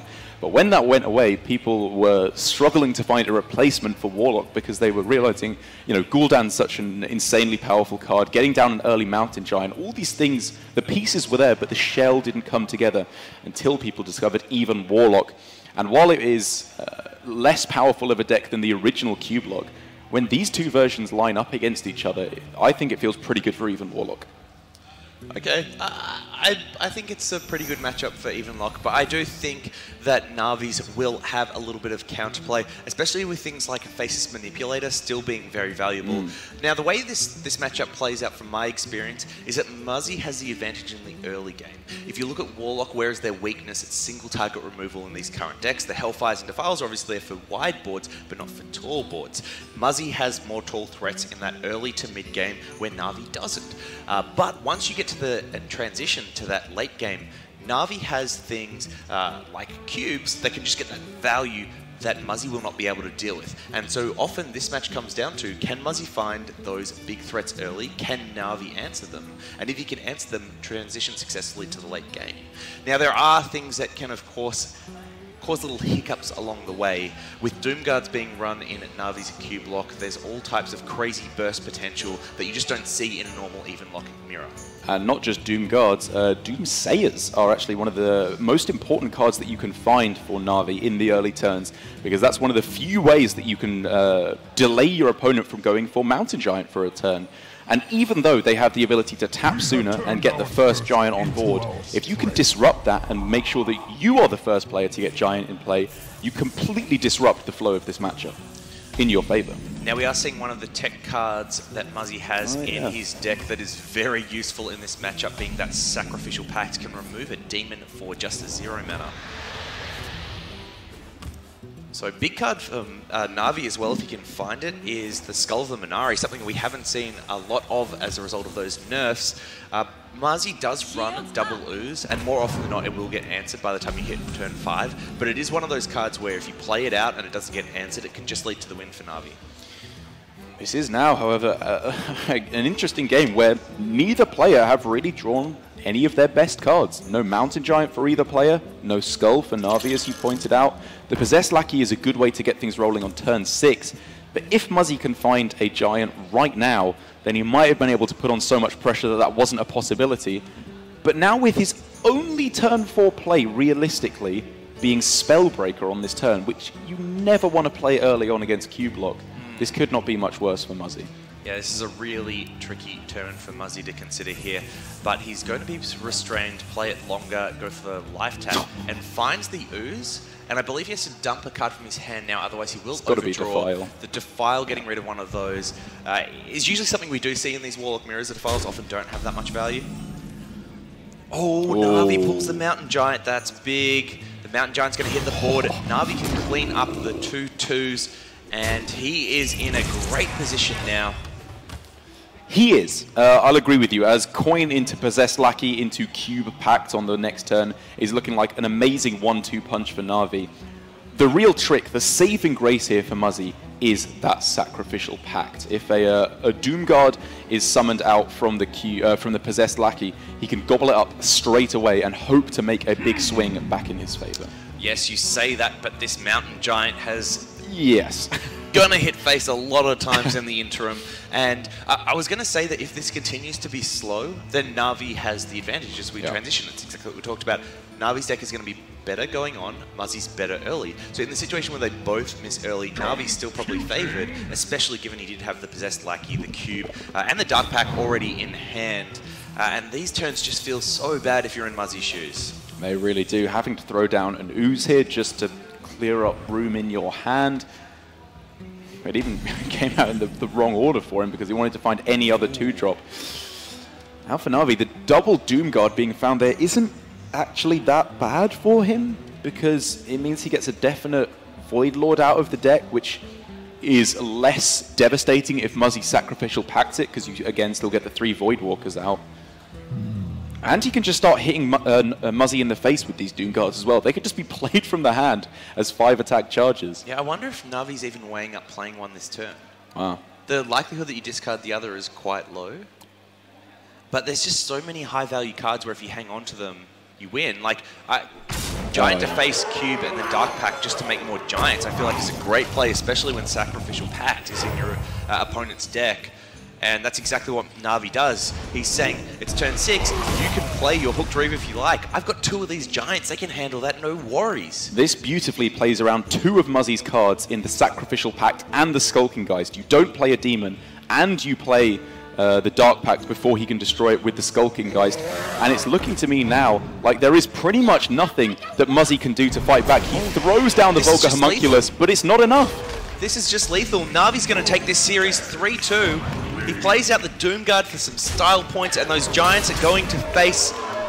What a win by Na'Vi. This was definitely the way we were expecting it to go towards the start, but it looked for a while like Muzzy might be pulling off the surprise upset in this very unfavorable series, but in the end, the even Warlock letting him down pretty big time with that miserable draw in the last game. And you got to love that, the hug between these two competitors and friends. And in the background, you can hear cheerleader Ant leading off with those oots. You got to show respect for the boy. It's really good to see Na'Vi doing well in a tour stop. He's been playing Hearthstone too well for too long to not have got this far, I think it's fair to say. Obviously with his focus on his stream earlier on in the year is what led to a little bit of a dry spell in terms of competitive Hearthstone, but this could be the big turnaround point for him. Yeah, I mean, it's one thing to point to the stream. I'd also say it's quite hard for Na'Vi to get out to events, just given Australia, our proximity to events does make it difficult to get to as many as maybe some of the other players. So you look at partly stream and then partly location, and sure. But the one thing that we have seen from Na'Vi is that he does do consistently pretty well when he does get a chance to go to tour stops, and this is just another one of those playing out today. A top 4 will guarantee his best place for the year, and he will look to improve on that even more. And so he is now going to be facing up against, as we can see here, Casey, which I got to say, I think that's another pretty good matchup for Na'Vi. Speaking to some of the other pros, they think Casey might have the edge on Na'Vi, Really? but I've heard others say that Na'Vi should have the edge. It's a lot closer because Casey is playing Quest Rogue, whereas Muzzy was not, which means Na'Vi, I think, kind of has to ban away Casey's Quest Rogue, which leaves open the Death Rattle Hunter, which he clearly didn't want to face from Muzzy's lineup. A lot closer, but I think from Na'Vi's play there, we can agree he's looking to be in a pretty good spot. Yes, and it has left us with an amazing top 4, as we just saw on screen there. Fairley and Krebo will be in the left-hand side semi-final and be our next match, before Casey and Na'Vi Oot play off against each other. Looking at the top 4 we have, one, you have to be thrilled with how stacked it is. But secondly, is there any name or decks that kind of sing out to you as the person that you would put your money on to get the win from here? So the big outlier in terms of strategies appears to be Krebo, because we see Fairley and Na'Vi with the Taunt Druid, Casey with just the kind of standard HS replay best deck strategy at the moment with Quest Rogue, Death Rattle Hunter, standard anti-aggro stuff. I'd have to say Krebo looks like he's in a pretty good spot here in the top 4 with his aggressive strategies, the was it Odd Paladin he's got, as well as the Secret Hunter. Slightly off meta, aggressive decks considering the general consensus of anti-control being the meta, but it's put him in a really good spot here in the semi-final. Yeah, and I think a lot of the pros would agree with you. Talking to the start of the day, it was going to be Krebo and Blitzchung that they had as the favoured to kind of get the way through. With Blitzchung going, it does put Krebo in the driver's seat. But I'm very excited to hear a little bit more from our winner, Na'Vi Oot. So let's jump over to an interview with him now.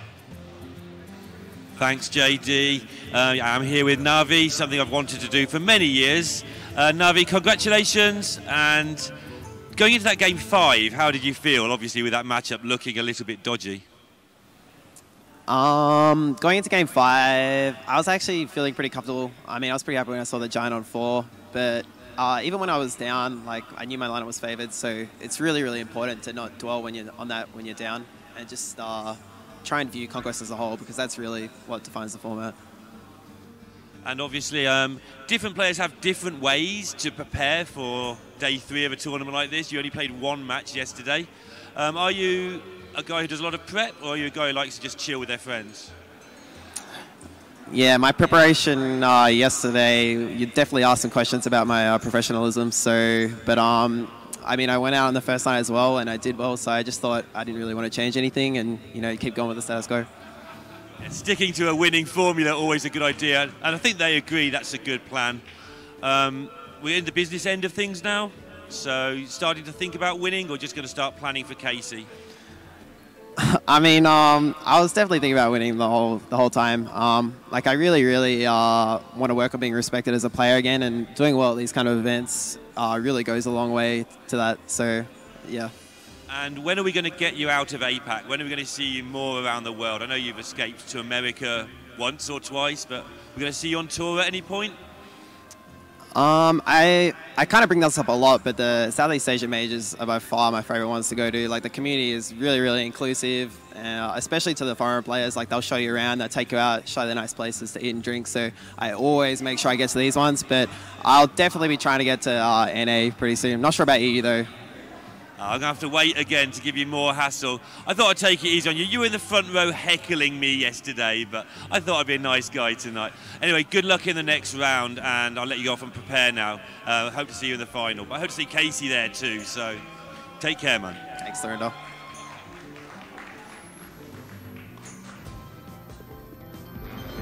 Hey there, I'm Dr. Boom. I live to build things. Bombs mostly. So, come work with me, and we'll create all kinds of new inventions. Bombs mostly. Science! You can go into success with no regrets when you work with Dr. Boom. Technology! You can work with the best and thrive when you work with Dr. Boom. Ginormous mechanical pneumatic gorilla robot arms for smashing everything. What he said. Come add your skills to my team at Boom Laboratories. We're exploding with opportunity. Dr. Boom is not responsible for severed, exploded, or lost body parts. Revealing location of semi-secret lab is punishable by death. Apply now.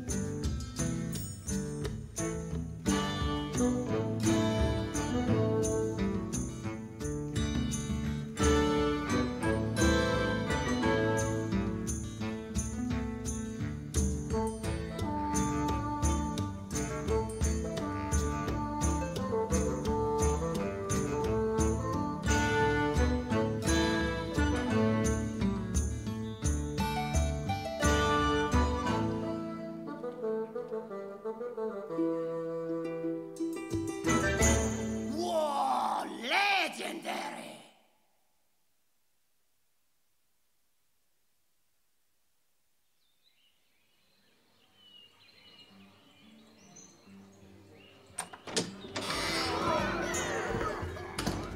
Oh, it's good to see you again. Pull up a chair by the hearth. Welcome back once again to HCT.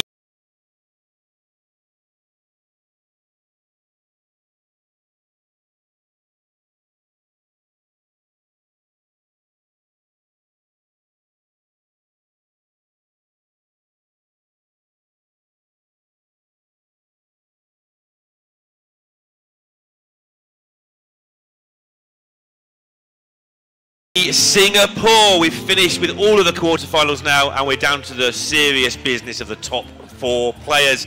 With me to help break this one down is going to be Gia. Gia, who's going to win this and why? Don't put me on the spot like that, Lorinda. I time. cannot tell you, but I can tell you who I think is quite favored, and that is Faili, I do believe, with this more control-oriented lineup that can, I think, put up quite a good fight against what Kribo has to offer. And I gotta say that after 2.5 days of our Hearthstone action here in HCT Singapore, it's really exciting now that it's just come down to 4, and it's half and half, 2 APAC players and 2 European players. Yeah, it was really interesting watching the bans for this one. The lineup, Faili's got Shudderwock, he's got Even Lock, Taunt Druid and Death Rattle Hunter. Kribo has got the Paladin, Subject 9 Hunter, the caster's favourite, Odd Rogue and Malygos Druid.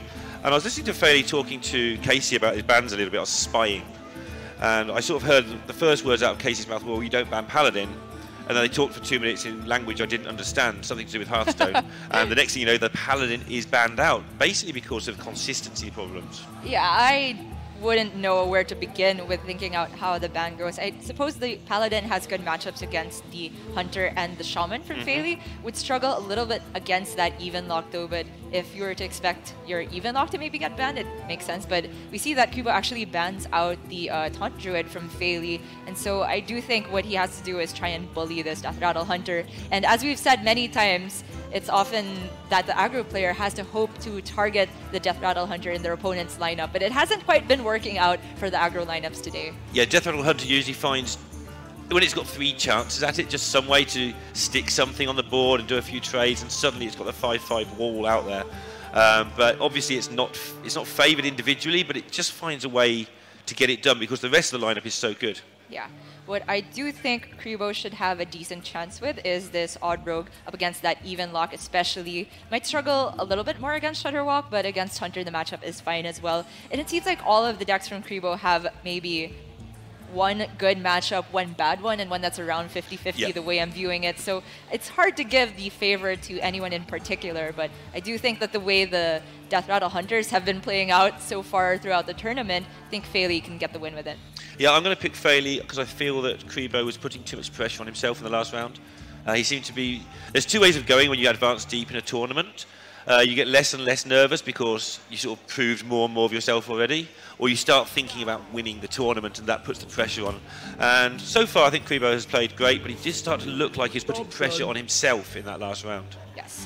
So the first of the series will be the Odd Rogue from Kribo up against the Shudderwock Shaman from Faili. And often I do think the Shudderwock has a leg up on this one just because of the power of Volcano as a board clear to anything that the Rogue has to offer prior to turn 5. But that's Myra's Unstable Element refill sometimes is what gets the Rogue over the line and has made the Rogue a bit more powerful in the matchup with this new expansion.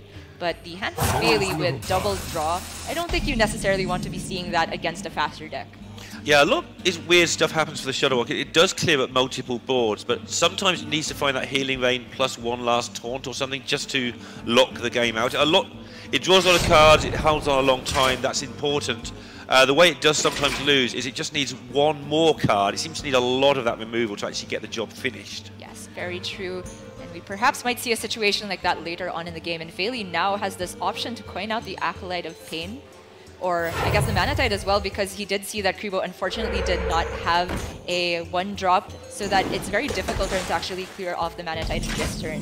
Yeah, the only very brief pause is, do I need Hex? And the answer is no, you don't, because Kribo has to deal with this Manatite immediately. Yes. And obviously going in with his face there means that next turn lets a fledgling go face in some situations. Feli, even though it's quite off curve, has the option to immediately neutralize the fledgling with Earth Shock. He could go for a greedier play of one of these 3 drops, but the thing is, if the fledgling manages to get stealth, suddenly it's really scary. Can't be targeted by Hex next turn or the Earth Shock. So Feli has 4 cards he's looking for, double Lightning Storm, double Volcano in his deck. 22 cards left. If he plays a Manatide Totem, he'll draw 3 more cards before his next turn, which gives him a great chance of drawing one of those 4 AoE. So even he past chooses stealth, not yeah. to Earthshock, even though it's terrifying, and get on with it, and he has got away with that there. It's definitely respectable, and also it has this added condition that if Kribo wants to go face with the fledgling, he's probably not clearing the other Manatide Totem. Yeah, that was the attack last turn, set up to not be in this position, so Feli just put him back in the position he was trying to avoid. But Kribo also identifies that the opposite is true. If he can just get a massive Wind Fury fledgling, that is a way to win against all these cards that Feli is drawing. Unfortunately, Wind Fury is not an option here, and now he has to decide which of these 3 to take. The can't be targeted looks like it's just decent against those single target removals, of course, but as you mentioned, AoE is likely to be in the hand for Feli at some point soon. So if far in the future you're thinking about Volcano, then the health seems like a decent pick, but I do like that because you're going into turn 4 that he goes for the can't be targeted. Yeah, and now Feli does have to, if he wants to Lightning Storm, he has to take a pretty scary 50-50. With that in mind, might be tempted. I mean, if he Lightning Storms, he should kill one of these 2 minions, like 75% chance to kill at least one, which means that his Manatide is protected again, but he won't want to be overloaded. I do wonder if we just see a Hex here. Hex on the Blood Knight? Yeah, that it seems awful, really, really. sad. Yeah. So he is just going to take the that gamble, 75. and fingers crossed both these players don't really want to look at the screen, and oh my no! goodness. And that means the Fungal Mancer is going to go Well, pretty he can crazy. still Earth Shock the Blood Knight to at least remove 1 minion. It feels awful, but he has to do it. Ouch. The bright side, Feli still has a lot of cards in hand. The second Lightning Storm has a good chance of maybe clearing up the fledgling, depending on what kind of buff it gets. That's... Now it's just shut your eyes if you're Feli every single turn. And Kribo also is tempted to just remove the Manatide, but I think that the fledgling needs to survive if he wants any type of advantage in the game. Yeah. Having seen a Lightning Storm, it must be tempting to go for Giggling Inventor and wider onto the board. Fungal on this 1 minion is very aggressive, not going for the extreme value, but if he gets the Wind Fury, it could pay off big time. Yeah, he may not have many turns in the game where he actually gets minions to stick from this point on. Yeah, it doesn't get anything of use there. Well, Feli is overloaded, so that is one thing that Kribo has going for him. No possibility of Volcano yet, so Kribo is just going to go for the best stat buff.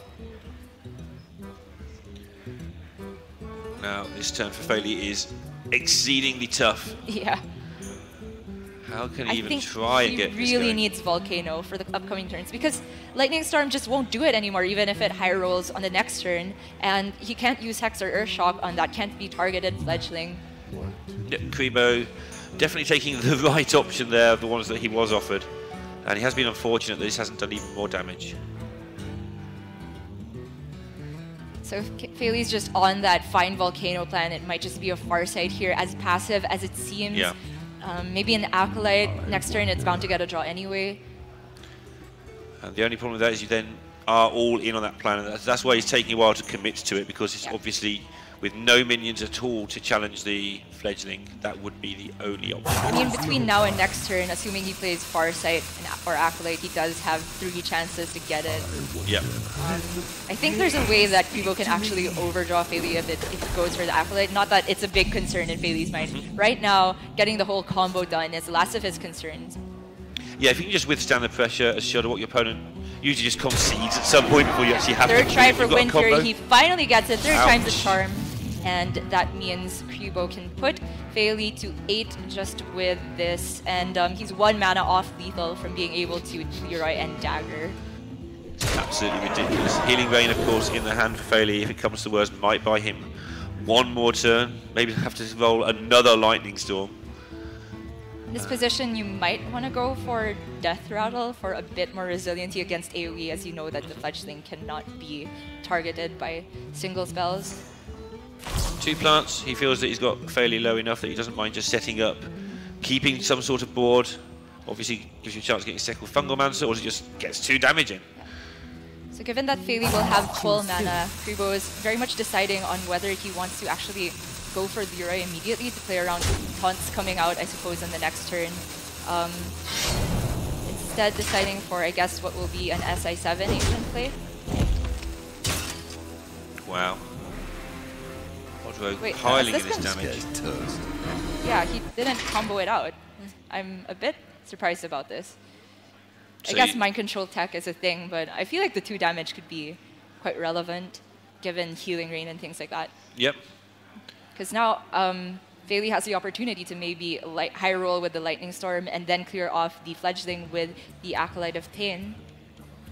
Yeah, I feel like Kribo is just holding back because I think he thinks he's won anyway if there's no Volcano and just wants to reload in the instances where it's not there.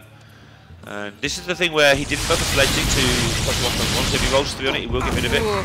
Another 2 roll for failure though. Yikes. I do think that could signal the end very soon. He can heal up to 18 again, but of course this Fledgling is dealing 12 on its own. Leroy is a lot of damage. It's a lot is definitely the right total. Yeah, it's 18 with the minions, 20 with the dagger. And Kribo is going to take this matchup, which I did not put very favored for the Odd Rogue. Yeah, especially when Feli started drawing all those cards. Kribo didn't get anything down early in the game. And the Fledgling really just went all of the way. A question, why doesn't it give it Mega Wind Fury when you take the Wind Fury twice? I think it's good enough already. Perhaps it That's did fair. in playtesting, and then somebody nerfed it before we even saw it. Like, no, I'm not losing to this Mega Wind Fury again. Scrub that off the card immediately. I have to say, Kribo has had a very stressful day so far, having to go through a regame between his match of himself versus Lambie series. He did manage to end up taking the game in the end, but I did see him walking around a little bit after that with head in hands and just really trying to get a grip. And he does look a little bit tense for this match, but he hasn't been really affecting his play so much, I would say. Even the players' lounge, he's been pretty nervous. I think he fancies his chances. Basically, that's what the more you think you can win, the more nervous you get a lot of the time. Unless you're one of these very top pros who's super confident all the time and know that if you don't win this week, you'll just win next week. Yeah. And I do want to mention that I have had the privilege to cast an event that's exclusive to Korea before, which is HTC, not HCT, the Hearthstone Team Championship, which is a thing they have going on there where any 3 players can just gather together and make a team. It doesn't have to be a professional team and play in that. And although Kribo, I don't believe, is signed to a pro team, has been actively competing in that. And when we saw him at HCT Taichung, he was mentioning that that was a lot of his practice group. And I think that maybe the additional events that are available to the Korean scene also provide this platform for helping him practice and improve his skills. And now he's getting to prove that he is also capable of performing outside of there. Yeah, this is his 3rd top 16. So he should be a little bit less nervous. But again, it's the last APAC tour stop of the year, or at least of the Hearthstone season, season 3. Is it for APAC? I'm pretty sad about that. Yeah, I'm there sure may be it's some the in last for December, but it's SEA, definitely the last one for season 3, which finishes in December. And maybe the pressure of not going outside of the region can be a problem because you don't get enough chances to really prove yourself. So you really need to take each one you got. I mean, Feli was in that situation some years ago. It was just dream hacks and stuff, and now this year with the tour, he's just been all over the place, just doing really well. So yeah, you're a big Feli fan, aren't you, Loren? I'm a big Feli fan. Yeah, he beat me in Insomnia many years ago, and ever since I thought he must be really good if he can beat me. Is that how you gain your? Is that how people gain your respect? Yeah, Linda? Indeed it is. All right, so you must respect a lot of people. We had dinner the other day, and we had pros around our table. I was 100% against all the pros on our table total. Who are the pros at the table? I'm not going to say, but I had beaten one of them once. Okay. That was the only match I'd played against any of them. So you mean of your sample size of 1 game against 1 player? There were like 5 pros sat there. All right, I'll just throw you a bone, Lorena. You can have it. But no, Feli did beat me a long time ago, and I sort of followed him because of that, just coincidentally, and he has just risen really quickly. So it will be the second try on the Shutterwalk Shaman for Feli, and Kribo with the full mulligan on his Secret Hunter, which we casters do not seem to like, but he has been piloting it straight to victory throughout the day. And Kribo's lineup has been very similar to what Ender brought. Unfortunately, Ender was eliminated yesterday, save for the inclusion of Token Druid, I believe. Or sorry, a druid, Yeah. not token. It's Malagos over the tempo mage. And Ender didn't really get to play Hearthstone in that match, really. Muzzy just crushed him without anything actually happening. Yeah, that was kind of the bad end of the draw for Ender, unfortunately. But maybe the luck of the Secret Hunter is with Kribo for this one. And he does have a decent opening. He Would have does. loved to have that Dire Maul to curve into Rackling Razor Maw with. Fairley also has got a pretty tidy hand though. He's got the Keleseth and the Lightning Storm. The Lightning Storm owes him one, surely, after that. And the Ooze. So he's got decent minions to play on curve to make sure he hold in there at the start. And he won't mind dragging this out for a long one. Sure, you're up against Rek'Sai if it goes too long, but the Shudderwock has that inevitability about it. And there's just something so annoying about all these decks that play Keleseth as just a card that is like, okay, I'm not playing any 2-drops, so let me put it in anyway. They're not actively giving anything up, like Death Rattle Hunter and Shudderwock. And the fact that it's so punishing to these aggro decks as the only early minion to be played is insane. It prevents Kribo from being able to play out the Crackling Razor Maw and possibly curve out into a Coin Houndmaster, into another Houndmaster, the good old Coin 4 into 4. Yeah, the only card that Shudderwock's ever played in that slot really other than Keleseth was the Pyromancer for a while. And obviously that's pretty good against aggro, but when it gets thrown out again for the Keleseth, you know that Keleseth is ridiculously good. Kribo here thinking about if he wants to coin out the Shaw or perhaps just go for Animal Companion. Of course, Huffer would be a really great outcome, allowing him to value trade the Manatite Totem. And he gets the next best result in Misha, so Faili will get another draw off of this, but at least it's able to challenge the board from Faili. Did Faili shuffle his deck? He seems to have the same cards as last time. So he has got the chance of playing this second Manatide. A little bit more risky when you're doing this against a deck that can hold on for a bit longer, because you are going to have to start playing those cards or you will start overdrawing things. Kribo is a very emotive player. You saw him visibly wincing at the sight of the second Manatite Totem, and who could blame him? This is just such an incredible start from the Shudderwock Shaman, and from here on out, every board that he develops will be vulnerable to Volcano. Sure. Pretty well protected here, so always a good time to throw it down. I think with Shaw the rule of thumb is if you can get it down safely, play it, and if you can't, play it anyway. Yeah, and I like the recognition from Kribo that he is so far behind on board, and having to trade into one of the Manatite Totems really doesn't staunch the card draw from Faili that much because he's already drawn so much. So Kribo is just deciding to start going face, and maybe if he can roll a Huffer off this Animal Companion, get some kill commands off the trackings, he can find a win that way, although it's looking quite unlikely. A lot of planning for Faili here. Obviously the Hex on the shore is a relevant thing to do, but working out what he puts into Misha, probably nothing, and with all the trickiness of the traps as well, making the turn extremely complex. Subject 9 is a nightmare to play against, I'll give it that much, with all those secrets. It takes so long. Kribo here must live without fear of Volcano, without fear of Lightning Storms, and just start sending some damage to the face. With the added bonus of this Poisonous, he might consider maybe trading off one of the totems, but I think that they have drawn so many cards, and at this point, maybe will even be a slight detriment to Faili trying to get stuff out of his hand that Kribo shouldn't need to worry about them. Also, if Volcano were to come out, then Faili would likely need to trade them away anyway.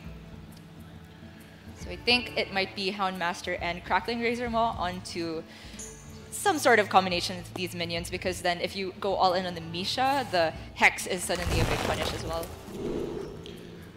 That looks pretty easy. Yes.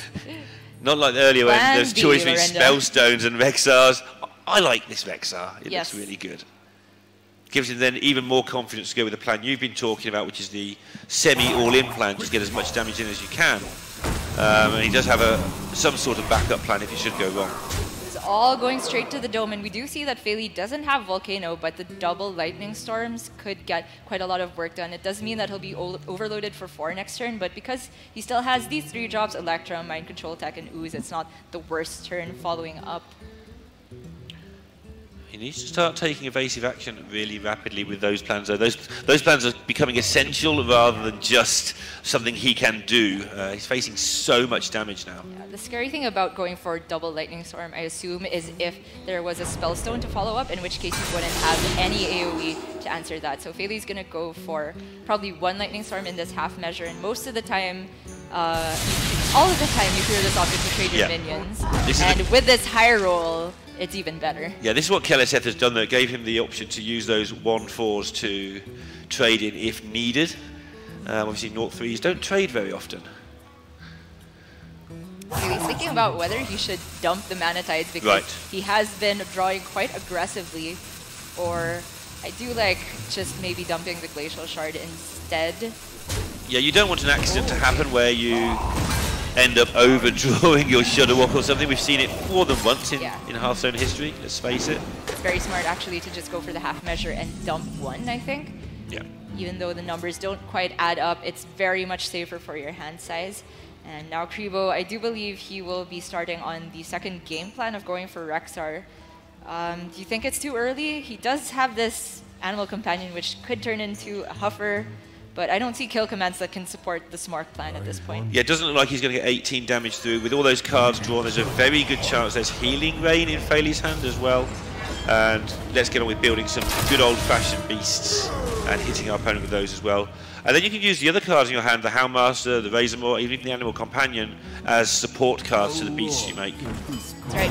And Faily has had such an impressive start with his minions off of Keleseth and a lot of card draw that we haven't really been keeping track of the original game plan of Shudderwalk, which is of course to get that combo. So I do believe the Saronite is the first of the actual Infinite Chain that he has to play. No Life Drinkers yet. Grumble hasn't been seen. Although second Saronite is adding to that road to doom. Yeah, just stopping Kribo from getting through at all, and actually this is where Kribo might end up having to start playing defensively just to stop the minion onslaught, and that's when Shudderwalk does so well, because then it just takes its time, as much time as it wants, gets things in its hand and wins one way or the other. It doesn't really matter to it. You know, if Keleseth weren't a thing, this Mossy Horror would have been so great. This Keleseth has been absolutely fantastic this game. You see some Keleseths and you think, eh, that's alright, but this one, it has done everything you could ever want from an amazingly broken 2-drop. Okay, so Kribo decides to go for the Stealth Poisonous combination on the Bear Shark. More importantly, the keyword is Stealth, which allows him to maybe develop a board if he keeps getting a bunch of these stealth minions, like as we saw in that series against Blood Trail, I think. Yep. Of course, his opponent wasn't playing Shudderwalk Shaman at the time, but it's a really powerful way to force your opponent to have to play Volcano in this case if they actually want to clear it, because you can happily just sit on those, develop other stealth minions if you should be so lucky, and find a surprise lethal that way. Of course, in that series against Blood Trail, Kribo had not too many taunts to have to deal with and also kill commands to support the plan, but Bailey looks so far ahead that I'm not sure if Kribo is going to have any beast that can save him at this point. And this is the downside of stealth, even though it is definitely the way forward to try and connect to face. It is sort of slow considering the minions you're trying to build compared to the rush that you can quite often get. And that means that Faily is allowed to react to it. So the healing rain just, yeah, I can see what you're doing. You're going to stealth me to death. I'll just put a load of taunts and heal myself. If he took the Kodo, combined with Dire Maul, that would be playable this turn, would kill off the Mana Tide and at least put something to start challenging the board. But man, Faily is looking like a zoo player right now with these buffed up Keleseth. Saronites. But yeah, Keleseth's buffed them up. How long can this go on for this particular game of Hearthstone? It's looking like Faily is well in command here. Yeah. With 12 points of damage represented on board, he could go very aggressive against Kribo, but I do assume he'd like to clear off at least the Bear Shark. No Hex to be a convenient clear onto the Kodo, but I think he can just preserve this taunt wall and feel confident soon. Of course, no Life Drinkers in the pool either, so just playing the Tempo Shudderwalk isn't gonna get too much done. But it has. Is it not? There's two chain gangs, 2 shards. Sure. Yeah. Actually, that sounds really good, Lorinda. I take it back. It won't get the lethal done, but it's gonna get the board to an insurmountable advantage. Yeah, one of the hard things about playing Shudderwalk for me is you have to check every turn exactly what does this Shudderwalk do for me now, and this one clearly. It's a bloat bat or a dream for Kribo now. But if he does get that bloat bat, it will poisonous. It will go crazy. It's not an impossible chance, like 1 in 90 or something. I used to know back when I was a lad. You're the numbers guy, Lorinda. What happened? There's a lot of numbers now. And my brain is already full of numbers. No space left. There's no space left for Kribo to continue this game either. And Fairley levels it up at 1 apiece. Keliseth, what a card, right? And Fairley definitely knew how to take advantage with just going for that Manatide curve. I can't believe it, but Manatide is actually a very aggressive card when played like that. And he found that one spot to actually suicide one of the Manatides, make sure that he didn't overdraw. And I think that was very well played from Fairley. And now that means both players have a win onto the board. Yeah, but Fairley has got that Shutterwalk out of the way. Can sometimes we've seen Shutterwalk trip a lot of people up in this tournament, but it's also got to a lot of people to this top 16 in the first place. So hard to know exactly how Shutterwalk matches up. But the Hunter deck again, we've seen it lose a lot of games, but he's still in the tournament and it's Conquest, so he must have won with it every single round. So it's winning somewhere. Yeah, maybe it was the deck that had 3 chances and only got it on the 3rd. Who knows? Hard to generalize. I am just kind of a Secret Hunter hater. Sorry, Board Control. But it will have to put in the work if Kribo wants any chance of getting into the finals, where he will face the winner between Naviut and whoever he's playing. Yeah, yeah. Sorry. Casey. Yeah. Sorry, Casey. I like to meme him every single tournament. That's 3 this tournament. I've already been told off by Complexity once for dissing their players. Let's go to a break before I dig myself in an even deeper hole, and we'll be back in just a moment for the conclusion of this first semi-final.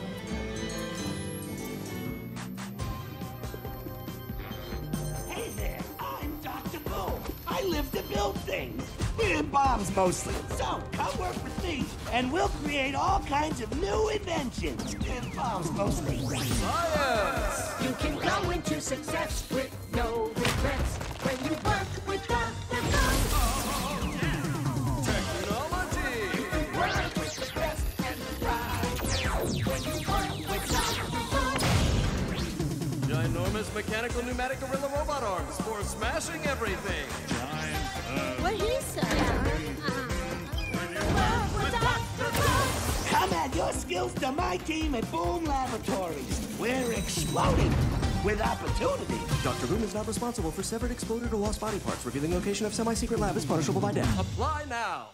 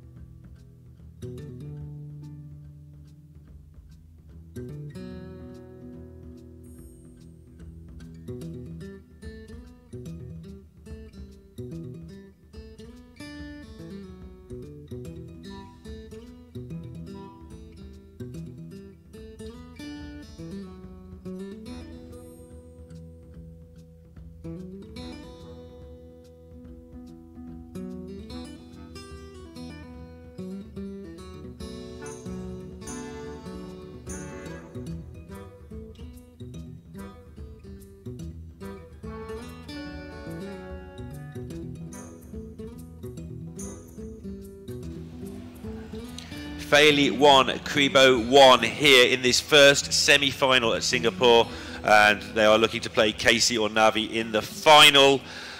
Gia, this is looking pretty close to me on paper now after those first 2 games. Yeah, looking at the remaining decks from Kribo, it seems like the Hunter, even though I don't really believe in Secret Hunter that much on paper, has some favorable matchups remaining for it in the Death Rattle Hunter and even Lock from Fairley. But these decks also could give Kribo's own Malagos Druid kind of a hard time.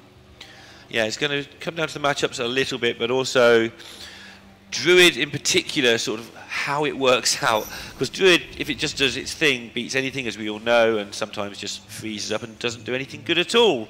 And this Subject 9, I know we've all been dissing, but obviously it's working well for players out there. It's just amusing that all 4 of us happen to dislike the same deck. That's really rare in Castle World because we're all pretty different. Yeah, I will say the games that Kribo has won with this, he has had Spellstone. And he lost the last game and didn't have Spellstone. Strong correlation? Yeah, definitely. I mean, that's kind of the point of the deck, is you play Spellstone, you win. And the rest of the deck is trying to find alternative things to do for those games where you don't play Spellstone. Yeah, and if you strongly, or you hard mulligan for it, and of course there are 2 copies in the deck, I guess more often than not you do draw the Spellstone, so I can understand how the deck has a respectable win rate. But if you're talking about a good hand, that is one right there for Kribo. Wild Growth and Twig of the World Tree. Absolutely insane start. Just gonna toss out MC Tech and wow, UI too. Wow. Right? Just a Nourish to complete the happy 4-card combo. However, happy for one player, I suppose. He still has to get there. Fairley's hand isn't particularly bad himself. He's going to have his own attack. Wow, and that looked like a Terror Scale yes, off the top. Yes, it did. So we have a game on our hands for sure, and it will be on Kribo to try and stop the offensive from Fairley, which will be coming out come turn 3. So obviously the reason this hand is so good from Kribo is this Twig is going to get activated so rapidly. We'll give the option of a 20 mana turn where he does a load of things, or just break it naturally and sometimes you just get like 3 wild growths out of it. Yeah.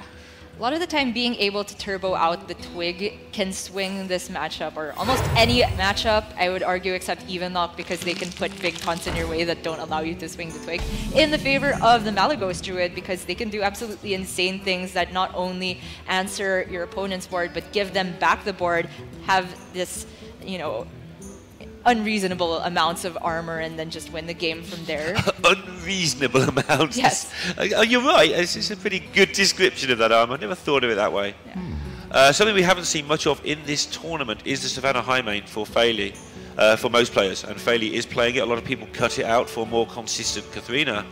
And the downside of that is sometimes you don't play on curve. The upside of playing the High Main is it does curve out beautifully on 6 if you happen to pick it up. Yeah, the curve for Fairley is looking very strong. Terror Scale next turn. He can play either Shaw or play dead with another card if he draws something good the turn following. And then the other option that he didn't play on turn 5, and then this High Main. Looking at the hand from Kribo, aside from the Twig, not too much going on. The Spellstones, without being powered up, are going to have not much effect onto the Devil Swords that will be popping out of the eggs starting now. Yeah, this one's not going to be a slow turn. Fairly one of those players who seems to play at the pace you would expect for a turn. Like easy turns he plays quickly, hard turns he plays slowly, and the rest he plays somewhere in between. So the Branching Paths provides a very interesting option for Kribo here. I do believe he will go for 1 draw and 1 armor. I think it looks good having that buff Spellstone and the Twig to at least clear off the first Devil Sword. And the other buffed Spellstone will help clear off the second one. Yeah, this might be a harder choice now because he hasn't drawn much. This makes a lot of sense for that removal. Yeah, you would love to take draw there if you had the Liberty just to get you closer to that Nourish, but Kribo knows that this is way too much pressure to leave up this early on. And he's going to get the bad news over the next couple of turns. There's a lot more pressure where that came from. And Mossy Horror now chilling in Fairley's deck as well over the last couple of turns. So all the ways of stopping this involve ramp, really. Because playing on curve or playing 1 above curve with a wild growth is not going to get it done for Kribo. Yeah. Fairley here, I think the natural play is just to drop the Houndmaster Shaw, although technically it just is less damage onto the board for next turn than would be the play dead. But he's actually going to go for a flanking strike onto the egg, which surprises me because he has that play dead in hand. And he actually picked it up, did it, Yeah. and is now just resetting his mind because he's not sure he's happy with that. Yes. I suppose the punish for maybe setting up Shaw into a wider board later on and maxing out the value on the play dead is the one of mind control tech in the deck from Kribo. But I do think that Feli is so far ahead that he can just go for this. Yeah, this also means he can play dead, play decks, and also flanking strike in one turn, getting an extra 5/5 over time. And curve into that high main. This is absolutely crazy. It is, and Kribo, the best he can do with that whiff of a draw is just clear off the Houndmaster Shaw, take 3 damage in the process, and yes, his armor total, his health total is quite high right now, but this could change really, really soon. Yeah, it's going to come down rapidly as soon as this is established. And he still hasn't really got a hand. We thought his hand looked great at the start, but it just hasn't developed in the slightest for him. He needs Nourish or maybe Malfurion to stall out, but just Malfurion, I think, is not going to cut it here. Just the one.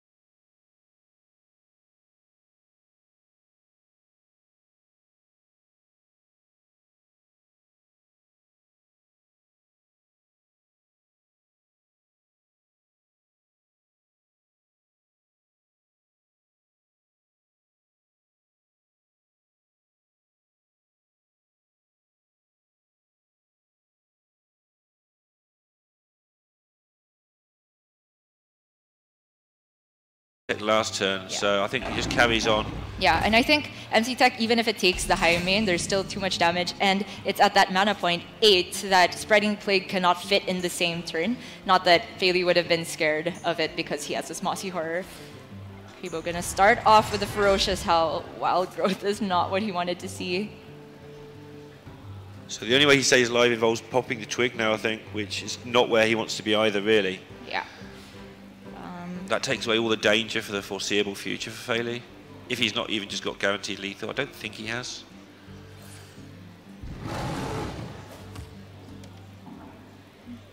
At 14 health, yeah, even if he's able to naturalize that 5/5, there's still 12 on board for Feli, and of course that hero power will close things out. He can UI the 5/5, gain 5 more armor. But still looking pretty precarious. Time waits for no one. This Moonfire is undoubtedly going to land onto that 3-1, but Kribo, of course, just going for the draw first. Make sure that everything is clean in terms of order.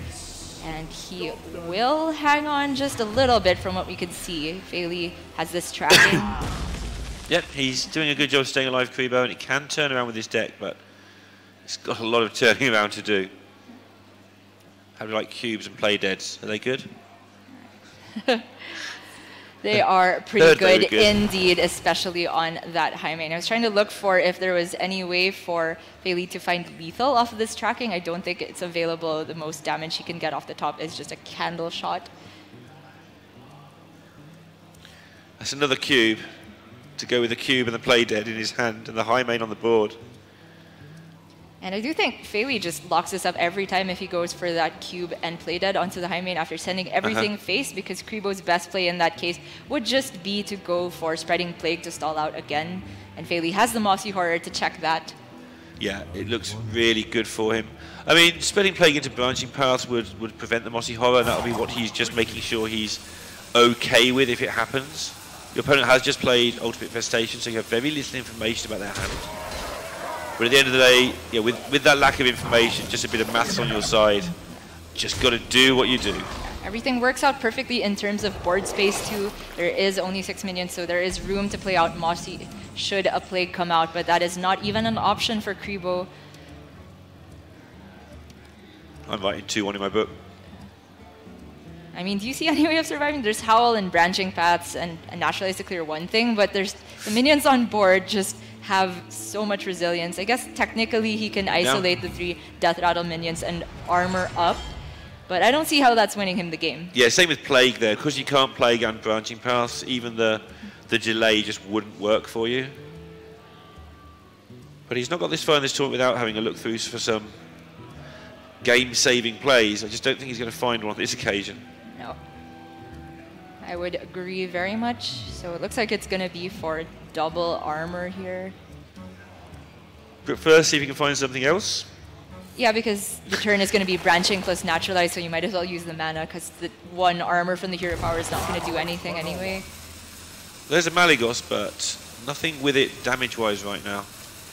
Yeah, the egg curve was just too insane from Fairly in the beginning, and going into the high main, there just wasn't much Kribo could do. So quite a lot of this board is removed. Still looking like only about 2 turns required for lethal. Naturalizing a high main in an attempt to draw his Plague. It removes as much damage as naturalizing the other hyena would. Technically, only 2. So you'd rather get rid of the Death Rattle minion, but yeah, this is just so much damage for Fairly, and Kribo is out of armor gain. Yeah, and he's not out of win conditions. He's have quite a few of them left, but he's not got very much direct damage left in his deck. I think Fairly here is just trying to think of how can I ever lose from this spot and make sure that that doesn't happen. It might be some kind of crazy Alex Straza on his own face and then go for a tempo lethal that way. So that's the reason for trading off some of these minions. Yeah, how do I beat next turn Alex Straza? Make sure you've got 2 turn lethal at all times. Make sure you've got a plan against the Plague. Just like that play there, he had to make sure that Cube on a Spider Bomb might not end up being better in some situations or whatever. Talk about Druid doing Druid things a lot of the time, but I guess Hunter just does Hunter things sometimes too. This has been a very one-sided game, even though there was that Wild Growth Twig opening for Kribo. But then he just drew absolute garbage from that point on for about 5 turns. I would say that maybe the cycle turn, or the turn that he decided to use Wrath for attack, is something I might not necessarily agree with. If he had used the Naturalize that turn, it would have removed one of the 5/5s anyway. I can't remember what the card he would have drawn was, but... It did feel like it was a little bit too timid. And I mean, you can see how good Druid is from how it's even still alive. I know it's dead next turn, but how's he even got this far? Branching Paths. Yeah. Well, he had a 18 mana turn, not that he used all of the mana, but that is a pretty good way to at least delay a lethal. So Fairly is going up 2-1, and Kribo looks absolutely devastated. Yes, he does. But we've seen him look like this more than once throughout this tournament already, and so far he's come through every single challenge that's been posed to him. And that does mean that this Death Rattle Hunter is out of the way for Fairly, and Kribo still needs to get a win with the Malygos Druid, although I do believe that the matchup of Malygos Druid against Evenlock, the remaining deck for Fairly, is much better than it is against Death Rattle Hunter. Okay. I would say so, because, well, it keeps damaging itself. It's definitely better, yeah. It's definitely better. Yes, they have those big minions, and you only have 2 naturalized, but you can just get that burst, or they're under much more threat of dying to some random Malygos combo. That's you and Derek who have beat me up on that one now, so I still think it's close to 50-50, but I'm going to have to defer to you and Derek on this one, I guess, as it goes on. All right, and other than that, we also have this Hunter for Kribo that's still remaining that we have all been hating on a little bit. Yeah, we're nasty people, really. Yeah, honestly, it's not the worst matchup for it also. Like, I'd say the even lock is something it can definitely get a win against if you isolate those big minions, land a good freezing trap, and of course, as a deck that puts itself to low health ranges, then even lock is, of course, vulnerable to kill commands. Yeah, kill command, JD and I were joking a little bit about it earlier. It's a card that just vanished from Hearthstone. It's like somebody from 2 years ago was saying, well, why isn't there a kill command in every Hunter deck? You take forever to explain why.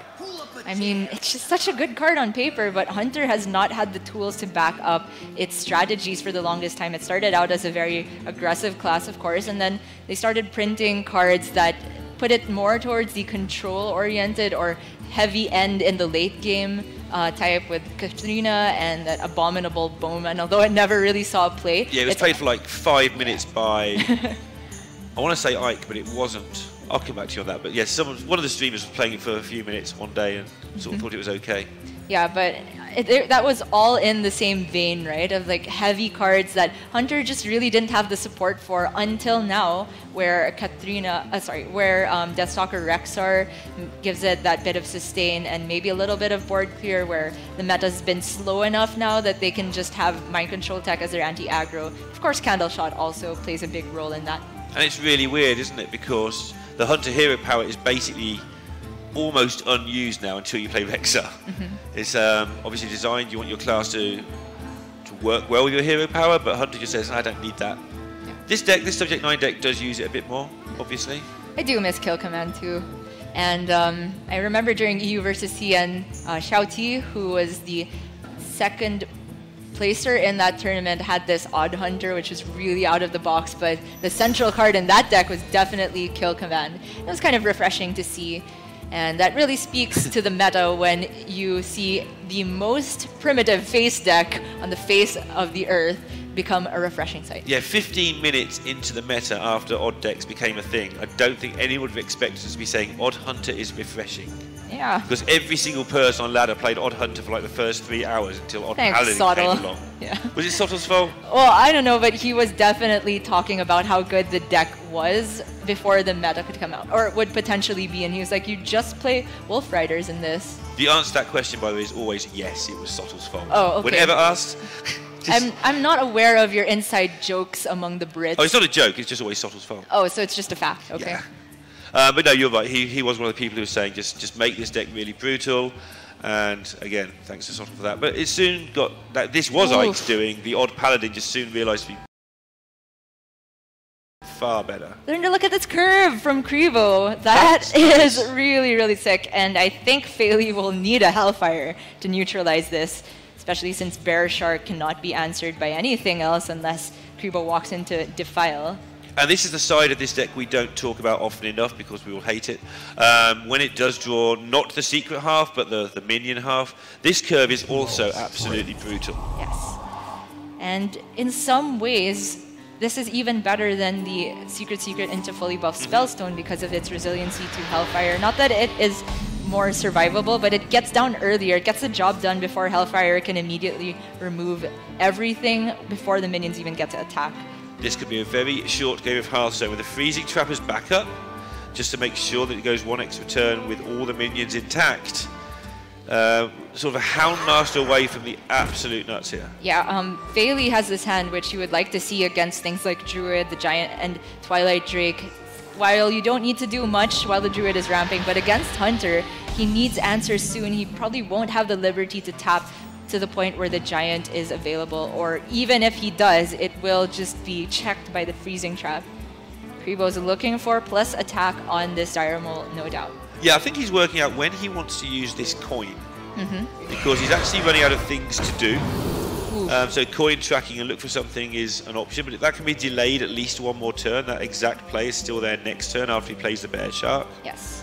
And so there's no reason to do it until you have the extra information of your next card. And he does kind of build his own Bear Shark in terms of stats this turn. That is already 7 damage represented on the board, and Faili just looks really upset by this, kind of rolling his eyes, shaking his head. I think it was Faili at also HCT Taichung that just died to double Bear Sharks. Oh, right. Yes, and he was playing Malagos Druid at the time, but with a hand with no Hellfire, I mean, even Lock faces a very similar problem in not being able to answer these types of minions. Spellstone will help, but it won't help the actual Bear Shark. Yeah, it's just going to be way too slow. And again, the tracking can be put on hold for another turn. He will want this Houndmaster, I feel. So that is a reason for coining out the tracking this turn, or at least starting with it and then maybe coining out the Bear Shark. The sad part about losing the coin, I guess, is that you can't fit in a hero power with Eagle Horn Bow next turn, which is not the worst thing at all. Kill Command.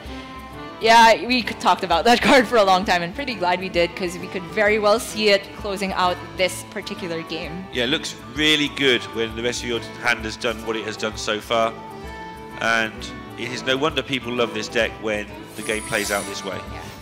Got a little ahead of myself with the caster vision. Of course, Kribo wouldn't really want to coin out a Bear Shark into what would be a very scary Hellfire. Yeah. So he just does go for the snipe there.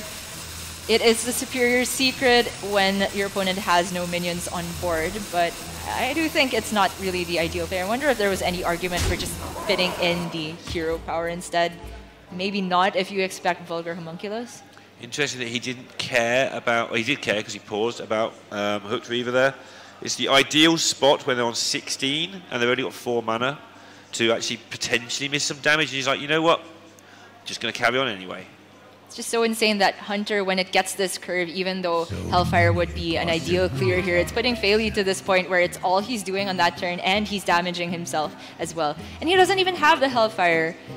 If he wants to survive, it has to be a Spellstone this turn, I think. Well, you can Spell Break the Dire Mole, and there's not enough mana, I think, for Kribo to get the job done. But the Spellbreaker dies straight up to the Razor Maw, so he is just going to go for the Spellstone. And he's had this amazing start without even using the coin yet. That seems ridiculous. Like, these starts are normally facilitated by some sort of crazy coin action. Yeah. Kribo with the option to try to roll for Huffer. Even Misha is a decent outcome. I mean, Leok is a decent outcome here. Anything that pushes face damage immediately. Or you can set up the Bear Shark. But if he was scared of Hellfire last turn, not sure if he's too keen on playing it this turn. I think he's trying to work out would Hellfire have been played last turn. If he's got a Spellstone in hand, you'd buff your Spellstone, and if I haven't got lethal, then that would be the better play. So Kribo can set. Do you coin hero power? I like it. I mean, look at the hand. The next turn is going to be one of these 3 drops. Most likely Kill Command and Hero Power anyways. So let's just maximize this damage, put Faili to 10. And he needs to have a Hooked Reaver to survive. But even then, it's going to be damaged by the snipe, so I don't think it'll be enough.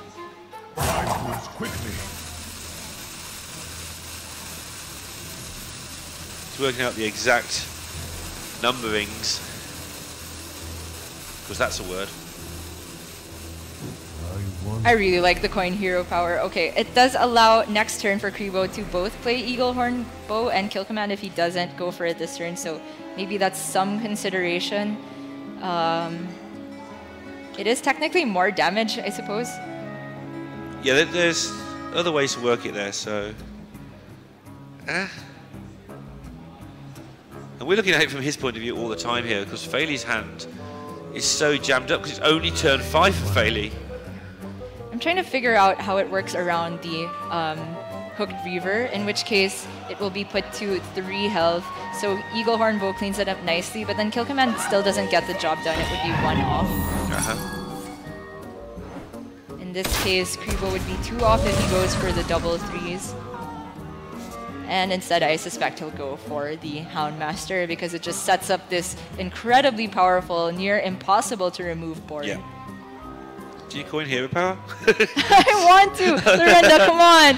Press the green button, it hurts nice. people. Yeah. They have fewer life points. Alright.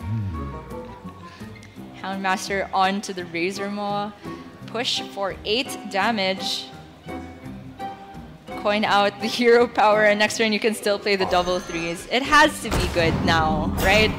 Yeah, I mean, the game's coming to conclusion very soon. Like you say, the double 3s may have been an issue last turn, but it certainly isn't now. Job's done. And the pew pew is pressed. Faili's down to 6. Just like, it didn't seem like there wasn't much Kribo could have done differently last game. Faili himself didn't have too many options without an earlier Hellfire this game. He's going to go to that game number 5. Just looking through what there is left. Obviously, this Warlock will be the pick for Faili. from Feily's perspective, he can clear the board with Hellfire Defile and technically stay alive at 1 post-hero power, but Kribo has much more burst than necessary to close the job out. I think Feily's just thinking about, you know, how to calm down for the game 5. Yeah. Feily can be a very deliberate player when it does come to these crunch situations. I was saying earlier, I think he plays at varying speeds, just basic situation, which a lot of players don't. They just play the same speed all the time. But he does slow down when it matters. Kribo chose the Eagle Horn bow when he spent all that time talking about kill command. Thanks, Kribo. Going to take it to a game 5. This is the last game to get them into the final here in Singapore. And it will be a matchup that we have been seeing for quite a few months now, although maybe in different iterations, which is the Malagos Druid against that even lock.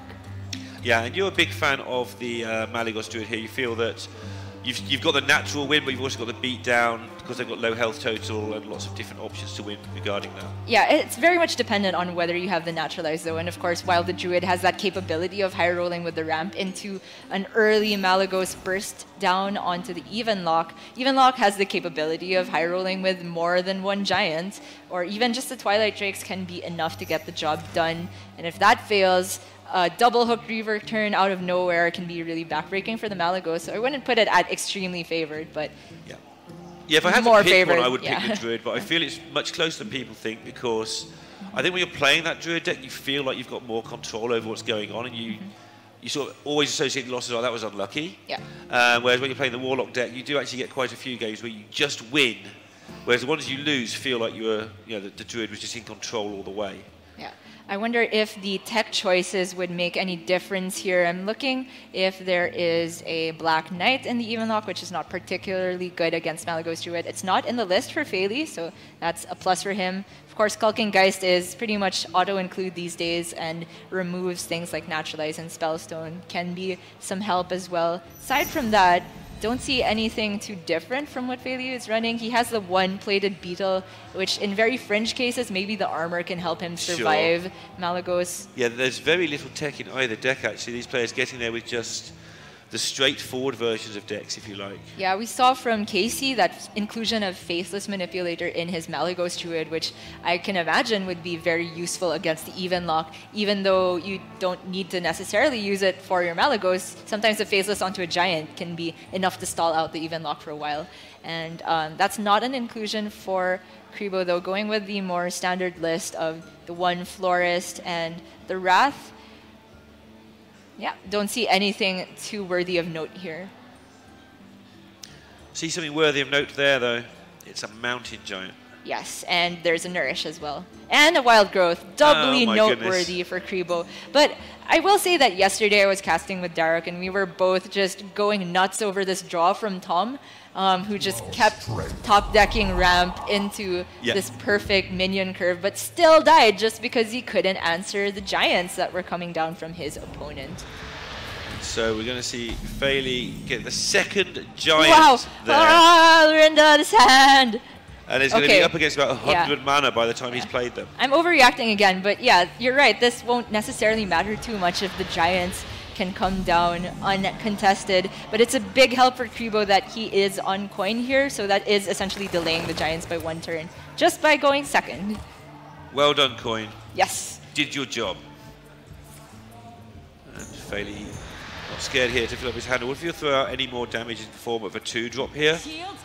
Just to get some extra damage to back up the Giants to make sure that it gets over the finishing line. Having the taunt onto your big minions is usually not too relevant in this matchup, and I also think it's good to create more hand space because Feily will want to keep tapping, and in case there is a naturalize, it's better to have less stuff in the hand, of course. So Kribo just gonna start with the Twig, which will actually go onto the Sun Fury here. He doesn't know there's two Giants coming his way, or he may not have done that. Yeah.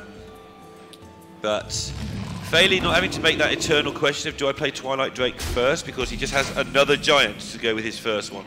Also makes sense that he doesn't really want to help Feily get to the Hook Reaver activation necessarily. It's not really relevant when your Malagos combo can usually overshoot that health total anyway. Kribo with the Nourish option. This hand looks like it needs to go for a draw Nourish. Again, but only because of what we can see. It's a lot closer otherwise, but he does take the draw. Means he doesn't get to kill off the... One more draw could be... Protector. Sorry, no. Yeah, my mistake there. Next turn, it would have to be a Naturalize to actually deal with this. He doesn't even have Spellstones. I suppose Swipe and Wrath could do the job. Sure. I mean, yeah, you're right. I'm foofing because I wouldn't like to be in that position. Just dropping the Arcane Tyrant seems like Kribo needs to do that just so it just can to help his swipe. potentially trade into the Giant. And looking ahead here for Fairley, if the game happens to go longer because Kribo slows it down, he has other good stuff going well. Lich King, Twilight Drake is still there waiting for his backup plan, and the Bone Mare. So Kribo actually doesn't drop the Tyrant, which makes me think he wants to go for a Plague next turn. It's a bit interesting because, of course, Bailey does have Mossy Horror in the list, but of course, having the Tyrant alongside the 2 Plagues is higher value, but man, it gets punished by that Mossy so hard. Guess Fairley's wondering whether to tap or not. I assume the Giant's coming down. So many possibilities. Decides he doesn't need to tap with his hand. I think it's perfectly respectable. He has Twilight Drake for next turn alongside the 2-drop of his choice. He has the Ooze to eventually answer the Twig. And next turn, a similar outcome because he has another 4 and 2-drop, and then he can just curve into Lich King and Bone Mare. So he just doesn't want to have Naturalize be too much of a detriment if it is there for Kribo. Obviously, it's not going to happen because Spreading Plague is in hand, but he is threatening lethal already. Yeah. Just the thought of that is ridiculous. It is, yeah. Even Locke. I mean, I keep saying that I like this for the Malagos Druid, but man, they're just not getting the Naturalizes, and that card is just extremely important to be able to answer boards like this. Double Spreading Plague, though, is going to slow this down a great deal. Yeah. The Nourish for cards has given Kribo quite a bit of play in the next few turns, so although it looks absolutely horrendous, they can definitely turn the corner here. Yeah, Kribo, they're just thinking if there's any way for him to maybe play around Mossy Horror. He decides that the only play around which involves using Swipe, Wrath, and Moonfire and doesn't even clear both Giants was just even more horrendous. It's never winning him the game, so he just has to hope the Mossy isn't there. And what is the draw for Fairley? Views. Won't be playing that card. Nope. The way the Hellfire and Spellbreaker works out, there's no way for him to get a Giant attack to the face, I think. Not enough mana to ensure that. So I do think Fairley will just want to be dropping this Twilight Drake onto the board. And maybe the Ooze alongside. Well, no, you're giving Kribo mana. It's a You've little got the too early. Sun Fury. You can protect your 8/8s by just buffing up your other Sun Fury and your Twilight Drake. Keep those Giants intact so the 4/4 can't trade in with the swipe plan that we've looked at. Yeah, I think that looks pretty solid. Shields up. And actually going to protect his Sun Fury as well. Play we see quite often. Just putting one big taunt in the way. Yeah, it also works out that not only does the 4/4 not have the capability to weaken the Giant, these 2 minions also don't, or at least the Scarab doesn't have the ability to kill itself off and make more space for a second Spreading Plague. Well, you can't mind Control Tech and Spreading Plague either, which is something he would dearly love to do right about now. He You can can... mind Control Tech and mind Control Tech, though, with the flute. Yes, it looks like he needs to go for that. It seems superior than going for Wrath to remove one of the weaker targets for Mind Control Tech and then try to land one Giant. I do feel like Kribo needs to get really lucky to have a chance in this game. Safer play is another Plague, I suppose, and in that case, if you want to hit the Twilight Drake, you can have your Twig activation next turn, but there's 2 Ooze in the deck for Fairley. I don't think Kribo can reliably just go for that plan. It's a good one. Oh, he gets a good start, and he's got another one still to come. If it hits a Giant, this could be the swing that Kribo needs to be a finalist at HCT Singapore. Oh. Not it, but the crowd cheering and oohing in time to the cast as well. They're seeing it as we see it. I do think it means that Kribo is alive for the next turn just because it's such a high health taunt, and also There is another taunt in the way, so just the one Spellbreaker won't get the job done. Yeah, it will turn quite rapidly here. No Black Knight in the list for Feli once again. Spellstone would have been so good if it was already up to 5. Yes, it would just have been... Well, it's still 1 mana off being able to do everything that Feli wants to do. But I think this Spellbreaker is a little too good to pass. Well, maybe just Hellfire in that The case? Hellfire looks really tasty as well. It's with the Defile. Must be there. So you could just a very trivial one, but you hurt your own minions so much. There must be a way to order this that one giant survives and everything else dies. I think. Yeah, you just hit the Twilight Drake, right? And then you Defile, but then your 8/7 turns down to an 8/2. First, so that you don't. Oh wait! But then you don't kill the 1/5 that way, right? So. Oh, we're blind, Lorenda. This is perfect. Yeah, that's what I thought. Yeah. I just didn't think the Spellbreaker was enough. This is actually lethal, so. Playing the Spellbreaker to make the 3 gets it done. Very well played to Feli, and that is quite a heartbreaker for Krivo after going through such a stressful run throughout this day 3 of HCT Singapore. But that means we have our first finalist for this event, and Feli looks absolutely relieved to have spotted that one. Another final for Feli. Oslo early in the year as well, where he lost to Turner. He hasn't won one yet, so it'd be great to see how he gets on there. He's going to have to take somebody pretty great down if he's going to do it, though, out of Casey and Naviut. But got a feel for Kribo, though. He has had a great run in this tournament, and I think he's worn his heart on his sleeve for every second of it. Yeah, he's been one of our most expressive players when on stage and even off, and very well played to him as well. I think that he found the best plays that he could in most of those situations. In 2 of those games, it did feel like one deck didn't have much to do against what the other was providing. But yeah, when you giant away like that, and I think he did the right thing with the double MC tech. It looked like it was enough to save him, to be honest. We're fumbling to try and find the 1 there, but the Spellbreaker Defile obviously gets it done. And wow, I think one more turn, 1 more health, anything, may well have just had time to swing it around, but he managed to get the board and everything.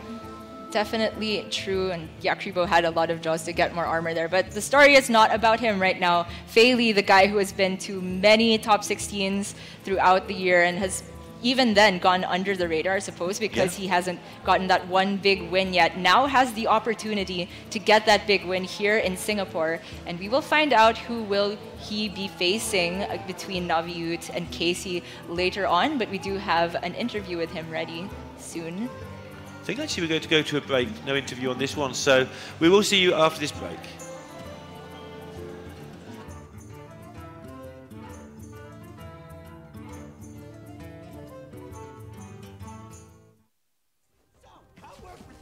And we'll create all kinds of new inventions. And bombs mostly. Science! You can go into success with no regrets when you work with Dr. Technology!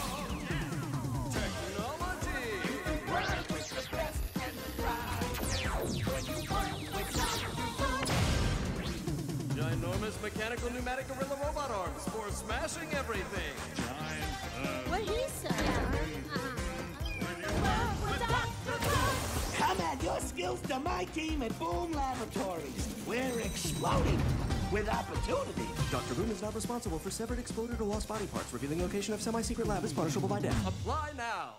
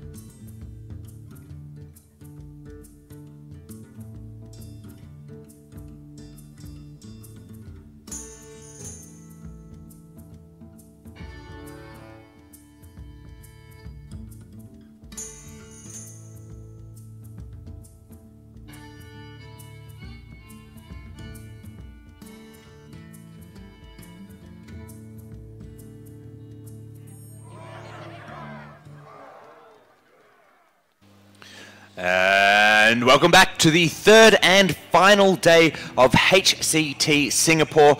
We're about to bring you the second semi-final between Naviute and Casey. I'm JD, and joining me is the always lovely Gia. Thank you so much for that intro, Jackson. We did see a very close series there at the end between Kryubo and Fayley, but in the end, Fayley managed to secure the first finalist spot, and now we are on to a much slower type of series, I think, for the second semifinals. Yeah, that was a very impressive performance by Fayley. That final lethal spot with the tap to get the out. So impressed, and the crowd loved it as well. Actually confused a lot of us as that was going on. Really good play by Fayley there. Yeah, you did get to talk to him and find that it was actually what he was planning for to get with the tap. He knew that was the exact out, and then once he drew it, he was just double counting to make sure that was correct, because it was just a really, really nice play. One of those ones that we love watching Hearthstone for. But moving ahead to this match between Casey and Naviute, it is carded to be an interesting game. I think, speaking to each player, both of them kind of consider themselves favoured, but Casey was saying that he hasn't actually practiced against Naviute's lineup too much. It's not one that is common, I guess, and when you're preparing for playoffs, you're preparing for more common lineups. So this isn't really a matchup he's ultra familiar with, but does consider himself to be favoured. Yeah, Navi's lineup is quite greedy compared to Casey's, although they are running similar archetypes, except for the Druid. And it makes a lot of sense that the Quest Rogues have been banned out for both players.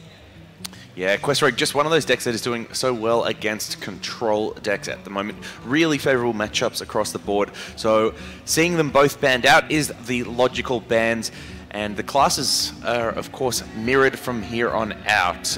But the decks and the archetypes are bringing are slightly different, if you'd like to elaborate more, Gia. Yeah, the Druids and also the Warlock, as I forgot to state, because Navi does have that only Q block in our top 16, which we did see take some very memorable wins in spectacular fashion against Muzzy earlier on in the day. And Navi actually did get the win against Muzzy also in the Swiss, and proving that he can prove consistent with this deck when it is in a favorable matchup. Yeah, I mean, Navi's had a really good run to the finals. They've beaten a lot of, or semi-final, sorry, beaten a lot of good people here. Casey, just another name that he's going to have to overcome if he wants to book his spot in the finals. And the first match we have here is the Hunter Mirror, and these are both Death Rattle Hunters. So let's find out a little bit more about how this game is decided. And for me, it really does come down to who can get that board rolling first. Yeah, it's a big deal about the board, but my first instinct as a caster whenever we run into a mirror is to check what differences they have in the tech. And the most notable difference is this inclusion of Charged Devilsaur from Navi, which we did see put in some work a while ago. He also has that one of MC tech, which is absent from Casey's list. I believe Casey then on the flip side is running Giggling Inventor, which isn't something you see all the time, and then running that Savannah High Main instead of the Charged Devilsaur. So both similar concepts with these types of inclusions. I guess Navi's list a little bit more of a nod to the aggressive style with Charged Devilsaur. Yes, and I do think that the list from Casey is going to more consistently curve out, and we can see that it's exactly curving out in this hand of his right now with the 3, 4, 5, 6. But with Navi's deck, Casey has to be a little bit more careful with not only how much he extends on board, but how low he puts his health total, because having this Charged Devilsaur as an additional form of charging large beast to that King Crush is something he has to keep in mind throughout the whole game. Now, interesting turn for Navi to work through here. Can play out the Houndmaster Shore and use the Hunter's, or use the Hunter's Mark to get rid of the 5/5 on board. Chooses to play the Houndmaster Shore, and this is a play I like. It forces an answer from Casey, and if there's none to be had, then there's high reward on the back of it. Yeah, and that first swing onto the Charged Devilsaur, regular Devilsaur, means that if Casey is going to trade into the Shaw, which he most likely will, Navi can kill it off on the next turn. Simple 2-turn setup, just plain mechanical play, and with a draw of Terror Scale Stalker, Navi can start summoning his own 5/5s onto the board. Yes, his hand definitely starts to open up now with that Terrascale Stalker coming to hand. The Witchwood Grizzly, of course, being drawn the turn before and contests that 3/3 nicely. But the Stalker, while I guess a little mana inefficient, puts much more stats on board in terms of pressure. So because of that mana inefficiency, Navi is instead just going to go for this Grizzly, which does a good job of challenging that 3/3. And the natural play for Casey is looking like the Giggling Inventor, and this Mossy Horror could very, very heavily punish that. So with the draw of Casey's own Grizzly, I think he's very happy to play that instead. And we see Casey in Casey fashion, not taking too much time to think through the turn there. That Grizzly coming down to contest Navi's Grizzly. And, you know, this really has looked like a bit of a true mirror match so far in terms of how these turns have played out. Navi has the option to Hunter's Mark that down and fit in this Terrascale Stalker, and if he wants to, can value trade the 3/3, but I don't see much reason for it. It's not too scary of a cube target minion. Can start pushing some face damage if he likes. Now, this is the part of the game where those tech decisions can start to play a factor. With Casey not including a mind control tech, Navi doesn't have to worry about going to 4 minions on the board. This isn't true for Casey, and it can create positions which give Navi an advantage throughout the middle of the game just because of that. Yes, and Navi there hesitating a little bit about whether he wanted to trade or go face, and I did outline the reasons why he didn't have to worry so much about trading off, but I suppose the only punish here would be another Hunter's Mark Candle Shot, allowing the 3/3 to then trade into the Terrascale Stalker. It's not too likely of an outcome, so Navi, I think, wants to take a more aggressive position and really play for what his deck is designed to do with this second charging Big Beast. And wow, Mossy! The punish is about to come down. Mossy Horror is going to clean up the Giggling Inventor, the Annoyatrons, and both eggs. So while some 5/5s hit the board, Navi has the advantage both in terms of tempo and board presence. This is a very strong position for him. And I'm thinking of pushing this all face. I like that. Because Casey doesn't have mind control tech, as you mentioned, in his list. Even if there were to be a Rexar coming down, I guess that incentivizes the 5/5 to go into the 5/5, but it's not great of a Rexar. It's not clearing everything up, and it's a very slow turn. I think if anything, it incentivizes the 3/3 trade because you're more worried about protecting those 5/5s than you are about the Witchwood Grizzly dying. Well, if there's Rexar and both 5/5s are gone, then you cannot kill the Grizzly. Right, but you lose your 5/5 in the process, which is what you're trying to protect. Sure. So with that, Casey is looking like this game is over very soon. He can play Shaw in one of these 3-drop minions and get rid of the Witchwood Grizzly. Which has to be done from his perspective. There's currently 15 on board plus Navi's hero power, so the Witchwood Grizzly has to die for him to survive on 1 health as it stands next turn. So there really is only one line for Casey here, and despite the fact that it does afford him another turn, he knows that this is really an unwinnable position from here. Tracking for Candle Shot can just do it for Navi here. He's gonna go for it. It's not quite it, but Ziliax looks pretty solid as well. You can still fit in the hero power, and you can clear off the Shaw with some trades. I guess the only consideration between Ziliax and Flanking Strike is whether you prefer the 3/3 Wolf or the 3/2 body without Divine Shield but with Taunt and Lifesteal. Yep. So Flanking Strike is the pick there. And Navi does have to at least pay some respect to Houndmaster Shaw, so we will see most likely the Horror. Oh, actually, probably not. We see the Mossy Horror and the Devil Saw going into the Houndmaster Shaw, and the Flanking Strike hitting the Devil Saw. He'll be able to push 7 to face. It still sets up lethal and very strong board for himself, but just given the state. Could also have gone for the Mossy into the 5/2 and then Spider Bomb, flanking your own Spider Bomb, I think. But this is just setting this up to be, you know, no comeback for Casey, even if Rexar comes down. That's the only form of life game outside of Ziliax, and Ziliax alone wouldn't cut it. So there you go, 0 outs for Casey. Very well set up by Naviut. And that is a very quick game 1, the first of what could be... Oh, that is the only true mirror left, actually, but the rest of the classes are mirrored.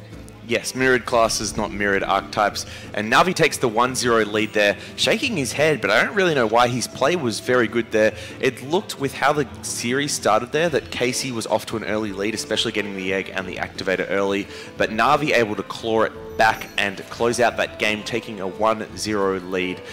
Pretty stoked for the fellow Aussie. Yes, I would say that Na'Vi is a little bit hard on himself as a player, and definitely in most of his interviews, well, I think the last one I remember, even in Malaysia back 2 years ago, he was already saying things about having to kick bad habits that he developed from streaming. And I think that he's definitely somebody who's very critical of himself. So if he did spot anything that he maybe could have done better, even though it was just maybe 1 to 3% better, he will be kicking himself about it, but I do hope that it doesn't distract him going into the rest of the series. Yeah, it is one of those attitudes that really do help competitive people become even better, but you have to know the right time to harness that. If you let that beat you up throughout a series, you can collapse under the pressure. That might be something that we've seen from Na'Vi in the past, but definitely seems to be ironed out of his game now and shouldn't be an inhibitor, especially as he's already in the top 4 and beaten some big names to get there. Absolutely, and a while ago he did talk about how he wants to prove that he is still respectable as a player again, and it was that again that really drew a reaction from the audience.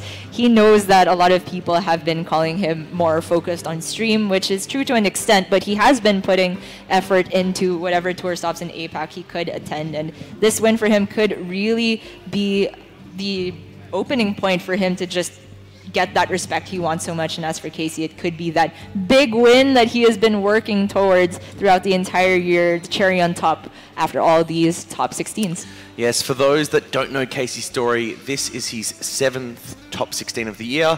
Leads all comers in that regard, but on actually capitalizing those top 16s into top finishes, that hasn't really come to fruition yet. Does have a top 8, but this, I believe, is his first top 4, and he's looking to win it all. So it will be the Death Rattle Hunter. Second try from Casey up against this Q block from Na'Vi. Don't be fooled by all the even cost cards. Possessed Lackey looks like it does not belong, but Q block is something that I have not been seeing too much in the meta. The last time I saw it in tournament was by X-Hope in EU versus CN, and he didn't quite perform too well with that. It was kind of a botched Godfrey at some point that really messed him up there, but I believe Na'Vi will have some on-point play with this deck. Yeah, it's definitely a deck that has fallen out of favor since the nerfs, and for me it just feels weird looking at the Warlock hero power being 2 when you're playing a slower deck with Giants. Yes. It will be that Giant that gets him the early game aggression, but we do see Spider Bomb from Casey to be able to potentially answer that. So the Spider Bomb is the card, the Devil Soul is the card you want on 3, but no activator. The Spider Bomb coming down now here is to stop Na'Vi from playing that early Giant.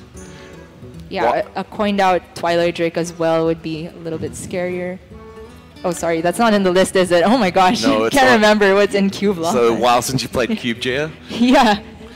So from Casey's perspective, the Spider Bomb is one of those really valuable removal tools in his deck.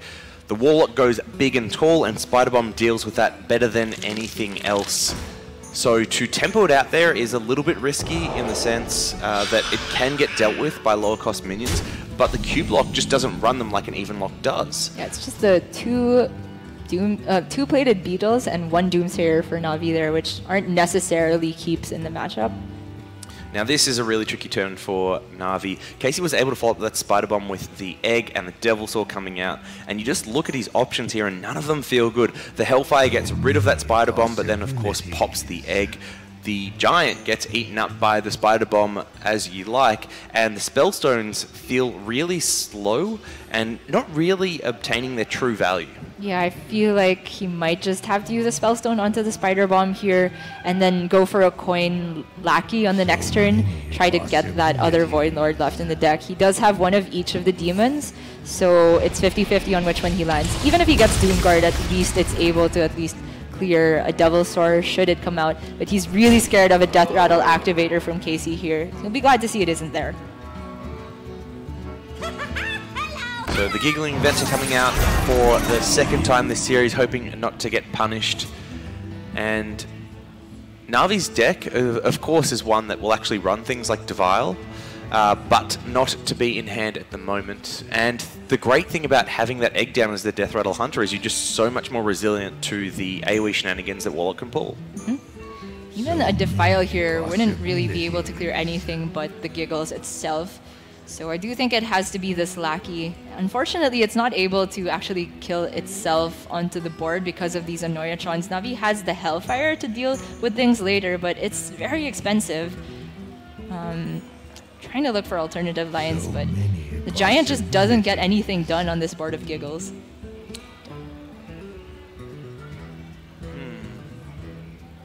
It is what Navi's still tempted to play, and I'm curious as to why this is so preferred over coining out the Possessed Lackey. I think to your point, those Annoyatrons are really difficult for him to get through here, but maybe from his perspective, the Possessed Lackey is going to get killed on the next turn, because it can only attack into those Annoyatrons. Casey isn't going to pop it for him, and as a result, it just ends up being too slow. You have to use something like the Hellfire to get rid of it, which you may not want to do. Casey here is going to take a very easy answer onto the Mountain Giant, continue the pressure on Navi, and he has the second Lackey, and maybe he really wanted to save the coin for Godfrey. That is my guess here.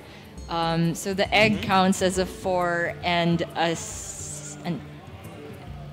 an 8 technically, so it will be a full clear, I think, with Godfrey. No, the Devil Saw ends up on 1, right?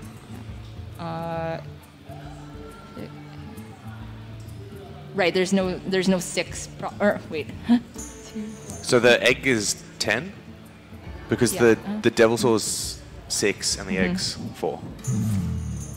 Not quite sure how the math works out, so thank goodness that Navi's actually going to do this for us. Good tell we're struggling, decided to help us out, so it is going to Okay. be left on 1.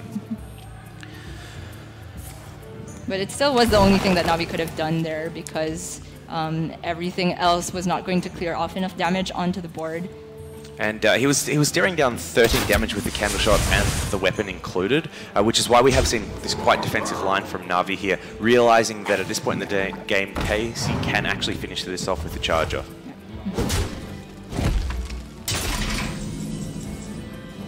Oh, wow. It's really hoping for Dark Pack there to maybe get rid of one of these lackeys. It's just not quite there, though. Navi can survive with another Spellstone play, but it looks really weak on this turn. Absolutely, and I wonder whether or not you have to tempo out the Prince as well. Now, obviously a card that you look to get much more value in this matchup, but with the way the game's played out, he's probably feeling under enough pressure that you just want the minion presence on board. Since you cannot beat Katharina pulling out King Crush either way, I think you maybe just trade off the Godfrey into the 5-1 and play the Lackey, and then you're technically alive at 3 health.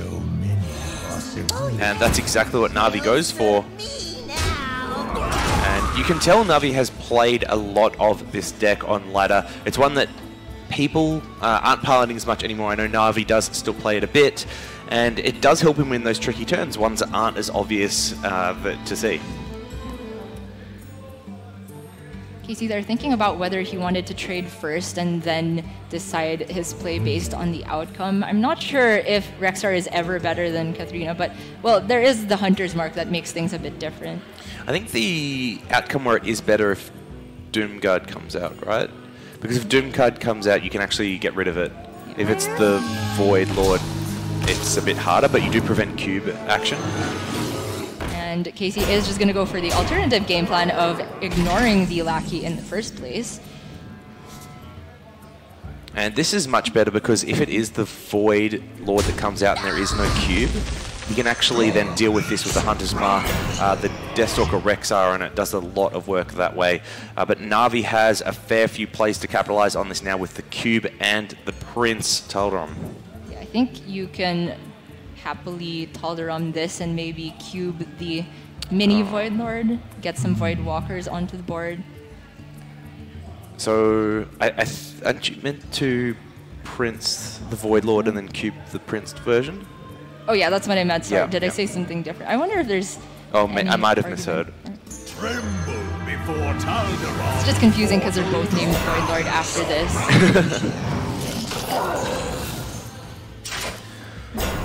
So Na'Vi setting up the wall here, and he knows that Casey's only real burst is the King Crush. And with the board in the state that it currently is, he cannot get through, and that will give him another turn to continue to stabilize. And I believe this game is going to go down to the two heroes, Deathstalker Rexar and Blood Reaver Gul'dan, and it could be a long one. Yes. Casey there had an option to Candle Shot down the original Void Lord and then get more damage onto these little ones, but the way that the minion damage works out, this actually, I think, clears more minions in the end. Because the Candle Shot gets rid of one of the Void Walkers? Yes, the original ones, and then all your minions have upwards of 3 attack, and well, 3 or upwards attack anyway. So building a beast there, and he's picked the Parrot and combined it with... I didn't quite catch it. Na'Vi here on the back foot, but it's a comfort to him to know that there is no silence, of course, in the Death Rattle Hunter deck. There's also no mind control tech in the list of KC, so he can quite comfortably, I guess, drop down the second Void Lord. Sad that the second Lackey is useless in his hand now that the other Doom Guard has been drawn, though. That is one of the reasons why this Q block has found a home for Na'Vi in this tournament. Silence has been dropped out a lot in the previous months as the meta has changed, and that was, I guess, one of the real reasons why it was very weak after the nerf. There was so much silence still being run around. But now with that going away, you do find there are these decks where Na'Vi can play with better information because you know there's no chance the silence will actually come down and ruin your taunts. I do think Na'Vi has to go for the Void Lord this turn. Everything else looks too weak on board, and he is still only at 6. I like the damaging of the cube to kind of speed up its death later on. I think Na'Vi is most concerned about Mossy Horror post the death of this Void Lord. And there is one of those in Casey's deck. This also starts to clean up the board for the Blood Reaver Gul'dan, which I think is likely to come down next turn unless we see a better option come out. So Casey looking for... I'm not sure, but it's not any of those. I think he really wants that Mossy because if he's worried about the Gul'dan on curve, more likely there will be a lot of Void Lords onto the board, and those are such a pain to deal... Void Walkers, sorry. And those are such a pain to deal with. And he just won't be able to get through to Na'Vi's life total in that case, giving Na'Vi the time to simply heal up with that hero power. Right, so the Mossy Horror there would have been able to push an extra 3 damage to face. Okay. So this is a pretty strong turn. Or Have both Grizzlies been played? No, there's one left in the deck. Okay, so that was the better outcome in this situation for KC. It is a very scary board. Indeed. Super scary, but Na'Vi has the answer in his hand with that Blood Reaver Gul'dan. Well, how bad is Defile and Hellfire? Well, you're looking a little dead with you Hellfire, but you have this Spellstone. The Defile, okay, let me get this right since I got the Godfrey wrong a while ago. There's no 3 health proc onto it, so it doesn't quite get the job done. But with Hellfire, it is not going to clear what comes out of Kathrina, so it makes it a bit difficult. But you will get the upgraded Spellstone and be able to hit the Witchwood Grizzly that comes out, and I think heal out of range of just dying. Oh, because you get the Void Lords, right? Yeah, I don't think you can ever Hellfire here. The chance that they get Life Drinker off Rexar is a real threat. Oh, you can create the 3 in this way, and then thus clear off the Kathrina as well. Nice little play by Na'Vi here. Good Defile spot.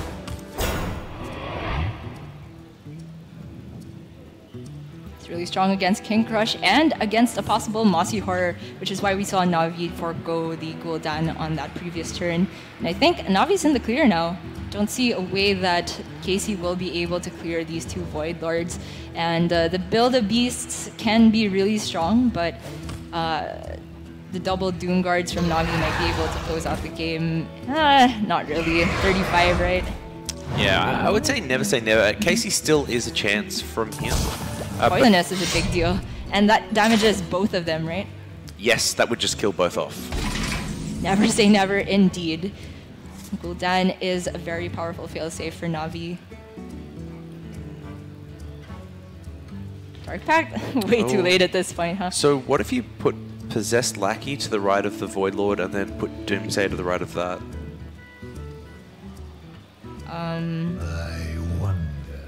Then he won't be able to kill off the Doomsayer, true, I think. I think it's either that or you have to think about putting Gul'dan down this turn. The problem with putting Gul'dan down is you just lose so much value. Yeah, it's true. In terms of board space, and because the Hydra will immediately be able to clear off Void Walkers that come out because you can't even answer the Hydra. So the more I look at it, I like your Lackey Doomsayer, very sneaky play.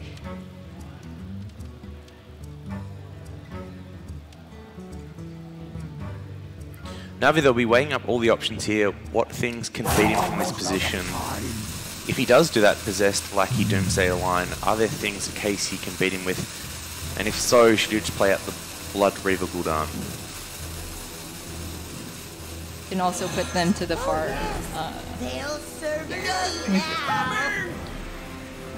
There's probably a consideration for whether or not you Dark Pact as well then, if he's worried about, say like Wind Fury comes down onto the Hydra. Yeah, so you would rather Dark Pact and create more buffers away from the Doomsayer. Does that make Mossy Horror a bigger punish? But then that means the Mossy's gone for your Gul'dan. I mean, Mossy Horror is a punish anyway because it would kill the Doomsayer, so... Oh, right. Oh my gosh, yeah. And the Lackey. When Casey doesn't know that the Lackey won't bring anything out, though, at this point. He does not have that information. And given Na'Vi has just 5 cards in hand and 13 in the deck, he would probably believe there's a good chance that Doomguard comes out of this. But with the Lackey being killed off, he's going to get that knowledge that it is, in fact, not in the deck and in Na'Vi's hand. So he knows 2 out of the 5 cards now. And this Doomsayer looks very well protected right in the middle there. And Casey, I think, is just going to take the roll onto the beast that he gets. Oh, he actually won't know that the Doomguards aren't in the deck because the way the Death Rattles work, the board fills before anything's pulled. That's interesting. Yeah, actually. So Doomsayer goes off here, and this has worked out perfectly for Na'Vi. He can follow it up with the Blood Reaver Gul'dan, putting himself up to a little bit more life with that 14. The hero power comes online, and a bunch of Void Lords and Walkers will be coming out. Pretty good outcome for Na'Vi. They're getting 2 of the Void Lords and is safe even if Mossy Horror were to come down. Might have turned the corner here, but Casey is still at that healthy life total. And Na'Vi does not really have space to play out these Doom Guards to find a lethal sooner, if possible. He could Hellfire away the board if necessary at some point. Yeah, Na'Vi is running out of threats when it comes to this deck. I know that sounds weird to say with double Doom Guard in hand, but given there's a chance they could discard each other, it is starting to get a little bit dicey.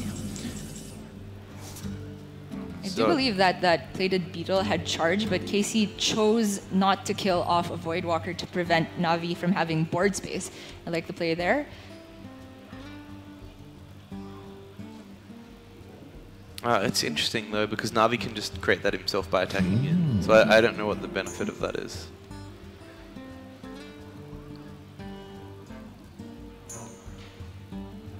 He's choosing to target the 1/4 with the hero power, so I guess he might not even clear the 3/4 at all. Or, oh, Suicide 4 into it to make sure that there's even more board space. And the last little bit of damage will be going face. Starting to chip away at Casey's life total. It doesn't seem like a far distance for Na'Vi to go with Casey on 34 and the attack that he keeps putting on the board being small chip damage rather than those big totals. Looks at this point that Casey either needs some kind of Bloodbath Poisonous combo or just a really sick Lich King card off of the Zombeast. Doom Pact being the first one in mind for me. Oh, that would be huge. We're going to see the zombies come down, and it looks like Casey is fishing for an answer here with the Playdead coming out onto it. It's a very interesting use of Playdead. Yeah, Anti-Magic Shell, not the best one here. It definitely can be useful in this matchup, but when you're this far behind on board, it definitely doesn't look good. So the Kobold Librarian here will but it'll dig Na'Vi a little bit closer to the bottom of his deck, and this one looks like it could be heading to fatigue with Casey having just 4 cards left, but Na'Vi gets the huge pickup with the Mountain Giant. Huge is definitely the right word here, and I don't know if we've seen all the Death Rattle activators there, but having seen One Play Dead come onto this Arthas and Navi knowing that Doom Pact is probably one of the only ways he can lose from this point, he's definitely going to make removing that a priority. Obliterate is the pickup. Actually, a nice way of removing the Mountain Giant. Yep. Probably take it here, but Casey needs to mount an offensive of his own, and I simply don't see how it's going to happen. Wildebeests are a little bit too slow. So Cave Hydra comes out again. Does it have Poisonous again? Yes, he's got the Poisonous Charge one. Goodness. Wow, What? that's a big pickup. And was that a board ordering, or board spacing error by Navi that allowed that to happen? Possibly, but man, how often do you... Well, I guess you saw it Second once. time this game. So you can't excuse it. You can't excuse yourself from seeing it as not being a possibility, but you really think it's not going to happen again once it does in the game. Even so, Navi's still looking quite far ahead, but now the Mossy Horror, which is still in Casey's deck, only 3 cards left, could get a lot of work done. So Navi is thinking about playing the Doom Guard this turn, and it must mean there's something left of the deck that he doesn't want to discard, which is why he's playing it out now. He's strongly hoping for that to remain onto the board, but at least he still has the other Doom Guard as some form of burst, and he's going to push quite a bit of damage this turn. He is looking pretty sad there. I guess he is indeed beating himself up about that board positioning. So Mossy Horror with Obliterate would clear the board here. The pull off the top is the Spider Bomb. And that's not nearly as strong in this situation, but it can be paired with that Ziliax to gain Casey 5 life and put a decent taunt in the way that will also remove a minion. Yeah, it gives him time to draw into that Mossy, and with the board reversal like that, we could have a game on our hands, but then Casey is still so far into fatigue, right? He would have to get consecutively really strong beasts to be able to kill Navi before he himself dies to fatigue. Ooh. Well, that's very interesting. Yes, I think you might just Faceless the Spider Bomb. Of course, there's a chance that the Death Rattle kills the Faceless, but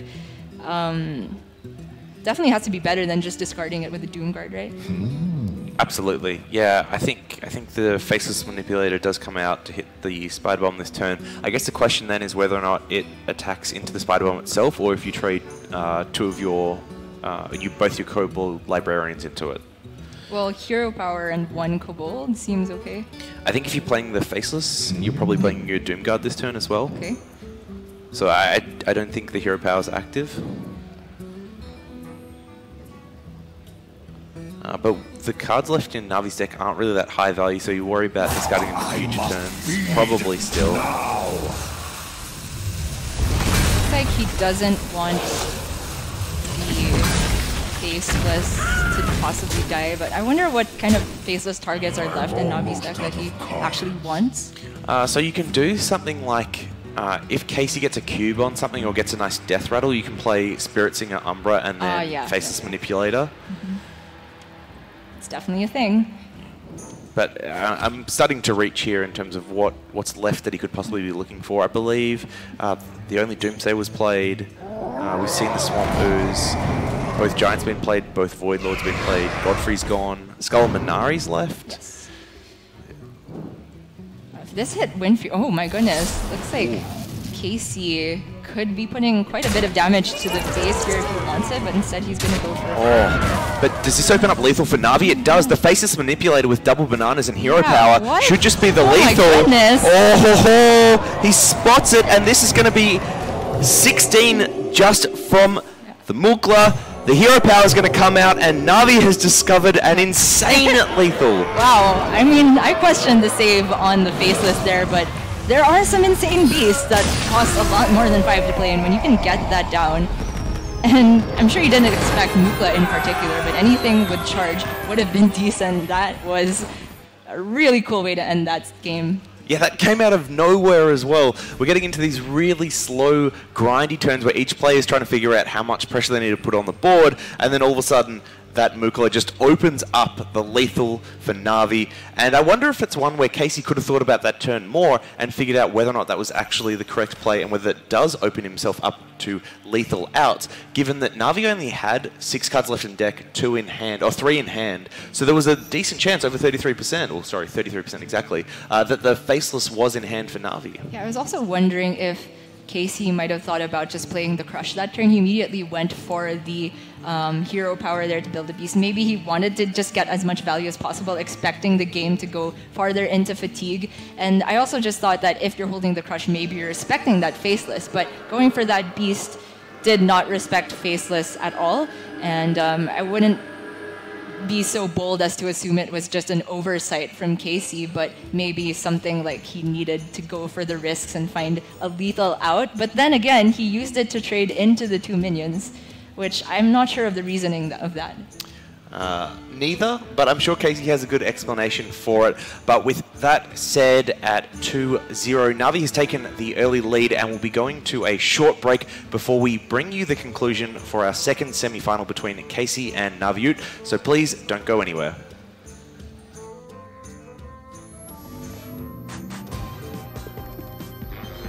Hey there, I'm Dr. Bull. I live to build things. In bombs mostly. So, come work with me, and we'll create all kinds of new inventions. In bombs mostly. Science! You can go into success with no regrets when you work with Dr. Technology! Work with the best and the brightest when you work with Dr. Ginormous mechanical pneumatic gorilla robot arms for smashing everything. What he said. Come add your skills to my team at Boom Laboratories. We're exploding with opportunity. Dr. Boom is not responsible for severed, exploded, or lost body parts. Revealing location of semi-secret lab is punishable by death. Apply now.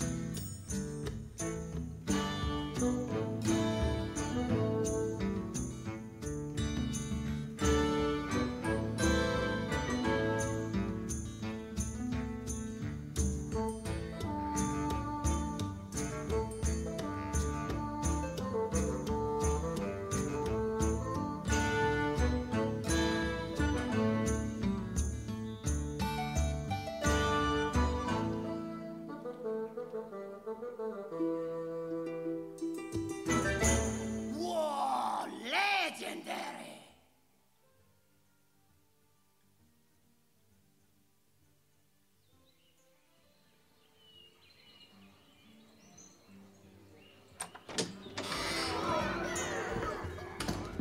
Oh, it's good to see you again. Pull up a chair by the hearth.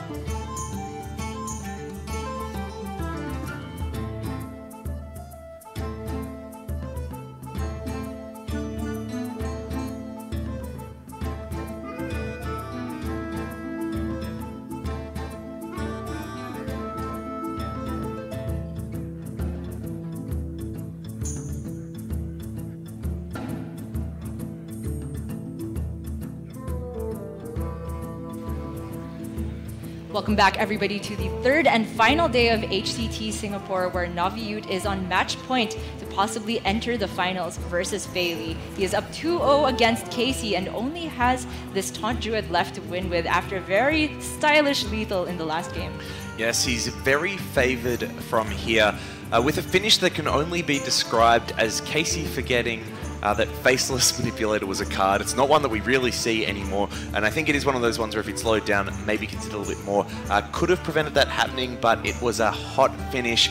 And Na'Vi is now very favoured to take the series from here. That Warlock was probably the weak point in his lineup, so to get a win there and just have the Druid left feels really good. Now, the only downside for it being that Druid deck is that it is one of those lists that can just miss 3 times in a row. I wonder what these two players are laughing about and what they have to type unless they're actually messaging each other. But yeah, this big druid, taunt druid looks like it should be pretty well positioned from here on out. And Na'Vi has 3 tries with it, but Casey has taken worse odds and been able to make them work in his favor, so we cannot count him out of it yet. And I think, personally, as much as I like Casey as a player and as a person, it would be so great for Na'Vi to finally take a finals run after so long. I mean, I think the same can be said for Casey, and don't get me wrong, I'm cheering for Na'Vi all the way. I want the Aussie to take the championship home. But Casey is just as deserving as anyone to be in this top 4 and to be in the finals. So let's jump into Game 3 now between Naviute and Casey. Na'Vi is, of course, piloting that Taunt Druid. Casey is going to be queuing up that Death Rattle Hunter to begin. And this matchup is one that I would say is sometimes difficult for the Taunt Druid in the same way that it's sometimes difficult for Malygos Druid. In those turns that you take to ramp up and get to your win conditions, the Hunter can sometimes just put down these Death Rattle boards, the egg boards that are so difficult to clear for Druid, and once they got that Katharina going, there's just no way of clearing it. And I did see a very crazy game at an HCT event, I can't quite remember which was this exact matchup, where when the Death Rattle Hunter gets its perfect board and the max value cubes, it can actually go head-to-head with the Oak Heart boards and Hadronox boards, because a bunch of crushes can actually value trade a bunch of Primordial Drakes. And speaking of good boards, Casey has got off to a great start here. The egg coined out on 2, followed up by that Stalker. That's 8 damage on turn 3 for Casey to direct towards Na'Vi. And thankfully for Na'Vi, he does have the early answer in the Oaken Summons. Yeah, and not only that, it also double buffs these Spellstones, well, 1 buff each. And that's going to be very useful, but oh my gosh, this draw. Double play dead. Combined with the Candle Shot allows for a very easy trade from Casey's perspective. Starts putting damage to Na'Vi's face and now has so much pressure on just turn 4. It's absolutely nuts. With the draw of Lich King, I assume this Nourish is going to be going to ramp. At least Na'Vi can play the Spellstones to remove the 5-2 and 3-3 if he wants. It's not great. I think it's just one of those things it's interesting that he didn't do the second Spellstone there, just because the Lich King is a likely play to come down next turn. Yeah, and the way the numbers work out, 5+3 is very neat to clear it off. Quick math. I wonder as well. Thanks, the first math I got right this whole series, Jackson. All right. Ooh, the swipe opens up some good future turns to Na'Vi. Being prepared with that Spellstone can get up to that 5 number. Casey has the tracking to look for Hunter's Mark, though, which could be absolutely backbreaking. He was 1 mana short of going Spider Bomb and Flanking Strike onto it. Doesn't look like he has the Hunter's Mark as an option here, based on his reaction. No, and some interesting choices there, but looks like he took the second Flanking Strike. Can't complain about this. No, I mean, from Casey's perspective, this is a very, very strong start. And with the Taunt Druid not running any Spreading Plagues, it's just not a board that can be easily answered. Oak Heart for Na'Vi here would be a massive draw if it can pop out at its head right now, and unfortunately it is not the case. So can he keep himself in the game? It looks like with the speed he's playing at, he's found a line. The swipe combining with the Spellstone will take down the Devil Saw, as well as one of those 3/3s, and he's alive on board as a result. Yes, and Casey does have the option of Spider Bomb Flanking Strike the Spider Bomb just to get rid of this, but it does only push 7 damage if he wants to go for that, so I don't think it's a very good use of the Flanking Strike. So going for it this way and already setting up the Spider Bomb in case of something like Primordial Drake coming down or even Sleepy Dragon. I think the other thing from Casey's perspective as well is that next turn you want to be playing Katharina because it does discover more lethal opportunities with King Crush. So if you're not playing Spider Bomb next turn, you probably just want to play it this turn. And it does have all those great targets as you've mentioned. I don't think there's any outs for Navi with that draw. And you can just keep hitting more armor, which is a weird, unfair thing that Druids seem to do sometimes. So cycle with Wrath, try to hope you get branching paths, and then you can heal up to 24, at which point Casey only has, I think, 14 damage next turn that Navi can see. Of course, Katharina can pull King Crush.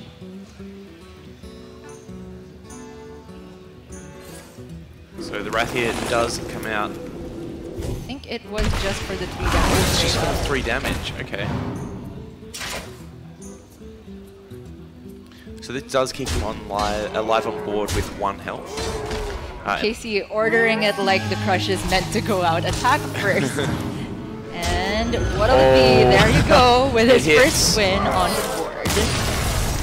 Very quick game there for Casey. This actually is both of their styles. Na'Vi loves playing fast, doesn't enjoy playing against those that rope, and Casey is known as one of the fastest when it comes to taking turns.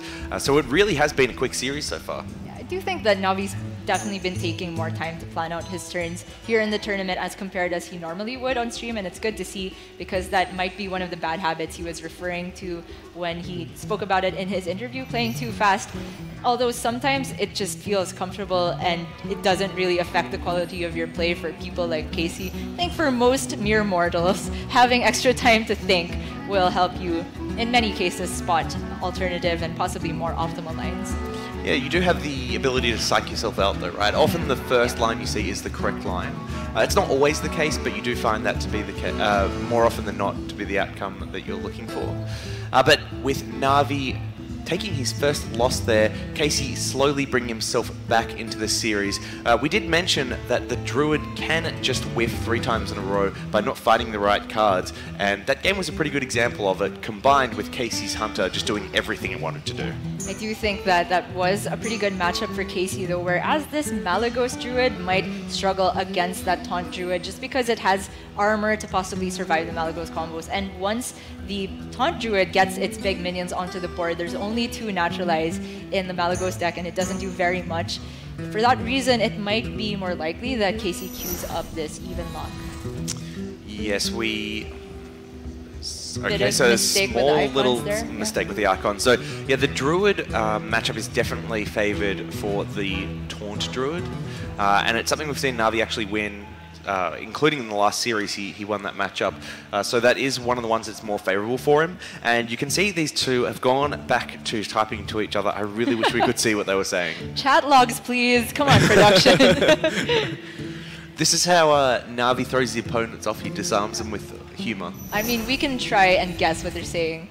Casey's like, oh, I'm going to queue the Druid next. No, I'm going to queue the Warlock. It doesn't really matter because Na'Vi only has the 1 deck remaining. So that would have been funnier in a couple games ago, I suppose. Maybe they're just talking about what they want to eat for dinner later.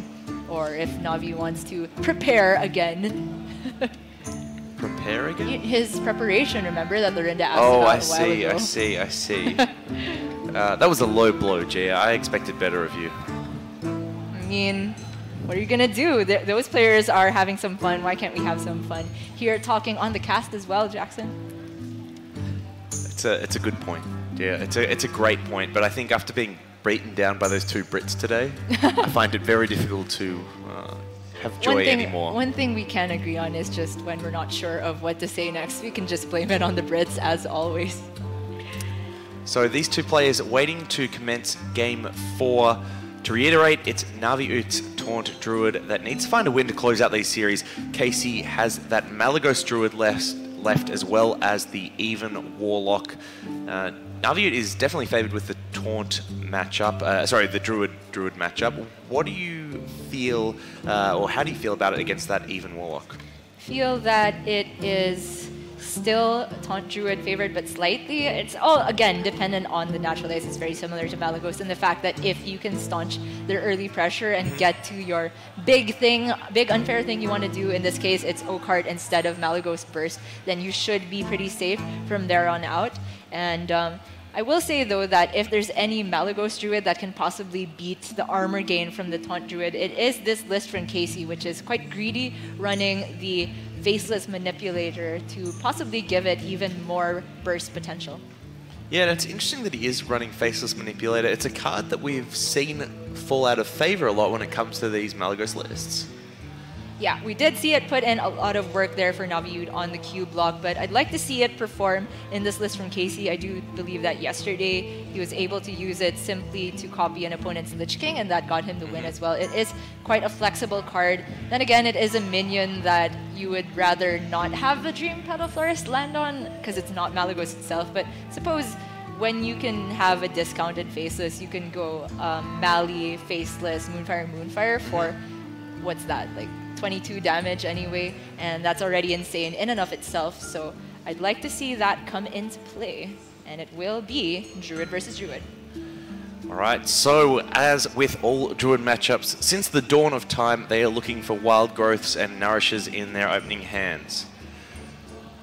For Casey, the Twig is also very useful in this matchup, and for Na'Vi, if he can spot the Oakheart, he will be holding on to it. Thankfully enough, I don't think throughout any stream match in HCT Singapore that we've ever seen just that unbeatable curve of Wild Growth, Nourish, and to coin Oakheart. That's never fun to cast or watch, but it's been a bit more of these honest matchups, and natural mistake, indication of no Wild Growth for me. Do you have it? Oh! Yes, you do. Hit him with a greetings, Na'Vi. No. He's not about the BM life. Nope. Just the chatting between games, and it curves pretty well into the Oaken Summons to thin out the deck, get rid of some of those Ironwood Golems, and things are looking up for Na'Vi, especially since this taunt minion makes getting the Twig whacking away a little bit more costly for Casey. I think he is, yes, still just going to do it because that swing is just so crucial to get you back in the matchup when you're behind. Yeah, you could see the look on Na'Vi's face there. While he was up, very happy that he hit the Wild Growth, as soon as the Twig came down, you saw him all just come down with a little bit as well. He knows that is one of the ways that Casey can win this matchup, by getting that Twig out early, doing some funny Malagos stuff, all before Na'Vi can really develop that taunt board. Yeah. We think that Casey's next turn might not be too great, but then followed up, he can go Spreading Plague with double Arcane Tyrant. So Na'Vi has this one window of the next turn to try and develop something else. I believe this turn starts with Branching Paths for draw, but it always feels bad when you have this UI. It's just so hard to say whether or not you're gonna get the Nourish. It's not likely.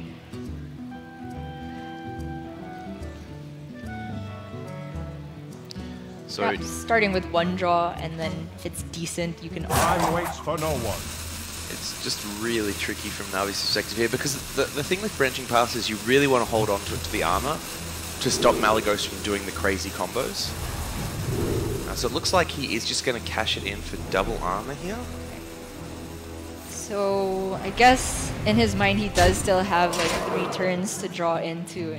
Well, maybe 2 turns before it's not that great.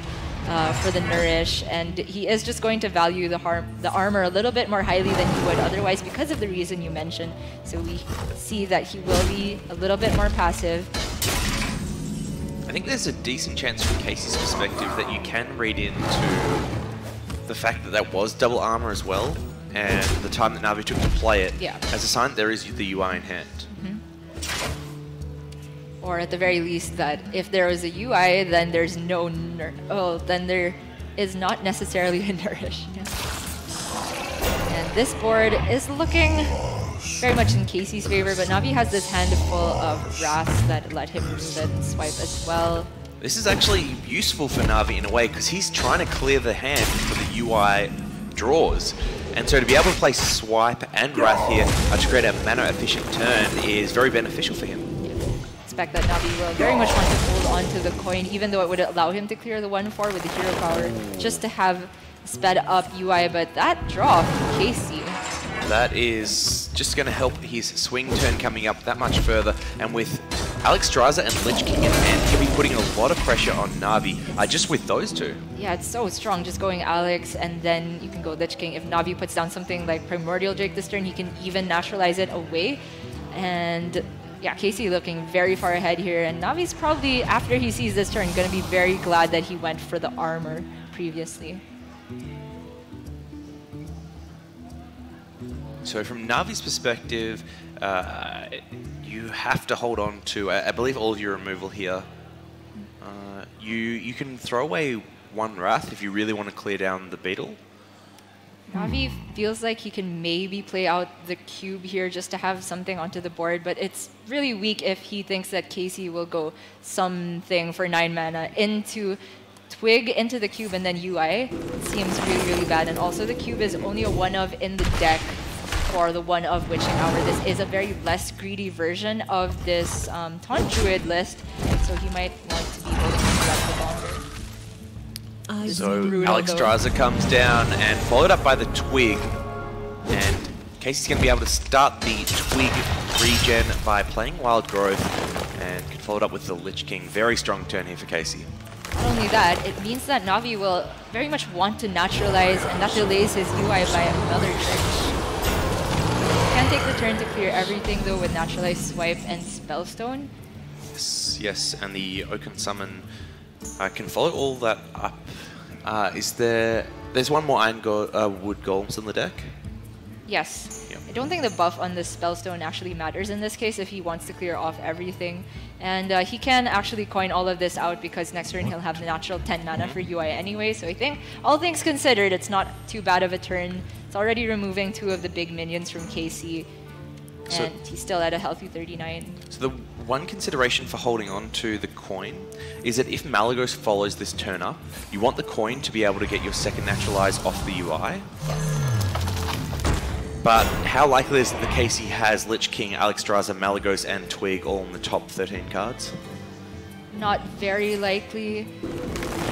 And I can understand the argument for maybe saving the naturalize for Malygos itself and just leaving up the Alexstrasza. It's not that weak, but we can see that this particular Lich King card in Obliterate is going to be quite punishing because it'll allow the Alexstrasza to go face. So he's just going to go for the naturalize here.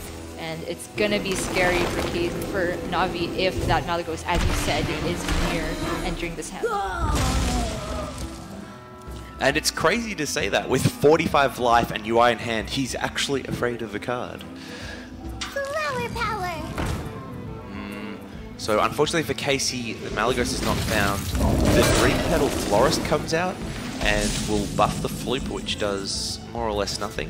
Well, what it does is that when Malygos does enter the hand, it can be a cheap way to discount the Malygos, just saving the Florist.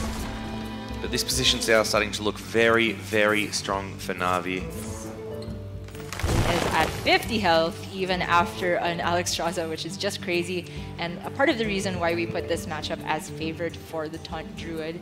Casey's not out of it yet, though.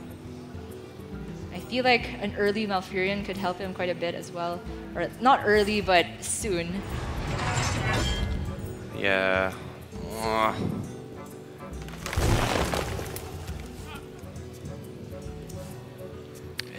In what world does Casey win, really? Because they're even on fatigue.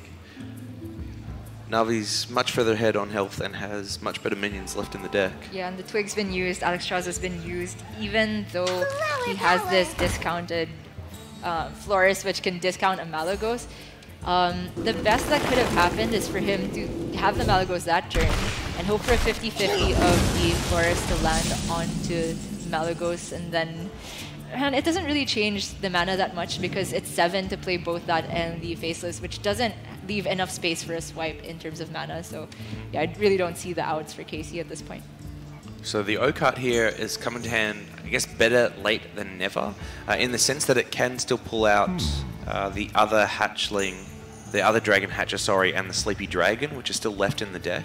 Yes, it is just the one Sleepy Dragon. But from Na'Vi's perspective, he's, I guess, still a little bit worried about fatigue. And so by playing this out, you thin your deck at 2 cards more. So could I just play a taunt must be a consideration for Na'Vi. It's just sad that he has to leave up the Florist, but I feel like the second Florist tick is often less scary than the first tick.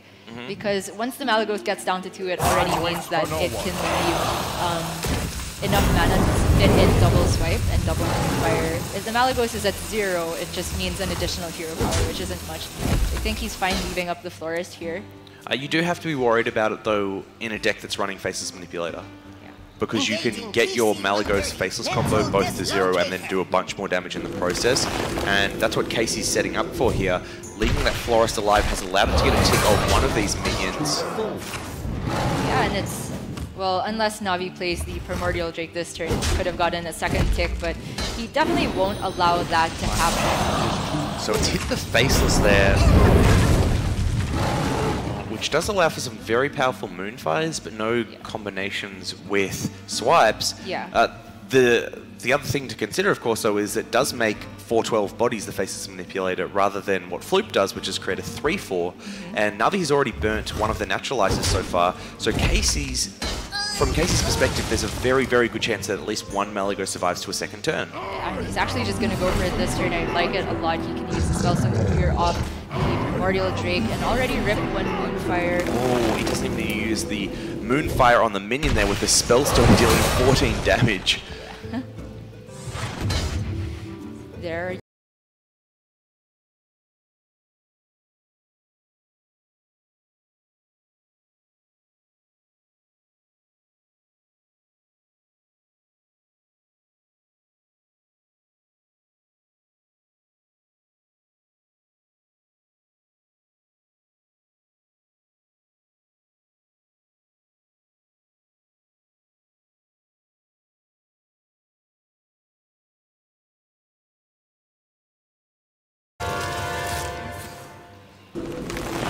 About using the Naturalize is that it does draw him closer to those burn spells, but it's definitely less punishing than having both Malagis stay up.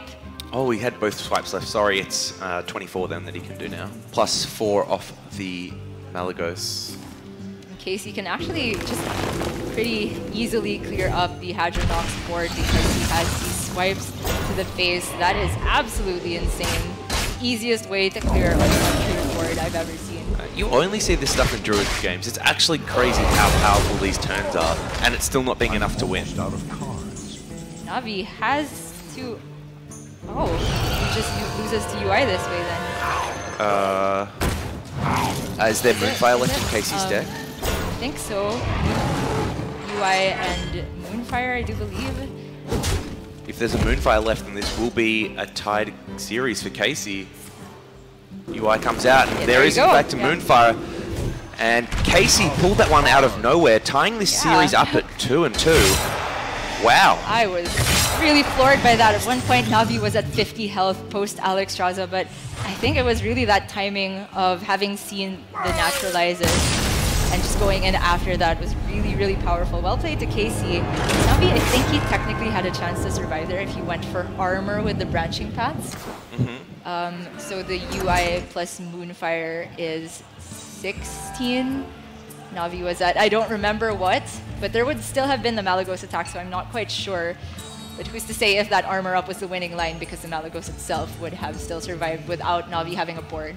Yeah, I think the turn that I'd want to revisit if I was Na'Vi was the turn where he decided not to play Master Oakheart, which would have built a much better board than just the Primordial Drake that was played on that turn, and whether that could have changed the outcome of the series. Looked like he was worried about getting to the bottom of his deck, but in the process made weaker boards that could have changed the outcome of the game. Is one of those most difficult matchups. You need to keep track of many things, how many of these burst cards are left, and in Casey's case, with this list, you need to keep track of all of these copying minions as well, Floop and Faceless Manipulator, and he really didn't have all of them at the same time, but they were spaced out just perfectly so that Na'Vi didn't have the time to both find the answers and develop a board of his own and try to take the victory that way. So now, it is just going to be the even lock for Casey against this Taunt Druid. Yes, that's right, and it's a matchup that you said is Druid favored? I feel like maybe could. Okay, I'm starting to change my mind because of all these crazy Mountain Giant starts that we've been seeing just beat even the greatest ramp Druid hands. Yeah, for this one, Warlock really does change its playstyle against Druid in the sense that it just has to go really aggressive. It can't win a lot of the late game states against almost any of the Druid decks, so it's looking to get those Giants onto the board as soon as possible. Fingers crossed that the Druid hasn't found it naturalized, and then just push a lot of damage to face. But it is one of those matchups where if that isn't found, the early pressure isn't there from the Warlock, it just gives the Druid far too much time to assemble. Yeah, and looking at the tech choices from Casey's Warlock list, I think that the Black Knight will put in a lot of work in this matchup. Aside from the mirror, this is probably the best one that you want to have it in. If in the case that Navi doesn't get that perfect curve into O card and has to play individual taunts, the Black Knight absolutely blows that game plan out of the water. Yeah, I think the other key tech card for Casey in this matchup is Skulking Geist, and if that was found in the opening mulligan, I would not be surprised to see him hold on to that one at all. But he has found the Giant, and Navi's found a little bit of heat himself with double ramp in his opening hand. What mulligans we have for Game 5 here, both players getting off to a pretty good start. Yes, indeed. Casey, of course, will be hoping to play out this Giant as soon as possible, and we did see something very similar. Great pickup for Navi there, that's massive. Yeah. I did see this kind of amazing ramp from Tom60229 yesterday, but he just wasn't able to get there because he didn't have the naturalizes. So unless there's an O card or naturalize, I wouldn't say that Navi is going to clear just yet. Yeah, the O card is the type of card, or is the card that if Navi can find early will just close out this game before Casey can really do too much. So the Giant coming down now, and Navi has some decisions to weigh up. He can Nourish and then just hit in with his Hero Power and the Spellstone into that Giant, but if he wants to conserve life, he can just armor up through the branching paths, as well as combining it with one draw and then using the Spellstone and the minion. I definitely like this, especially since ramping up with the Nourish. You don't really want to be playing Hadronox that early, so going for the one drop actually helps him decide what he wants to do with the Nourish later on. Having seen a Dragon Hatcher drawn though, I do assume this will definitely be going to the ramp direction. And Casey with a pretty sad turn 4. You don't really want to be playing double 2 drops, you want to be playing out more Giants. And Navi finding another Nourish. This hand is fire from Navi. He will be able to just curve out very well into the Dragon Hatcher and refill with that Nourish. And we don't see a second Giant available to Casey. He does have this Skulking Geist to remove the naturalizes, but if you don't have minions that necessarily need to get naturalized anyway, it's not that great onto the board. So the Dragon Hatch comes straight out, pulls the Primordial Drake. There's only 2 Drakes and 1 Sleepy Dragon in this list for Navi, so not too many cards that it can actually pull. Now Casey has to consider whether or not he wants to use the Spell Break now. If it's used now, it cannot be used to stop the Hadronox later. Good thing for Casey, though, is that, of course, as Taunt Druid, there cannot be spreading Drake in the list for Navi, so he's free. Casey is free to go wide onto the board, and he has minions. Wow, what a draw for Navi there. The UI coming into hand, the one of in the deck. He's ramped into orbit with the UI coming out on 10. It's going to clean up that Skulking Geist. Not even going to mill cards for Navi here, and he's going to be able to get a lot of damage off the board. The O-card pickup, if there's no other dragons drawn, or at least if there's one left in the deck, the okay. That's a little bit sad. Okay, that decreases the value of that O-card. Do you really want to complain about this? No. Yeah. No. As a Navi fan, I am thrilled with the way that turn worked out. We take those. It's okay, even if the O-card cannot be pulling anything of significance. I expect it won't really be played in this game anyway. Can still get another Primordial Drake with the Dragon Hatcher or just play a Sleepy Dragon. Looks like he was hovering over Hadronox. I feel like it's a little early, so yeah, I definitely like this. I do like the Dragon Hatcher there just because you don't want to risk that Primordial Drake being drawn naturally. With only 8 cards left in deck, there is a decent chance of that. And then the Hadronox can follow up. I guess from Navi's perspective, the one thing you do have to be worried about is the Hadronox won't be killed by Casey, so you kind of need a couple of turns to do it yourself, and you don't want that to be too slow. If you leave it too late when Casey's board's already too big, it can just ignore it and get the lethal that way. Yeah, it's also the case that there's no more naturalizes because of the Geist, so it's going to be difficult. Not to mention there's no more Spellstones either, so you can't just use Spellstone and Wrath to clear up your Hadronox. And I think with that in mind, once Casey sees the Hadronox, he'll be a little bit hesitant about whether he wants to put the Lich King onto the board, although it's probably going to come onto the board this turn.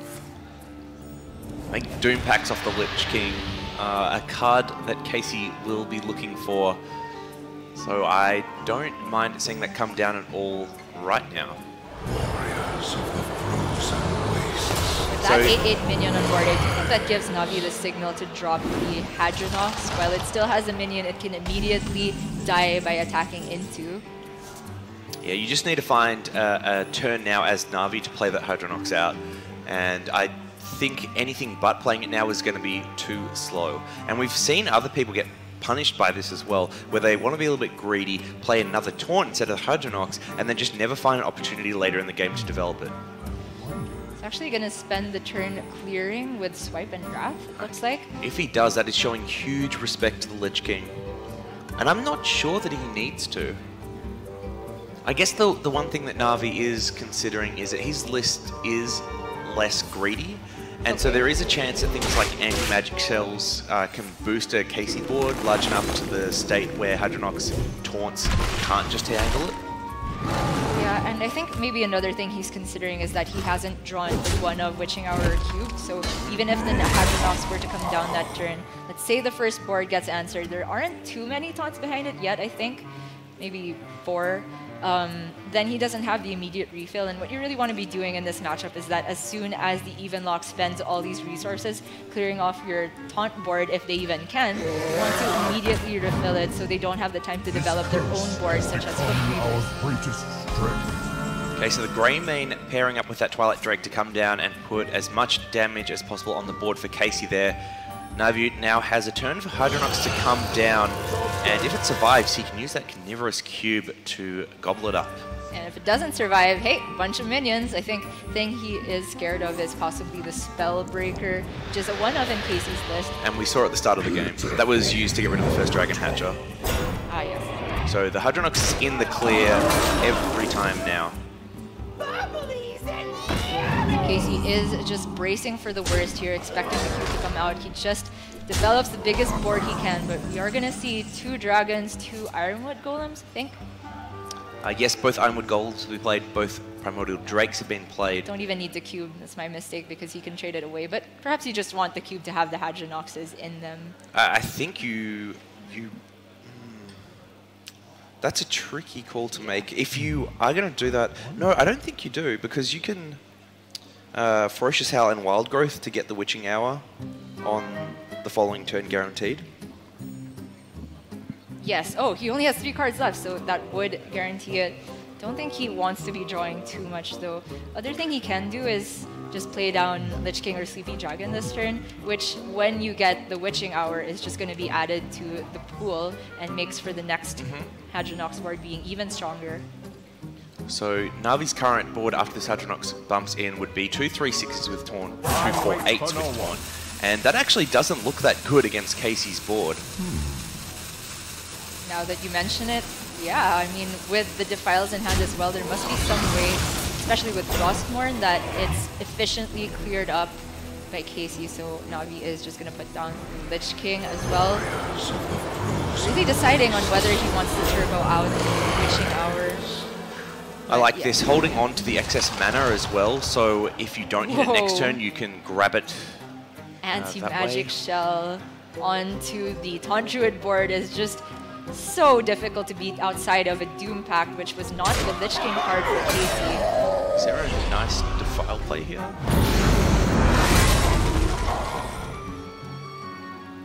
Not really with the way the minions work out after that DI has been played. Yeah, it is a little bit awkward. So that Amethyst Spellstone deals 5 damage. I think there might be a decent Defile here, which will still leave you with 2 minions. How could you be left? Perhaps not. I've not had the best track record with Defile and similar effects in the series, so... It's just amazing to me that Casey takes these turns so quickly. I think there's a lot to consider there.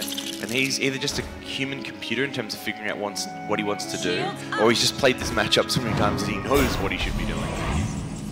So that's the Witching Hour for Navi. can't quite kill off these 2 Drakes, but the Lich King is now in the pool alongside 4 Ironwood Golems, it seems like. So what else is there for Na'Vi here? And with just 2 cards left in the deck now, I wonder what they are. Have we seen both swipes? I don't think so. Because the second swipe is pretty useful here. But I do just like cashing in this Witching Hour Carnivorous Cube and building this massive board. Because even if the Lich King card that Casey's holding is the Doom Pact, the fact that you have the cube that then generates 2 Hadronox means that you're in such a strong position. Yes, completely agree. It looks like Na'Vi is just going to go for that. Most of the time you get a lot of Ironwood Golems, but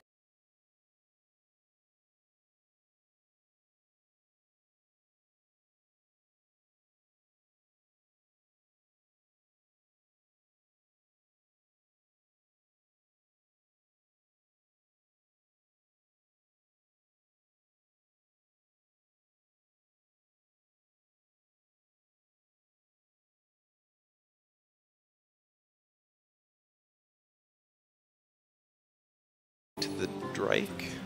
Is there I a think better way? Infernal into the 4/7 creates a 1 and 2 just like that, so you can. Oh, you've already got a freely 1. Trade away. Well, I think you'd rather trade away the 6/1 so that it frees up, or rather, it puts the health down for some of these Drakes.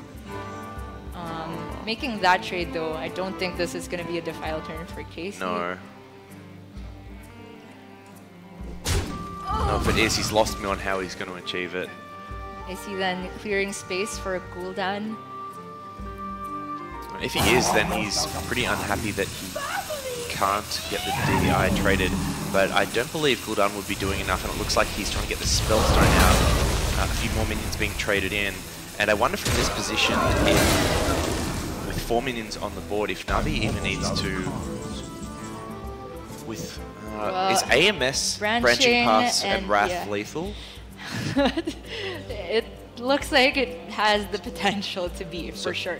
So one of the Ironwood Golems kills the Drake, then the other Ironwood Golem's on 7, well, the Drake's on 8. You don't have the armor to attack with the Golems unless you go for 1 tick of armor with the Branching Paths. So each minion you can put them at +3 attack between the anti-magic and the armor. So 5, 5, 5. I don't think it's a lethal. 5, 6, 6. Either way, it's still extremely strong here.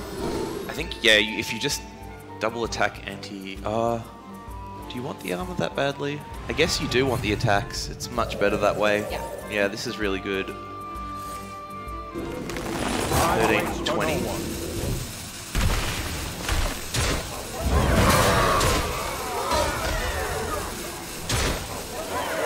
Though it's not lethal, I don't really see a way that Casey can come back from this. Even if there's some kind of magic defile, the cube still has the Hadronoxes inside of it, and no more spell breakers are available for Casey. Well, that does make it interesting for Casey, though.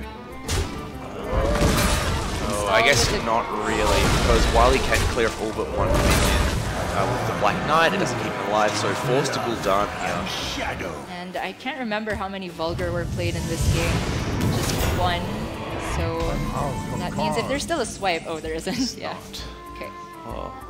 So Sleepy Dragon just looks like the solid thing to do here. Keep pushing pace with... Well, there's an argument for weakening the cube to immediately get the taunt ward back. On the next turn. It's actually... No, I think that's fine from Na'Vi because Casey's used both Spellstones, so he can never go up past 7 now, and as a result it means the cube would have to be killed or blocked somehow. Well, was there other defense that Casey had? Yeah, like I'm just unsure if there's a remaining Sun Fury Protector. I think that would have been the lone punish at this point. If there had been both though, then I can definitely respect the face play here, and it doesn't look to me as if Casey has any outs here. Because he cannot heal up past 7, and the cube has 7 attack. If he kills the cube, 2 Hadronox pop out, and that will just be... Oh, is this actually a magic defile? I don't think there's a way. He can put the cube to 2, and then he'll have a 1, 2, 3. But how are you dealing with the Hadronoxus after that? You are not. Yeah. I would agree, and we have our second finalist now. Indeed, the lifesteal face. There you go. There you have it. Naviute will be our second Is that finalist. how it works? I thought you just died there. Nope, it keeps you alive. I've never had to do that to my own face, or I just concede straight up in that case. So there you go.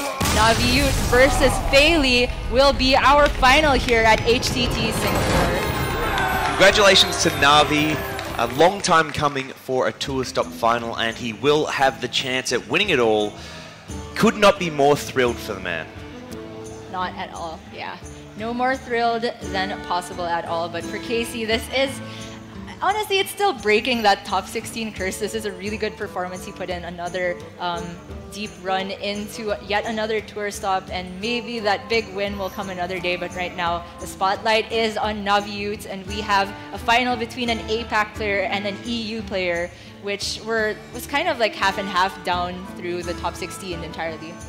Well, APAC versus the rest of the world, I mean. Yeah, and NA kind of dropped off on that pretty quickly. Yeah.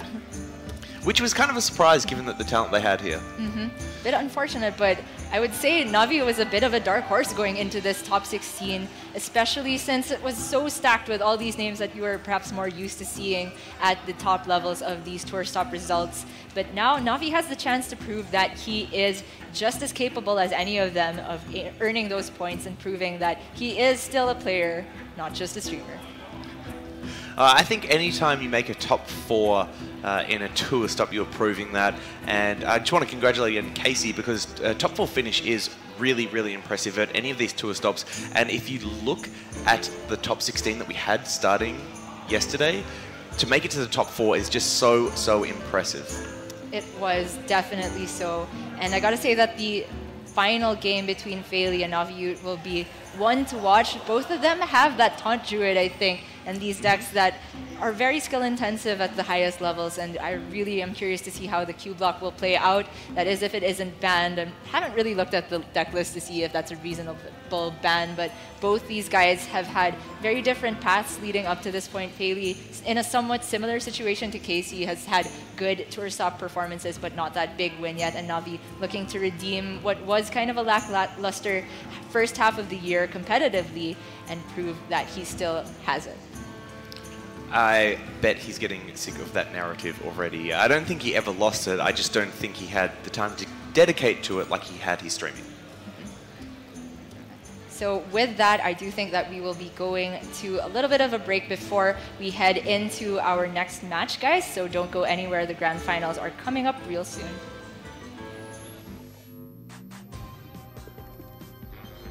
Hey there, I'm Dr. Bull. I live to build things. Bombs mostly. So come work with me, and we'll create all kinds of new inventions. Bombs mostly. Science! You can go into success with no regrets when you work with Dr. Technology! Work with the best and thrive when you work with Dr. Ginormous mechanical pneumatic gorilla robot arms for smashing everything. What he said. Come add your skills to my team at Boom Laboratories. We're exploding with opportunity. Dr. Boom is not responsible for severed, exploded, or lost body parts. Revealing location of semi-secret lab is punishable by death. Apply now.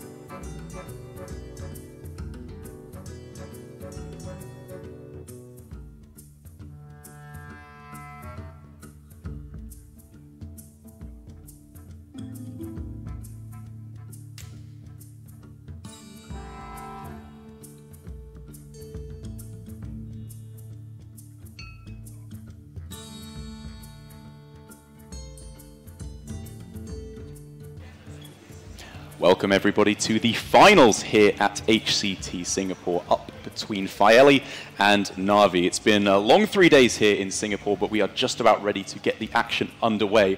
But before we do, allow me to introduce our very special guest here on the casting desk, Mr. Hunter Ace. It's very nice of you to join us.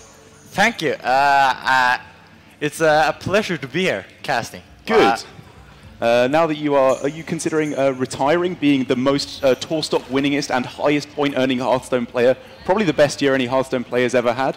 Well, I'm an aspiring caster, okay. but I love competing, and I'm probably going to keep competing, but now I got the chance to try it out, so we'll see how it goes. I'm sure you'll do fantastic, but as we're preparing to get underway with this series, it looks like we have two pretty anti-control lineups here. But in my opinion, one player I think is pretty firmly in the lead.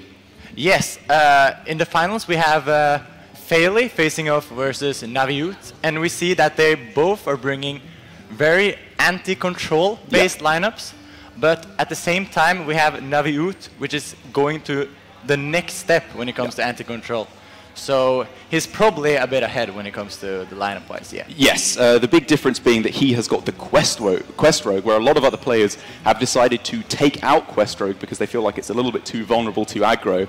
I know that you are a big fan of Quest Rogue at the moment. You've been having a lot of success. Do you think it's a good idea to take Quest Rogue out of your anti-control lineup because it's weak to aggro?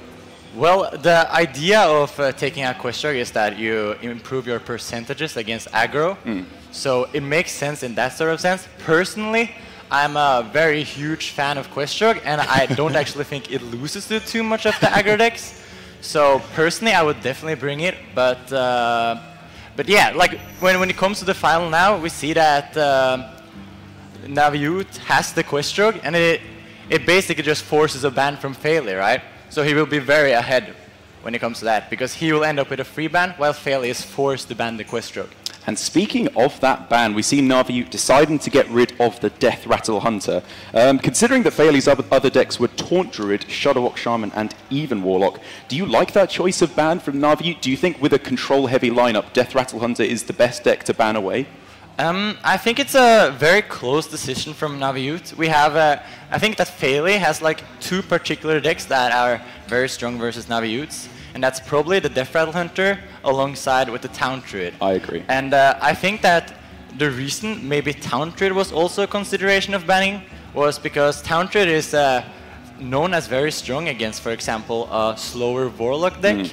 Also, Faeli's Taunt Druid is significantly more greedy than Naviut's Taunt Druid. So if we see this mirror coming up, then Faeli will be very favored, because that would be a long grindy game for sure. And Naviut has come in prepared to this. When I was just backstage a moment ago, Naviut was talking to Muzzy, preparing for that exact mirror match, trying to get tips on how to maximize your percentages when you have a less greedy list. But we are ready to jump into game number one of this final series here at HCT Singapore. And I've got to ask you, as an incredibly successful Hearthstone player, do you like Faeli's choice to keep the Wild Growth there on the mulligan? Well, Wild Growth is known as a very good card, and it's a classic one, you know? Yeah. Druid wants to ramp up early game so they get more mana to use their big stuff, and that's especially important in Taunt Druid because you run a lot of expensive cards. That is true, with no 6 or 7 cost cards at all.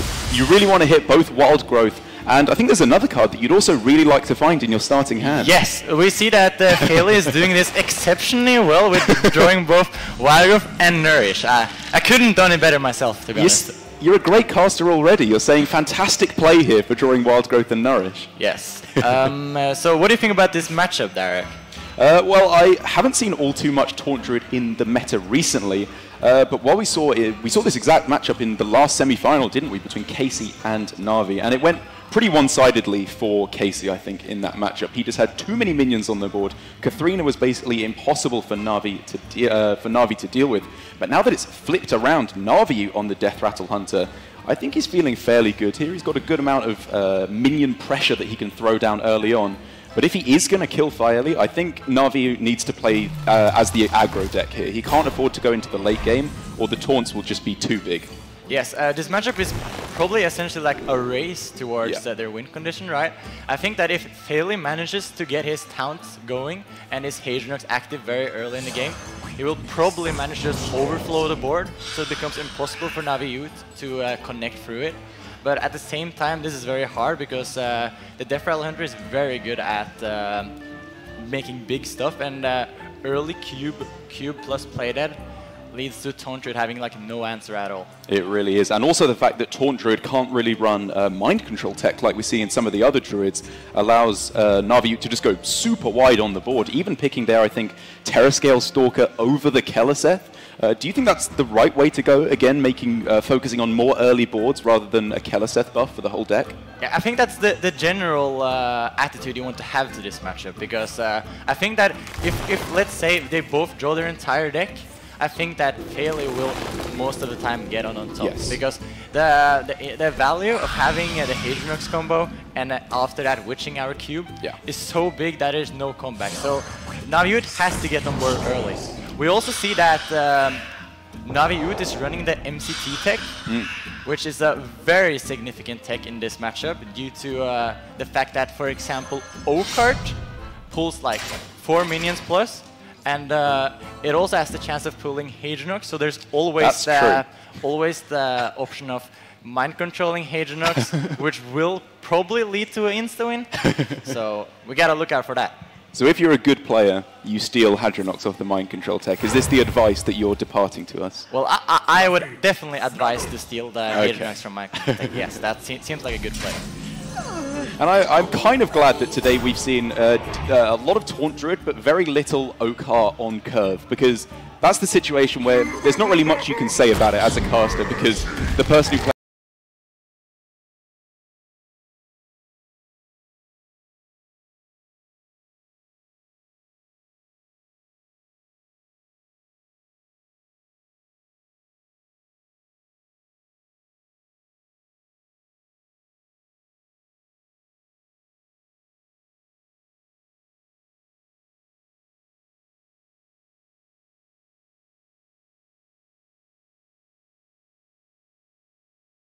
of doing different trades. He probably wants to respect the Primordial Drake. He could have went for some other trades there, going into the Sleep Dragon also, but that would have led him incredibly weak to upcoming Primordial Drake. Yeah. Clean sweeping all his 5/2s. I think I like also leaving one big minion on board when you have Spider Bombs in play in your hand. It might be a little bit difficult to activate them right away, but if a flanking strike is found or a play dead, he'll be able to just destroy whatever big dragon comes down from Fairley. Yeah, there's actually a very interesting combination of cards that is in Navihu's hand now.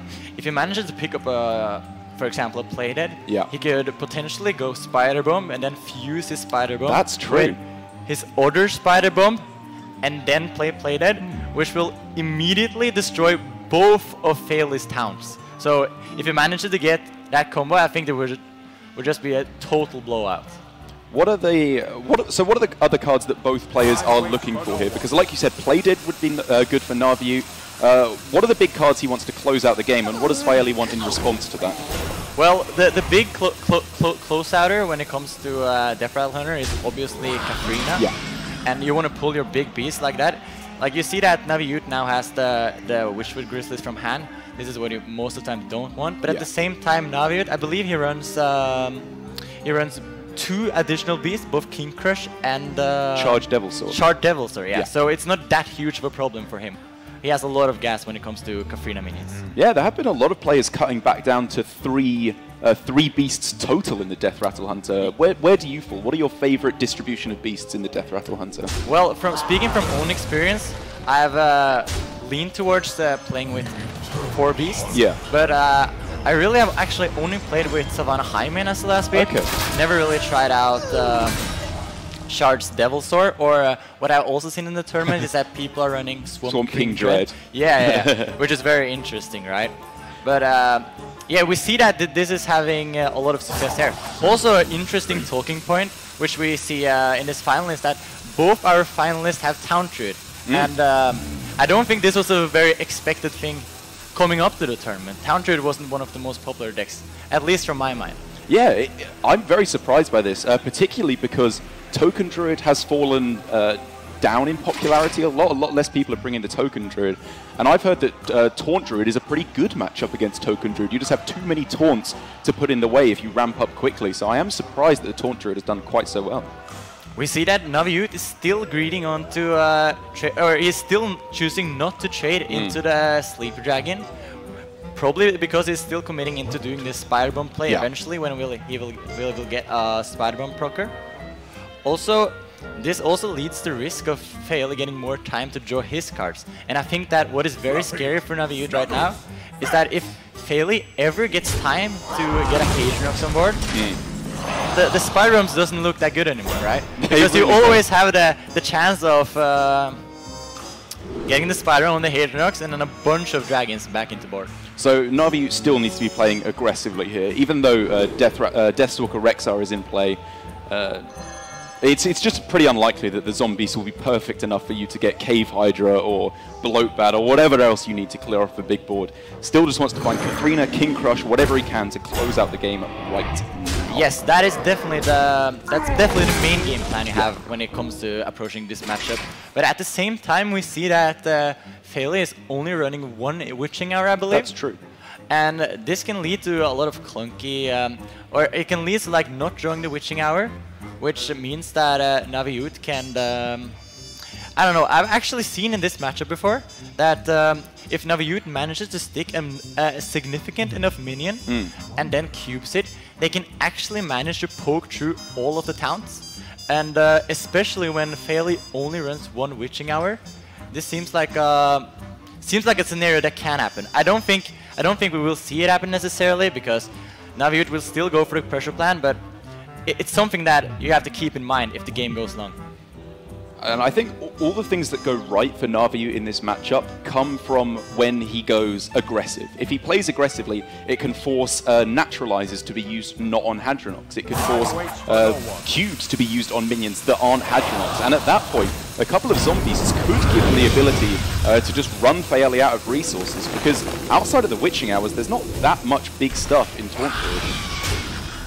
Yes, also the big problem with Taunt Druid often is that it's very inconsistent when it comes to drawing cards. And you also see that one of the big draw factors in the deck is Master O-Card, which is the big swing card, right? Because not only does it pull a huge board, it also essentially cycles you through your deck and gives you your cubes and Witching Hours faster, right? Which are the significant cards to the essential win condition of the deck. So the advice that you're departing to any aspiring Hearthstone players who want to learn from the #1 point earner in the world is Master Oakheart is good. Yeah, Master Oakheart is definitely good, and I actually have a lot of experience playing Taunt Druid from earlier expansions because it used to be like one of the go-to decks when it came to ladder, and Ramp and Oakheart is the general success when it comes to the deck. But there's also a lot of I know that Faeli's inclusion of one Witching Hour was very odd for a long time. Yes. I know that Witching Hour was like a very core card, but then we saw people like, for example, Koleno starting to cut it, and then there was a metagame where it hit, and I think everyone started cutting one Witching Hour. But at the same time, we see that other people choosing to play two Witching Hours. I'm not sure which one is correct though. I have personally not played too much Taunt Druid recently because I haven't trusted too much in the deck, but as we see in this tournament, 2 Taunt Druids in the final, so you have to recognize that and maybe look back on it and see. Maybe Taunt Druid just was to bring. Yeah, I feel like it's pretty good. I feel like a slightly greedier list might have been even better, given how much control and anti-control has been in the top 10. Sorry, the top 8 and top 16. But it's clearly working out well for these players so far, as Naviute is ramping up here with the double Witchwood Grizzly to get a little bit of pressure on the board. And the Doom Pact there from Navi. Do you anticipate that will be good? Or the Doom Pact? Is the fatigue aspect too scary? The fatigue aspect is very scary, but it could reach a point where they both are very deep in fatigue, and Naviute manages to get a very clean Doom Pact up, maybe together with his cube, where he can get significant tempo, and by that just winning the game. Also, we see that Faeli now has picked up his Hadronox, which is a huge pickup for sure. Yeah. not only the fact that he can get a giant board in play, but also naturalize to get his opponent closer to fatigue, means that if it does get to that fatigue point, Fairley should be in a pretty good spot, unless he knew that Na'Vi has the Doom Pact as well, which will definitely be helping him out along the way. Yes. And we see that Na'Vi is aggressively building beasts, searching for these significant beasts that will end up potentially winning the game. We have the Poisonous Blow Bat that can deal with that entire Hadronux board. That is game winning. We have Stone Tuskborgs. We have Cave Hydra plus Poisonous. Yeah. There's a lot of significant beasts that definitely can change how this matchup normally goes. So by spamming the hero power button, he gets a lot of tries on getting. So do you think it's the right idea here for Na'Vi to be pressing the hero power that aggressively, or should he be focusing on playing cards like Cube and Egg here to be playing out his minions? Well, it's an interesting decision. Like from Navi's perspective here, Fairley hasn't played the Hadronux yet. That's true. And he doesn't know that he has the Hadronux in hand, which we see he had and played now. So he from his perspective, he can take it slow. Oh, that was that's out. a bad turn. Yeah. That's you really don't want to see that. Yeah. So now we can see the potential swing turn that Na'Vi has with Cube plus Doom Pact on the Devil Sword. So this is disgusting. This is a potential winning play right here. Do you think there's any consideration for mind control tech on this turn? Could you win by just stealing a big minion? Okay, let me look at it. So I feel like we always have to. It gets pretty. It's tough, isn't it? Yeah, it's really pretty hard. We also, since we ended up discarding the play dead, we don't have the fusion combo with the spider bombs. Yes, so, that's true. Like a potential, let's say this Hunter's Mark was the play dead. Yeah. Then we could have went mind control tech, then spider bomb, play dead. That would have been really almost cleared the entire board. He's going for it. He's going for it. Oh, that's so sick. So now he's going straight to fatigue. So he's risking going into Witching Hour plus the cube, which will be lead to insta-loss. But at the same time, Fairley only has 3 cards now, 8 cards left in deck. There's nothing that says that he has this yet. So yeah, it's definitely a risk, but I think that this is the player supposed to do. I think it's just spot on from Na'Vi because he's realizing the game is slipping out of his hands here. He's not going to win in the late game. If he takes it slow and tries to go into fatigue, he'll probably lose anyway. So he's forcing Fairley here to have both the Witching Hour and the Cube, of which he has neither. Yes, and we also see that Fairley has to draw with this branching path now. He's almost dead on board. And I think he still has to draw. Because he needs to find this Witching Hour Cube combo, else he will just lose. It's not like just one card he needs, which he could get off the top next turn. It has to be a 2-card combo to save him. So I agree. He has to draw and hope to get very, very lucky in the next couple of turns with those draws. Yeah, he can potentially draw here and then set up the Trog Gloom Eater to maybe deal with the Devil's Sword. But at the same time, there's so many cards in Na'Vi's hand, so there's nothing that necessarily says that he can deal with it. So now the charging Zombeast here. What is the Zombeast? That's a Tundra Rhino and a Tiger, I think. So I think it has 7 attack. 7 attack, yes. Which, unfortunately, with the Taunt in play, you can't play Hunter's Mark as well. Yeah, so you can potentially play Hunter's Mark here, attack into the 1/1 then, push with both the Devil Swords. That will then put Fairley down to 4 health. The only big taunt is there any sort of damage he can create besides that? He can build a beast. There's a lot of beasts that deal damage. Yeah. There's Razor Maw. There's Bittertide Hydra. There's a Silence that can deal with the taunt. If he gets Boar with the Owl, that's exact lethal, I think, with the 17 from the 14 I from think the that, 2 I think that minions. Boar is lethal with every of Pretty these much. beasts, because you have the Hunter's Mark plus. It is all. It's also lethal with Owl, right? Yeah. Oh, he got it! Oh, let's go! That's so sick! Oh, so Na'Vi takes game 1. Turner versus the Town Druid. And that is a big win after we saw in the previous series. That is a big win, yeah. We saw that Na'Vi struggled really hard with his Hunter. And I really like the way that Na'Vi played that game. I totally agree with you that if he goes aggressive there in that matchup and, you know, realizes in the late game he never wins anyway. He has to win soon or it's over. And he just did that beautifully. Took a big risk and it paid out wonderfully. He also got the... He saw that he got from the Arthas, he got the he got the Doom Pact. Yeah. He then saved up the Doom Pact to go together with the Yeah. cube. And yeah, that was one of the potential swing throws I talked about, right? And he saw the line, and he ended up getting rewarded. He did indeed. It was a very nice series of play from Naviu.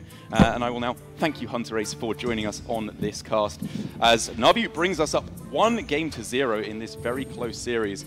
I feel like he's in a good spot now still to take this entire series. With the Q block being banned out of the way, he's left with some pretty good...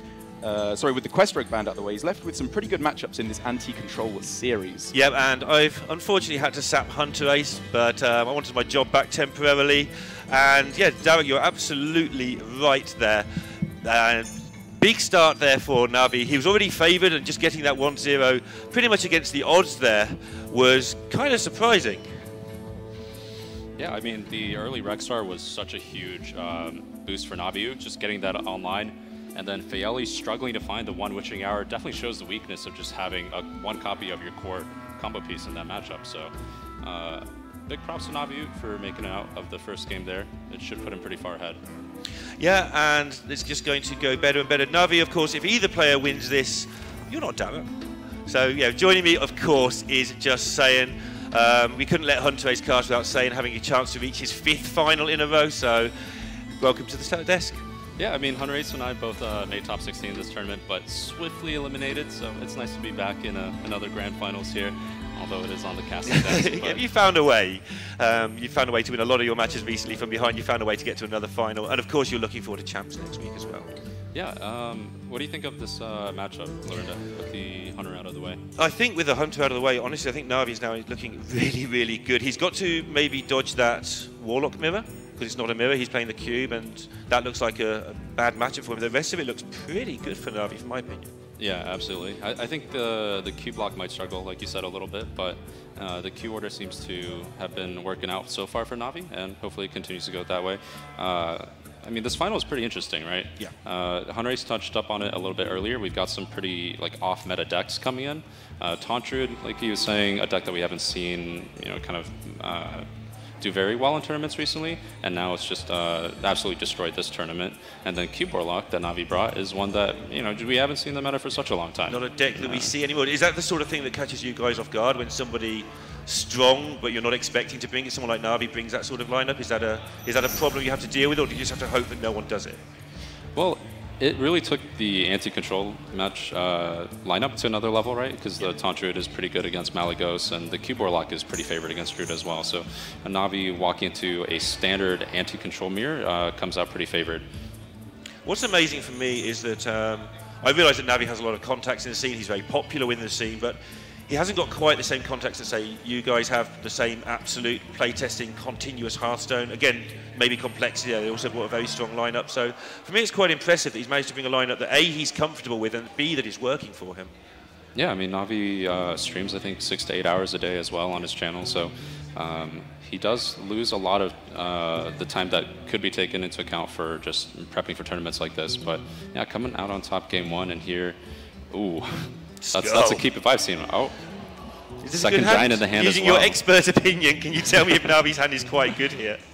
Well, I think when you're the Cube Warlock versus Even Warlock, from Faeli's side, Even Warlock I think is more generous in keeping the Twilight Drake, because you don't expect that strong of a start from the Cube Warlock, but he's going to be in for quite the surprise here. Because that is the big difference. This is why the regular Evenlock is so favoured. It's that it's just much more likely to get the Giants to get that early pressure, and the Cube Block can be a bit slow. But that doesn't make Giants any less bad when they're on the other side of the board. Right, and we can't forget that Faeli has the coin, so he definitely has the initiative to play Giant one turn earlier, and a lot of the times that means the Giant's going to be swinging for face, while the other one doesn't really get to hit at all. So for Faeli, that might be an extra 16 up to 24 chip damage. However, off the top is the card he needs to stop that from happening as well. The Doomsayer is going to allow him to buy the tempo he needs at some point, most likely. And there are 2 Giants in Faeli's hand as well. Just notice them. Yeah, it seems like a pretty even playing field. A lot of the most powerful cards come into both players' hands here. Navi, of course, will play that Doomsayer down to try and get that initiative, take away the power of the coin, and be the first man with a Giant. Yeah, it's a tough call from Navi. He doesn't go for Doomsayer because he wants to play his own Giant first, and he's just kind of hoping that Fairley doesn't manage to land his. Fairley does have his, and then next turn the follow-up is even scarier because the Giant will be protected behind a Vulgar Homunculus if Fairley does choose to coin that out. Yeah, and now, obviously, this could be actually really, really quick. If you can't negate these quickly, they are just going to run all over you. And the 2 Giant versus 2 Giant thing ends up really weird because the one who plays the second one first just ends up with this massive tempo game like this. Yeah, and here there's basically nothing Navi can do just because you can't trade off one of the Giants. The 2-4's in the way, and for Navi, that's a Hellfire. And even if it wasn't Hellfire, you know, he would be able to push him to 2 and then really pressure out Navi at the next turn. Pretty instructive, though, as to why this is the favoured deck. Navi had the hand you would choose to have, and I've enjoyed casting with you, saying it's been great fun. Yeah, good cast. I don't think we made too many mistakes in that one. And that goes to 1-1 in this final, and that must be a bit of a punch in the stomach for Navi. He thinks, oh, I've got a great hand in this unfavoured matchup, and then you lose in 5 turns. I mean, that just goes to show how favored it is for the Even Warlock. Even Warlock is running Silence, it's running Ooze, it's running the Giants, and then when you're on coin, you get initiative like that. Wow, it is difficult for Cube Warlock to come back. Fraley doesn't quite know where to look right now. This is, of course, another final for him. Have you run into him much on your travels this year? You know, I think every tour stop that I go to, Faeli manages to make it to top 16 as well. Yeah, so he's been flying under the radar a little bit, much like Casey has, but they've been 2 very strong and consistent European players. Yeah, even outside the tour stops, he made it to the top 8 of the Wild tourney early in the year as well, and came top 8 in the summer playoffs for EU. He did really well in the Swiss and just couldn't get through that final stage. So all these near misses on top of his great finishes, it's people like you that ruin it for Faeli and Casey, you and Hunter Ace. Yeah, but they're showing up. They're showing up, and they're very good. Consistent. And you know, we saw Casey in top 4 as well, and now Faeli in the grand finals. So yeah, I feel that there's quite a big gap developing between the top X, where X is something like 20, and the rest now. And I think that's down to how the play testing is working out for everybody who's gone not just pro, but like super full-time, all in on Hearthstone now. Yeah, and I believe we're taking a bit of a break after that fast game 2 there. So Hunter Ace got to cast like a long Death Rattle Hunter, you know, kind of a long game, and we've got about 5 turns of Warlock Mirror. So. It was fun while it lasted. Anyway, good to see you appear in another final. So yeah, we are going to take a short break, and we'll be right back with game number 3 of this final. Hey there, I'm Dr. Bull. I live to build things. Bombs mostly. So come work for me, and we'll create all kinds of new inventions. Bombs mostly. Science! You can go into success with no regrets when you work with Dr. Technology! You can work with the best and the brightest when you work with Dr. Ginormous mechanical pneumatic gorilla robot arms for smashing everything. What he said. Come add your skills to my team at Boom Laboratories. We're exploding with opportunity. Dr. Boom is not responsible for severed, exploded, or lost body parts. Revealing location of semi-secret lab is punishable by death. Apply now.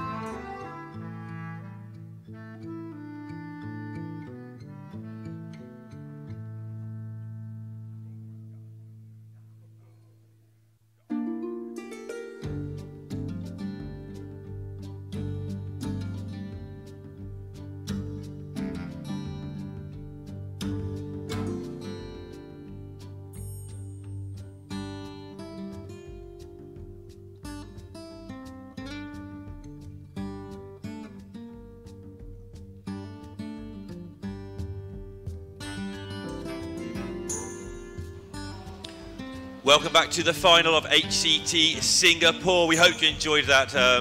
Couple of guest appearances there for this final. Now you're lumbered back with us guys. Derek, this match is finally poised at 1 apiece. I think most of the people on the floor think Na'Vi was going to take it easily when I was out there, but how's it looking now? Looking a little bit more even, I think, for Na'Vi, with the Death Rattle Hunter taking a victory. That was kind of the main advantage with his lineup over Faeli's, is that he had Quest Rogue, so it had to be banned away, which left the Death Rattle Hunter on the table available for Na'Vi to pick, and took a very well played, actually, first game with the Devil Saws into Cube, Doom Pact. A very, very cool play there with an aggressive push for lethal, which worked out very nicely for him. But now being left with only the Taunt Druid and Q block up against Faeli's Taunt Druid and Shudderwock. If they had identical Taunt Druid lists, I think I would still put Na'Vi in a pretty good spot, fairly far in the lead.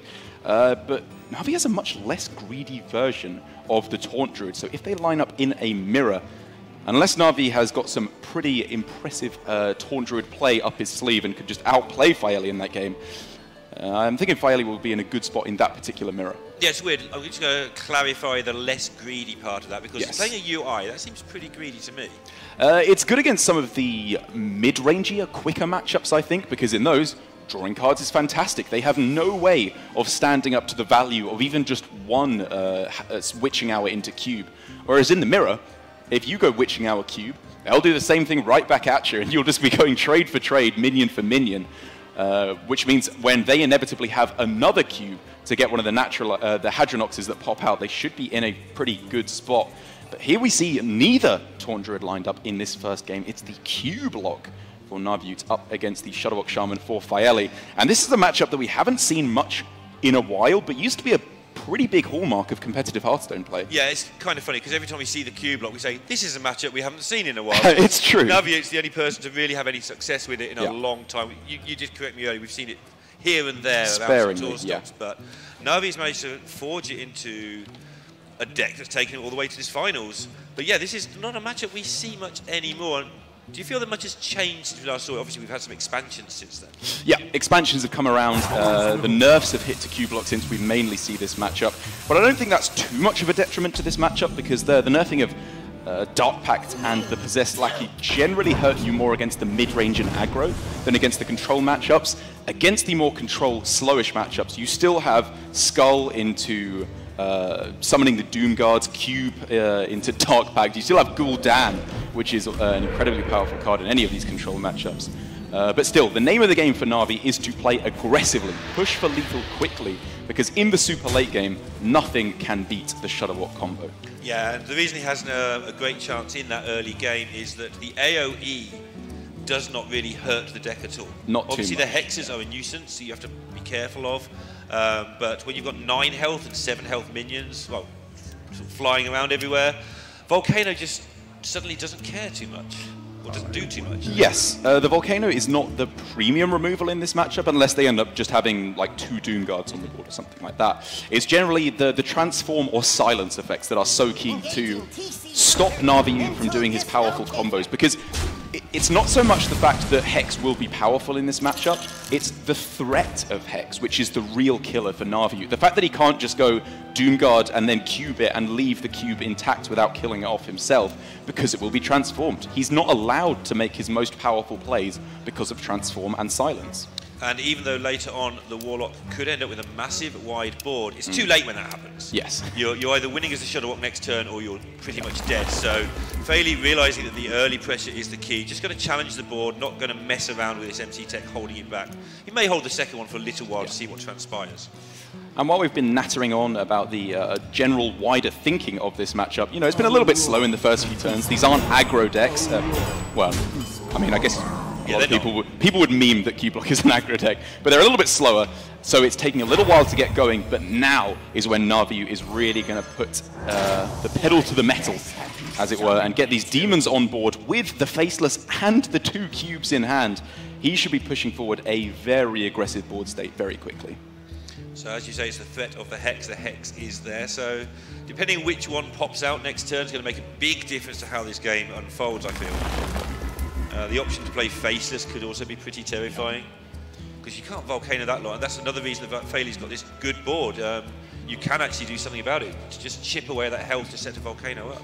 This is what we pretty much always see in the unfavorable matchups. The out for Shudderwock Shaman is primarily to get the Shudderwock combo available on turn 9 or 10 and just win the game. Yeah. But outside of that, you curve out, you dominate the board, use your removal when they go for one big minion in the form of Earthshock and Hex, and try and just delay the game so long. Their minions never allowed to connect face because they have to trade, and then you go for the big combo afterwards. Yeah, down to 16 already. It's not that much of an issue, but you know, the more damage you can do to the Warlock early, the less they can tap, the less they can sort of freely just hit you in the face. They have to actually concentrate on doing other things. And while this play for Na'Vi does clearly leave him very open to Volcano, I think, as we've been talking about, the threat of Earthshock and Hex is too strong to go for a Carnivorous Cube there, even though the follow-up would clearly be unbelievably powerful if it was left uncontested. The fact that it would... Oh man, sorry, I was thrown off by the pickup of the ooze there. The fact that the cube could have been Hex would have been too detrimental for Na'Vi, but now Faeli is left with an unbelievably difficult choice on this turn. Yeah, because we can see the hand. Yeah. And even then it's difficult. Even then, I agree. If you leave up these Doom Guards, Cube Pact on the following turn puts you in such a dangerous spot. But then if you leave up the weapon and there's another demon, I think you have to deal with a thing that's definitely happening. From where he's sat, he's definitely getting hit by a lot of Doom Guards. He might not have another demon in hand, for instance. If it's that close... He's trying to do both here, it seems. Got a chance of working, having rolled the Wrath of Air token. And now he can do both. Yeah, if he throws down the Earthshock, he could deal with everything here. This is the power of Farsight, banking your mana earlier on to deal with a bigger threat when you need it. Yeah, getting the air totals allowed him to do this, and it's going to take Na'Vi's hand absolutely apart. It's pretty sad here for Faeli because you don't want to be throwing down Earthshock, considering how powerful of a card it is in this matchup. But just look how much this has turned around for Na'Vi. This was looking amazing for him, with the cubes being incredibly live cards there. And now they've gone to being pretty dead cards for the moment. It might even be the case that Na'Vi has to just play Doom Guards from hand. It very possibly will come to that. Yeah, this turn's not much fun for Na'Vi. So we are looking at how far behind Na'Vi has got in the sort of medium term. However, Faeli has 4 cards, none of which apply pressure right now. Yeah, that's true. So Na'Vi should get a chance over the next 3 or 4 turns to get a reload of some sort. But for the moment, it is just going to be pretty mediocre turns from both players for quite a while, actually. Unless from Faeli we could see Manatide Totem, Grumble, Chain Gang, Acolyte of Pain. There's quite a few good draws here for Faeli to pull him pretty heavily back in this game. But he's going to need to find them quickly, because while Na'Vi is having a couple of turns of dead draw, if he just plays Doomguard and it dies and then he gets Gul'dan, or he just goes Cube Pact on it, he is all of a sudden putting a huge amount of pressure on the board. Yeah, and I was going to address that as well, because playing the Doomguard before the Gul'dan is picked up could be a big deal here. And this Defile just lines up absolutely beautifully if he wants it. Yeah, which he does, unsurprisingly.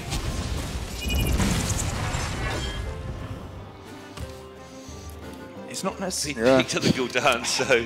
I was going to say it's not necessarily the most obvious play, because like getting down a Doomguard sooner rather than later, do you want to wait until you're behind on board? Because you're not doing anything for the moment. Maybe you wait for Voidlord, then go Doomguard after, because by tapping first, you give yourself the chance of drawing Gul'dan. Yeah, and that's exactly what happened, of course. He does have 2 Gul'dans in the bin already. 2 Doomguards. So yeah, having 2 Gul'dans would be exciting. 2 Doomguards in the bin. He could have a Voidlord which will play on 9. So the Gul'dan will still be good. So I think risking throwing it away is just way too harsh, even though it's obviously very unlikely. I don't think he can see that Faeli's not doing much as well. So I feel that he's okay, but he will be pretty sad. So Na'Vi has to be coming close to the conclusion, I would imagine, that Cube just played as a minion at some point might be his best chance of getting something on the board. He's got 2 of them. I mean, I know it's all very nice to say, well, you don't want to waste them, but this game probably only goes 7 more turns, something like that. He might have the chance to do the shenanigans twice. But this pickup of the Spirit Singer gives him a lot of other options available to him as well, if it sticks for a turn, or even gets rid of some removal. That's a big if. The chances of Spirit Singers sticking on the board, it's always one of the highest priority removal minions in Hearthstone. Sure, but do you mind if it gets hexed? I mean, if it sticks, that's great, but if it gets hexed, that's not too bad either. You've got a lot of other things you can do if that hex is out of the hand.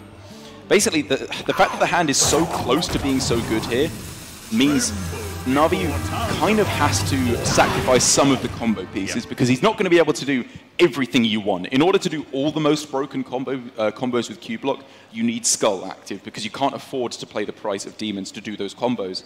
So here he's saying, okay, Tal'Daram and Cube, I obviously don't want to eat the Tal'Daram because I don't want it to get silenced or hexed away. So just getting the most amount of power on board here. As this is one of the few times I think I've ever seen both a cube and a Tal'Daram'd cube with no minions inside. Yeah. People have played way too much Fluke. They're just playing anything down now that copies anything. Yeah. As that Manatite Totem for Faeli is big, this all of a sudden turns it around, taking the clock from being on Faeli to start putting the pressure on to kind of turning it around to Navi. Oh yeah, just looking at this pickup is, well, it just started to cut you off there. Yet another Prime Defile into Mountain Giant. Just once again puts the pressure back on. Given that all you've got to do is get to the next turn and things do go your way, especially if you've got some attack on the board. How important is it to clear off this board? Like, you kill off your own guy as well, which it's not dreadful because it's frozen and not particularly powerful. You could Mountain Giant and just Spellstone the Manatide. Killing the Manatide is an absolute priority when your opponent's this low on cards. Yeah, I guess I can respect this a little bit more. Yeah, it's close though, it's close. Yeah, it's close. I guess the argument is you may get another Defile, but you won't get a much better target for your Spellstone. Yeah, maybe you could get through a chain gang with the Defile. It's real close, and all these cards from Navi, I'm just starting to wonder how likely he is to take the victory if he doesn't play this Doomguard at some point. But like, even having said that, I agree now that he's found the Gul'dan. That's too much of a risk. If he discards that, he's in such a dreadful position. One other thing that the Mountain Giant does, it puts 8 health on the board for protection for those Doom Guards once he plays Gul'dan. I was thinking he might have to find a way to get the Void Lord into play to get extra health on the board for Volcano protection, but with this Giant, he might not need to do that. Well, what I think we're going to see now from Navi is the legacy, the consequences of his choice to throw away Cube and Tal'Daram, but keep the Spirit Singer Umbra, and it's going to work out pretty well, because next turn we could just see Umbra, Cube on the Giant, 2 more Giants into play straight away, which means Hex and Volcano. Even then, I don't even know if that would completely clear the board. It would have to be a huge amount of development here, or a huge response from Faeli to be able to fight back against all those Giants. Yeah, we need to remember where Death Rattle Hunter originated, and it was basically this deck that did it. We think Death Rattle Hunter gets a bit silly. Yeah. Well, when Cube gets the Umbra going, my goodness. It's very silly. We took Umbra out of Cube block for the longest time as well. Didn't really need it. It was beating the control decks anyway. Yeah. Now you just wanted to be good against the aggro decks. The extra greediness. Yeah. And Navi is stomping this tournament by preying on all the slightly quicker control decks. And it's far from an autoplay on this turn, because Faeli does still have a really good amount of minions on board, which makes trade all of them in and Volcano a lot more viable on this turn. Yep, and he's decided that he's just going to play the second Giant.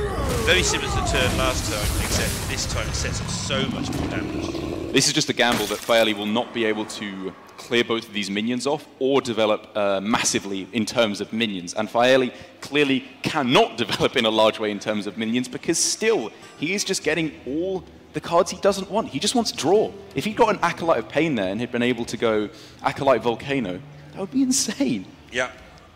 And now Faeli's got to work out how much he's willing to take. He has got that Healing Rain as an insurance policy if he decides to just go with a Hex, for instance. But this is not looking fun. He has the Earth Shock in case of a Cube. He's not likely to be able to touch a Cube anyway a lot of the time, so... And I think it's just looking pretty good no matter how you slice it here for Na'Vi, because Faeli throws down this Volcano, then Na'Vi could go Gul'dan, summon back 2 Void Lords, 2 Doom Guards, and then next turn, Umbra Cube probably just wins him the game outright. Yeah, pretty easy here for Na'Vi. You've taken the aggressive line. This is what he was setting up for. Giants take the bullet, they leave up these Doom Guards able to get the damage in, and then he goes for the big plays with Cube. Yeah, still has that other Doom Guard in hand if he needs to take a risk to get back into it if bad things should happen. But doesn't look like bad things are going to happen right now. So the best turn that can be made here for Faeli is Hex Healing Rain, which brings him back up to 29. one Doomguard in play would mean only 15 damage could go face on the next turn unless a Dark Pact is found. Yeah, Fairly's not even in a position to sort of go for YOLO Shudderwock because it just gets met with a Void Lord. No. And like, okay, how are you going to get your 6/6s through this? Na'Vi really just needs to be afraid of the fact that there are 2 mind control techs stored in the Shudderwock Battlecry pool, I believe, that Fairly has played, as well as the Glacial Shard. So there's just Shudderwock is a very live draw for Fairly that Na'Vi needs to be considering in his next few turns, because we've seen an unfully powered Shudderwock without the Grumble in there win quite a lot of games already today. Yeah, I think Na'Vi will be well aware of the merits of making sure there's a lethal when you go for your weird play, based on the semi-final match he had where sort of it happened in his favour. Yeah, I guess he considered it for all of about half a second before he decided to go for the play I was thinking he would go for a while here, because, I mean, nothing else just looked even close to being as good as this. Even if it was Shudderwock off the top to get a double steal, I'm not sure if it would get there, and Grumble is just not the card Fairly was looking for. I think it's over for Na'Vi. Looking like Na'Vi's going to take that 2-1 lead. Fairly gives it up. Na'Vi is 1 game away from taking down the final APAC Tour stop of the year, basically on his home turf. Close enough. As he's going to get. That's a good point. As you can hear, the crowd very excited for their boy, Na'Vi. I'm sure we can get a cheer of oot from the crowd. There we go. That's what I'm looking for. Thank you, crowd. You just left out hanging for like a split second there, and I was just starting to rub my hands together. But well, it wouldn't be a Derek cast without a little sprinkle of awkwardness. Exciting stuff. So 2-1, and just the Taunt Druid left for Na'Vi, right? Yes, with Q-Block out of the way, that's a pretty big victory, because Q-Block up against Taunt Druid, I was talking to the players a while ago and trying to remember if Fino did a show match between Taunt Druid and Q-Block back in the day. Oh, he did, but I can't remember anything about it. So I think what happened is people were saying Taunt Druid is a really good matchup because they just dominate the late game, and Fino was saying, no, you just play Skull and Giant and you just win every time with the attacks through to face. That was obviously a bit different because I think it was pre-nerf Q-Block, but generally, even though it's generally agreed upon that the late game belongs to Taunt Druid, the early turns belong to Q-Block. So pretty good for Na'Vi to get that one out of the way. And now left only with his Taunt Druid, he's got what I would argue are actually 2 unfavourable matchups just about coming up here. Yeah, he's going to struggle probably more than we expect in that mirror almost. Yeah. It's 1 card different or 2 cards different. But you see all of your cards, it goes all the way, and then you get to accentuate that difference and just magnify it so that it is just game winning. That could be actually a surprisingly awful matchup for him, that mirror. However, in Taunt Druid mirrors, although they've become kind of a bit of a caster unfavourite matchup because it gets right to the end generally, and there's just one board full of taunts and another board full of taunts, and you just stare at it wondering what on earth either of these players are going to do. I feel like a player who knows exactly how to win that matchup will be the less knowledgeable player a vast majority of the time, because there's a few pitfalls that you can quite obviously fall into where in the late game, if you manage your cube economy and the board space, that's one of the big things, isn't it? Where if your opponent can kill your cube when you have 6 taunts on the board, you only get 1 Hadronox, and then if they can naturalize that Hadronox, you only get 1 taunt. The extra value that 2 cubes affords you can be countered by Na'Vi if he's on his absolute top performance. Yeah, and there is also just the option of you kill them, they don't draw their stuff. It's a thing that Druids can That is also an One opportunity. of you just ramps up to 10, the other one sits there on 6, and okay, but things can happen. As with all analysis of Taunt Druid, the response can always just be, but Oakheart. Well, and there you go, And there he is. Oakheart. But I think it's a valid analysis when you're talking in terms of they're going to see all their cards and lose. Actually, you can just Oakheart them. This isn't the mirror, this is the Shudderwock, but Oakheart. Did you hear when we were talking about, when I was casting playoffs, that Frodo and I looked it up? My name literally means Oaken-hearted. Really? Darek in Gaelic means heart of oak, Oaken-hearted. So I'm literally called Oakheart. Oh, right. I think my dad just thought of mine when he was shaving one day. So I don't know if that's a good thing or a bad thing. It probably means everyone's hate me. Everyone it means hates you shouldn't me. be playing as much Mali as you're playing. You've got to Probably switch a good decks. point. As Na'Vi once again, I mean, how many games of Druid in a row now have we seen where the wild growth has been drawn? It just seems like it's been an unbelievably good Druid day. If he can pick up a blooming Nourish now as well, it would just be one of those games where Druid does Druid things once again. So it is National Druid Day, declared by Dow. Get out there on ladder, play some Druids, rank up, get yourself to rank 49. You'll be good. One day I'll get there. I didn't mean you. Oh. You've got no chance. As both players just curving out as best as they can here. Obviously, Na'Vi trying to find the ramp as the first Dragon Hatcher is found. He's playing 2 of them. Na'Vi has the 2 Dragon Hatcher, 1 Sleepy Dragon list, I believe, where it's kind of a middle of the road, not quite the usually accepted 2 Dragon Hatchers, 2 Sleepy Dragon route, but it does still mean that Master Okap, for the moment, is a very, very good play on turn 9, unless another Hatcher comes into that. Yeah, and I feel that something that Na'Vi's done well here, which is why these lists are a little bit unusual, is he's obviously got a very, very sensible strategy for the tournament, but he's also sort of gone with comfort picks. Because he's streaming 6 to 8 hours a day, I talked to Stain for 2 seconds about it while he actually sat on the desk in that crazy game number 2. I feel that Na'Vi has gone not only with a strong idea, but also stuck to what he likes, what he knows, because streaming for that length of time, you kind of don't have the time to learn the intricacies of a new deck. I would say not only for that reason, but just because consistently it's been shown in competitive Hearthstone that it's better to take decks that you are comfortable with that maybe aren't the absolute tippy-top Tier 1 decks than to play the difficult Tier 1 decks if you don't know how. Yeah, a lot of people go with the HS replay stats, but it's only the top teams who get the results with them. That's because those stats are averages, and people tend to play what they're good at, and those numbers come out of what you're good at. If you're bad at the deck, as we do see here for Na'Vi, speaking of not being very good at a deck, draws the second Dragon Hatcher here, which makes Master Okap a significantly worse play. But, I mean, having Dragon Hatcher in your hand, it's still a card that was put into Hearthstone. It's not bad summoning a couple of dragons from your deck, and he really just needs to find a way to get that pressure going before the nonsense can come down with Hex later on. Because due to the fact that Na'Vi is playing 1 Witching Hour, 1 Cube, his late game capabilities are actually pretty weak. He needs to rely on 1 big board of taunts getting over the finish line. Yeah, and Fairley can kind of shut that down and buy a lot of time with this double mind control tech he's picked up along the way. Oh, yes. And he is making every effort to make sure he doesn't take any early damage, so maybe he can survive a turn somewhere, get some mind control techs, you'll steal a big taunt because that's all that's going to be on the board. And then maybe steal another one, maybe get a Shuttle Walk down and steal some more, and suddenly... A lot of maybes there. The empty techs are in hand, so maybe I'm being a bit maybe-esque. Have some conviction, Lorinda. I've got plenty of convictions, but we don't talk about those on air. I'm starting to fill in a lot of blanks here with your pre-Hearthstone life. How useful is Lightning Storm later? I guess when you combine it with Electra, it's not completely terrible. Like...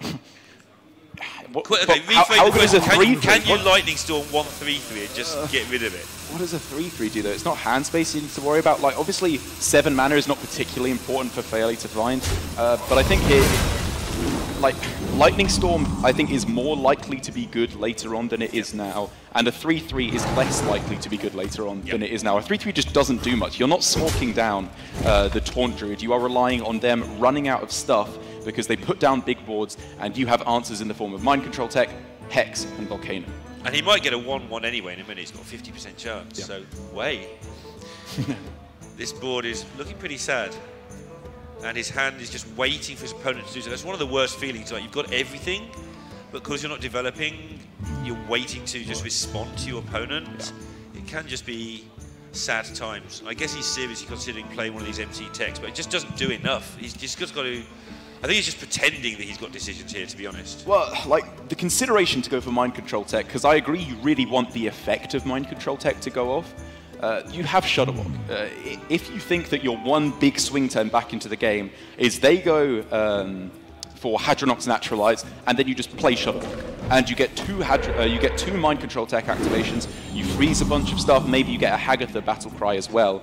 If you believe that is your game plan, then I think you're willing to throw down the Mind Control Techs. But I think for Fairley, he's realizing here the benefit of being able to have 4 or maybe even more Mind Control Tech activations over the game is more valuable. The 3/3s just don't do anything here. And he only had 1 turn with which to wait. to see if an oak heart, a normal oak heart, which obviously this hand isn't conducive to. He just thought, okay, for the sake of one turn, the 3 damage, the 3 pressure just isn't going to be worth it. Oak heart, however, while it's pretty clear that it has not met the purpose it was desired to do in this matchup. It's not dead. It could just be a Hadronox summoner from the deck, which could be very important for Na'Vi. If we see Hadronox right at the bottom, Oak Heart into Naturalize, that could be the one massive swing turn he needs to take this game. Fairly not advancing anything though at the moment in terms of quests. He is just completely on the defensive for the time being. Just think how Na'Vi is going to be feeling here. He's still 1 game away from being a tour stop champion. He had Oak Heart and Wild Growth in his starting hand, and then everything just kind of fell apart.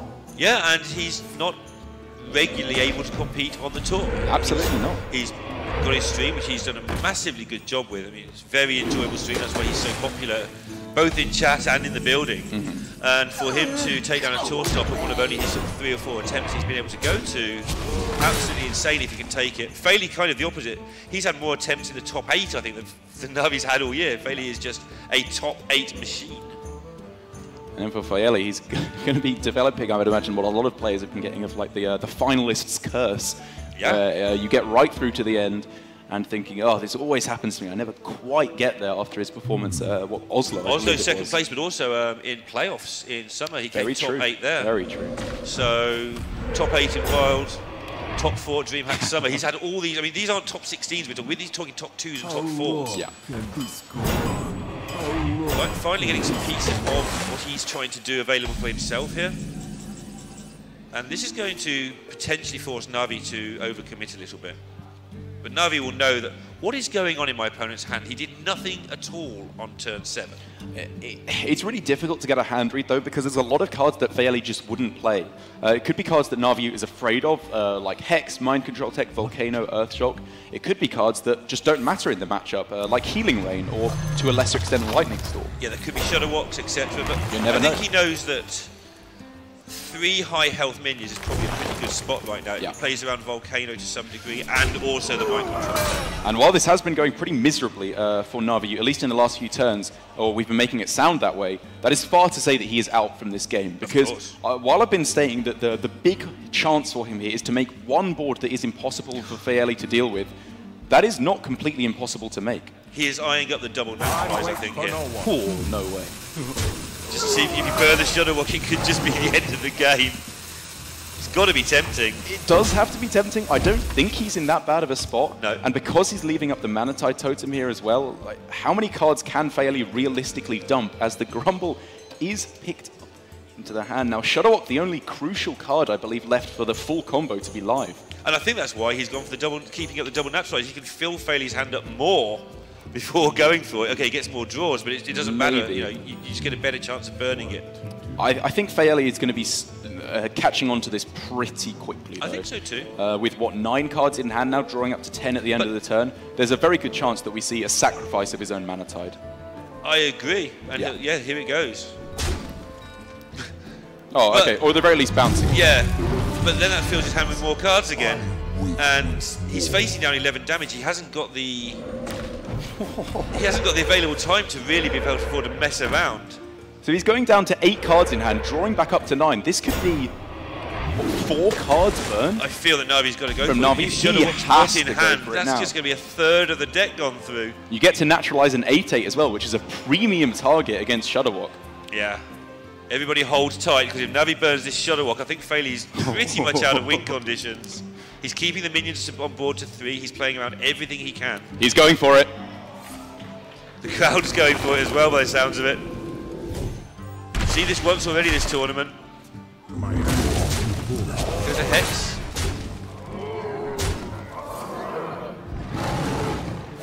And does he not want to throw down the second one? I think he's doing everything first. Now he's going to spend the rest of the time thinking, no, he didn't go for it. Oh. I mean, he wants that naturalized. Maybe he's thinking he can go for, if the Shudderwock fails, that's his ability to kill them off, or at the very least just remove taunts and move towards lethal on the next turn, because his board here is really not bad at all. He could well have a read that Shudderwock's in hand. There's been a lot of Yeah, cards not yeah, moving yeah. from that hand. He's just seen a grumble. He could have a read that it would be wasted. He'd rather save the naturalize for something else. Man, it's just so difficult to get into Na'Vi's mind. How bad of a spot does he think he's in? If you think that's his only shot, that is the best time to do it. You're burning 2 extra cards. It never gets better than that. What to do? But maybe he wants to keep it back, push some more damage next turn, and sort of split the difference a bit. He'll still burn some cards. He's left up the mana tide again. And obviously the unspoken part of playing Naturalize there is it hits a totem. It's a completely non-target to hit. The actual effect of killing a minion is pointless. It would just be the overdraw effect that he is trying to get live. Yeah, you don't know which of those cards is the Shudderwock, so as long as you burn them at some point and feel you can get away with it, they're still going to get burned. And now Fairley is taking that initiative, realizing what kind of a spot he is in, and going for the getting rid of as many cards as he possibly can all at once. I still wonder if we should have seen destroying his own Manatide totem there a little bit earlier, because he did give Na'Vi the potential to just lose him the game, just with Shudderwock being burned. I feel like maybe both players could have been giving a little bit more respect to the overdraw aspect in this matchup. Na'Vi has given respect to a lot of other things, though. He's been tiptoeing around volcanoes and... Oh no, it's the Hadronox Naturalize he needs. Like, maybe he thinks that's just the better win condition. It's very understandable. Yeah, I get it, but... So his thinking here is just, I'm more likely to win through a Hadronox Naturalize board because he than can't through... stick it before the cube. He only has 1 cube. Yeah, He's only like, seen 1 hex, but he burned a hex. If he plays Naturalize, Hadronox never goes off because it gets silenced or hex. The silence is available, of course, yeah. But if he... So it's just, I think I'm more likely to win through a Hadronox board than through a burning Shudderwock play, and we'll see throughout this game if that is going to be working out. Still got to be tempting for him, though. And he is taking his time. He made the turn before when he didn't do it, and then that's why the second time was so quick. Lightning Storm finally coming into play for Faeli to deal with this board from Na'Vi, meaning all these big juicy minions are going to be dying off, ready for Hadronox to re-summon. Yep, and so hanging on to that, it's going to definitely work out for him. We just want to see burn Shudderwocks, do it. We do indeed, and I mean it's not going to happen anymore. Way too few cards available to play. Yeah, now he has to do the. And I guess at some point very soon. He, like Faeli, knew that both Naturalizers couldn't really be used, I suppose, by Na'Vi, because that one needs to be saved for the Hadronox. Yeah, that did involve him definitely being happy with it though. So nicely played from Faeli there as it works out. This Lich King pickup was massive the turn before. Na'Vi was going to have to start seriously thinking about doing the Hadronox things. Yeah, Death Coil far from the most impactful of Lich King cards, and there is the Shudderwock ready to come down for Faeli. He can start moving towards a lethal really quickly here.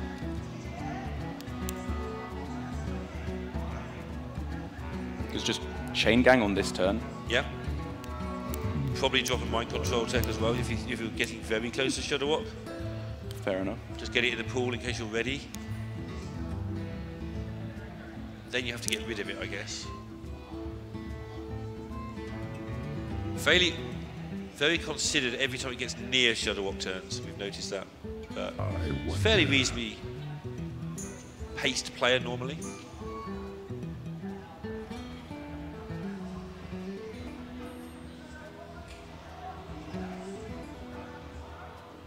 There is little time. Well, both players very low on cards, so they know pretty much what's going on at this point. It's going to lead to turns slowing down like they are doing. You'd think so, but it has been lightning fast play from Na'Vi throughout the whole tournament here. He's always hated slow players. I agree, though, this is a difficult turn for him. Does he want to go with the Hadronox on this turn before he's even had the Lich King die off? Does he instead want to go for a board clear route on this turn? Like Wrath, Death Coil, and Swipe are all pretty premium removal cards to set up for a board where Faeli can't go trade, Lightning Storm, Volcano. Because if that does happen, it's just so unlikely that Na'Vi ever gets another big board. Yeah, I mean, all that removal has just been gathered. Electra being played, of course, does take away some of the Volcano terrors that may be faced. He feels it's worth it just to go for it now. And this is why I was so happy with any attempt to burn Shadowbox earlier. Of course, I don't know if this gets it done.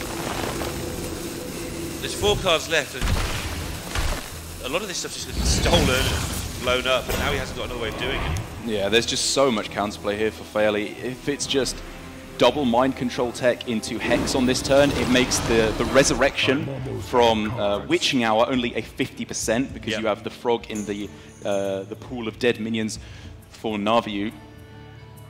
Obviously, I would imagine with a couple of trades in first to make sure you actually have room for the taunt minions. Yeah, one of the weird things is these minions do sometimes just survive. Ooh, that's not what you're looking for. That's not the one you're looking for. You can't get rid of that at all easily. Until Navi wants to get rid of it, of course. So now, you want to find a way to destroy your own minions here, but they don't look all too juicy. Like triple trade into the Primordial Drake is far from fantastic. We should also keep an eye on how Death and Decay swipe looks from Navi's side going into next turn, because that's going to wipe out a lot of this if Fairley doesn't clear it all up. I just think Fairley's going to clear up like such a good amount of it. Okay, Comes the next one, gets the big boy this time. That's definitely the one you're looking for, but the triple trade onto the Lich King and then hexing the Primordial Drake, isn't that just the wrong way to do it? Because if you miss stealing the Lich King, you can just hex the Lich King anyway, and it means that a Lich King hasn't died on your opponent's side of the board for if they resurrect it with Witching Hour. Would it have? Was there space? And he hasn't even killed off the frog on this turn, which means Navi has a still 100% chance to actually summon back. Oh no, wait, he played a Hex earlier. Yeah, I think okay, so it's 50-50. He had some space issues as well. So. Yeah, a really complicated turn from Faeli, and I get the suspicion that it could have been done in a slightly more optimal order. Yeah, he's ended up with 6 minions on his side of the board, and so one extra space was made somewhere along the line that perhaps wasn't needed. Yeah, well, it's because he had... he couldn't exactly deal 8 damage with his minions. He had to overkill. But like you said, the Death and Decay into a swipe here, looking like it's going to be the board clear that Navi needs to try and wrestle this one back. Time waits for no one. He's actually just happy with the Death and Decay and using the Wrath. And even getting a cheeky card draw to keep it coming. There it is, the cube. Into the Witching Hour here, he's basically his final chance to try and pull back this board. It needs to work for him, but for Faeli, he's just got Shudderwalk. Yeah, he needs to do some thinking about Zolas, but that's all he's got to do. Well, he's got Zola in the hand. That's what I mean. So, yeah. Oh, okay, okay. He just needs to work out which way around he wants to approach it, whether he needs to bother messing around in advance. Don't think you do. So what happens if you fail here for Faeli? That's what he needs to consider. If my Shudderwock misses and the Grumble goes before the Chain Gangs and I don't get any 1-mana Shudderwocks back to my hand, am I still winning this game? He would then not have any mind control techs left to steal his opponent's wide board of minions. But maybe this is just it for Navi. If the Witching Hour misses, there's not much left that he's got. Yeah, with a second frog in the pool, or the extra. Here we go. Good luck, everybody. This could be the end of the tournament.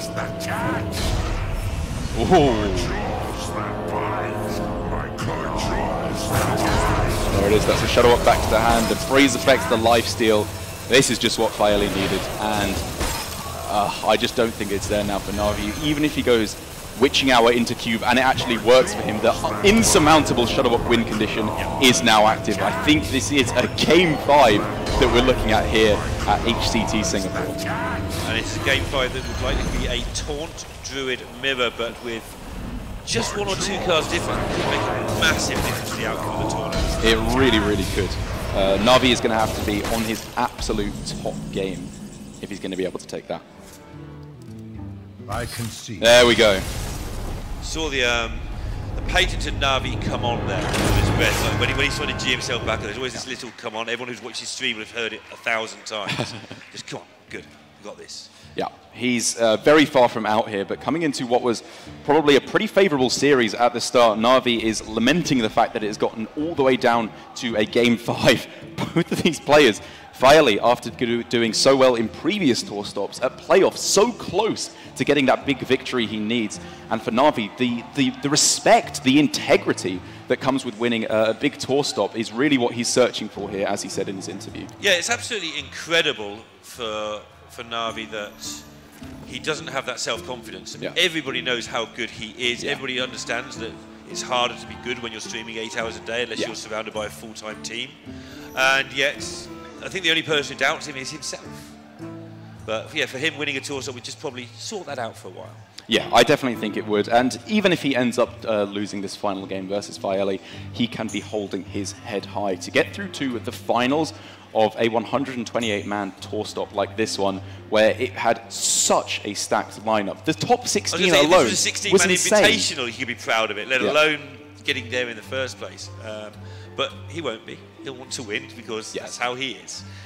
And I think we can, while we can agree with his play has been pretty on point, I think his lineup building is the real star performance here for Na'Vi in this tournament. The very, very strong anti-control lineup, just going that little bit greedier than everyone else with the Quest Rogue and the Death Rattle Hunter and the Taunt Druid, against which pretty much everyone he's faced has said, oh, I really don't want to face the Taunt Druid. But I really don't want to face the Death Rattle Hunter, and I have to ban the Quest Rogue. They just want to ban 3 decks every time. The Quest, it's a great way to utilise Quest Rogue. I'm really impressed with it. We have lots of lineups where we cross out Quest Rogue before we start even casting, like that's getting banned, we know. But if you can then say, well, we've banned the Quest Rogue, great. Oh, we still lose, what? And you can't leave it up. Yeah. You just can't. It's just a free win against some of these decks. Or if you listen to the pro players, against every deck in Hearthstone. Pretty much, that's what, Hunter said he gave me a little bit of coaching on how to be less rubbish. How did that go? Well, he hasn't given it to me yet. I still suck at it, but I'm sure. But you're going to be less rubbish. Exactly, that's the plan. So I don't have to learn it. So we are going to be just waiting for this queue up. It must be, I mean, it's a great feeling, but it must be one of the most nerve-wracking moments. Just sit there with this pause, waiting to get the thumbs up into game number 5, but there it is. So, whoever you're rooting for, good luck. This is going to be a Taunt Druid Mirror, Faeli and Na'Vi Ut, to see who wins HCT Singapore, the last APAC event of the year, in terms of tour stops at least. Yeah, the prestige is absolutely, it means such a big deal, having all these pro players in the audience, evaluating, scrutinizing every one of your plays. It's going to be quite nerve-wracking, but the payoff for if you win is unbelievable. It's nearly absolutely full out there now as well. It's slowly filled up throughout the day for the second day running. All right.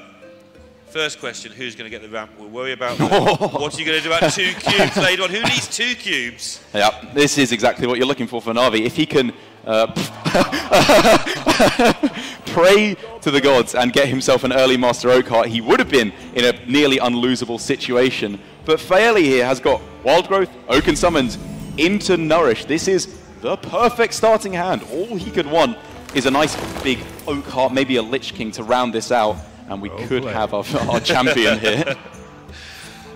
Going back 4 years in time to Wild Growth, well played, Wild Growth, well played. And there is the Oakheart. Na'Vi can't keep a straight face for the first time. And Faeli knows he's drawn it. Faeli saw him do that.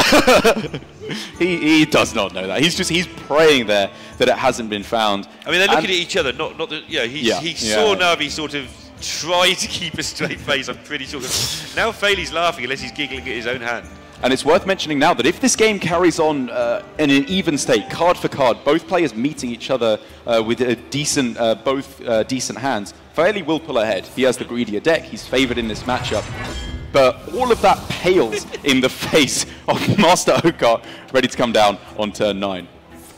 Already building the backup hand as well with Witching Hour Cube, just sitting there waiting in the wings. He just needs to say, no Dragon Hatches, no dragons here for Na'Vi, just the Oakheart to pull them all out. And we can see just how insane it would be for him. The counterplay for Faeli is not there. His own big minions are Primordial Drake and Sleepy Dragon, which aren't good enough, and a Dragon Hatcher. But this 8-mana turn for Na'Vi is going to be rubbish. Is it though? He picked up the Spellstone as well. This will actually be a very interesting point in this matchup because I heard backstage when Na'Vi was prepping with a couple of the other pros for this last match, advice on this exact matchup. Okay. One of the pieces of advice that I overheard Muzzy give him was be very careful with your spell stones. These are far from a dead card in this matchup because if it does end up going card for card, an equal board state throughout, right at the end of the game, the ability to kill off their cube when they have a full board of taunts, and then kill off their Hadronox maybe with a naturalize at the end, deny them an unbelievable amount of value. Those are the kind of tricks you have to pull to swing things back in your favor. Where somebody like me is just going to go Oaken Summons, kill your 3/6 at the earliest opportunity. I mean, it just looks great. It looks right? great, doesn't it? It's a perfect mana utilization, pulls you way into the lead, and that's not to say that he won't do that, or even that it's wrong, because if he thinks Master Oakheart will just solo win him the game, why not play as aggressively as possible? Close out the game. Fairley's praying. I know there's a Na'Vi pray, but I think we need a Fairley pray with this pick.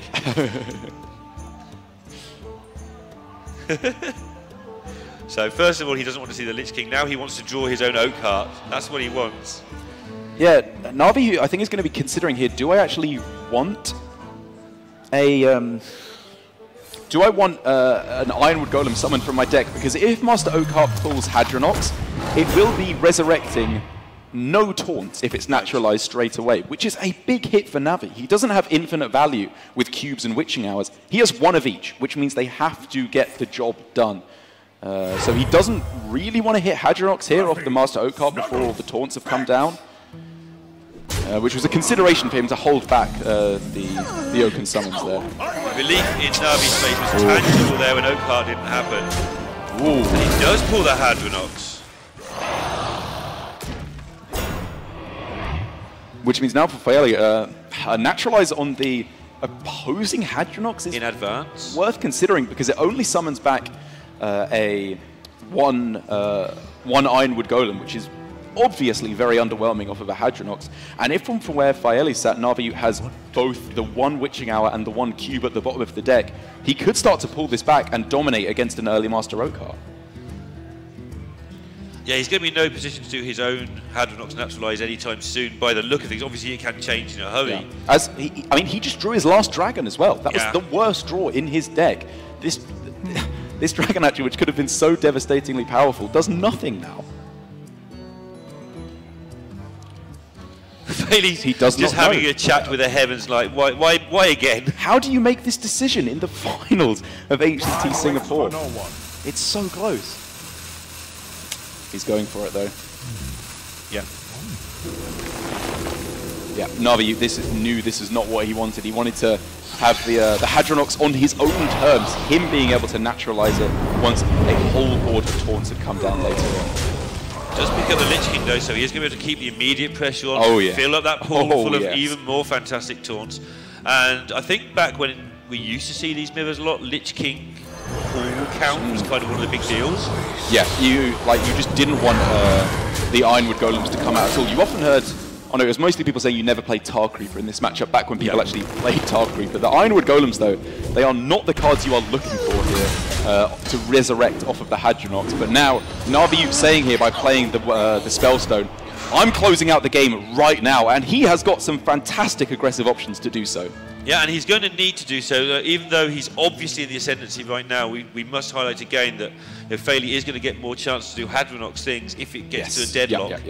Much more now that he's just got rid of the first one basically for free.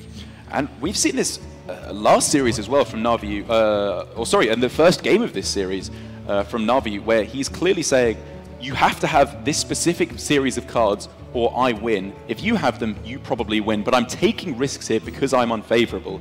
I'm talking about the game earlier on where he went Charge Devil Saw, cubed that, and then Doom Pack to blow everything up, because if his opponent had the answer to it, fine, well done, you've won that game. But if he didn't have exactly Witching Hour into the cube, Na'Vi won, and it paid off for him. And I think in this matchup, taking the aggressive routes is the more consistent way to go, because in the late game, he just has less value. Fairley just putting damage onto the Lich King there. Does set up his Primordial Drake if the Lich King bumps into the 4/12 next turn. Yeah. wants to trade into the Primordial Drake. Looks very suspect at first, it's got to be said, and it is not going to be working out for Faeli at all. He was clearly trying to set up for the Primordial Drake battle cry to take it out after it traded in, but he is... Yeah, he's pretty punished for this play. It's not working out well for him at all. I mean, he knew he had to start taking risky plays because now he's on the back foot. He had to make something happen with limited resources, otherwise he would just get out-resourced. The Dragon Hatcher does nothing. No dragons left in the deck. He's got to just dig. None of these cards do anything. The damage is coming thick and fast, and this can be a problem with Taunt Druid when you don't get the early starts. You do have all these 9 drops that don't do anything in your hand. Still so much aggression available for Na'Vi. If we could see Naturalize on this turn, that's 12, 17, 23. Is that just lethal?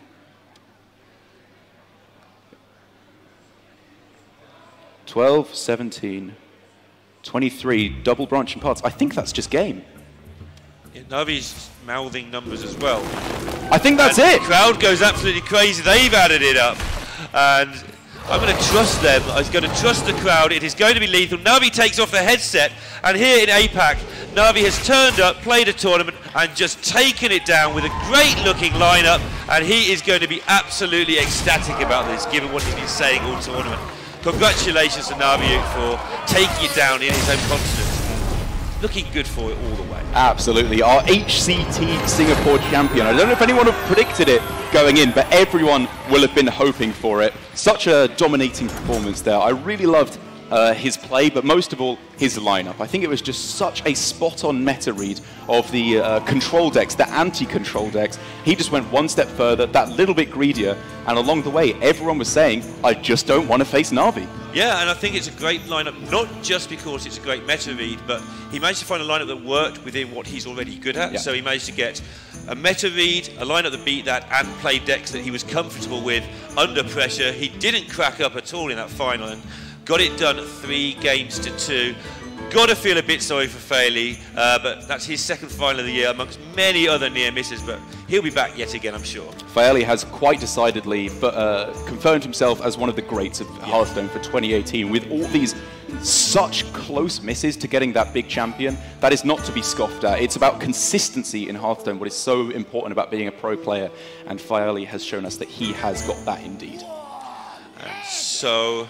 what do you make of this tournament here? Has it been a good one for you, just while we wait for everything to set up over there? It has just been an unbelievable tournament. I'm totally with Na'Vi. The Southeast Asia tournaments are just some of the most memorable due to the fact that it's such an amazing location here in Singapore. So many players who have so much respect for each other flying out here, having a lot of fun out in the audience. It's always a good laugh watching with professional players, because you realise everything they say is just even more dumb than what Twitch chat says somehow. Wow.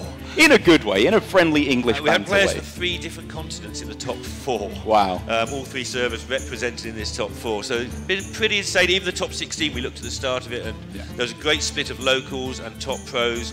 We even managed to get Saiyan into another final one way or another. Just jamming you onto the desk for 5 minutes in the middle of that final. Yeah, that was one of the quickest casts I think I've ever seen, and we agreed upon the only flawless Hearthstone cast in history, because you can't make any mistakes in your casting when the game lasts 30 seconds and you're off. Yeah, it was very difficult trying to get one in there at one point, but yeah, we get away with that.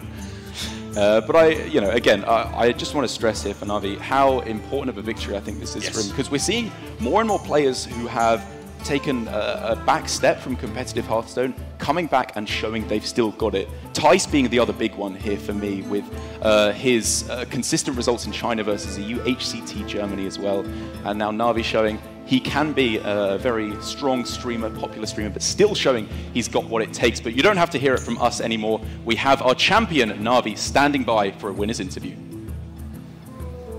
Congratulations.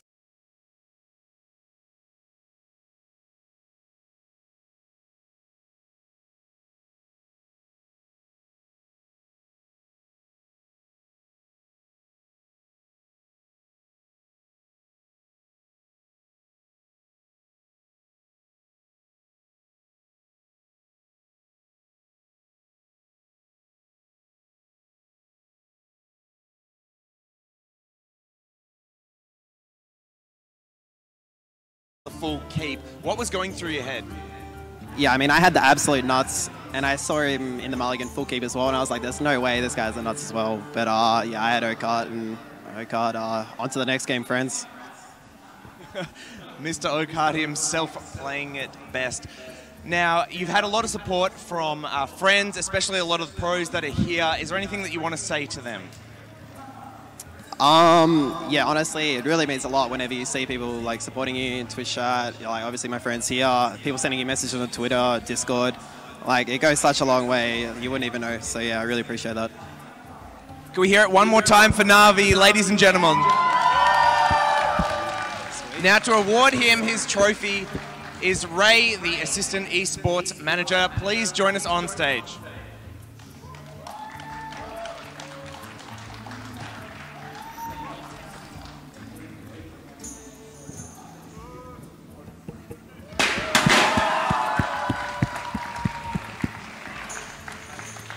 Thank you, ladies and gentlemen, for joining us.